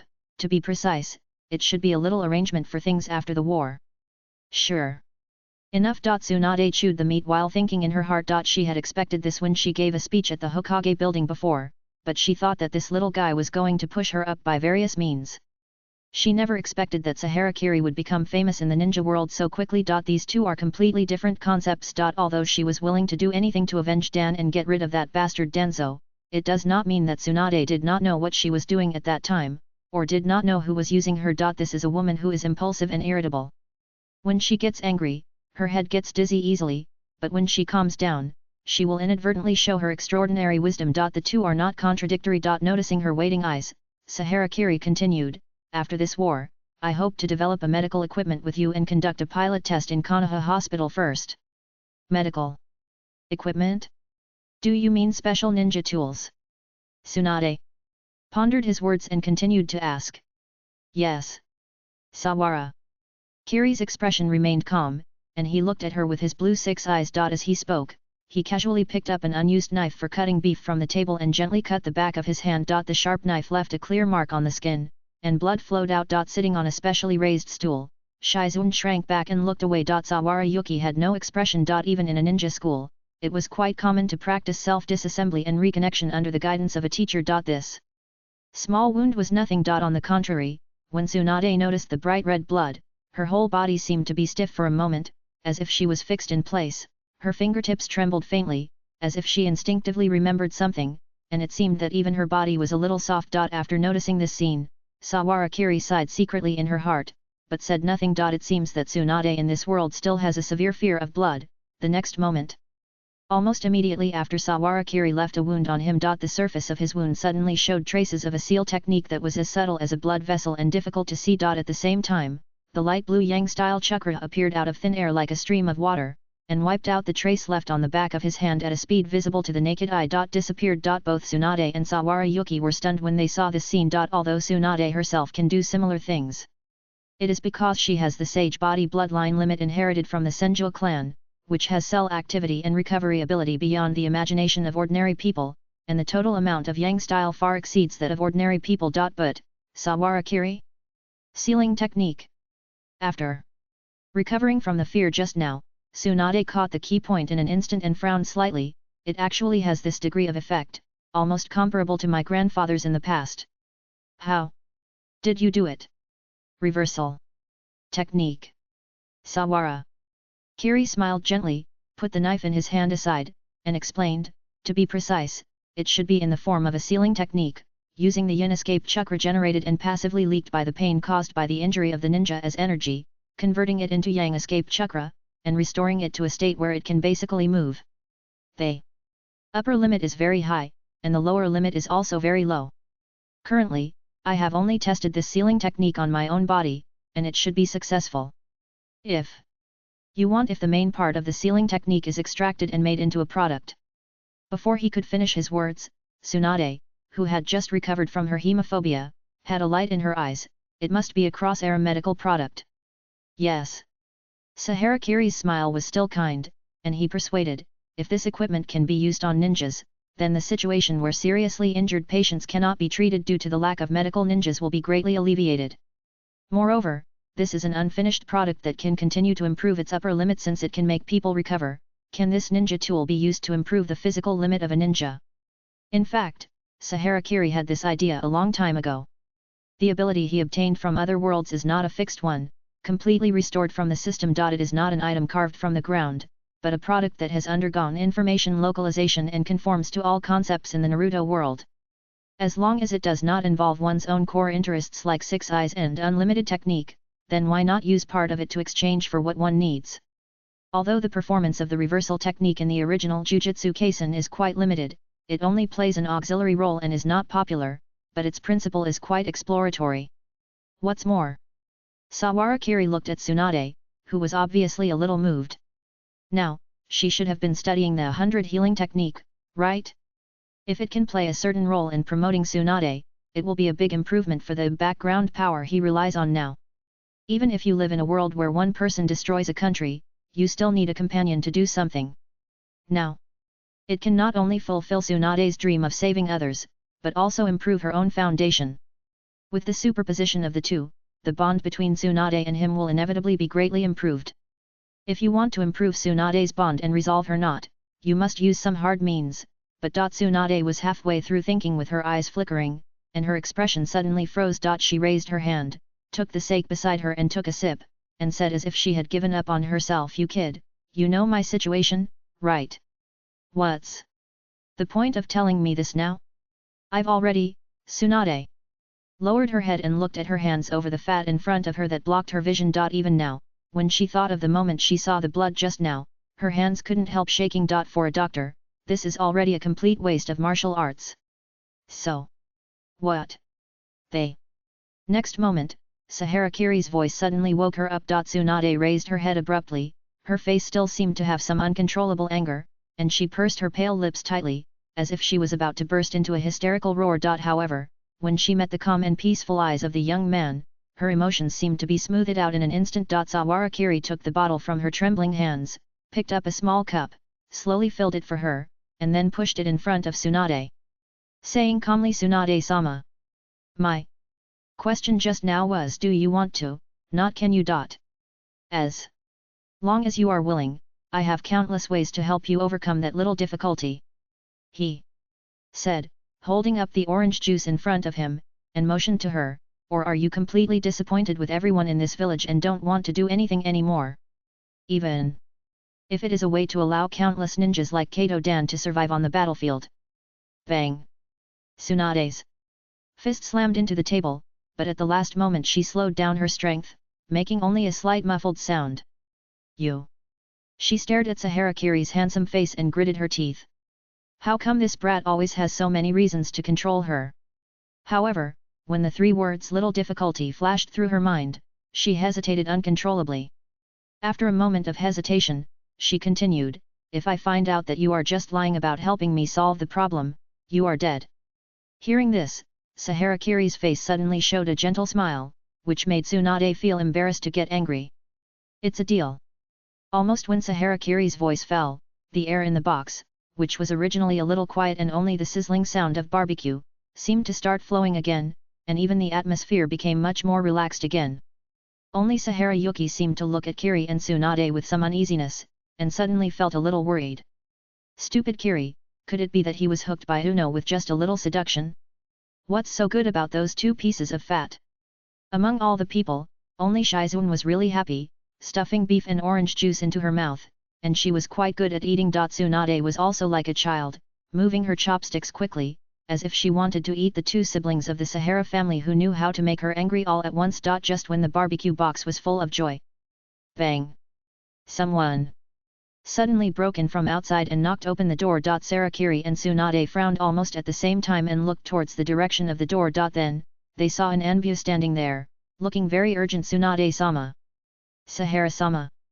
Please follow me to the Hokage building immediately for an emergency high-level meeting." The moment they heard this order, their expressions suddenly tensed. The second update. Chapter 109 Village Wartime Administrative Agreement Group, 6K, the moonlight is faint. If you look down from the Hokage rock at this moment, the lights in Konoha village are dim. Only a small area near the commercial street is still lit and crowded with people. However, if you look more carefully, you can find that in the core area of Konoha, in the various ninja clans and houses in the area, many people suddenly put on formal clothes, walked out of their homes with urgent expressions, and headed towards the Hokage building. It seemed that they had encountered something.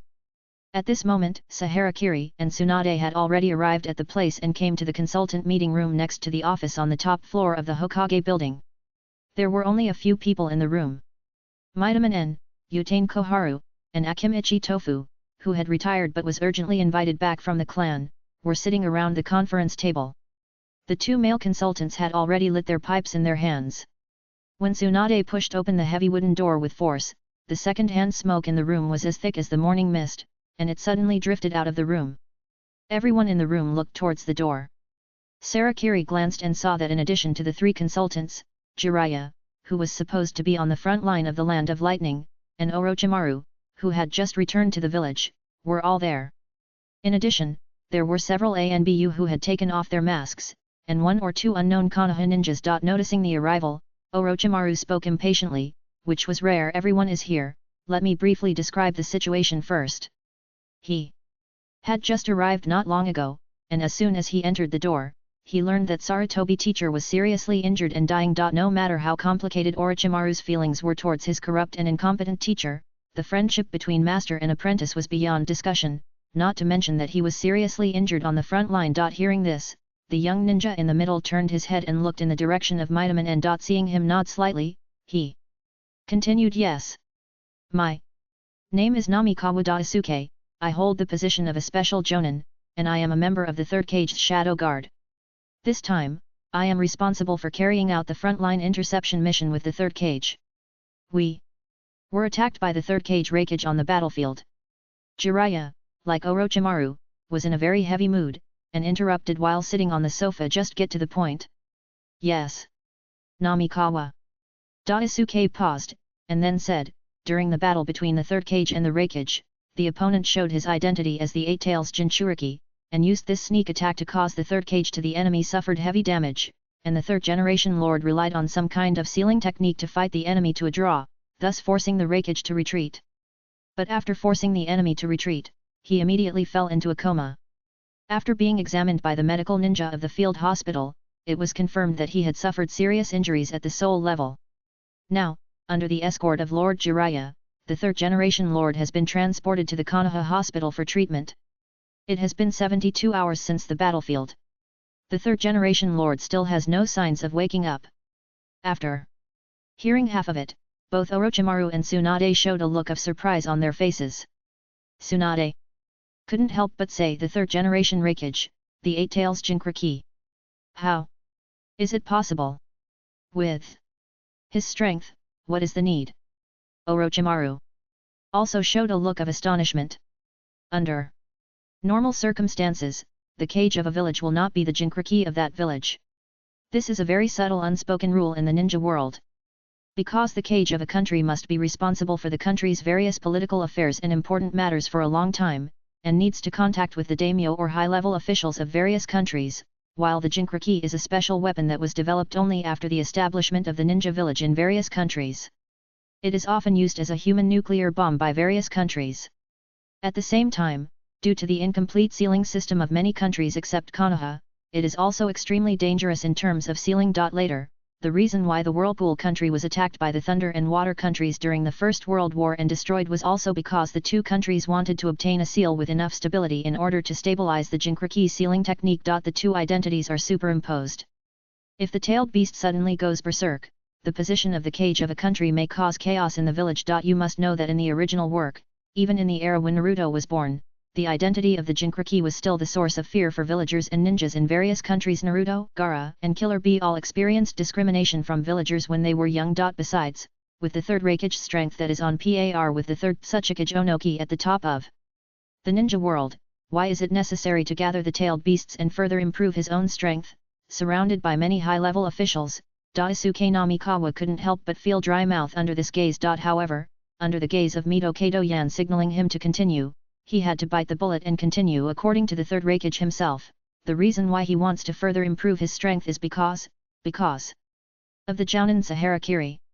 Everyone present was stunned when they heard this. Saharakiri, who was originally watching the show, was even more shocked, as if a pot had fallen from the sky. Danzo, is this how you usually feel? Sahara Kiri. Tsunade subconsciously repeated his name, as if she had thought of something, and her eyes could not help but stagnate. Almost instinctively, she recalled the scene on the battlefield before, when Saharakiri fell from the sky, fought a draw with the attacking third Hokage, and kidnapped her from him. Although Tsunade was in a state of confusion at that time, she did not lose her memory. Recalling the scene at that time, she suddenly understood something inexplicably. But others still didn't understand. And Jiraiya, who had been on the battlefield for a long time, was even more confused today. The first time he met this young man whose rumor had overwhelmed his own disciples, he turned his head and looked at the boy who was following Tsunade. The big car and the boy. Somehow, the moment he saw this scene, he suddenly had a bad feeling in his heart, perhaps because he had written too many erotic novels. Yes. They.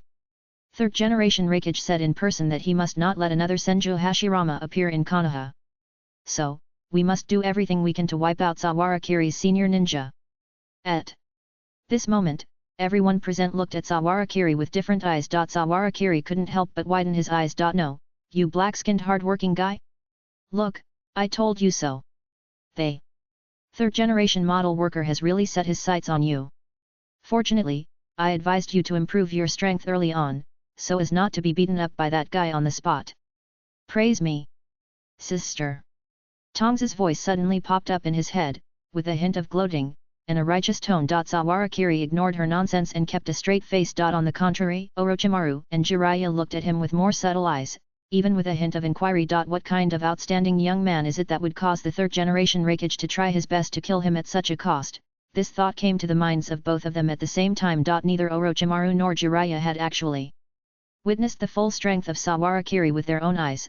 This was completely different from the situation of Hitaki Sakumo and Tsunade. If Minato Namikaze was present, he would probably understand it completely, and even if he thought from the perspective of the Hokage, he might not in agreement. He is the only person in the entire ninja world who has seen Mr. Mist in full force. This is the situation now. Seeing that everyone was silently looking at the young man following Tsunade, Mizuta Minyan reached out and knocked his pipe on the table, and said in a deep voice, Hiruzen is now in a complete coma, and his soul has suffered a serious injury. Tsunade, do you have any solution? It's very difficult. Tsunade chose a sofa and sat down, crossing her fingers. I am not good at soul repair technology. If Dan is still alive, in short, only the witches of the demon country or the fire temple may have related repair capabilities. I have just started my research on the connection between the soul and the body. Is that so? Although it was expected, Mizuta Minyan was still a little disappointed. If Hiruzen was here, it would be a great support for them, the members of the Hokage advisory group. But now that things have come to this, there is no point in thinking about that kind of thing. Besides, this is also an opportunity. In that case, let's discuss the issue of the temporary Hokage first. Mito Kato. And lowered his voice, looked at the people in front of him, and said calmly, it is still a war period. When Jiraiya retreated from the front line of the Land of Lightning, I had already ordered Hitaki Sakumo to go to the front line first. Sawara Kiri was stunned when he heard this and stared at him straight. As if he noticed his gaze, Mito Kato explained, Sakumo has had the experience of confronting the third Hokage. I have also informed him of the current changes in the letter, A and D. As he said, he glanced at the faces of the three ninjas present, as if to indicate something, and said his identity is not suitable. Sarutobi. Hiruzen couldn't keep up with the speed of the third Hokage. Even if teacher Sakumo could barely hold on at the front line, could he still get any benefits? Besides, after something like this happened, shouldn't they first send the top fighters to the front line of the Land of Lightning to find a way to kill the Scourge, instead of discussing the temporary distribution of power? These guys are really too old to be useful. It's only World War II. Saharakiri stared at him for a while, then slowly withdrew his gaze. That's it. This grudge will be remembered for now. When Mitaman was stared at by him, he actually had a creepy feeling, but he couldn't make any expression, so he could only frown secretly. Because he was called the future of Hashirama Senju, he held back for now. Tisk. However, Tsunade would not tolerate these termites at all. She sneered and slapped the table and said, "The teacher is not dead yet, and you are thinking about the Hokage first. You are just the same bastard as that old guy Shimura Denzo, Mitaman." Mitaman. Yan's brows were getting higher and higher, but before he could speak, Yuta and Kohara beside him said in a very unfriendly way, "Tsunade, you are not a child anymore. Don't be willful. Konoha is now in a critical period of war. If there is no commander-in-chief in the village, who should be responsible for the response to the war outside? What's more, Yan has said that he is only a temporary Hokage. When Hiruzen wakes up, he will naturally wait until the next round of formal power transfer bullshit."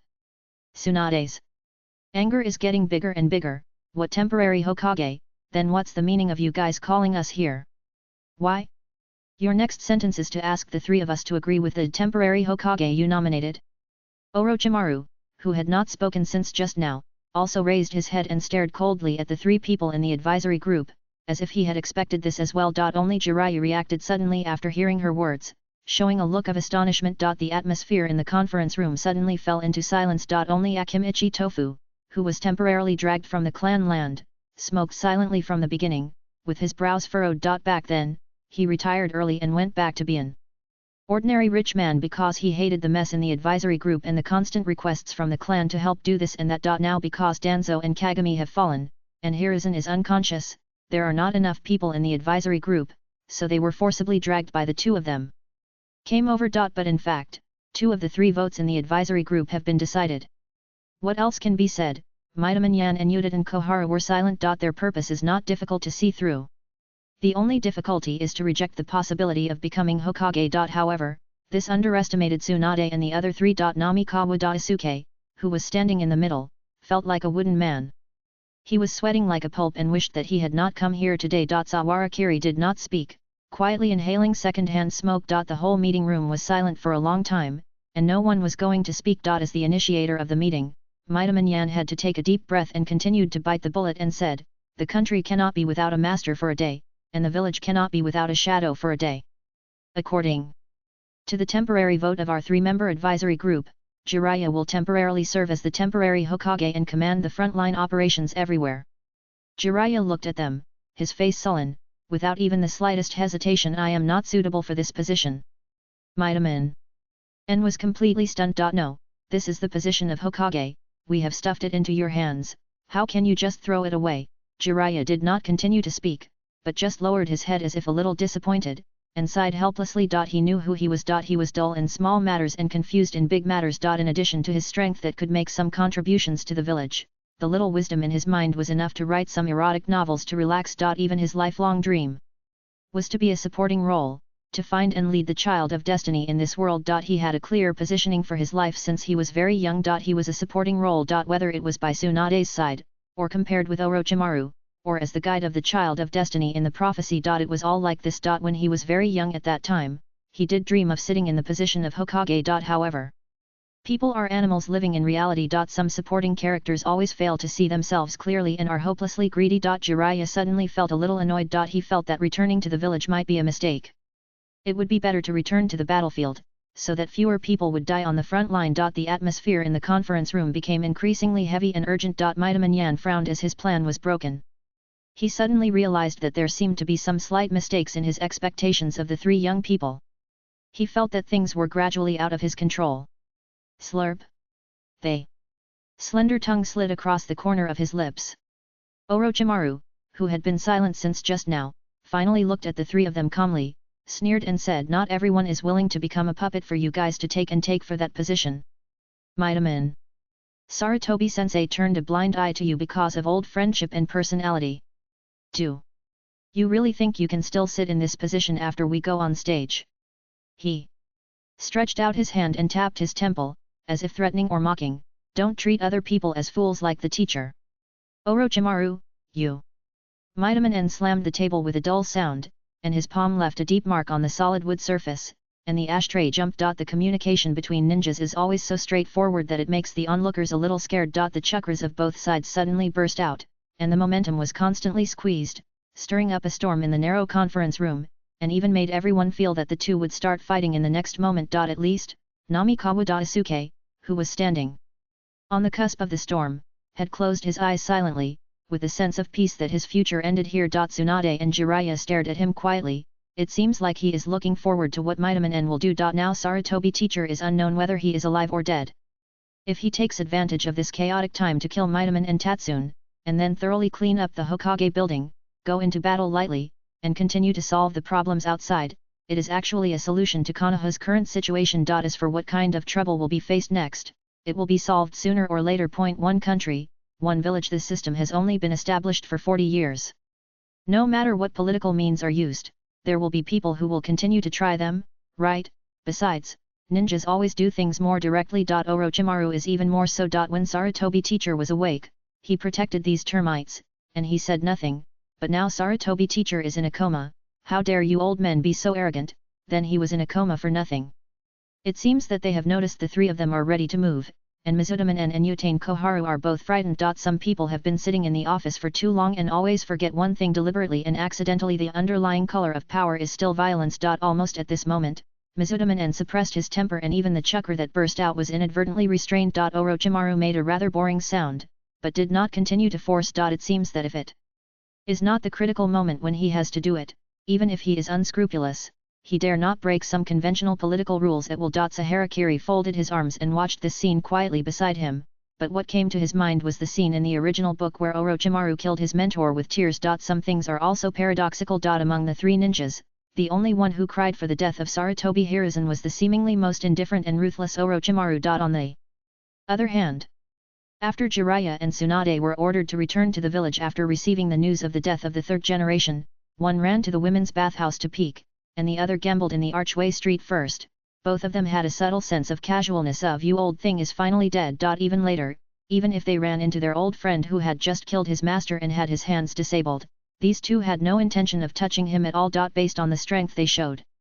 Later, both the sage Jiraiya and the 100 heroes Tsunade were considered to be letting go in the scene of the confrontation between the three ninjas. Until they realized that the two sides could not reach a consensus and were about to part ways unhappily. Sawarakiri finally spoke. Since the adults cannot reach a consensus for the time being, why not neutralize the opinions first to face the current critical situation? If Tsunade, Orochimaru, and Jiraiya can temporarily form a village wartime administrative agreement group to execute the power of the Hokage, I believe that both the ninja clan and the civilian ninjas will not have too many objections. As soon as the voice fell, everyone turned their heads to look at him. Orochimaru looked at him with some surprise, as if he understood what he meant at once. If this village wartime administrative agreement group with the three of them as the main body is formed, what is the point of the current advisory group? If you don't occupy the high ground of power, the enemy will occupy it. As long as there are enough people, they will inevitably cut pieces from the original cake. This is inevitable. Tsunade seemed to have thought of this all of a sudden, and her eyes looking at Sawarakiri suddenly became a little settled. This kid is just like a combination of my grandfather and my second grandfather. However, Mizudaman didn't think of so many things at once. When Saharakiri spoke, he suddenly felt that all the anger he had just suppressed had a place to go. Jiraiya rejected me, Tsunade scolded me, and Orochimaru was mean to me, but because they are all the best candidates for the current Hokage, all of these are forgotten. But you, a junior who is nothing, dare to speak carelessly? So, Mizudaman immediately got angry and shouted loudly with dissatisfaction, you are just a junior, how can you speak in this situation? Boom! Unexpectedly, before the voice fell halfway, a chakra wave that was more violent than the sum of the two just now suddenly burst out from the body of the young man in front of him, whose face was still a little childish, with an unstoppable momentum mixed with a certain abnormal sense of space pulling, abruptly filling the entire conference room. The sense of oppression was too strong, and there was even an illusion that it was difficult to breathe. In addition to some unimportant unexpected gains, the energy beast alone has brought a physical bonus that has greatly increased the total amount of chakra of Sawarakiri, which is completely incomparable to ordinary cage-level chakra. Sawarakiri slowly turned her head and looked at him with her blue eyes, tilting her head slightly as if she was a little puzzled, pointing at herself, and asked softly word by word, I can't speak. Then you go fight the third Hokage first. Update. Chapter 110 Deadline, 1W, Hokage Building, large conference room on the third floor. The clan leaders who received a series of emergency notices in the middle of the night entered the venue one after another. As soon as he walked in, he was stunned by the scene in front of him, and his expression was heavy. It was less than 10 minutes after the notice was issued, more than half of the clan leaders and famous jonin of the village had already arrived at the meeting. Now no one knew the situation. Those who might have guessed the inside story also looked heavy-hearted. They sat there silently and observed the whispered conversations of the people around them. The rest of the people were either temporarily unable to find anyone, or most of them were on the front line. At the same time, since the war on the front line of the Wind Country had just ended not long ago, many ninjas had just returned from the front line. The only side that was still in a state of continuous war was the Hidden Cloud Village. Most people even thought that the protracted Second Ninja World War was about to end, and their moods unconsciously relaxed. Now but suddenly, this happened again, and everyone had an inexplicable premonition. Just as everyone in the conference room was talking in low voices, the current head of the Hyuga clan, Hyuga Munnobu, walked in from the door with a calm face. Seeing that it was him, many people took the opportunity to greet him and tentatively asked him some small doubts. However, Hyuga Munnobu seemed to really know something. Even when facing the inquiries of the most friendly ninja clan leaders on weekdays, he never said a word. After finding his seat, he sat down quietly with a gloomy face. It was not just him.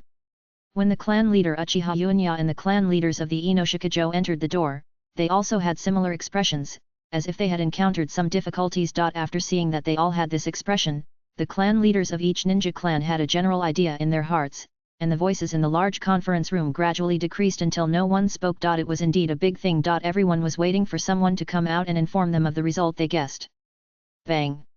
As expected. When the door was pushed open, the crowd saw the three members of the Hokage Advisory Council who were supposed to follow the third Hokage first file in, all with dark faces as if they had encountered something difficult. Among them, Mito Kato-en had the darkest complexion, especially the circles around his eyes, which were even a little purple. Following them were the three most famous Konoha ninjas in the village, as well as a group of unfamiliar young ninjas.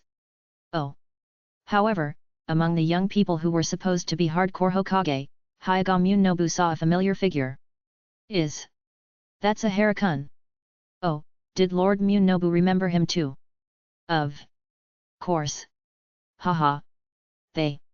Clan leader Uchiha Motoya beside him laughed softly twice, and his expression was inexplicably very proud. Now, the deeds of Sawarakiri on the battlefield of Wind Country gradually began to spread to the village, and even many ordinary civilians learned that there was a very powerful young Konoha ninja who had beaten the Sand Village Jinchuriki, who was regarded as the village's weapon, in a head-on confrontation. As the head of the great ninja clan, Uchiha Motoya naturally knew more about similar news. For example, this kid killed the rising star of Sand Village, Golden Sand Raza, and the puppet stylist Monza Iman not long after entering the battlefield. For another example, the Jinchuriki that Sawarakiri defeated was the perfect Jinchuriki, who was rare in the entire ninja world and had been working with the one-tailed Shikaka for decades. Although Fukufu had hardly fought in the war, they had seen the power that a perfect Jinchuriki could unleash. Of course, these were not the main points for him. The most important thing is that this extremely powerful young man has a very good relationship with the children in his family. People often see him and Yayoi going to the grove alone during the intervals between wars, and I don't know what shameful things they do. Now it's even better. Saharakiri seems to be together with Tsunade again.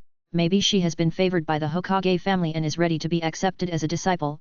Hokage family Saharakiri Uchiha clan, now they are connected. Since Uchiha Kagami died, Uchiha Motoya has been worried about how to renew the relationship for a long time. Now he finally breathed a sigh of relief, as if he had drunk a big bowl of sour plum soup in the coldest days of winter. What is business? This is business, Yayoi, you did a good job, Yayoi. If the old man Sarutobi Hiruzen died now, and Tsunade took over directly, it would be even better. Aren't the good days coming? Uchiha Yunya smiled in his heart, but only said so much, which made Hyuga Munnobu beside him look puzzled. Of course, it is definitely not appropriate to laugh out loud in this situation. Uchiha Yunya thought about it, restrained his emotions slightly, and tried to make himself look more solemn. After the meeting room was quiet for a while, Mito Kato-en, as the main person in charge, raised his head, looked at the many senior ninjas in front of him, and began to report on this emergency meeting. He first briefly described the surprise attack that Sarutobi Hiruzen encountered on the battlefield, and then talked about the process of both sides were injured between him and the third Raikage, and finally came to the key question after this fierce battle. The third Hokage felt a little unwell and temporarily entered the Konoha hospital for long-term recuperation. Due to various reasons, and the war has not yet ended, after a preliminary vote by the Hokage Advisory Group, Tsunade, Orochimaru, and Jiraiya were ordered to form a village wartime administrative agreement group to be responsible for the current Hokage position. Regarding this proposal, a proposal will now be launched to all the Jonin in the village for consultation, and a Jonin meeting will be held for voting. Almost at the moment when the voice fell, a tidal uproar sounded in the entire conference hall, and all those who did not know the situation cast their eyes on the few people on the stage. What does the third Hokage felt a little unwell mean? Could it be that he caught a cold accidentally when he returned to the village after fighting with the third Hokage? We are all 1,000-year-old foxes, so who knows who? You said it in the mission details report, the third Hokage, that monster who was already ridiculously strong, gave himself the label of Eight Tails Jinchuriki. After this battle, how can that old man Sarutobi Hiruzen be good? Everyone, he is a senior ninja in the village, very experienced, and he has seen the thunder and death mode of Kumagakure. After this round of fighting, the third Hokage was injured so badly that he couldn't even come out to see people. If the current situation is not a secret, it is at least a serious injury that has cut off half of his life. Sarutobi Hiruzen is afraid that his skin and buttocks are hung on the tree. However, the full line group they mentioned later made many people present cheer up, as if they had discovered a new world. Looking at the three people on the stage with burning eyes. All the senior ninjas began to think about how they and their families behind them should grab the greatest benefits in this round of craze before the end of the war. At the same time, although it was not very obvious. But many people's eyes gradually focused on the group of young ninjas who followed the three ninjas early, especially the young man who had just become famous some time ago. I don't know when. On the table in front of Sawarakiri, a small label of Deputy Commander of the Front Line Against the Land of Lightning has been placed. Many people have sensed something different in this seemingly insignificant line of text. However, when these upper-level people look up and meet Sawarakiri's blue eyes, they will receive a gentle and polite smile from the young man who still has a bit of childishness on his face as a greeting. That sunny and gentle look, at first glance, is a good boy with a good temper, honest and polite. There will be a chance to get in touch with him in the future. On the contrary, the three ninjas on the stage, who have obviously gained a huge improvement, all have a stern face, as if their teacher has died. Konoha, the world is going to change. After the meeting ended, many senior ninjas left one after another, and many of them looked complicated, as if they were thinking deeply about something. Among these people, the ones who slipped away the fastest were the few members of the Shadow Guard who had just listened to the confrontation between the advisory group and the three ninjas in the small conference room. Among them, Daisuke Namikawa was almost trotting in front. Oh my god! The scene of the upper-level meeting was too scary. Let's not talk about the three ninjas for now. That young man who looked quite shy, Sawarakiri, actually dared to grab the collar of the Hokage advisor and scold him. Almost the second he walked out of the Hokage building, Daisuke Namikawa decided in his heart no matter who asked about today's matter, he couldn't say a word. After the meeting. The entire Konoha village began to operate at the fastest speed, and various organizational relationships that originally belonged to the Hokage were redistributed to the three people in the all-bank group. Politics, economy, and military. The proposal, supervision and final decision power of various affairs, as well as the many people and forces behind these powers, also began a big reshuffle under the stage. Any organization cannot be completely changed by killing one or two people or changing one or two positions. As long as the goal is not to destroy but to build, then you have to be patient with those dirty guys and slowly discuss and solve the problem within the scope allowed by the rules. If you want to completely change Konoha, there is still a way to go after the three ninjas. However, this has nothing to do with the current Sawarakiri. Although he has now been recognized within the scope of the All Jainin Conference, he has become an independent killer of the Sand Village Jinchuriki and a new generation of star ninjas known throughout Konoha. However, all this only proves his ability in war, and does not mean that he can take power as a matter of course. Uzumaki Naruto and Uchiha Sasuke had killed Uchiha Madara and even Otsutsuki Kagaya when they were 16 years old, saved 100,000 ninja troops, and became heroes who saved the entire ninja world. When they walked on the street, people came to them everywhere to ask for autographs. Even the crimes of Uchiha Sasuke attacking the 5 Shadow Conference, killing Shimura Danzo personally, and attacking the 4th Hokage can be redeemed. However, the 6th Hokage still had to be ranked according to the seniority system, so that after Hitaki Kakashi had been the 6th Hokage for more than 10 years, the two of them could continue to take the position. Of course, this was due to the willingness of Uzumaki Naruto and others, but there was also suppression and promotion by the old forces. Even until Naruto took office, the two Hokage advisors Mito Kato and Utane Koharu were still in office until they were over 90 years old. The various tricks in this are all things that cannot be told to outsiders. But this is the fact. As long as Sawara Kiri wants to take over a complete and prosperous Konoha village and wants a stable and orderly environment, he must abide by some conventional rules, not just him. Even the once invincible Senju Hashirama is the same. Pretending to obey but disobeying is not just a means of civil servants. You've worked so hard, Lady Tsunade. Sawara Kiri was thinking about what was going to happen next, and he sighed, I guess we'll be busy until late today, right? Just when he was gloating over his misfortune, a masked man suddenly bumped into him from the crowd in front of him. When Sawara Kiri subconsciously dodged, he found that there was a thin sheet of paper in his sleeves. A thin piece of paper. It seemed to be stained with a little moisture. He turned his head and looked in the direction of the crowd. The figure turned around in the alleys and soon disappeared. The people around him seemed to have noticed nothing and continued to walk slowly forward, as if it was just a small episode common on the road. Sawara Kiri's eyes seemed to be a little dim. When he found a hidden corner, he opened the paper and took a look. He seemed to suddenly realize something and raised his eyebrows slightly. The handwriting on the paper was clear. After 3 days, give up all tasks and return to the village to report. At the end of the paper, it was marked with handwriting that was obviously emphasized, deadline. Under the shadow of the dimly lit street, Sawara Kiri's blue eyes were deep. Looking at the arrogant tone above, and the deep meaning behind it, the corners of his mouth seemed to pull inadvertently, revealing a sighing smile. Really? I almost forgot about these bugs. Now that he thinks about it carefully, it seems that it is time for him to clean up his background a little bit. Sawara Kiri thought, and turned around silently. In the alley, in a blind spot that no one noticed, his figure disappeared silently. The next moment, several figures in dark uniforms suddenly passed over the roof. The second update. Chapter 111 Runaway, 6K.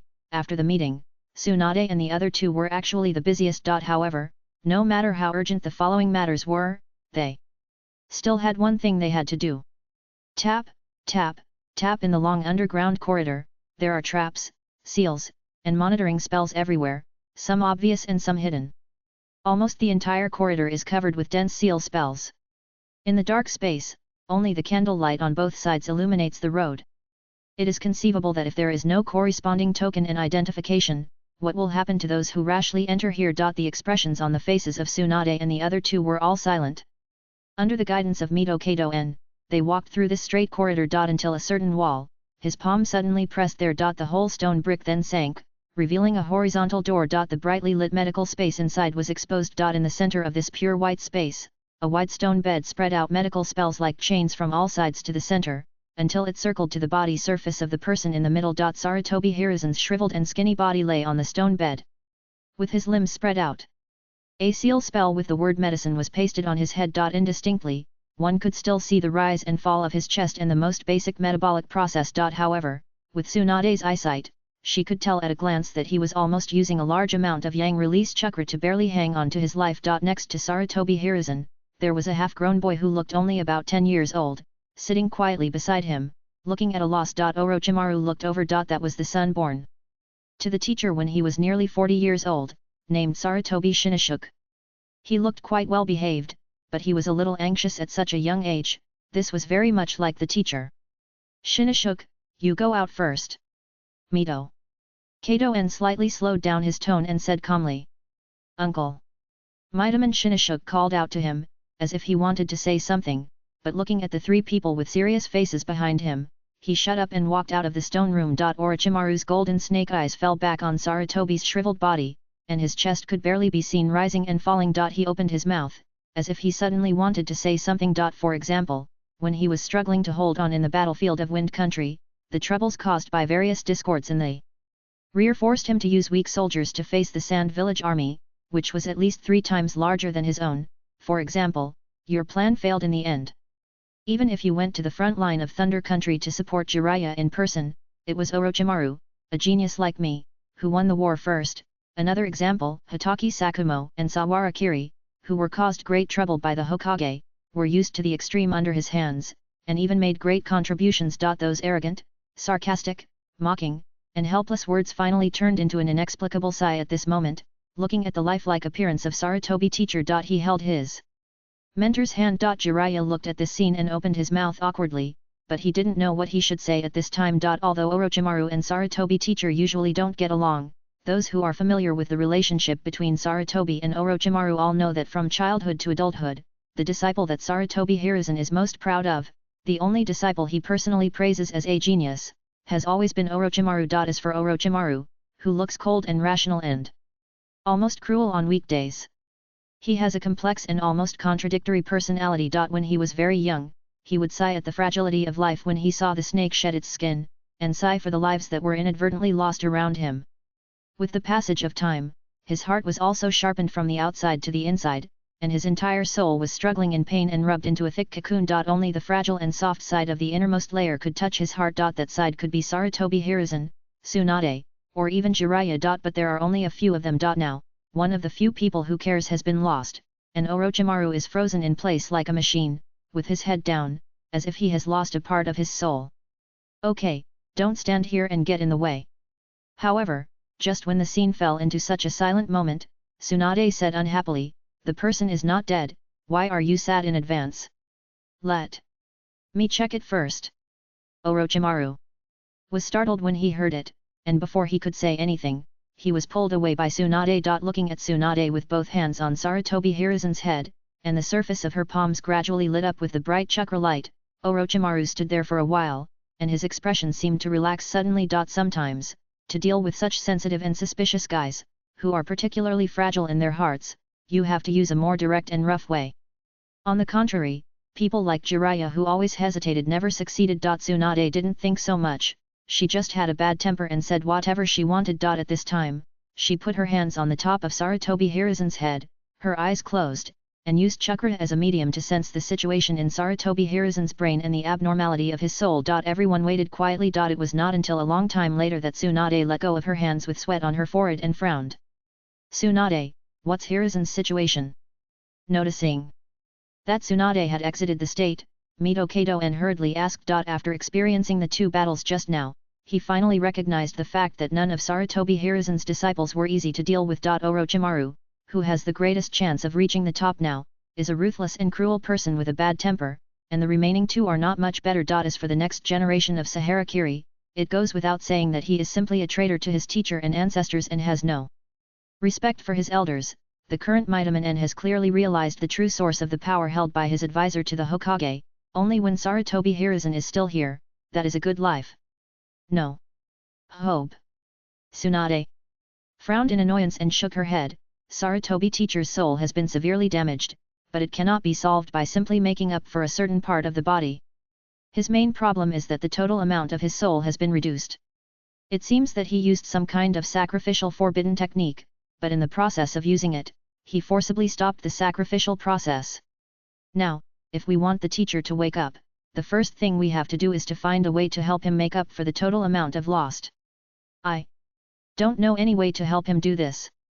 Hearing this, everyone present couldn't help but show despair on their faces. Among them, only Mightyman's despair was the most sincere, as if he was lamenting the impending death of his old friend. But they. Next second, Tsunade suddenly gasped. Everyone's attention was focused again. Tsunade turned her head and looked in the direction of Jiraiya. "As far as I know, the great toad sage of Myaboku Mountain has always had the ability to predict this kind of unknown content. And it seems that in history, it is not that no one can replenish the soul. In fact, if there is a strong enough vitality as a feedback, then the restoration of the soul is not impossible." Hearing this, Jiraiya immediately cheered up.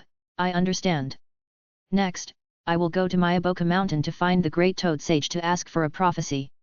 In addition, he also has to continue to learn fairy arts." Jiraiya secretly made up his mind.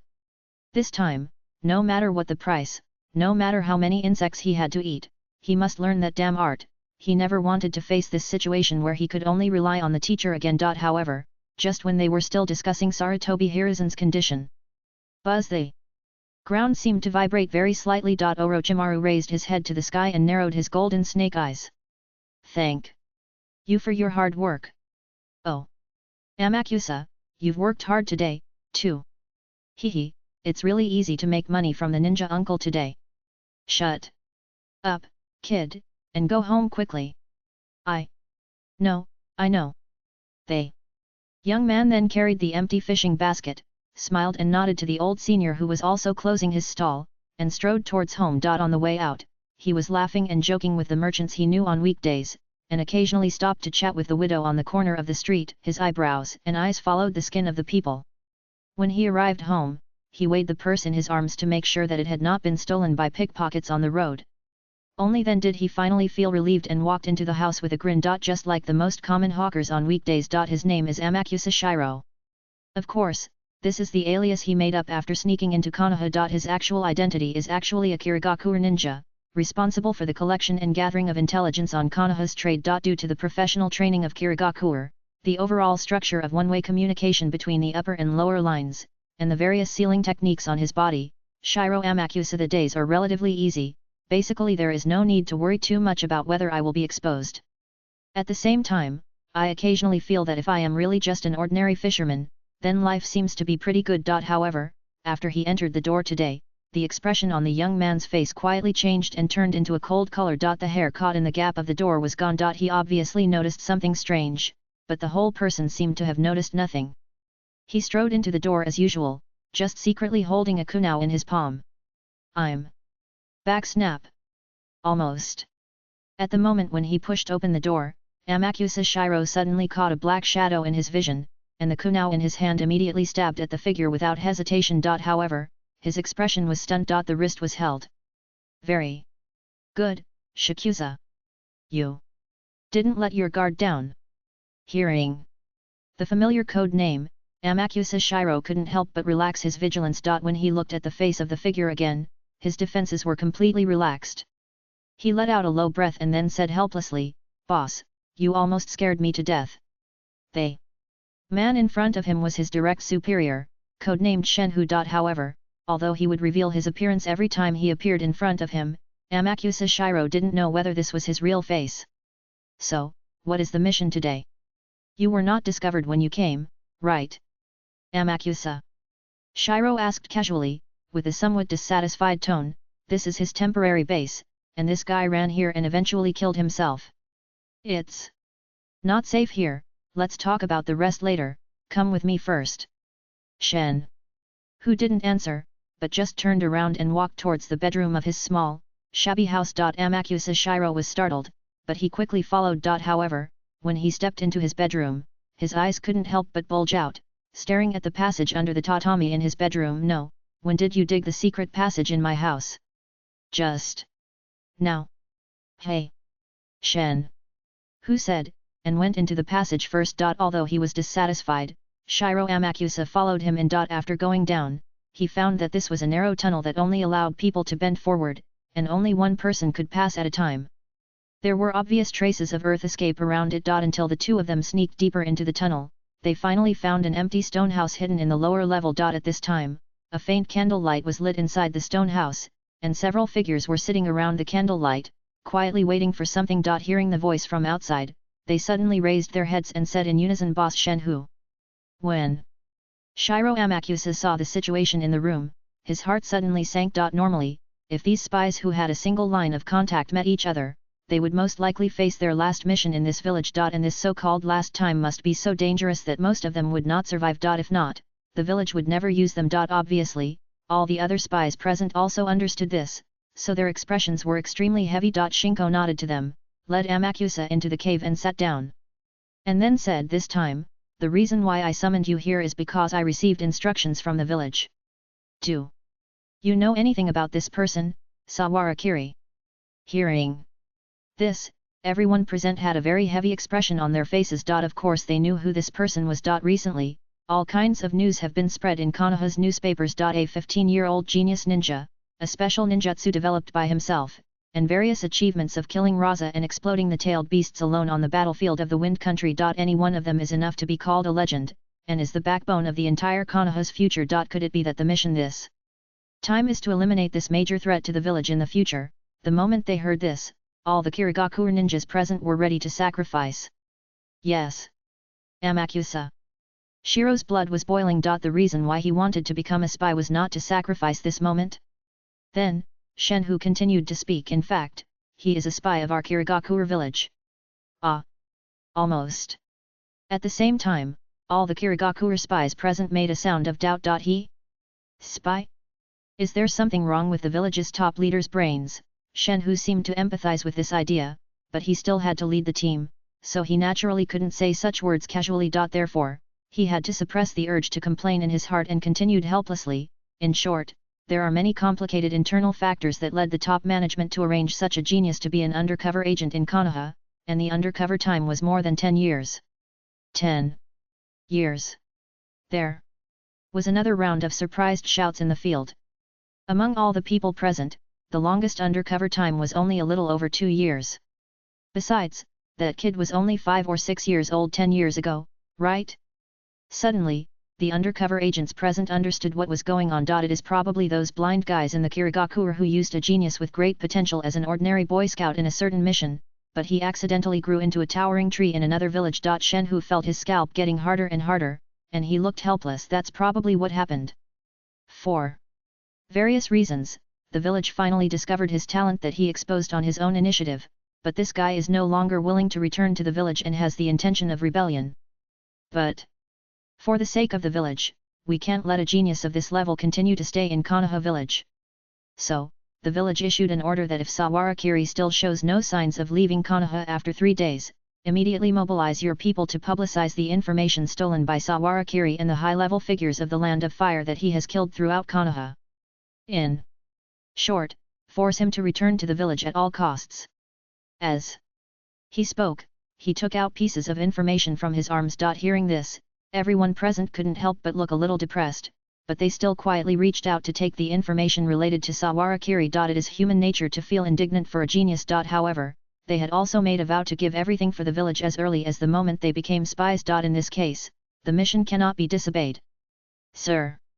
While distributing the information, someone suddenly asked, what if Sawarakiri still refuses to leave Konoha, and even the upper echelons of Konoha still protect him? What should we do next? Of course, we should mobilize the high-level officials of the Fire Country who were once killed, and mobilize the family forces behind them to create public opinion. Shen. Who said casually, and finally distributed the information to the last person. However, when he looked up, he saw that Amakusa Shiro beside him had nothing in his hands. Amakusa Shiro also looked at him with a confused expression. What about mine? One copy was printed less. Shen, who also had this thought subconsciously. No, years of lurking experience made him suddenly deny this subconscious thought. He jumped up from the ground, stepped back a few steps, and looked at the crowd in front of him. One more person. Who are you? Almost instantly, his eyes fell on the person who had just spoken in doubt. Why did he appear here? Why didn't he find his figure until just now? Why didn't he notice the problem with his voice even when he opened his mouth? A series of doubts suddenly filled his brain, making him terrified deep in his heart. What level of illusion could make him fall into his trap without knowing it? However, just when Shenhu was extremely frightened, he suddenly noticed another small problem. He had made such a loud noise just now, but all the other spies present kept their heads down and looked through the information quietly. Even Amakusa Shiro, who was aware that he had not received the information just now, was flipping through the air in his hands as if he really had a piece of information, looking very serious. Only the man standing in the middle of them looked at him with his blue six eyes. His cold eyes and gentle smile made people feel a little chilly. Like everyone else, he sat there with his arm around another spy, smiling, but also a little puzzled, pointing at himself. It's me, can't you recognize me? Your target, Saharakiri. Why do you have that expression? Didn't we have a good chat along the way? Sarah. Kiri smiled warmly, patted the dust on his body, stood up from the ground, and patted the man next to him on the shoulder. The man next to him nodded and smiled at him, as if they were all good companions. But Shenhu's heart was as cold as if it had been frozen. Saharakiri? Chat? Along the way, when did it start? Why didn't he have any memory of it? Besides, it's all thanks to you. Saharakiri looked at the people around him. If it weren't for you, I would have spent so much effort to find them one by one. I'm very grateful to you. Almost. At the moment when Saharakiri finished speaking, the people around him seemed to have finally finished reading all the information. They all put down the papers in their hands and stood up. Shenhu watched them take out the kunao hidden on their bodies and put them on their necks. Swish, swish, swish. The sound of the sharp blade cutting through the aorta and trachea became one, and blood gushed out like an arrow. However, there was not even a trace of hesitation on the faces of the people in front of him. The bright red blood and the blue eyes complemented each other. Under the dim candlelight, the opposite colors were lit up. Plop, plop. One body after another fell to the ground, making a dull sound. Shenhu looked at this scene and couldn't help but fell to the ground with a pale face. Sitting on the ground, his eyes were full of despair. For so many years, he had worked hard to develop the Konoha intelligence network for the village, but it was destroyed in an instant. However, even though he was so desperate, Saharakiri had no intention of letting him go. He stepped over the corpses on the ground and approached the deep lake. Why do you show such an expression? As if I'm a bad guy, but I'm a rare good guy in the whole ninja world. I'll reluctantly let you go today. Sahara Kiri leaned down, and the smile on his face seemed to be buried in the deep shadow under the candlelight, and only the blue eyes shone with a different kind of brilliance. He whispered in a gentle voice like a whisper, and urged, run away quickly. First update. Chapter 112 Hashirama's Colonial Suit, 1W1, Run Away. If you fail to run away, you will be punished. Almost. At the moment he heard these words, Shenhu felt that his defenses were broken down uncontrollably. He stared at the man in front of him in a daze, as if he was frightened to death. Until the moment he stood up, his body, which was sitting on the ground, suddenly bounced out of the stone chamber like a spring, turning into a shadow that passed by the ground. Earth. Escape, submerged in the earth. Almost. At the moment his figure drilled into the ground from the stone chamber, he had already completed the seal in his hands, and his whole body sank into the deep soil like a fish diving into the water. Obviously, the daze, stagnation, and pause he showed from the beginning were all acting. As early as the moment he found that Saharakiri appeared in front of him, Shenhu's mind had never thought of the option of frontal confrontation. As a spy, he is a professional. Whether it is escaping, disguising, getting out of sight, or other professional skills, they are all his forte. He has been a professional spy in the ninja world for nearly 20 years. How could he give up the hope of escaping just because of a little setback? The only thing that made him feel frightened was the disdainful attitude of Saharakiri just now. What do you mean by running away quickly? Is that bastard humiliating me? Or is there some other reason? Shenhu thought quickly in his heart, and immediately drilled out from the depths of the earth, jumped into a remote alley, hiding from everyone's sight, threw away all the clothes he was wearing on the way, and summoned another set from the spiritual seal in his wristband. In just the short time from entering the alley to getting out of the alley, he has become a different person from beginning to end. Even so, it was not enough. Shenhu moved left and right in the crowd of the night market in the shopping street, avoiding the sight of the people around him who might be ninjas, and entered and exited several shops in succession, shaking off all those who suspected of following him. Until this moment, he had not found the figure of Saharakiri. Shenhu finally calmed down his inner emotions a little and slowly exhaled. It seems that Saharakiri really has no intention of following him. Damn it. When he moved to his next secret base, Shenhu finally revealed his true emotions and punched the wall hard. All my hard work over the years has been ruined. How can I explain this to Lord Yagura? As a direct subordinate who has a single line of contact with Gojo Yagura, Shenhu is naturally responsible for the village's tasks. But now, his entire intelligence network has been uprooted by Saharakiri, and he still doesn't know when the little bastard followed him. When did such a terrifying illusion appear in the ninja world? How did he get away with it? Until he calmed down, Shenhu finally had time to think about the various doubts he had encountered before, but he didn't find out where he was wrong. This creepy feeling even made him feel a little cold in his heart. No. We must burn all the remaining information quickly. Shen. Who couldn't tell what was right or wrong now? Only by erasing all traces as much as possible and avoiding the leakage of village information could he feel a little relieved. Thinking this way, he quickly turned out all the information he could find, and found several braziers, stacking the documents one by one. This is the list of subordinates developed by the subordinates. This is the account book of the operation expenditure for this quarter. This is the list of the intelligence sources of the Jonin we developed in Konoha, A&D. He kept taking out all the intelligence that had to be destroyed immediately, and then piled them in the brazier, watching them burn until they curled, charred, and finally turned into ashes. Only after doing all this did Shenhu finally breathe a long sigh of relief. Now, even if he was caught, Kirigakure would not suffer too much loss. right? His confused eyes gradually focused, and the flames that were originally swaying in the narrow room gradually extinguished, until it turned into bubbles of what he saw and heard, and was erased from his memory as if it had never existed, as if there had never been a fire in this narrow room. He knelt in place. In front of him was the branch gate. The various materials that were put in different categories seemed to have been carefully sorted out during the period just now. Shenhu stared at all this in a daze. For a moment, his brain seemed to be rusted and completely unable to function. What did I do just now? That's right. I want to take advantage of this little time before I am caught to destroy all the information, so that they will not be discovered by Konoha and cause Kirigakure to suffer heavy losses. But why? He slowly raised his head. The young man was looking through the list of information in his hand with his blue eyes. The title was List of People Who Purchased Information from Konoha Anbu and Hokage Building. Shenhu's breathing seemed to become rapid in an instant. In the whole process in his mind, the figure of this man clearly did not appear. Isn't it strange? As if responding to his panic and confusion, Saharakiri flipped through the information in his hand and said casually, as if imitating his hoarse voice, "Why is he here?" Pa. Saharakiri closed the information in his hand, revealing the warm and gentle smile behind the page that belonged to the young man. "Of course I have been following you from the beginning. I have already given you a chance. If you ran out of the village without looking back at that time, I might really let you go. However, thank you for bringing me to this place. As for this information, I will accept it all with gratitude." Looking at the information in Saharakiri's hand, Shenhu's eyes almost turned into a blazing red in anger. His body was obviously under the control of Jinghua Shuiyu and had completely lost all his ability to move, but he still couldn't help but roar hysterically like a desperate beast. "Why? Kagai Ren Dash! You are a ninja of Kirigakure, you have a bloodline to be proud of, and you are the most outstanding talent in the village. Why do you do this to the village?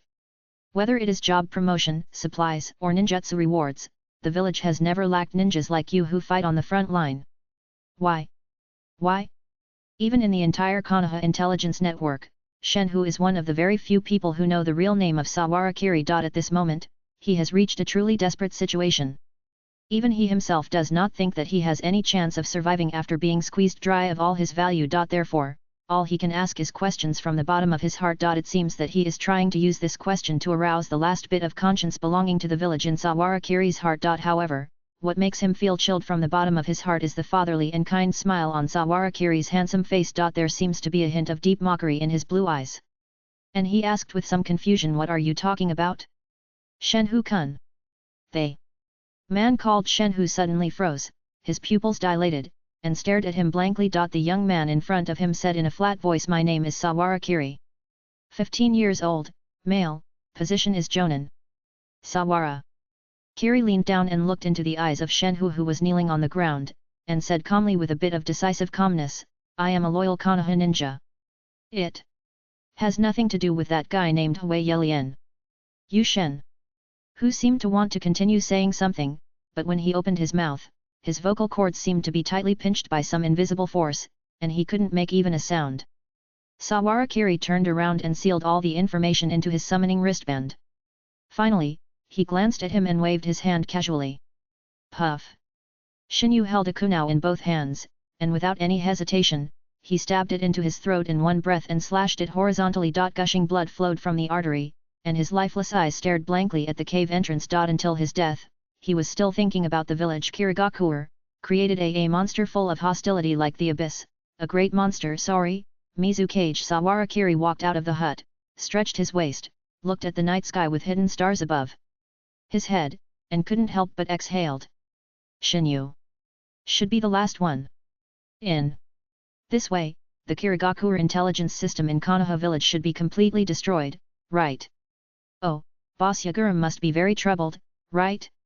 As if he could imagine the furious look of Gaji Yagura, there seemed to be a subtle smile in Saharakiri's voice. However, if someone could see his face, they would find that his face was as calm as always, like a heavy ice. Similarly, this also means that his bond with Kirigakure was completely severed by him. Although Saharakiri had to undergo inhuman training such as medicinal baths and basic exercises since birth, and could kill people at the age of 5, he had no feelings for the so-called Kagaya clan, and his parents died early, but this feeling of severing his sense of belonging and retreat was still a subtle touch. It was like he was about to move out. He moved from a house that he had rented for a long time, but the environment was run down and dirty, and the sound insulation was very poor, to a new community that was also rented, but better. However, where exactly can he be considered as the destination for people like him? Puff thinking. About boring things again. Sawara. Kiri seemed to shake his head helplessly at himself, thinking that he was really naive. I hope Lord Yagura can come later. It would be good if all the troubles can be solved as soon as possible. Just as he was thinking so easily in his heart, his expression suddenly froze, as if he felt something. He turned around and looked further north. That was the direction of the land of grass. At the same time, in a secret room deep underground in Konoha. Gurgle a subtle bubble sound came from the nutrient chamber. The lights of the instruments outside turned from red to green, indicating that the figure inside had begun to wake up. Under the command of several supervisors, many white coats began to get busy, constantly debugging various machines quickly. After a short while, a long sound of beep, beep was heard from the surface of this large nutrition chamber. Swish through the large glass, the liquid inside the cabin slowly sank. Only the figure that was originally standing in the center of the cabin remained standing with the help of a bracket, his eyes still closed. It was Shimura Denzo. After all this was over, he slowly opened his eyes. That's right. At some point, a new eyeball was installed in his original empty eye socket. However, it was not an ordinary eye, but a new eyeball that seemed to be formed by combining a sealing technique with a mechanical structure. And the whole eyeball showed a dark color. Only the arm that was blown up by Sawara Kiri remained empty below the shoulder. If you look closely, you can find that at the lower end of the shoulder where the bone stump should have been extended, a series of fine mechanical nerve connection structures have been extended, which seem to be able to be embedded with some special equipment. When the glass door of the cabin in front of him was fully opened, Shimura Denzo moved his body slightly, making a series of bone friction clicks, but his muscles did not feel uncomfortable from sleeping for a long time, but his whole body was transparent. He looked at the tall middle-aged man in front of him with a beard like a halberd, showing a satisfied expression, and asked, have the preparations for body activation and colonization docking techniques been completed? Yes, Master Denzo. The man bowed to him respectfully. Seeing this, Denzo was even more satisfied. He patted his shoulder and said calmly, you did a great job this time, Sheneng. Don't worry, as long as your experiment can meet my requirements, I will fully support the technique you developed. Hearing this, the man called Sheneng immediately showed an ecstatic expression on his face, and even his voice seemed to tremble. Thank you, Denzo. As long as you can help me complete that technique, I will do anything. Denzo has always been quite tolerant of people who can obediently submit to him, not to mention that he himself covets the technique that can make people rejuvenated and even immortal in this guy's mouth. Take me to see how you prepared. Yes. Sheneng immediately walked in front to lead the way, and introduced quickly as he walked, because the mysterious cell you provided to me, Denzo, has too strong active energy inside, I engraved a part of the restriction seal technique on it, so that it was barely shaped into the shape of an arm. When you use it later, please be sure to pay attention to its control, otherwise it will cause a great impact. Yes. Shimura.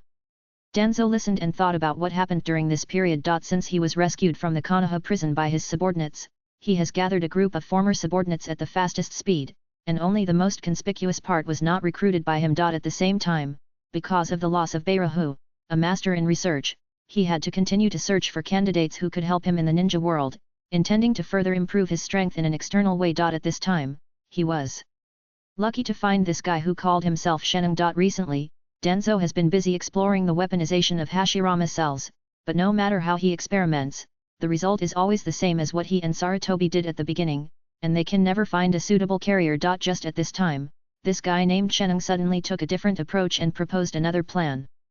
Hashirama colonization suit. The root members in front pushed open the door, revealing the equipment that was frozen in the cold storage room. Shimura Denzo looked forward. There was a pale arm, fixed in the center by a large number of sealing techniques and freezing environment. However, even in such an environment, the pale arm still kept the fist movement, and every muscle on this arm was full of strength. All looking at this arm, recalling the power that the first generation had shown that surpassed everything in the world, the expression on Denzo's face was deeply intoxicated. This is what he wants. The second update, Chapter 113 and Shili. 6K, Sitsai Bang. The end of the seemingly pale and strong arm, which is also a fully mechanical seal structure, emits a subtle bioelectric sound at the joint with Shimura Denzo's shoulder, and they suddenly collide with each other. The two sides are firmly mortised together. Shimura Danzo looked at his arm, and the special artificial eye of his right eye suddenly reflected the flow of chakra and the subtle changes in his body. The super high dynamic vision allowed him to see the changes in every muscle fiber in an instant, and naturally feel the corresponding physical improvement. Click, click. When he first used this arm, he was obviously not used to it, and even his fingers were difficult to move. But with just a little trial, Danzo adapted to this novel way of controlling his body, and performed small movements such as clenching fists and stretching palms freely, and then bending fingers and making seals. After a while, he even adapted to the flow of chakra in the meridians. What a nice arm! Shimura Danzo looked at this arm that had almost no difference except for the skin color, nodded slightly, and said to Sheneng with satisfaction, "Has the function I told you before been realized?" "Yes, Master Danzo." Sheneng nodded immediately, handed him a scroll, and continued, "However, because the power of wood release is too strong, you can only use a part of it for the time being. Before that, on behalf of the entire team, I hope you can adapt to the arm for a while, and then, can't wait." Shimura Danzo was excited. Wood release, this power, since he saw it once, he will never forget it. When the first Hokage used the Tree World Advent, the terrifying power that seemed to destroy the world, if it could be realized, he would get it no matter what the price. Especially at this time. Before starting the operation, Shimura Danzo had already received the battle report from the front line. The strength of the Kid Sawara Kiri has obviously been greatly improved. Whether it is Raza, who was designated as the next Kazekage, or the Jinkraki of the one-tailed Shikaku, they all died easily at his hands. Danzo has seen the power of the tailed beasts. When he was young, he even fought with Lao Ziai in the land of Earth. If he can't get the power of wood release, Shimura Danzo believes that he may never be able to beat the kid who is still getting stronger rapidly. Danzo, Danzo. Without waiting for Sheneng to continue speaking, Danzo has already strode out of the laboratory and walked towards the direction of the test site. When he arrived at the test site, the reserve personnel brought out from the secret cells everywhere were already ready. "Oh, there are only a few left." Shimura Danzo was bare-chested, revealing his muscular body. He looked at the captured ninjas in front of him with a look of disdain. Those ninjas were captured from the battlefield. At this time, seeing Shimura Danzo's arrogant look, they looked at each other. With almost no hesitation, one of them shouted and rushed to the front as a pioneer. "But it's okay." Shimura Danzo seemed not to see that person, and tentatively twisted the wrist of his new right arm. "Let's use you to test the power of the first generation of Hokage." Lightning release, lightning slash. Accompanied by the deafening roar, the ninja sword in the hand of the cloud-hidden ninja was suddenly wrapped with a layer of fine lightning release chakra, and he rushed to Shimura Danzo at the fastest speed, and the blade in his hand chopped down on his head. The next moment, Danzo took a step forward. Punch. Boom! The pale arm suddenly swelled with strong muscles, and the violent chakra reaction made it burst out with extremely terrifying power. Before the blade in the hand of the cloud-hidden ninja had time to deflect, he was hit by a heavy punch in the abdomen. Without any ability to resist, this cloud-hidden ninja, who was at least a chunin, exploded into a blood mist in mid-air. Sure enough. Does the huge amount of yang release chakra also bring enough power and cell activity? Shimura Danzo carefully felt the changes in his body during the battle. Although this arm did not completely belong to him, even if it was only connected to his body, he could feel the incredibly abundant yang release chakra, which was fed back from this arm to his gradually aging and falling from the peak period. It was quite incredible, as if he was slowly rejuvenating. At the same time, another companion of the cloud-hidden ninja had already arrived behind him. The seals were completed with both hands. Lightning style, earth walk. However, compared to the complicated hand seals, Shimura Danzo only needed to form the noon seal with one hand, and shouted wood style, wood wall. They overlapping wooden walls blocked Danzo's back, and also temporarily blocked the vision of the Kumagaku ninja. Before he could react, a kunai held tightly by a pale arm easily stabbed into his throat. Not only is the strength, but the dexterity is also quite amazing. The special eyeball in Shimura Danzo's right eye socket moved quickly, carefully observing Hi's very change in his body and the field. At this time, the other Kumagaku ninjas had already realized that the strength of the man in front of them was definitely not what they could match one-on-one, and immediately formed a corresponding small group of 4 people and formed seals together. Compound. Ninja technique wind and fire breakthrough. They. Blazing flames suddenly expanded several times under the storm, and suddenly flooded the test field of dozens of meters with a vigorous state. However, before they could show a look of relief on their faces, they saw a sudden sound of fine soil breaking in the center of the fire. Wood. Release burst spear tree. In an instant, several tree roots like javelins suddenly penetrated the blazing fire with lightning speed, suddenly penetrated the figures of the people in the front, and dyed a large area of soil red with screams. Seeing this scene, the faces of the last few people were already full of fear. One of them even wanted to use physical skills to rush out of this narrow courtyard building. However, what he got was just a disdainful smile from Shimura Danzo in front of Wood Release. No matter who it is. They are as small as weeds. Let me show you the secret of Wood Release. Ha! He suddenly clasped his hands together, and all the chakra in his body was poured into the pale arm on the right, activating the Wood Release chakra in it to the maximum extent. Then, he shouted with wide eyes, Wood Release, the birth of the tree world.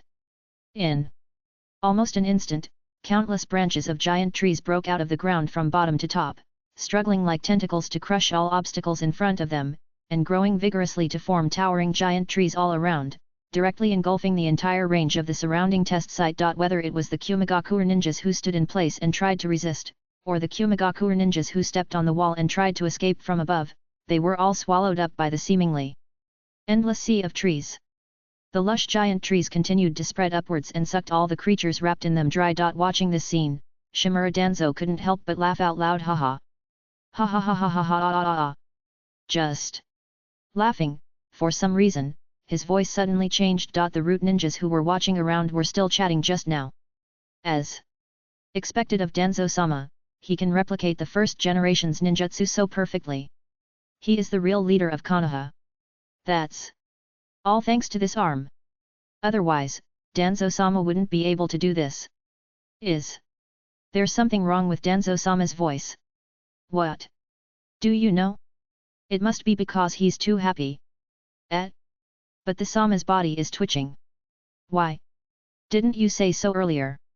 After a lot of effort and several root ninjas rescued Shimura Danzo from the center of the tree world, the people around him found that the pale arm that had just been connected to his shoulder had become thinner, completely different from the strong and bulging appearance before. Danzo was almost fainted by the beating. Just now, when he sent out the tree world, he could send out but not take it back. Chakra was continuously injected into his arm, but there was no response, and he almost drained the total amount of chakra in his body. Until now, Shimura Danzo still looked weak, breathing out but not breathing in. When Sheneng came trotting over from a distance, he stared with his eyes wide open. How did you make this arm? Sheneng also cried, Danzo, I told you that you can only use part of the functions. Who would have thought that you would send out the tree world right away? Danzo's face froze, but he didn't say anything, just waved his hand. Continue the research. This time, wait until the arm is done, and then connect it to me. Yes. Sheneng also breathed a sigh of relief in his heart. At the same time, he couldn't help but feel a little fortunate. It was fortunate that Danzo, the idiot, had watered him first, otherwise, he might have been drained by Hashirama's cells before he could use this arm. Sheneng's eyelids drooped slightly. As a survivor of the Kingdom of Sky and the current leader of the Kingdom of Sky, he and Konoha have an irreconcilable feud. The Sky Ninja village was destroyed by Konoha after the First World War. Originally, his idea was just to steal the scroll that sealed Zero Tail in Konoha to obtain energy to restart the Sky Ninja village fortress and supplement the technique he was creating. However, due to various coincidences, he got in touch with Danzo. It must be said that in the entire ninja world, if we talk about where is the most suitable place to develop ninjutsu, it has to be Konoha. Abundant resources, prosperous business environment, complete scientific research and innovation system. Although Orochimaru and Sawarakiri are still not satisfied with this level of environment, for Sheneng, who was born in a small ninja village and created forbidden techniques such as flesh regeneration and flesh activation, this is already a good place that is out of reach. Besides, after contacting Danzo, he also learned about Hashirama's cells and Wood Release. If he could master both of them. To be an immortal ninja is no longer just a dream. For this reason, Sheneng has made up his mind to squeeze out all the value of this idiot Danzo. But before that, he still has to pretend to be nice to this guy for a while. Shimura Danzo took a long time to relax, and then asked someone to take off the twitching arm of Hashirama, and then he breathed a sigh of relief. Just at this moment, a root suddenly came over quickly, regardless of the gazes of others, and whispered something in Danzo's ear in a low voice. Shimura Danzo looked at him with some dissatisfaction at first. What can't be said later, however, after hearing the news in his ear, his pupils suddenly shook continuously. What? Hiruzen, that idiot, actually. He roared subconsciously. However, Danzo soon realized that this place was not suitable for discussing things. He looked around at everyone and immediately said to the root subordinates, go to the secret room. Also, contact Midaman and immediately. Yes. While the scientists here were working hard on their research. On the other side, the former Konoha scientist was also constantly developing solutions to his own problems. Hirako stared at the thick volume of sealing techniques in front of him, his face full of excitement. Finally, it's finally done. Abarame. Ryoma stood aside, frowning at him. Is your thing really useful? If you don't pay attention and attract that guy, I won't take the blame with you. What are you talking about? What are you talking about? Hibiko shouted at him dissatisfiedly, and raised his head complacently. This is the result of my hard work for several months. Don't underestimate me, the former head of root research, Ryoma. Abarame. Ryoma still frowned and sighed slightly. Since they came to the Grass Kingdom according to Lien's order, the two of them were basically let go, and no one cared about them at all. In the initial period, Hibiko and Abarame Ryoma were very nervous for a while, fearing that he would suddenly appear from nowhere like in the illusion and slap him twice in the face. However, after a period of action, Bailuo took the lead in boldly robbing a caravan, and used the money he robbed to bribe a small force.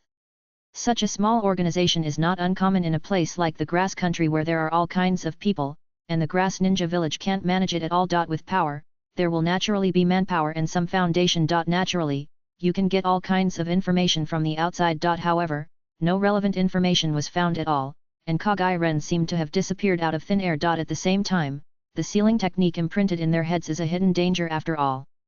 Both Bailuo and Abarame Ryoma are worried about it. Taking advantage of this time, Bailuo immediately made up his mind to get rid of the control of that bastard Kage Ren, and must develop a sealing technique that cannot be bound by him. At the beginning, he had no clue. After all, the method of controlling spies and organization members with sealing techniques is a key technique used by all ninja villages. If it could be cracked so easily, the secret organizations of the major ninja villages would not have to do anything. Those who were obviously seeking death would probably have been killed halfway. However, Bailuo was a man with a very active mind. Since it was very difficult to crack it head-on, why not find another way? To launch a sealing technique, it still depends on the radiation of a specific chakra frequency band, just like remote-controlled explosives, which also need to be ordered by radio signals. So, what if the chakra signal is completely blocked? With this idea, Bailuo made the chakra command shielding sealing technique in front of him in just 3 months. From now on, the sky is high and the birds fly freely, and the sea is wide and the fish jump freely. Bailuo was excited and immediately spread the seal on the ground, including himself in it. The lines on the surface of the seal scroll flashed, and the chakra flames that suddenly rose immediately ignited several characters. Then, like flowing insects, the characters slowly crawled from the seal scroll to the surface of Bailuo's body, and then invaded his brain from his ears. At a speed that was almost visible to the naked eye, the seal in Bailuo's mind that was connected to the outside world at that moment gradually dimmed and gradually turned into unactivated characters. It's done. At the moment he felt this, Bailuo was immediately excited, and even clenched his fists and gritted his teeth. Lien. Sooner or later, all the humiliation I have suffered during this period will be paid back by you, a bastard, with interest. Just wait for me. Abarame Ryoma, who was standing next to him, couldn't help but show a touch of surprise in his eyes at this moment. Can it really work? However, just as he was excited and wanted to continue to say something, his eyes suddenly paused and his whole body tensed. Boom! Almost at the same moment when Bailuo's voice fell, a figure like a meteor suddenly streaked across the sky, breaking through an indescribable vacuum passage at a speed that could not be captured by the naked eye. Until it fell to the ground. Bang! The knee was broken. The ground exploded into a depression that sank as a hole and cracked. The figure in the smoke and dust slowly stood up, and in the suddenly dull eyes of Bailuo, he slowly walked towards the two of them, put his hands in his pockets, and asked as if nothing had happened, what humiliation? Who is the bastard? Go on. I'm listening. At that moment, Beiliuhu seemed to be frozen from the inside out. Although he thought that the guy might go to the Grass Kingdom to look for them immediately after he could not detect the coordinates of their seal, he never thought he would come so quickly. My, that's not it. Sawara. Kiri just smiled at him. After realizing that the seal in Beiliuhu's brain disappeared just now, he rushed over immediately. As for how he found it, he naturally wouldn't tell Hirako that the sealing technique he had engraved on him that day was far more than the one in his head. He also had the space positioning technique he learned from Minato Namikaze. Although this technique was useless to him who couldn't fly Thunder God, it was quite convenient to find people with the unlimited technique. For the unlimited technique, which can compress space at any time, the longer the distance, the more convenient it is. It took only a few minutes to run from Konoha to this ghost place, spanning more than 1,000 kilometers. At most, the total amount of chakra consumed was slightly more. Just as he was thinking this, he suddenly caught a glimpse of something on the ground, exclaimed "Hey!" and bent down to pick it up. Under Hirako's bewildered gaze, Sahara Kiri glanced at the scroll. Chakra. Command Shielding Sealing Technique. Sahara Kiri just glanced at the title, and his eyes suddenly lit up. Recalling the scene when he suddenly noticed that the seal in Beiliuhu's brain disappeared from his perception, Sahara Kiri suddenly understood, looked at Mr. Beiliuhu in front of him with interest, rolled up the scroll naturally, and said gently, "How did this thing fall to the ground?" "Mr. Beiliuhu, it can't be yours." Beiliuhu, who was at a loss just now, immediately showed a blank expression and shook his head and said, "I don't know, Master Lien. I just came here and saw this thing fell to the ground. I was just about to pick it up and have a look."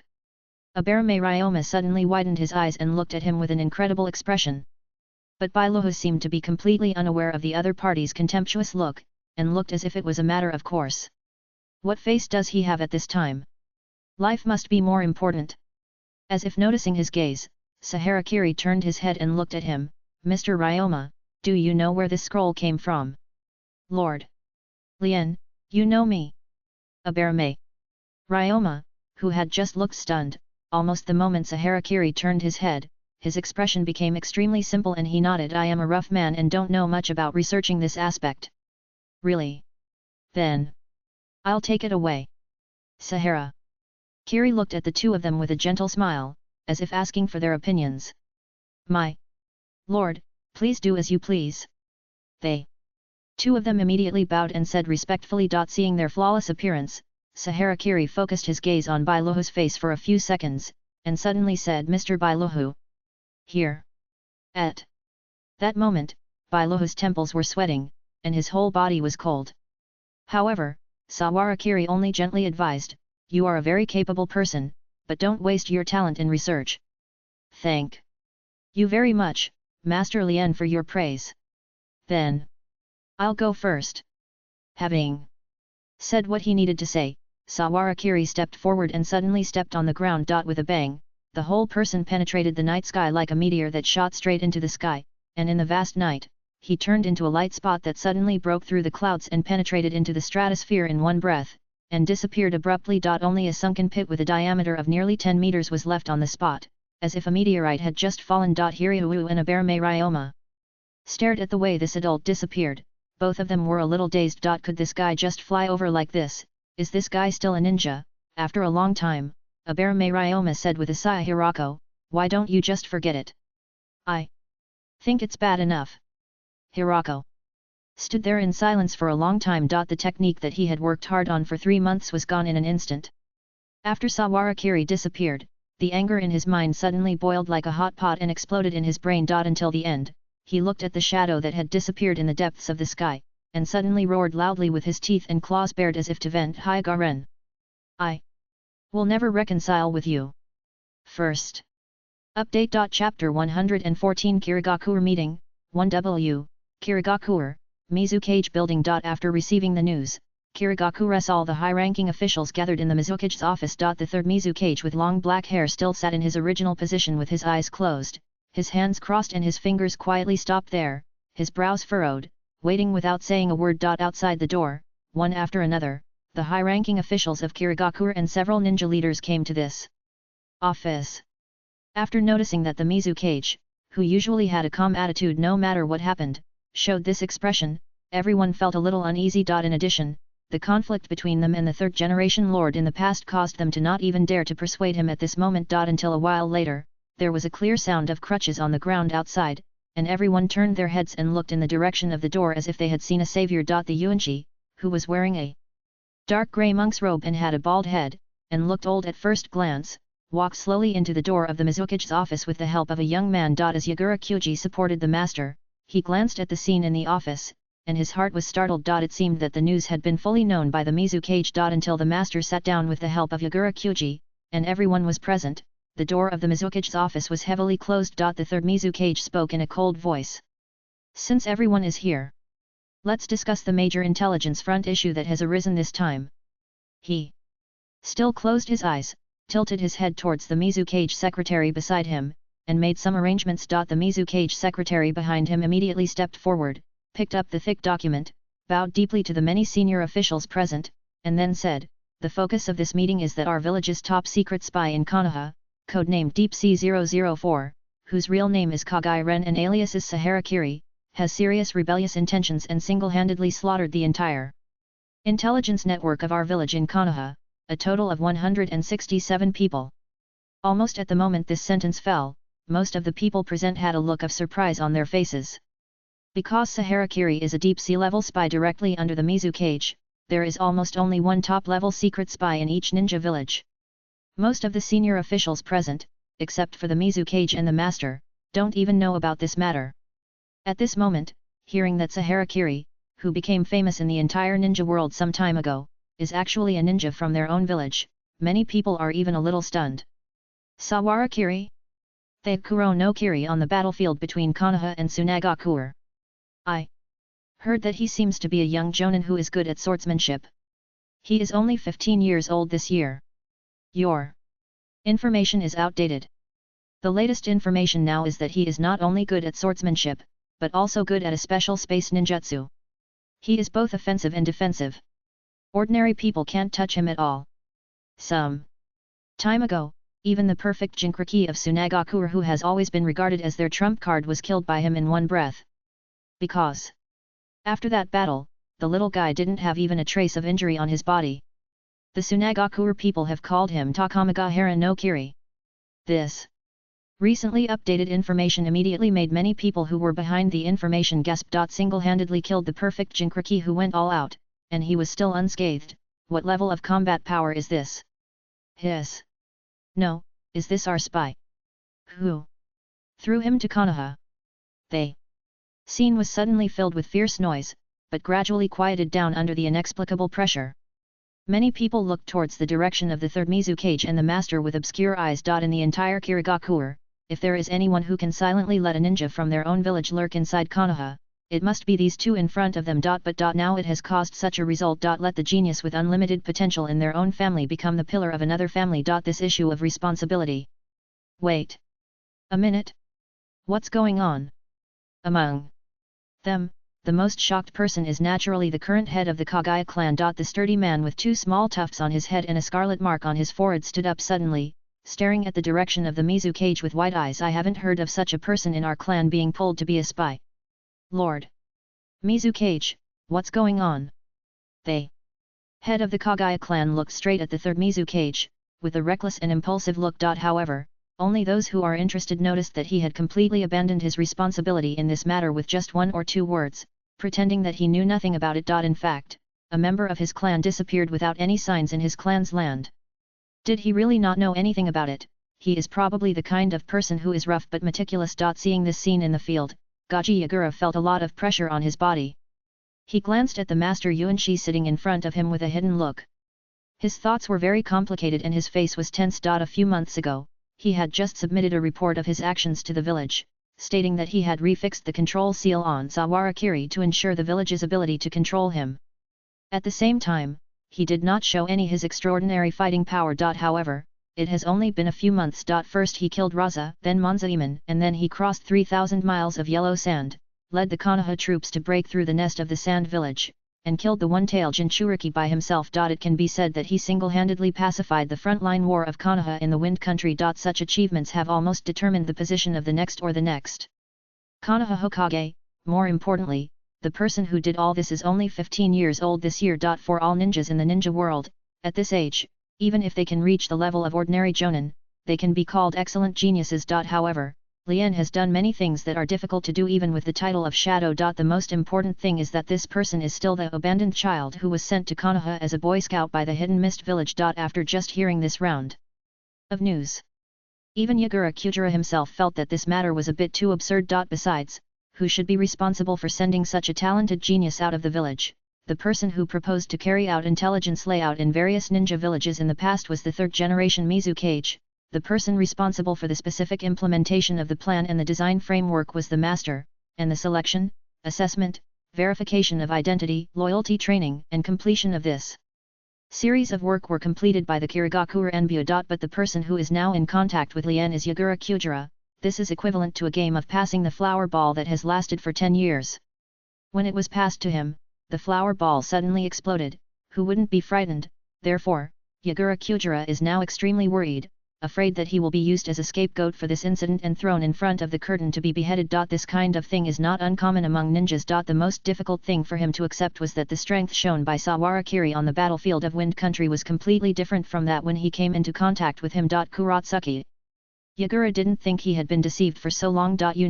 After he took over as the commander-in-chief of Konoha's intelligence network, the first person he began to observe was Sawarakiri. It took him a full half-month to confirm that this guy was indeed only at the level of special jonin to ordinary jonin at that time, so he was so confident. But now all that is shown, it means that all the phenomena he found are fake. Kuratsuka Yagura couldn't believe it, and didn't dare to believe it. That guy. There must be something wrong. However, all the senior executives present at the scene didn't have time to pay attention to the intense psychological activities of Kuratsuka Yagura at this moment. They were all thinking about what impact this incident would have on the senior structure of Kirigakure. Such an outstanding genius rebellion may not be enough to bring down the Mizukage, but what about the people around him? How many positions will be vacant in the Mizukage building? At this moment, they were like silent wolves, quietly staring at the fat piece of meat of the third Mizukage, waiting for him to squeeze out the tender and delicious fat. However, the third Mizukage just listened quietly. Until the scene was completely quiet, he closed his eyes and said, "Master Yuanji, please tell me the details." Yes.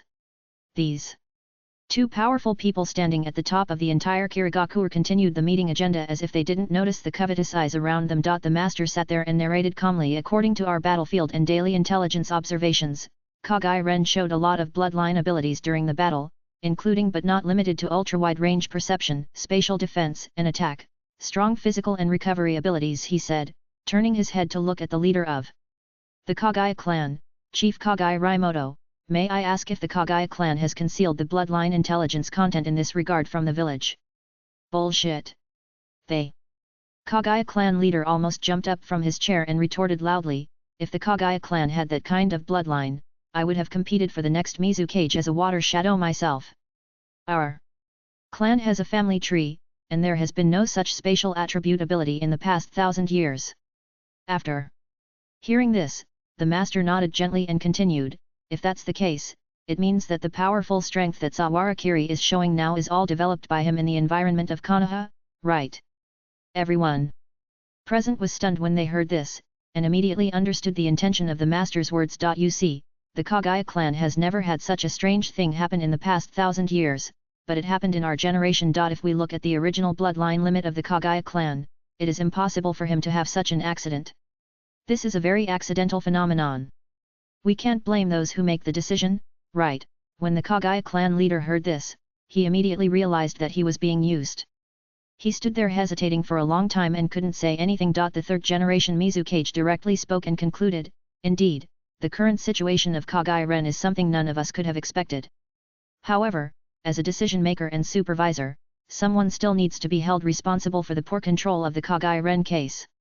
With just one or two sentences, the extremely serious case of the missed hidden genius rebellion was directly reduced to the level of supervisor's poor control, which was lightly exposed. Noticing the interaction between the two, many people present were startled. Obviously, the Mizukage and the master, who had been showing signs of rebellion, must have reached some consensus in secret. That's why he showed this look on the field. Sure enough, after hearing what the third Mizukage said, Yuanji immediately took over the conversation. This case is indeed due to my poor control and supervision. Please punish me, Mizukage-sama. Then, the second contact with Kagaya-ren will be left to you, Yuanshi-sama. The Mizukage's voice was still calm. Yes. They. Two of them went back and forth like this, and quickly suppressed the matter, showing an extremely clear position. Seeing this scene, the clan leaders of the Kirigakure ninja clan looked at each other, all under great pressure. However, how are we going to bring Kagaya-ren back to Kirigakure? Are we going to let a peerless genius of our Kirigakure become the next Hokage of Konoha like this? Suddenly, a clan leader with a mouth full of shark teeth grinned and asked. Noticing the person who spoke, many people on the scene narrowed their eyes slightly, looking like they were watching a good show. That person is the head of the Hokage clan. Since the second generation of Mizukage, the conflict between the Hokage clan and the current Mizukage has been endless and has never stopped. That is of course not possible. They.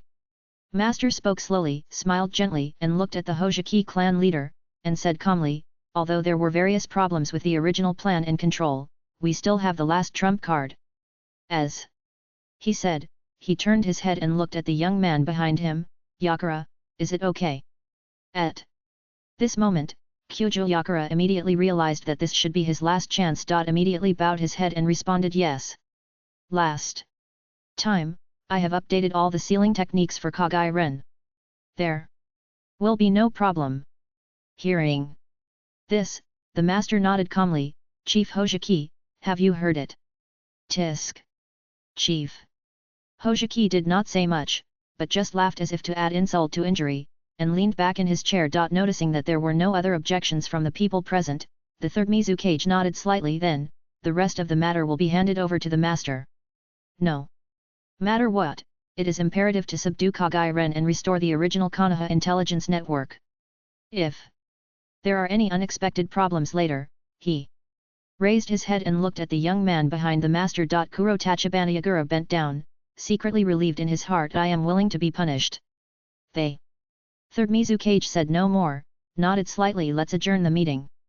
When all the senior executives left the meeting room, the third Mizukage sat quietly at his desk, thinking about things related to Sawarakiri. As he was thinking, he seemed to suddenly recall something and said to the Mizukage secretary behind him some time ago, I seem to have signed an underground killing order. Go find it for me. Hearing this, the Mizukage secretary's expression froze. Mizukage-sama. They. Third Mizukage turned his head and looked at him. This secretary has been with him for several years, but unfortunately, he is the only one who knows that he signed the underground killing order against Sawarakiri. This pot must be thrown away. The secretary obviously also wanted to go through this little thing, and his face suddenly turned pale. The next day, this Mizukage secretary suddenly disappeared from the Mizukage building. The second update. Chapter 115 Sawarakiri, Die. 6K. If being able to wipe out the entire intelligence network of Kirigakure in Konoha without any accidents was just a matter of duty for Sawarakiri, then what Okura brought him was a complete surprise. Even Sawarakiri himself did not expect that Okura could actually find a way to block the sealing technique in such a short time. This shows that he is indeed a genius. However, now this sealing technique belongs to someone else, Sawarakiri. This also allowed him to find another way to get research results in addition to investing in research and development himself, stealing other people's research results. Of course, he is not a devil. At least before Okura is completely flat, he will still let him develop a little. Whenever the other party is about to despair, give him a little hope. This is called sustainable exhaustion of resources. Although it may not be very easy for others to understand, this is how he and Okura are bound together. Probably, after finishing all this, Saharakiri did not return to her own home, but went to the Senju residence. Suiwai and Shizun returned home early after dinner, without getting involved in the troubles between adults. There was a kind of leisure that only children have. There were many rooms in the Senju residence, and the beds were also very large, so Saharakiri stayed here for one night. As for Tsunade, she had no intention of going home for a while. When they woke up the next day, the whole Konoha began to take action, adjusting the organizational structure everywhere, reorganizing and mobilizing, and the members of the Wind Country's frontline corps who had just been released were reassembled at this time. The worst of them was naturally Namikaze Minato, who had just returned to Kushina and was dragged back. High-speed ninjas like him were all in the first echelon of the Reikage sequence and were transferred to the front line of the Land of Lightning at the fastest speed. On the contrary, There was a strange silence on the side of Sawarakiri. This is also a part of the competition between the current Konoha high-level officials. Although Sawarakiri now has many titles that sound incredible, his age easily suppresses the speed of his progress in the political field. Therefore, under normal circumstances, he is considered one of the important members of Tsunade's family. After understanding this premise, you can understand why many people do not want a strong man like him to continue to accumulate military merits for Tsunade's family. Just like Hitaki Sakumo in the original work. Therefore, Sawarakiri, who has the top combat power in the village, is idle at home at this critical moment, which is completely opposite to his colleagues who are fully preparing for the war in the Land of Lightning. However, Sawarakiri himself is not in a hurry at all. He stayed at the Senju residence to eat and drink for free, and wandered around Konoha village every day. He spent several days in a row in this leisurely way. It's the same sentence. People who have been immersed in the power field for a long time will always intentionally or unintentionally forget that the underlying color of power is still violence. The old guys who haven't been on the battlefield for too long, haven't smelled the smell of gunpowder, and haven't continued to roll between life and death have forgotten. If a strong man like the third Raikage risked his life and became the tailed beast Jinkriki at all costs, then what kind of dominance would he show on the battlefield? Those idiots always have to pay the price of their lives before they can understand the truth. Sahara. Kiri thought so in his heart, slowly eating the grapes washed by Shuehui. At this time, he was rocking on the recliner newly bought by Tsunade, and little Shizuan sat obediently on his legs, slowly peeling the grape skin with a pair of small hands, revealing the crystal pulp inside. I don't know where Sui bought the grapes from, there are no seeds inside, and the sweetness is quite full. Little Shizuan peeled the grape skin and stuffed it into her mouth. After she finished eating one, she raised her little hand and stuffed another into Sawarakiri's mouth. Seeing him eating the grapes with a satisfied smile, Shizuan's white and tender face also showed a silly smile, and the grape pulp filled her cheeks on both sides. At this time, Sawarakiri suddenly understood why Tsunade took this little guy with her when she traveled outside. This child is really lovable. The big hand rubbed the little bean's head, causing a small hum. Just as Sawarakiri was thinking this, his sight suddenly froze as he looked outside. A deep light in his azure eyes. There was a sparrow with rain-colored stripes on its back, standing on the opposite eaves as if nothing had happened, its black eyes staring straight into the courtyard. It was a psychic sparrow that Kirigakure spies often used to secretly communicate with each other. However, the Kirigakure intelligence network in Konoha has now been completely eradicated. It seems that even if he is not on the battlefield, there are always troubles around him. Thinking this way, Sawarakiri picked up Shizuan, who was still peeling grapes, put her on the ground, put his hands in his pockets, stood up and walked slowly outside. The person who was probably the happiest that he could stay at home quietly recently was Shuehui. Seeing that he was about to go out at dinner time, Shuehui in the kitchen poked her head out of the window. Wu, dinner is about to start, why do you suddenly want to go out now? I have something to do. Sawara. Kiri pointed in the direction of the roof, but did not say it clearly, pretending that the Anbu had another job, which made Shuehui look helpless. Why do you always ask people to work at this time? What a bunch of annoying guys. Hearing this, Sawarakiri just smiled and waved at him, saying in a very casual tone, don't worry, it won't take up too much time. By the way, he was halfway through his words, he suddenly seemed to remember something, turned around and said to the girl, it's not very stable outside recently, so don't go out casually. Yes, although she still had her hands on her hips and her face was puffed up, Miss Shuehui still dragged out the tone and agreed quite unsatisfactorily. When his brother walked away, he showed a helpless expression on his face and sighed, why does that idiot Wu treat me like a child? I'm already a chunin. Really? However, despite saying so, Miss Shuehui still made up her mind not to go out these days. Although she is just an ordinary person, unlike the ninjas of the major ninja clans, she is born with extraordinary bloodline limits, but her childhood experience has cultivated Miss Shuehui's precocious personality. Although she didn't say it, she discovered her brother's unusualness a long time ago. Therefore, at the most critical moment, she always listened to Wu's words. However, at this time, the girl actually had a subtle sense of melancholy in her heart. It was unknown when it started, but it seemed that everyone around her began to notice Wu's brilliance on the battlefield and boast about his strength. Everyone said that Wu was very strong, so strong that even on the battlefield where two armies were fighting, his life was not in danger at all, and he could even be as powerful as those in the rumors. He was praised as a great figure in the whole Konoha. But in the eyes of Miss Sui, he was always the brother who would never despise her as a little burden, lived with her in the small house left by her parents, and saved money to bring her a box of cheap Japanese rice cake on her birthday? No matter how poor and embarrassing life was. Other bad guys only noticed his figure on the day when this unpolished jade gradually blossomed with his own brilliance. Only I was the one who had been looking forward to woo from the beginning. The girl turned around and continued to prepare for today's dinner, muttering in a rather dissatisfied voice, every day they talk about the Anbu mission, could it be that they are actually tricking me to go out and date that woman from the Uchiha clan again? The situation is serious. The girl had her own little melancholy in her heart.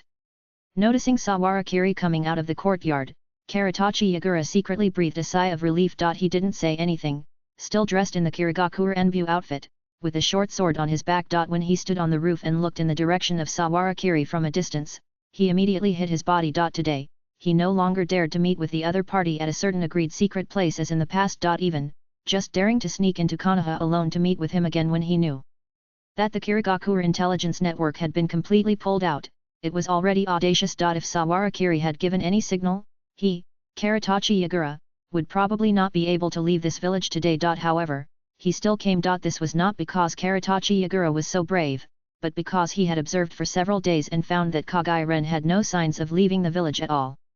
At the same time, the village was urging more and more urgently, so he had to choose this desperate measure. The only thing to be thankful for is that after observing many pieces of battle intelligence related to the opponent in the past few days, Godaki Yagura has made sufficient contingency plans and preparations in his mind, and he can barely find a way to deal with this guy. No matter how outrageous his performance on the battlefield is, he cannot deviate from the basic principles of the ninja world. That is, all the abilities he shows are all based on the appearance of chakra reactions. Therefore, no matter how powerful this guy Lien is, he will definitely be restricted by chakra. Godaki Yagura thought silently in his heart. Until now, he can still feel the sealing technique he set for Kage Ren. After activating that technique, even if his strength is enough to be compared with the tailed beast, he can at least limit his ability to move for 3 seconds. 3 seconds.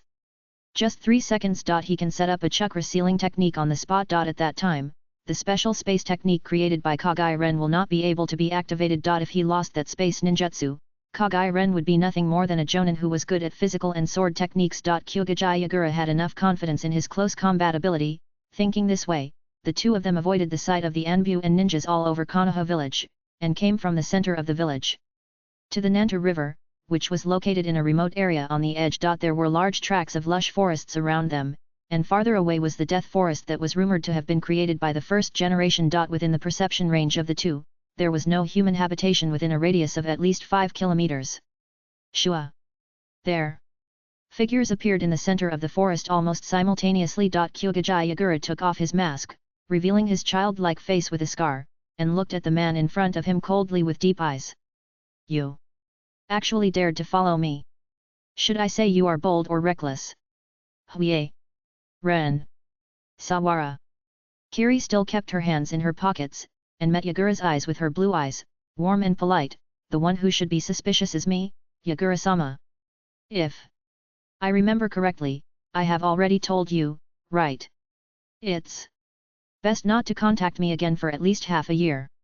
This was the agreement they made when they first met on the rooftop. However, when this matter was mentioned, Gojo Yagura seemed to be greatly insulted. He suddenly drew his sword and pointed it at him, saying sternly, "You traitor, how long do you want to pretend?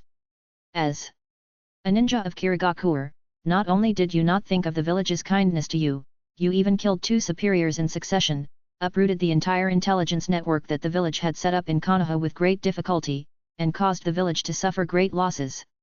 You are the one who is the most powerful person in the world." When Sawara Kiri heard this, he couldn't help showing a surprised expression on his face, as if he was very surprised. "Oh, I've been discovered." Almost at the moment when his voice fell, Gojo Yagura rushed forward, and the blade in his hand drew a silver chain in the air, piercing the void like moonlight. Zhang! The ninja sword raised casually was horizontal in the air, easily blocked the short sword.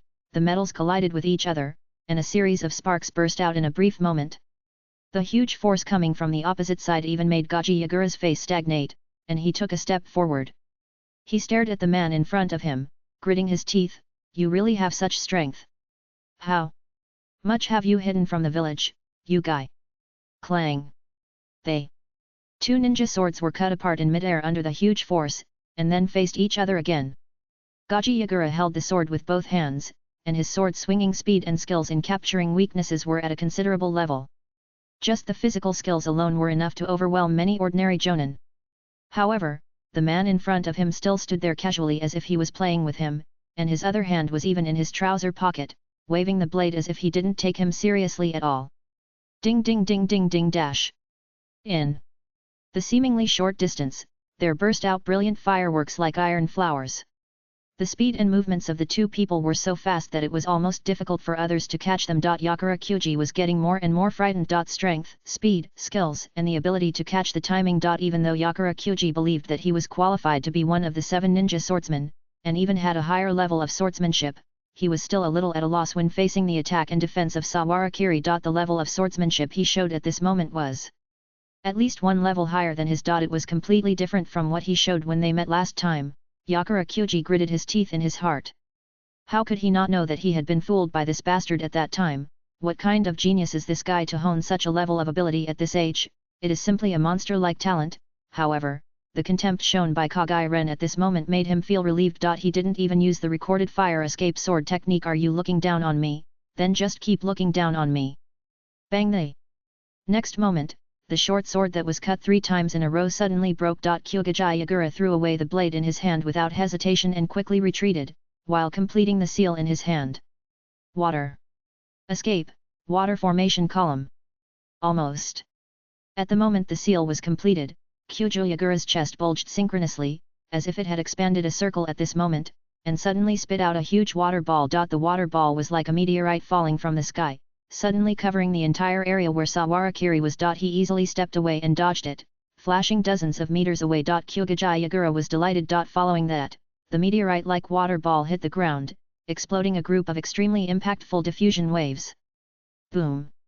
The entire ground caved in with a deafening sound. However, at the same moment when the water waves spread, the rising water mist also engulfed the figures of the two people with a large amount of shock waves, inadvertently blocking Sawarakiri's sight. He seemed to stand there with interest, as if he wanted to see what the little guy in front of him could do. However, before he could continue to move, he saw a mirror made entirely of water mist suddenly appeared in front of him. At the same time, the low voice of Kyuji Yagura came to his ears. Water. Escape water mirror technique. Almost. At the same moment when the water mirror reflected Sawarakiri's figure, a figure exactly like him suddenly shot out from the mirror, slashing down with a sword at a speed that was too fast for the naked eye to catch. Zhang! Zhang zhang! The fierce golden fire explosion sound was countless times faster than before. The fight between the two, the aftermath alone covered the surface of the surrounding trees with traces like a sharp blade. The water mirror technique can replicate the same body as the enemy in a short period of time, and even the ninjutsu can be made to have exactly the same power. Although it didn't last long, it was enough to hold him back. Taking advantage of the short time of the fierce fight between the two sides, Hokage Yagura, who was lurking behind the tree, narrowed his eyes slightly and slowly pulled out the hooked long stick behind him. This was his best weapon. However, the perception ninjutsu with a wide range of observation capabilities seemed to make him realize Hokage Yagura's intention in an instant. He suddenly turned his head towards this side and showed a cold smile. How dare a fake compete with a real person? The next moment, he suddenly faced the blade of the water mirror clone in front of him and took a step forward. Red blade, fire god Kagura. The blazing scarlet flame suddenly covered the entire blade in an instant. The blade that was originally held in one hand was changed to 2 hands, and even the speed of swinging the sword was raised to the extreme in this brief moment, as if a flash of dazzling light and fire was ignited in this lush and dense forest, and even breathing seemed to become hot. Flywheel. Yanjian. The water mirror clone that should have shown a synchronized sword style with him at this moment, at the moment when it should have ignited this extreme fire escape chakra, was obviously stiff for a moment. The fire escape attribute chakra that had reached a certain peak in nature was originally in conflict with the water escape attribute that constituted his body. It was just a pause for a moment. Swish! The blazing scarlet flame drew a dazzling arc of light in the air, and decisively split the sword and the person into 2 parts from the top to the bottom. Almost at the moment when he noticed the water mirror, at the moment when the clone was about to fall into a disadvantageous position, Gojo Yagura, who was hiding behind the tree, suddenly rushed out from behind him at lightning speed, with the hooked long stick in his hand pointing forward with the hook tip, and the extremely fast instant body technique made his whole body tear apart in the air with a sharp sound of breaking wind. Sawarakiri seemed to have expected this attack early. The moment Gojo Yagura rushed out, he had already stepped forward and twisted his body, preparing to turn around and swing his sword. From the current situation, Gojo Yagura's childlike figure seemed to be attacking his blade without hesitation. However, at this critical moment, stop! From behind another bush, a figure identical to the one in front of him suddenly stood out. He kept a strange seal with both hands, and looked straight at Sawarakiri opposite with his deep purple pupils. At the moment when the voice fell, Sawarakiri, who was just about to strike with his sword, seemed to be suddenly restrained by some invisible spell and could not move at all. Ugh! How could it be dash? He suddenly made an incredible sound. Kurotachi Yagura's face was deep. You are too careless, Kagai Ren. After predicting that you might have broken the last round of seals, how could I control you with the same seal structure?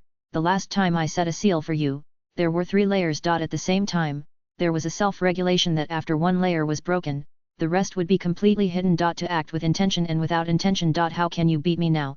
At the same time when Sawarakiri stopped, an arm almost simultaneously emerged from his feet and tightly grasped his ankle through a layer of air.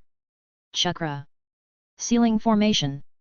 At the moment when the voice fell, the entire ground where Sawarakiri was standing suddenly lit up a circle of extremely wide formations. The fine sealing spells were like tadpoles, quickly following the arm of Gojo Yagura's body that emerged from the ground, and continued to climb onto the surface of Sawarakiri's body. Following that, the layer of space that was originally separated from his body surface, under his astonished eyes, made a subtle chi-chi sound like corroded metal, and was constantly eroded and sunken by the huge amount of chakra sealing runes. Gojo Yagura's heart was immediately shocked. It really worked.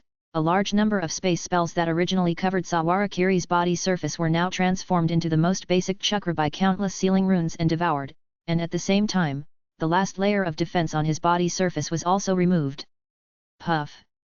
Finally, the clone that fell from the tree, holding a hook flower long stick, went straight through his abdomen. A large amount of bright red blood spurted out. A smug smile slowly appeared on the blood-stained young face of Gojo Yagura. For ninjas, information is life. Hyuren, you are too careless. First update. Chapter 116 Reversing the Heavenly Gang, 1W, information is everything. This is an iron rule that cannot be violated even for a ninja who bears the name of Shadow. For this decisive stab, Gojo Yagura sneaked into Konoha village 3 days ago, compared the abilities shown by Hyuren on various battlefields, made multiple plans and reserved a lot of advance reserves. Whether it is observation, physical skills, ninjutsu, resistance to sealing techniques, or even illusions and summoning beasts that have not yet been shown. A person who hides so deeply like him will never easily expose all his cards on the battlefield. During the planning process of just a few days, only Gojo Yagura knew how much information he had consulted and how much effort and hard work he had put in. However, all these efforts were worth it when his hook stick stabbed into the man's stomach in front of him. Puff! The hooked long stick, still stained with blood, was slowly pulled out of the man's abdomen in front of him. Saharakiri's body fell to the ground with a plop, and blood continued to flow out of his mouth and nose. You, what on earth is wrong? Kyuga. Yagura looked down at him with a calm expression. There are too many people like you who think they are invincible just because they have mastered 1 or 2 strange ninjutsu in the ninja world. Hyuga. Ren. Although your talent is indeed outstanding to the point that everyone has to look at you sideways, you are too young. You are so young that you look down on all ninjas who are not as good as you. This is why you died here.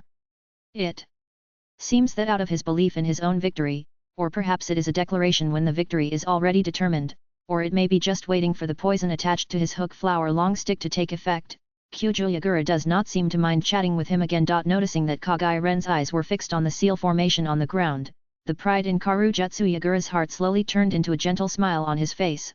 You still can't believe it until now.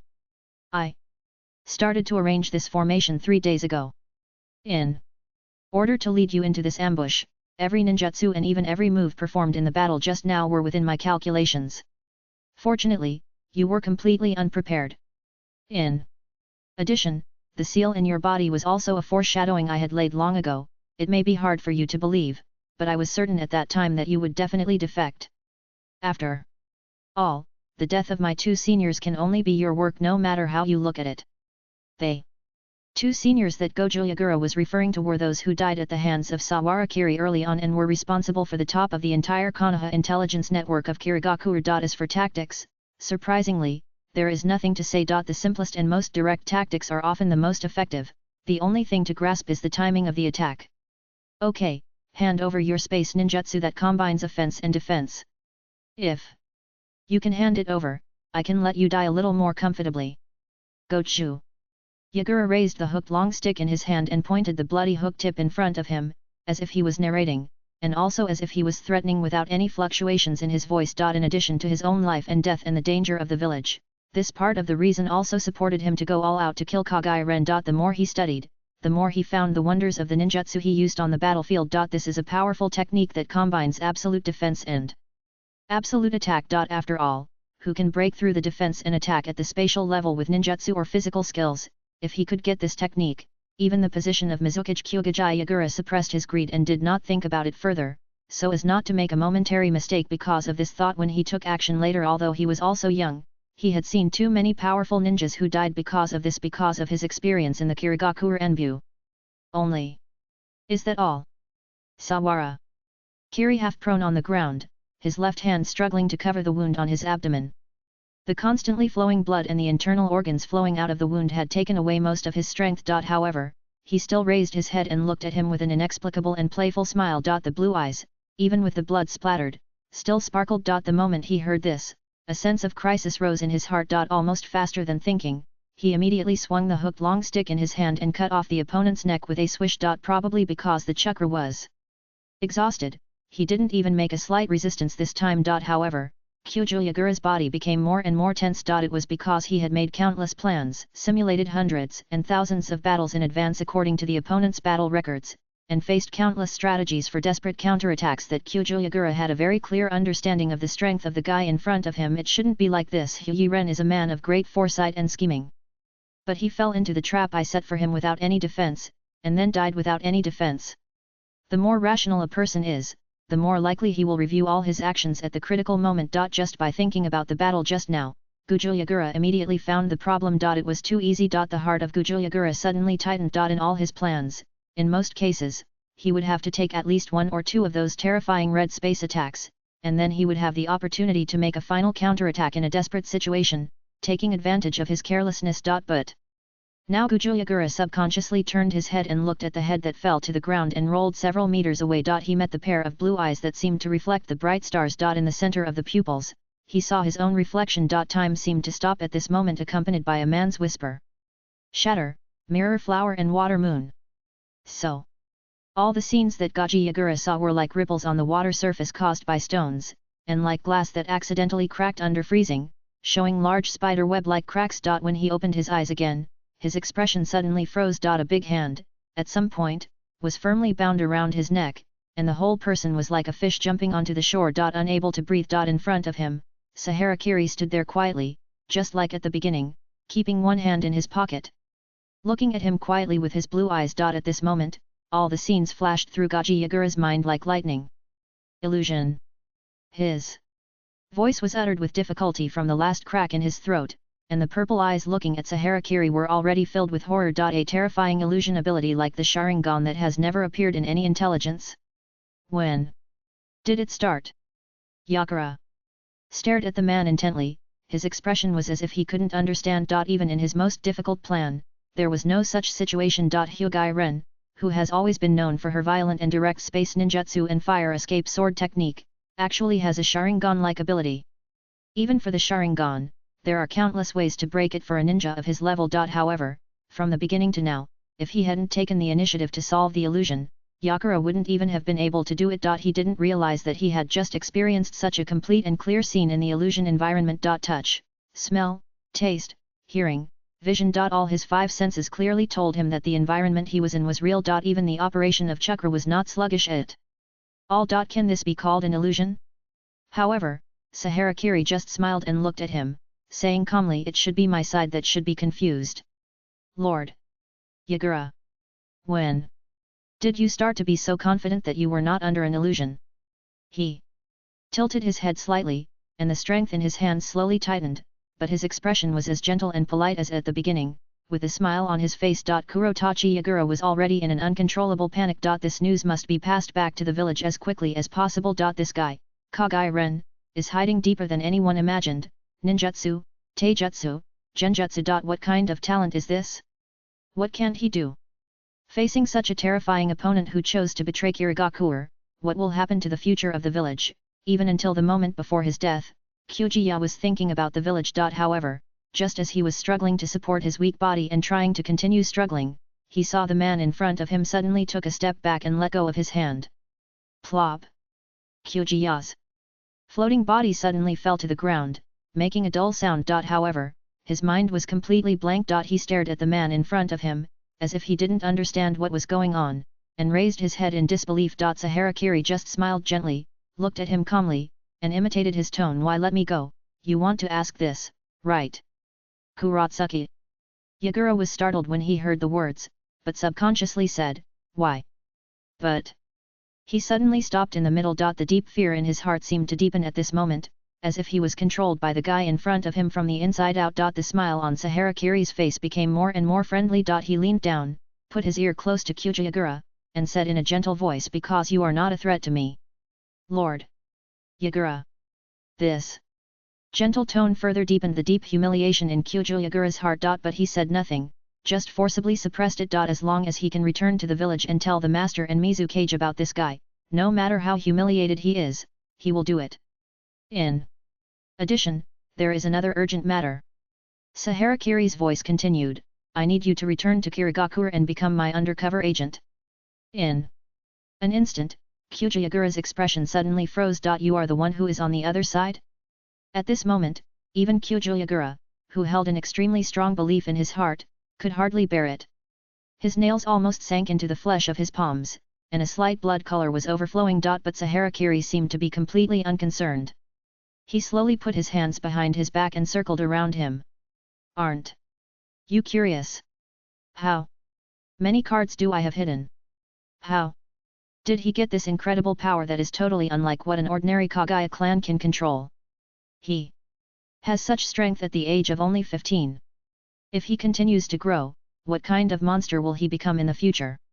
His voice was like the whisper of a devil, constantly lingering in the ears of Gaji Yagura, arousing his suppressed competitive spirit and curiosity in the deepest part of his heart, making him feel like a strange spark was ignited in his heart, and gradually became uncontrollable. As if he had accurately captured his psychological fluctuations, Saharakiri's footsteps stopped right in front of him. The pair of blue eyes stared straight into Gaji Yagura's eyes. Then, I'll show you. Almost at the moment of meeting those eyes, Gaji Yagura felt that his entire soul was attracted by his sight and swept into an endless vortex. It was as if he suddenly jumped from this lush forest to an endless land that was unknown how far away. On that barren land, a familiar figure was standing safely on a wind-eroded stone pillar. In front of him were tens of thousands of ninjas wearing familiar clothes. Yakura Kujutsu clearly recognized their clothes. There were Kumigakure, Iwagakure, Sandagakure, and Mistgakure. 1 against 10,000. How arrogant was this guy? Although he was standing in the position of a bystander, Yakura Kujutsu subconsciously put himself in the group with more people. Even the Raikage and Tsuchikage, who were now known as the strongest in the ninja world, would never put themselves in the group. In such an unfavorable situation, facing such a large number of enemies alone. However, when the camera gradually zoomed in, Gaji Yagura suddenly saw the figure standing on the stone pillar, and his pupils shrank. Although he looked a little more mature than now, he still recognized it at a glance. It was Sawarakiri. Just when he was curious about why this guy would let him watch this scene. The figure standing on the stone pillar, who looked very similar to Sawarakiri, suddenly formed a seal with both hands. Outer Daotianhu barrier *100 continuations. The next moment, the camera that Gaji Yagura could see was suddenly pulled away to hundreds or thousands of kilometers, until all the figures in the field turned into completely invisible small black dots. His vision suddenly froze. In the range he could see, a meteorite that was difficult to describe in words suddenly tore through the sky and slowly descended from an unknown distance. The extremely heavy sense of oppression almost swallowed him up. However, this was just the beginning. 1, 2, 3. 10. More and more giant meteorites tore the sky apart one after another, covering all his vision, blocking everything he could see, and falling towards the narrow and desolate battlefield like raindrops. breaking through countless red tracks from the limit of his vision. All fell to the ground. With a loud bang, dust spread like a tsunami. The world was quiet. The second update. Chapter 117. He saw 5K.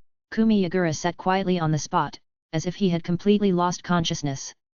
Staring blankly ahead with his eyes wide open, as if he could not maintain consciousness at all. In the illusion just now, he saw countless shocking, terrifying, thrilling, and even completely incomprehensible scenes. He saw the blade covered in flames in Sawarakiri's hand suddenly become extremely restrained, forming a blade that looked like a dead tree with a colorful charred color. After shouting out the words Zanka Tachi, the useless sword that was obviously no longer usable, burst into a flame that engulfed the boundless sky the moment the blade was swung. It was a blade that could engulf the world, with a temperature of more than 15 million degrees Celsius, comparable to the high temperature near the core of the inner layer of the Sunday. Just by maintaining the release, the whole world could be destroyed. A seemingly ordinary sword swung down, and the land of more than 10 kilometers in front of him was completely wiped out in an instant.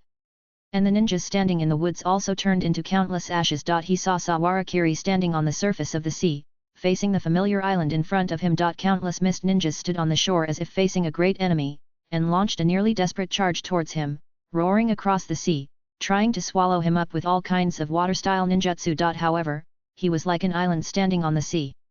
No matter how he was hit, he would not move a step, just watching everyone rushing towards him with mockery. Until the end, he suddenly shouted trembling fruit, then stretched out his fist, and hit the surface of the air wall on both sides with a dong.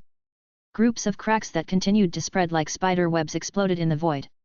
In the crackling sound, endless ripples spread in all directions with him as the center. The next moment, the entire sea surface, including the island carrying the mist village, was turned upside down in an instant by this irresistible violent vibration. The surging tsunami quickly engulfed the entire mist village and countless mist ninjas with a thunderous momentum. He saw time flow backwards and space twist, he saw a punch thrown, ripples rushing, he saw a giant called Ultraman, tens of thousands of tons flying at tens of Mach, he saw Sawarakiri transform into a magical girl, he saw countless images flashed through his mind, and Gaji Yagura was even a little overwhelmed by the mental pressure of constantly being there. He began to be sure from the bottom of his heart that all of this was an illusion made up by the man in front of him in order to win over his heart, just like a movie. Fake. Ha ha ha ha ha, all fake. He suddenly lost his composure and shouted, Hu Ren, you damn liar! Traitor! These images are all made up by you. I've seen through your tricks. However, Sawarakiri was just careless, and played the scene of him head-on killing Shikaku some time ago in his mind again. Really?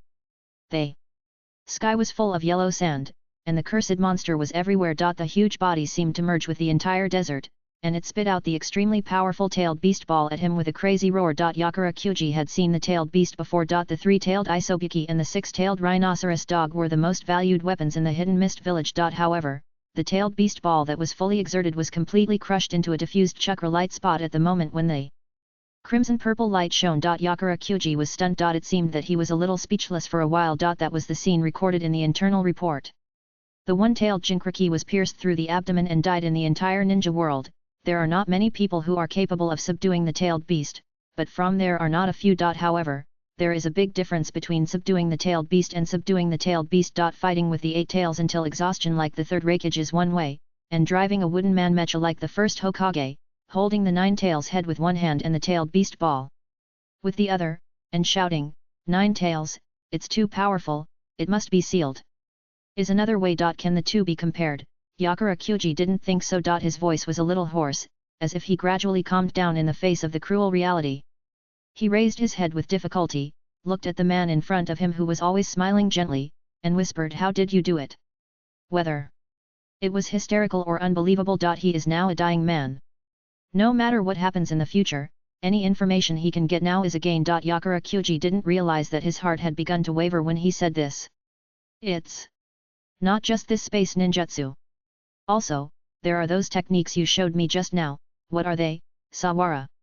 Kiri slowly leaned down, met his eyes full of desire and curiosity, and gave an answer that Yagura didn't want to hear the most. Those are the images seen by the future me, Lord Yagura. Yagura's pupils shrank. Before he could continue to ask, Saharakiri had already spoken. Since I was young, I don't know why, I can see many scenes that are different from this era. Some of them are me sacrificing for Kirigakure, some of them are me being killed by Kirigakure people, and some of them are dying worthlessly on the battlefield. Because there are so many things I can see, there are naturally more and more things worth learning, so that at the age of about 10, in an environment like Konoha where no one specifically teaches, I already have the ability to surpass ordinary jonin. As my strength increases, the power I can learn also becomes stronger and stronger, so strong that mortals like you can't understand. Saharakiri turned around and looked at him with a smile. I can understand your feelings, Lord Yagura. Kuratsuki. Yagura looked at him in a daze. Is that so? Is that so? No wonder he, an ordinary ninja of the Kagaya clan, a half-grown child who was abandoned as a disposable item, can preserve himself and hide his identity in an environment like Konoha. No wonder he has such a deep mind that can be hidden for 10 years at such a young age, and such superb fire escape and sword skills that seem to have been honed for countless years. No wonder he can independently develop this offensive and defensive space ninjutsu that surpasses the cognition of the current era. If it is seen from the future. All these unreasonable things can be explained. However, how could such an outrageous thing happen in the world? And why did it happen to this man? If it were me, this thought came to Kyuji Yagura's mind, which was almost uncontrollable. Whether it was the village's problems, future obstacles, or the general direction of development, there was more. This unwillingness, as if it was hanging on the wall, seemed to swallow up Kyuji Yagura's entire heart. But then, as if he suddenly thought of something, he suddenly raised his head and looked straight in the direction of Sawarakiri. Wait, you said that was a different future. But why, in every scene you are in, are you slaughtering ninjas from other villages? This is unreasonable. Kuratsuki.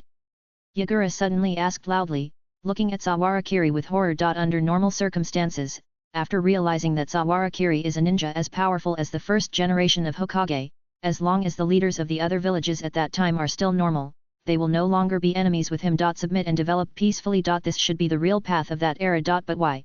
Kuratsuki. Yagura stared at Sawarakiri. This handsome and sunny young man suddenly smiled brightly. It seems that you have discovered it.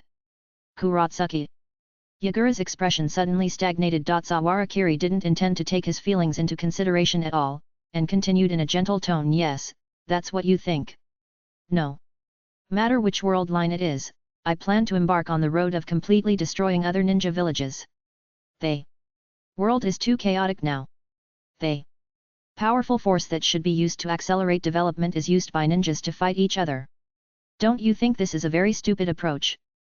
Because of the existence of this omnipotent force, there is almost no limit to the development of all disciplines, whether it is biology, chemistry, environment, or materials. Even beasts can rely on this power to have human wisdom. Humans, on the contrary, are like beasts. Sawara Kiri said here, turned his head and looked at the already stiff-faced Gaji Yagura, and said calmly, I want to end this chaotic era.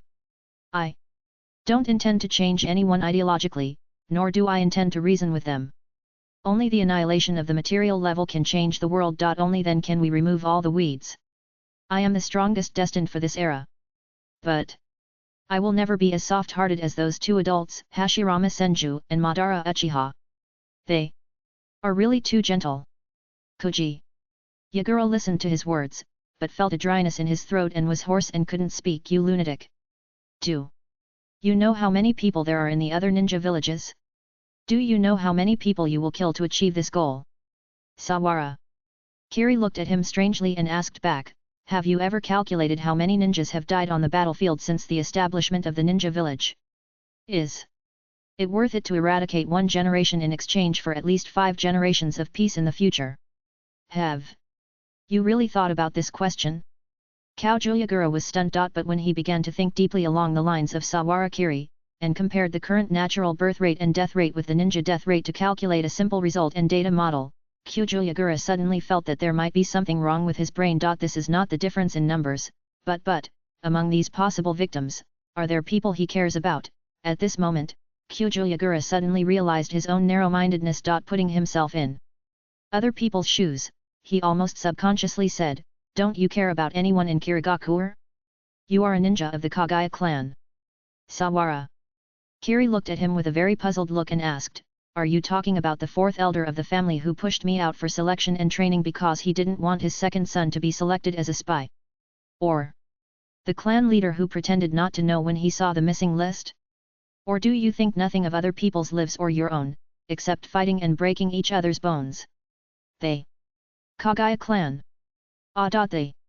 Look, they give you as if they were your enemies. It's over. Kuro Tachibana Yagura finally gave up hope of convincing him, and subconsciously imagined the day when all the people in the village would be slaughtered in the future.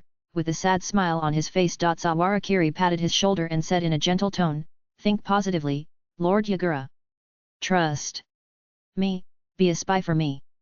You are not going to destroy Kirigakure. On the contrary, you are the hero who endures humiliation and sacrifices everything to preserve the last spark of Kirigakure." When he heard the last sentence, a tiny light suddenly lit up in the depths of Gojo Yagura's eyes. This was just a flash of light, which was caught by Sawarakiri. Gojo Yagura sat there and pondered for a long time. Finally, he took a deep breath. My mission has failed. Even if I can go back, I will definitely be executed by the village. What's the use of telling me so much now? Even if you want to cooperate with me, you have to give me a way out. Cooperation is not undercover. And it is only limited cooperation, not a spy controlled unilaterally. Gojo Yagura thought in his heart, but his thoughts had been shaken unconsciously. He has accepted the reality that Sawarakiri will definitely become the strongest in this era and will destroy the entire ninja world except Konoha. Looking at his dejected appearance, Sawarakiri slowly smiled. Who said your mission failed? No, it's the opposite. Your mission was very successful, and it was confirmed that the seal was still effective against Huilien, but because there were many teams of Anbu hiding around the target, you were forced to retreat in one breath before you could make further achievements. He talked freely, as if everything he said was a fait accompli. Sawarakiri looked at him with a calm expression. Believe me, Yagura-kun. You may be imprisoned when you just return to the village, but before long, you will be praised by the entire Kirigakure and become the magic weapon for victory in the hearts of everyone in Kirigakure. You will become the hero of Kirigakure. Kuratsuki. Yagura murmured subconsciously, will I become the hero of Kirigakure? Even though it has fallen to this point. Yes, hero. Sawara. Kiri lowered his voice slowly and repeated it in his ear. Like the whisper of the devil, it bewitches people's hearts. At the same time, on the other side. Shimura Danzo raised his head, accompanied by several root ninjas, stood in front of the tunnel and looked around for a few times, and snorted disdainfully. The secret base I built for the root is actually used for this purpose. Waste. Recycling. It's really your style. While he was observing the whole, Midaman Yan beside him was also looking at him. Eyes, arms. The original defects were all healed by unknown means, and the root ninjas who followed him all had chakra reactions that had never been seen before. All these cost an unknown amount of resources. Danzo, this guy, is indeed the one with the richest family among their several consultants. In addition, his momentum has also changed a lot. Arrogant, confident, and high-spirited. It was as if he had returned to his youth. No, to be precise, his chakra reaction was indeed much stronger than before. Is it because of that arm? Midaman N's eyes swept over it inadvertently, but he still looked as if he had not discovered anything. If it was during the period when Hiruzen was still awake, Danzo's increased strength might have threatened the balance of the advisory group. But now the threat of the all-bank group is getting more and more serious, and the advisory group has become dispensable. The power of several of them has been severely eroded, and it is even unknown whether the advisory group can still exist in the near future. At this time, Danzo's increased strength has become good news for them. Midaman N thought so in his heart, and said casually, okay. Don't say those sarcastic words at this time. Humph. Danzo didn't say anything more. He snorted and strode forward as if he was going home, and stepped into the secret base. After a while, it stopped in front of Sarutobi Hiruzen. The lights in the stone room were still bright. However, the man who once had awe-inspiring majesty had become a dry body waiting for death on this stone platform. Shimura Danzo looked at this scene indifferently. It was impossible to say that he had no feelings in his heart, and it was even the opposite. People are not plants, so who can be heartless? Even though he had already dedicated his body to the darkness, he had longed for and yearned for this position where he could stand in the sun for a long time. To be precise, he still longed for it until now, and at the same time, he was confused about the decision made by Sarutobi Hiruzen in the past. It was his lifelong regret that he failed to stand up first when Tobirama teacher chose the person to cover the rear. In order to make up for that regret, he chose the most dangerous and difficult road covered in shadows among ninjas, trying to make up for his past cowardice. But now, the person who should have stood in the sun chose the path of sacrifice again and lay here. Instead, he, the person in the dark, struggled like an earthworm to dig deep in the soil and survived in this state. This strong sense of contrast made him feel an inexplicable anger in his heart. But gradually, watching him lying here, this strong anger disappeared inexplicably, turning into the same indifference as at the beginning. Hiruzen. How long are you going to humiliate me, you idiot? It doesn't matter. Shimura. Danzo looked at him quietly, the pale arm covered by heavy bandages gradually showed blue veins, and he clenched it into a tight fist, saying indifferently, just the third Raikage. Just wait a little longer, until the control experiment of that arm is successful, I will let him see what the real power of the god of ninja is. When the time comes, I will take your place with a great victory. Then, let you see how a real Hokage should do things. He came here and looked quietly for a long time, as if just to make such a declaration. After finishing all the words he had wanted to say for a long time, Shimura Danzo's eyes lingered on Sarutobi Hiruzen's face covered by the medical seal for a long time, and he turned his back and remained silent for a long time. Hiruzen, I am the Hokage. But this time, no one refuted him as before. In this silence, Shimura Danzo stepped out of the stone chamber. Yan, tell me about the current situation. First. Update. Chapter 118 Prophecy, 1W. In fact, Midaman Yan's worries are not groundless. It can even be said that due to the current various war arrangements, the all-line group has had a great impact on the various personnel arrangements and material adjustments originally mastered by the advisory group. The conflict between the two sides is constantly expanding due to the current war issues. Slurp. The tip of the tongue, as delicate and soft as a rope, slowly slid from the corner of the lips, and the golden snake eyes quietly stared at the information at hand. The third Raikage attacked again. Hitaki Sakumo led his team to fight the enemy. 67 people were killed or injured. Looking down, there were specific details of the battle. His face was as gloomy as water. At this time, there were only Orochimaru and Tsunade in the Hokage's office. Under the original sign, there was another sign that said Village Wartime Administrative Agreement Group. Only Jiraiya's position was empty. The various documents that should have been handled by the Hokage were classified according to various aspects such as politics, economy, and military and placed on the desks of the two people, forming a high pile. Occasionally, personnel from various departments of the Hokage building were responsible for carrying the corresponding documents outside the door, and they were placed on another empty table one by one, and they continued to accumulate. At this time, it was already 6 or 7 piles high. It didn't look like it could be solved in one day. It's already dinner time. In the entire office, the only sounds that could be heard were the rustling of pens and seals on documents and the thumping of stamps. There was not even a sound of human voice. Although the three ninjas were often secretly labeled as prostitutes, gamblers and drug addicts by the ninjas in the village because of their subtle hobbies, they were actually top students. Even if the three Jiraiya, who is recognized as the most clumsy among the people, graduated from the ninja school at the age of 6. He also created a variety of non-printed ninjutsu based on his own expertise, and even a peculiar way of making seals with his feet. In addition to erotic novels, he left many high-tech ninjutsu research reports in the secret archives of Konoha. Orochimaru and Tsunade are even more so. One is a top master in the field of biological and material technology before he is 30 years old, and the other is a recognized medical expert in Konoha. He has cracked many types of toxins that have created various difficult problems on the battlefield and developed different forms of medical ninjutsu. However, the two people standing at the top of the wisdom pyramid of the whole village at this time, when dealing with these trivial report documents, they all looked heavy and helpless. The reason is also very simple. Someone in this Hokage building is deliberately causing trouble for them. After a while, another ninja came in with a thick stack of documents, reporting with sweat on his forehead. Tsunade-sama, the frontline material dispatch department said. But before he could finish his words, Tsunade, who had no time to drink or play cards because she was busy with her work, suddenly put down her pen and punched the office wall behind her. The stone wall, which was made entirely of earth escape, was as fragile as a fortune cookie under this punch.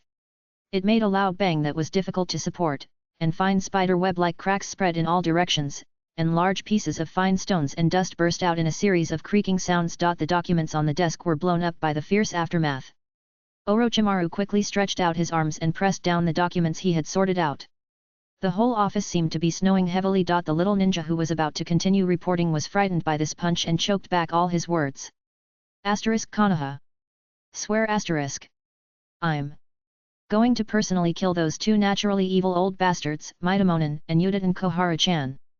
Tsunade's eyes widened, and she was gritting her teeth and hating them to the bone. 5 days. She hasn't even been home for 5 days. She even eats and sleeps in this shabby office every day, and even the bed is made of iron. What's the difference between this and being on the battlefield? What's even more unbearable is that this is not because of her incompetence, but because the old guys in the advisory group deliberately manipulated the departments they controlled, constantly pushing all the problems that should have been solved by the lower levels to the upper levels. How do these two guys look like they are here to be Hokage now? They have clearly replaced the duties of half of the Hokage building. Originally, she wanted to lay off all these idle idiots in one go, but when the old guys in the office stood in front of her, she couldn't say the word of layoffs. Some of them were disabled veterans from World War I, some lost their arms, some lost their legs, and some lost an eye and a hand. They could not participate in normal ninja work. Most of them were former Chunin and Jonin, colleagues and partners of Mitamonen and others. Some were orphans of martyrs whose parents died on the battlefield. Their identities were similar to those of Sawara Kiri at the beginning. But compared with the Sawara family, these orphans had a little more connections and could contact old acquaintances of the previous generation who were still in high positions. If these people were laid off, at the least, it would protect the survival foundation of disabled veterans and a generation of people who dedicated themselves to Konoha. At the worst, it would shake the hearts of the frontline ninjas and affect the reputation of the village. Can they be moved? Not easy to move. If we move to the edge and reselect talents, who will bear the cost of supporting so many people at once? The current economic system of Konoha has been oppressed to a very difficult level due to the war, and the food and clothing of hundreds of people cannot be solved by just talking. Some things are interesting. Konoha, which occupies the rich land of fire, has the largest population and products in the entire ninja world, and is also known as the strongest ninja village in the entire ninja world, was later marked as economy, in the ninja village details. On the contrary, Kumigaku created a 4-star military force and a 5-star economy with a complex plateau terrain and a 3-star population. This shows how rotten the Konoha system is. This kind of problem now is obviously not something that can be solved by killing 1 or 2 people. Tsunade, calm down. Orochimaru looked at the documents on the table that were almost blown away, and sweated coldly, and hurriedly stopped. At the same time, he turned to look at the little ninja at the door and ordered, "Put the document there and fix it." "Yes, yes." The little ninja was immediately pardoned, and quickly put down the document and ran away. Tsunade's face was still distorted. If the old guys in the advisory group were here now, they would probably be torn to pieces and eaten alive by her on the spot. How can you manage Konoha with this group of insects? Seeing her like this, although Orochimaru understood her feelings in his heart, he could not agree with her emotional behavior. When Tsunade calmed down a little, he handed over the document in his hand and said, "Take a look at this. Go to hell." Even though she was cursing, Tsunade, who had a strong sense of responsibility, still reached out to take it because of her current duties. With just a glance, Tsunade, who was furious just now, immediately calmed down, and her expression gradually changed from anger to worry. She pondered for a while. What's Hataki's current situation? Tsunade raised her head and looked at Orochimaru. Because of Minato, there was no big problem. He just suffered some minor injuries, but... Orochimaru paused halfway through his words. However, the remaining ninja troops responsible for support suffered heavy casualties. It is true that Hatake Sakumo has extraordinary ability in speed, but his attack power is a big shortcoming compared to Sarutobi Teacher. He has basically the same shortcomings as Minato Namikaze in the later generations. When facing ordinary ninjas, the means of attacking with swordsmanship alone can naturally be said to be invincible, but when facing a strong man like the third Raikage, who has a lightning armor and also serves as the Eight Tails Jinchuriki, the attack power generated by the small broken sword is basically negligible. Unable to break the defense. Tsunade's brows frowned deeper and deeper. Where is the dispatch order of Sawara Kiri? It's still going through the process. Orochimaru's voice was calm, but the meaning in his words made Tsunade more and more annoyed. He is in my house now. He is so idle every day, and I need to send him to the battlefield? Tsunade cursed for a while, but soon stopped, with her hands on her waist in annoyance, walking around the office with big strides. Even though she had lost her temper just now, Tsunade knew it very well. Dispatching a ninja to the battlefield is essentially a very serious matter. Because anyone who goes to the battlefield may be injured, disabled, or die no matter how strong the opponent is, these problems cannot be avoided. If during the war, a colleague is asked to go to the battlefield to deal with a powerful enemy in a private capacity, and if he dies accidentally, whose fault is it? Even if he doesn't die, what is his identity after he goes to the battlefield? Should the Konoha ninjas on the battlefield provide him with help, intelligence, supplies, ninja tools, camps? These are not just yours, Tsunade's. What's more, although Sawarakiri has indeed made great achievements now, neither Tsunade nor Orochimaru has the concept of Sawarakiri, the world's invincible mouth. In their hearts. Their teacher, Sarutobi Hiruzen, had a legendary life, wasn't he? Isn't he lying down now? Various problems intertwined together, and finally formed the current situation. Neither up nor down. Everyone knows that the current situation is very critical. It can be seen from the battlefield map that the entire Kumigakure army, under the continuous attack of the Third Reikage, has formed an obvious salient on the front line of the entire hot spring country, pushing the entire front line forward from point to surface. The seemingly ordinary labels on the sand table are inserted and pulled out, which means that hundreds of Konoha ninjas have been transferred or killed. During this period when there was no combat power equal to the Third Reikage as a fulcrum to support the entire front line, Konoha's front line against Kumigakure was equivalent to a huge wound left on the body of Konoha village, with continuous blood loss. However, those stupid old guys didn't care at all, and said something like war means sacrifice, which sounded righteous. Damn it, this sacrifice wasn't caused by you? Tsunade was getting angrier and angrier as she thought about it. Orochimaru continued to lower his head to deal with the official business that he probably couldn't finish all day. Till the end, Tsunade's footsteps suddenly stopped, and she turned around and asked Orochimaru. Orochimaru. Yes. Are we, the all-line team, now acting as the Hokage's official business? Yes. Then, do the members of our all-line team now have the same level of action qualifications as the Hokage? That's right. Then, let me assume that if I lead the Hokage Guard in the name of the all-line team and take the initiative to go to the battlefield to meet the enemy, can I skip the various processes that are currently being followed and join the current battle sequence? Good idea. The rustling of Orochimaru's pen suddenly stopped, and he looked up at the crazy woman in front of him in astonishment. The face that was always drooping like a eunuch on weekdays showed such rich and full emotions in front of others for the first time, and even the pair of golden snake pupils couldn't help but widen. He hesitated for a moment before wondering, but, your illness, when? Tsunade heard this, her expression seemed to be slightly stagnant for a moment, but soon she made a carefree and indifferent attitude as usual, sneering. You are stupid, I just led the team to the battlefield, and I stayed in the camp after the battlefield. How can a lady like me do such a thing as fighting? With the strength of that stinky boy Saharakiri, it's more than enough for him to force back the Third Reikage. She was talking in a murmur, but Orochimaru did not respond, but just looked at her quietly. When her voice stopped, Orochimaru said calmly, you will die, Tsunade. There was silence for a long time. Tsunade suddenly covered her forehead helplessly. You can't just do nothing, right? Or do you have any other ideas? Although she always looked indifferent. But Orochimaru knew very well that Tsunade had always been a person with a sharp tongue and a soft heart. She seemed to care nothing about anything in her image, but in fact, she loved the village founded by her grandfather the most. Naturally, she also cared the most about those who died silently on the battlefield. If not, how could she have given up the large number of ninjutsu and forbidden techniques inherited from the first and second generations and chosen to become a medical ninja who saved the dying and healed the wounded? This was not an accident, but a necessity caused by Tsunade's weak character. Orochimaru's thinking was always so calm and rational. After he finished what he should say and told her about this possibility, he lowered his head again and picked up the pen on the table. But you really trust that little guy? The Third Reikage who transformed into a tailed beast is a real monster that even Sarutobi-sensei can't deal with. Hearing this, Tsunade seemed to be stunned. It seemed that she herself didn't realize how natural her words were, as if as long as Sawarakiri took action, she could immediately deal with the Third Reikage on the spot. Tsunade herself couldn't tell where this natural came from. Maybe it was because he suddenly saved her that day, it might also be the insignificant encouragement when her heart was sinking, or it might be the achievements he showed after he resolutely went to the battlefield.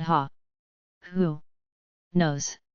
Tsunade fell on the office chair and lowered her eyes slightly. Senju's house. After solving some minor problems, Sawarakiri just returned home on time to eat the dinner cooked by Suiwai. At the dinner table, Mizuki chattered about what she saw when she was buying groceries today, and casually mentioned her progress in medical ninjutsu, and the fact that even Tsunade praised her for her talent to become a doctor. Shizune was also eating beside her. Although Sister Yuki always liked to bully her, if there were such delicious meals every day, it didn't seem to be a big deal to be bullied occasionally.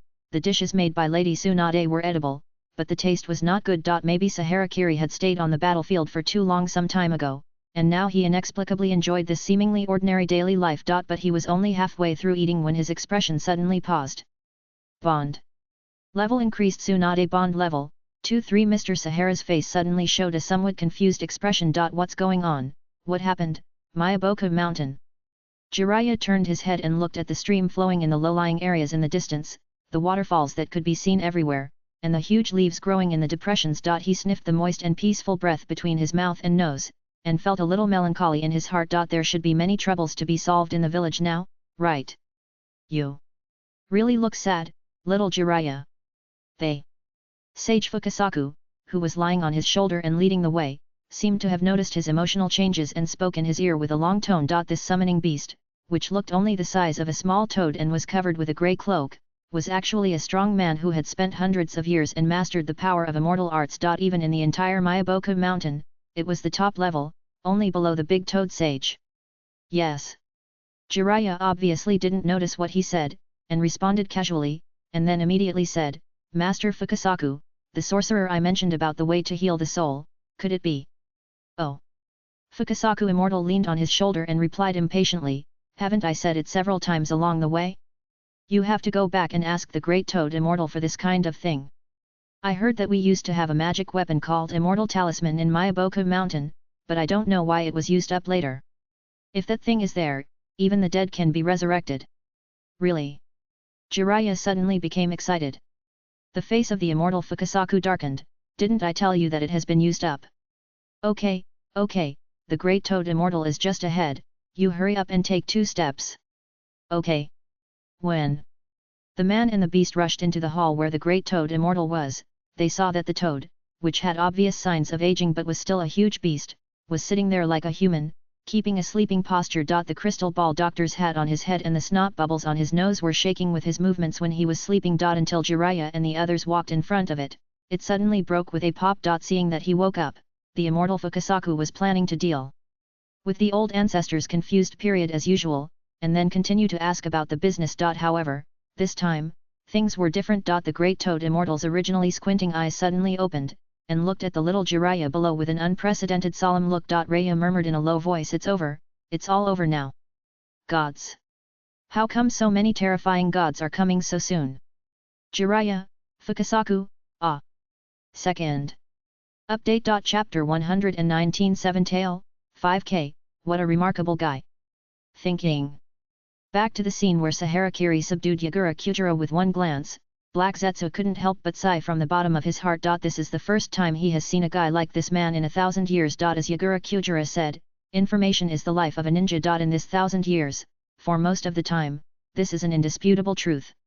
Even strong men like Uchiha Madara and Senju Hashirama may be greatly restricted if they know a lot of information. The reason why other ninjas did not use this iron rule to kill them is entirely because the gap in strength is so large that even if they are weakened, others cannot take this opportunity to threaten their lives. But Sawarakiri is a special case. During these 3 days, Black Zetsu, who was mainly ambushing in Konoha, completely monitored every move of Kyujo Yagura during this period in the form of clones and mayfly techniques, and witnessed the whole process of his design, planning, and setting traps in this forest. Even with his wisdom, the trap set by Kyujo Yagura specifically for Sawarakiri was completely impeccable. It was almost completely targeted, aiming at every gap where Sawarakiri might appear. However, he suffered an unprecedented Waterloo. Black Zetsu watched Kyujo Yagura lead Sawarakiri here. Just as the two of them had just opened their mouths, their eyes accidentally met. The next moment, Kyujo Yagura was completely silent, sitting there like a puppet, allowing Sawarakiri to hold a furry big brush and do whatever he wanted on his body,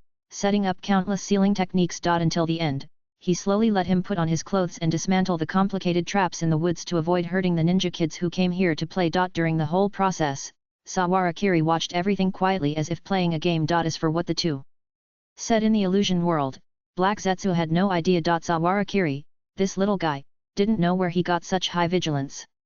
He never muttered some inexplicable middle school quotes like other teenagers of this age, so that it was as difficult as climbing to the sky for him to get information from this guy. Black Zetsu didn't know that Sawara Kiri had long guessed that there must be an old silver coin like him in Konoha village, so he had been fighting wits and courage with the air, trying not to let himself have any flaws. If there is any weakness, it is probably Miss Suiwai, who has been protected in the barrier of Senju House for many years. However, in the eyes of Black Zetsu, this is a sign of always maintaining the undercover principle. Although he seems to have betrayed Kirigakure, he still firmly abides by the principle of keeping secrets. Until the end, Yagura Karujutsu stood up from the ground as if waking up from a dream. I don't know whether he was completely hypnotized by the illusion or reached some kind of agreement in the illusion world just now. The two of them just had a few simple conversations, and Yagura Karujutsu bowed slightly to Sawara Kiri and quickly disappeared into the jungle. Afterwards, Sawara Kiri went home to have dinner as if nothing had happened. Not only ninjutsu and taijutsu, but even illusion has such attainments. Sawara Kagaya. While Black Zetsu maintained the mayfly technique and moved quickly underground, he quickly flipped through the eye technique bloodline limit related to Kagaya's surname in his 1000-year memory. Even the bloodline combining similar space and illusion abilities could not be found. It can't be that there was no sign for a whole 1000 years, but it just happened to awaken in his generation, right? It's really tricky. But it's okay. Black Zetsu's body floated up from the ground with a whoosh, shook off the dirt and stone debris on his body like a dog on the shore, and slowly walked into the cave deep underground. Now, the person who is most anxious to solve this problem is definitely not him. Black Zetsu's face slowly showed a smug smile, but the moment before entering the stone chamber, he suddenly turned into a panic and shouted, "Lord Madara! Lord Madara! It's not good! That brat Sahara Kiri, the elderly Uchiha Madara, was still sitting on the heavy stone platform, with a pipe connecting him to the outer path demon statue in the depths behind him, his eyes closed quietly, like a lifelike stone statue. Until he finished listening to Black Zetsu's narration of the whole process from beginning to end, he slowly opened his eyes. His body was still old, and even his brain was no longer as active as when he was young, so his thinking was much slower. Sawara Kiri. If I remember correctly, the guy who defeated Light before was him, right? Black Zetsu lowered his voice and reminded quietly beside him, "Lord Madara, you asked me to monitor him before. In fact, he didn't. However, Uchiha Madara's body was so decayed that he could only rely on the outer path demon statue to support his life. He was in a dormant state for almost 2/3 of the day. If he wanted to make him remember something he said a few days or even dozens of days ago, it is already unlikely." Hearing this, he was silent for a long while, then ignored the previous question and continued, "You can have such combat power at this age. At the same time, in addition to ninjutsu and taijutsu, do you have eye techniques equivalent to the Manjiki Sharingan? Even I and Hashirama back then are probably not as good as him. In this era, there is an incredible little guy in Konoha." His voice was slow and hoarse, and he spoke slowly from his mouth, as if he was thinking while speaking. Uchiha Madara actually knew how outrageous the child Uchiha Guang was. Just a pair of Manjiki Sharingan that had not made any evolution, but could continuously absorb various eye powers, thus showing a strong strength that was almost comparable to the eternal Manjiki. If she was allowed to absorb more chakra, Uchiha Madara even doubted whether this child Guang could also construct a complete Susanoo in one breath. In the last battle, he even had to activate the last part of the Rinnegan pupil power sealed in his body, which was barely enough to suppress her and set the seal. But that child named Sahara Kiri could actually defeat such a monster head-on. Sahara Kiri. Uchiha Madara pondered. If there were no restrictions on this level of genius, there might be an obstacle that surpassed the 5 kage. Although Uchiha Madara had absolute confidence in himself at his peak, it did not mean that he was arrogant and looked down on everything. Just like when he fought Hashirama in the Valley of the End. Long before the battle began, he had predicted his failure, so he set up Izanami in advance, bit off a piece of meat from Hashirama and transplanted it to himself, so that he could complete the evolution of the Rinnegan at the end of his life. When he knew that he was the weaker party, he showed a shrewdness that ordinary people could not reach. Zato! Uchiha Madara suddenly called out. Black Zetsu immediately stepped forward to answer, "I'm here, Madara-sama. In your observation, which one is stronger, the Sharingan at the level of the Mangekyo or his special pupil power?" Uchiha Madara turned his head and looked at him. Black Zetsu seemed to hesitate for a moment, but still revealed all the details he observed. "Madara-sama, according to my observation, the pupil technique of the Kitsa Harakiri seems to be a kind of illusion suppression based on the comparison of chakra amount, which is essentially a battle between chakra and chakra amount. In his eyes, which are completely composed of chakra, the chakra phenomenon that seems invisible in the eyes of ordinary people is essentially equivalent to the entity that can be seen in the eyes of humans, and there is no secret at all.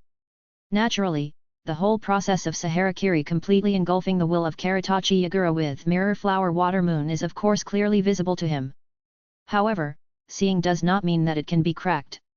It is for this reason that he will hand over the right to choose the action to Uchiha Madara. Chakra battle. Het. I. See. Upon hearing this, Uchiha Madara laughed contemptuously. It turned out that it was the same as his Mangeki, which used force to suppress others, and was completely incomparable to the exquisite Mangeki pupil technique of our Uchiha clan. You know, when Izuna's Mangeki was used, even the old man Hashirama was caught and was controlled for a while. How could this ability to defeat the strong with the weak be comparable to that of the little guy Saharakiri? As for his own illusion level, Uchiha Madara did not mention it much. Izuna is his younger brother, and his deeds are equivalent to his own deeds. It seems that I have to find a time to meet this kid.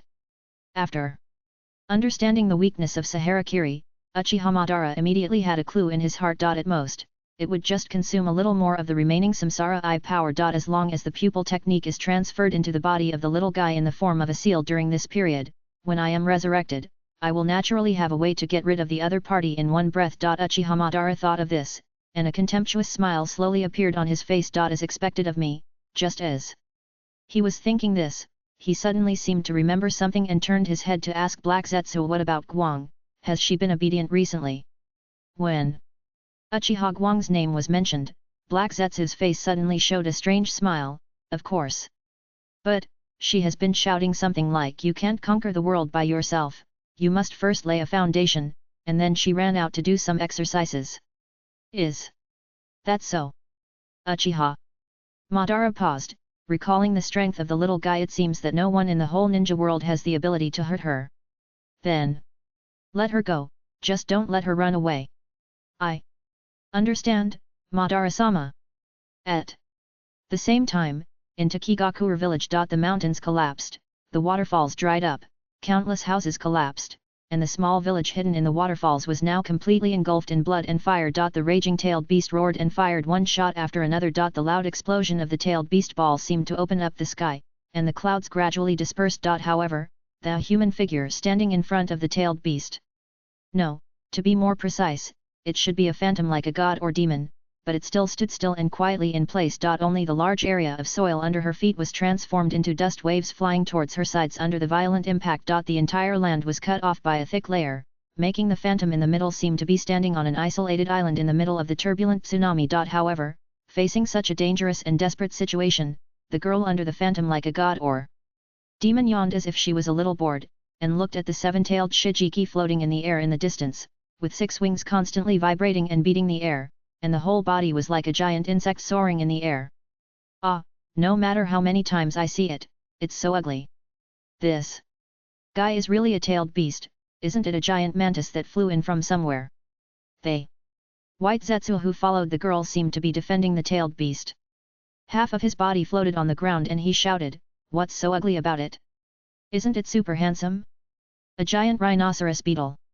Yes, Uchiha Hikaru responded indifferently, and his overly perfunctory attitude made White Zetsu jump up and down. However, just when he wanted to continue to say something, Uchiha Hikaru's aura suddenly changed. The girl who originally looked lazy, now the Mangekyo Sharingan in the depths of her eye sockets began to rotate at a windmill-like speed, and the total amount of chakra that flowed out of her body became increasingly huge, like fireworks supporting the Susanoo, which was originally only in the second stage, and it rose to another level again. During this period, although her hard power did not increase, the old man named Uchiha Madara seemed to be inexplicably relieved after placing a seal in her heart, as if he had completely forgotten that the Uchiha clan had Izanaga's trick that could change reality, allowing her to learn a lot of knowledge in the cave that she had never known before. From words, to ninjutsu and sealing techniques, and even the manipulation skills of Susanoo summarized by generations, this old guy is like emptying the secret library of the Uchiha clan in one breath. Almost everything is available. In this environment, Uchiha Guang, who had no chance to understand the information before, was very excited no matter what he read. It can be said that his cultural level has been greatly improved recently. At least it can be improved from the 2nd grade of elementary school to the 5th grade. Naturally, the ability to manipulate Susanoo has reached a considerable level. Just like this moment. Buzz. Nanabe. Shijiki flapped his wings quickly, and his huge body moved and spun in the air in a very flexible manner. The body first rose up at a high speed, and then suddenly bent at the highest point, like a dive fighter in World War II, using the high speed brought by inertia to launch a desperate charge towards Susanoo. However, the phantom of the gods and demons that had already formed the 3rd stage of Susanoo was changing in his hands. The long sword that looked like a tower turned into a huge Japanese bow at the moment when Shijiki launched the charge, and a chakra weapon like a spear was placed on it. The bow was like a full moon. The arrow was like a meteor. Swoosh! It was unknown what kind of great power could support such a huge spear to spin out with such inertial potential energy. In short, at the moment when the arrow was shot, a vacuum tunnel that was several kilometers away had been pierced in front of Susanoo. Wind and smoke, blood and fire. Everything that everyone could see seemed to be shocked by this absolute violence. The several small-tailed beast balls that Shijiki spit out in succession were easily punctured like balloons by this arrow, and exploded into bubbles of fireworks in the air, distorting the surrounding air. Puff! The spear pierced straight into the center of Shijiki's chest. The indescribable violence wrapped the extremely huge body of the tailed beast, and it flew backwards in the air for an unknown number of meters. The tailed beast even sprayed purple blood like a human from its mouth, and fell from the sky with a wail. Boom! Boom boom! When it fell to the ground, there was another series of explosions. The vigorous fireworks continued to bloom. All the ninjas in Takigakure were staring at this scene blankly, and the shock and fear in their hearts almost swallowed up their reason. Many people even thought it was a dream and covered their foreheads in disbelief. Seven-tailed master was killed. How could it be? What kind of monster is that? Could it be a tailed beast from another country? How can a tailed beast be human-shaped? But all kinds of noisy voices mixed together in this dilapidated village. All the Takigakure ninjas had never thought that even the village that had experienced almost the entire Second Ninja World War without being affected at all would be broken by an unknown enemy in just one night. Even the 7-tailed master Jinchuriki, who was the guardian of the entire village, was shot down by an arrow. There was no resistance at all. The current leader of Takigakure village is a tall man. However, at this moment, he was also staring at this scene in a daze. Their small village, hidden among countless waterfalls and indifferent to the world. The reason why the village has the special status of not being used as a battlefield or dispatched by any major country is because of the tailed beast Jinchuriki sealed in their country by the first Hokage himself. But now, the guarantee of this special status has been broken. Even if the village can be saved from today's disaster, the leader can imagine what kind of disaster Takigakure will suffer in the chaotic Second Ninja World. War. Leader. However, the call of the people around him suddenly awakened him from the shock of the disillusionment of peace. That's right. All the matters that follow must be mentioned at least after surviving. If you can't survive now, everything that follows is just a fantasy illusion. The leader of Takigakure immediately ordered Shuin Jonin. Go and get me the hero's water. You go and cover the remaining villagers and children to retreat, and I will stop that guy next. Shuin was startled when she heard the words, and looked at the leader in front of her in astonishment. But, leader, the hero's water, like the earth grudge that had been taken away by Kakuzu, is a secret treasure sealed in Takigakure village. It is a treasure that can gain dozens of times the power as long as you drink it. However, after using that power, you have to pay the price of your life. The leader looked at him steadily and said calmly, Shuin Jonin, when I die, you will be the leader of Takigakure village. Go. Yes. Shuin's face was full of smoke and blackened marks left by fire, mixed with lines of thin tears. However, before he could leave. A young figure suddenly fell to the ground. In the girl's arms, there was a middle-aged woman with a hole in her chest. Master Chongming. Almost instantly, all the Takigakure ninjas present recognized the identity of the middle-aged woman. However, they suddenly stopped before taking a step. They all stared at the girl in front of them in a daze. The girl looked only about 14 or 15 years old, with long black hair that had been combed and cut, and loose clothes on her body. Only a pair of scarlet Mangeki Sharingan were dazzling. Uchiha Hikaru looked at the Takigakure ninja in front of him with a cold expression, and said in a flat tone, "Where do you want to go, sister?" First update.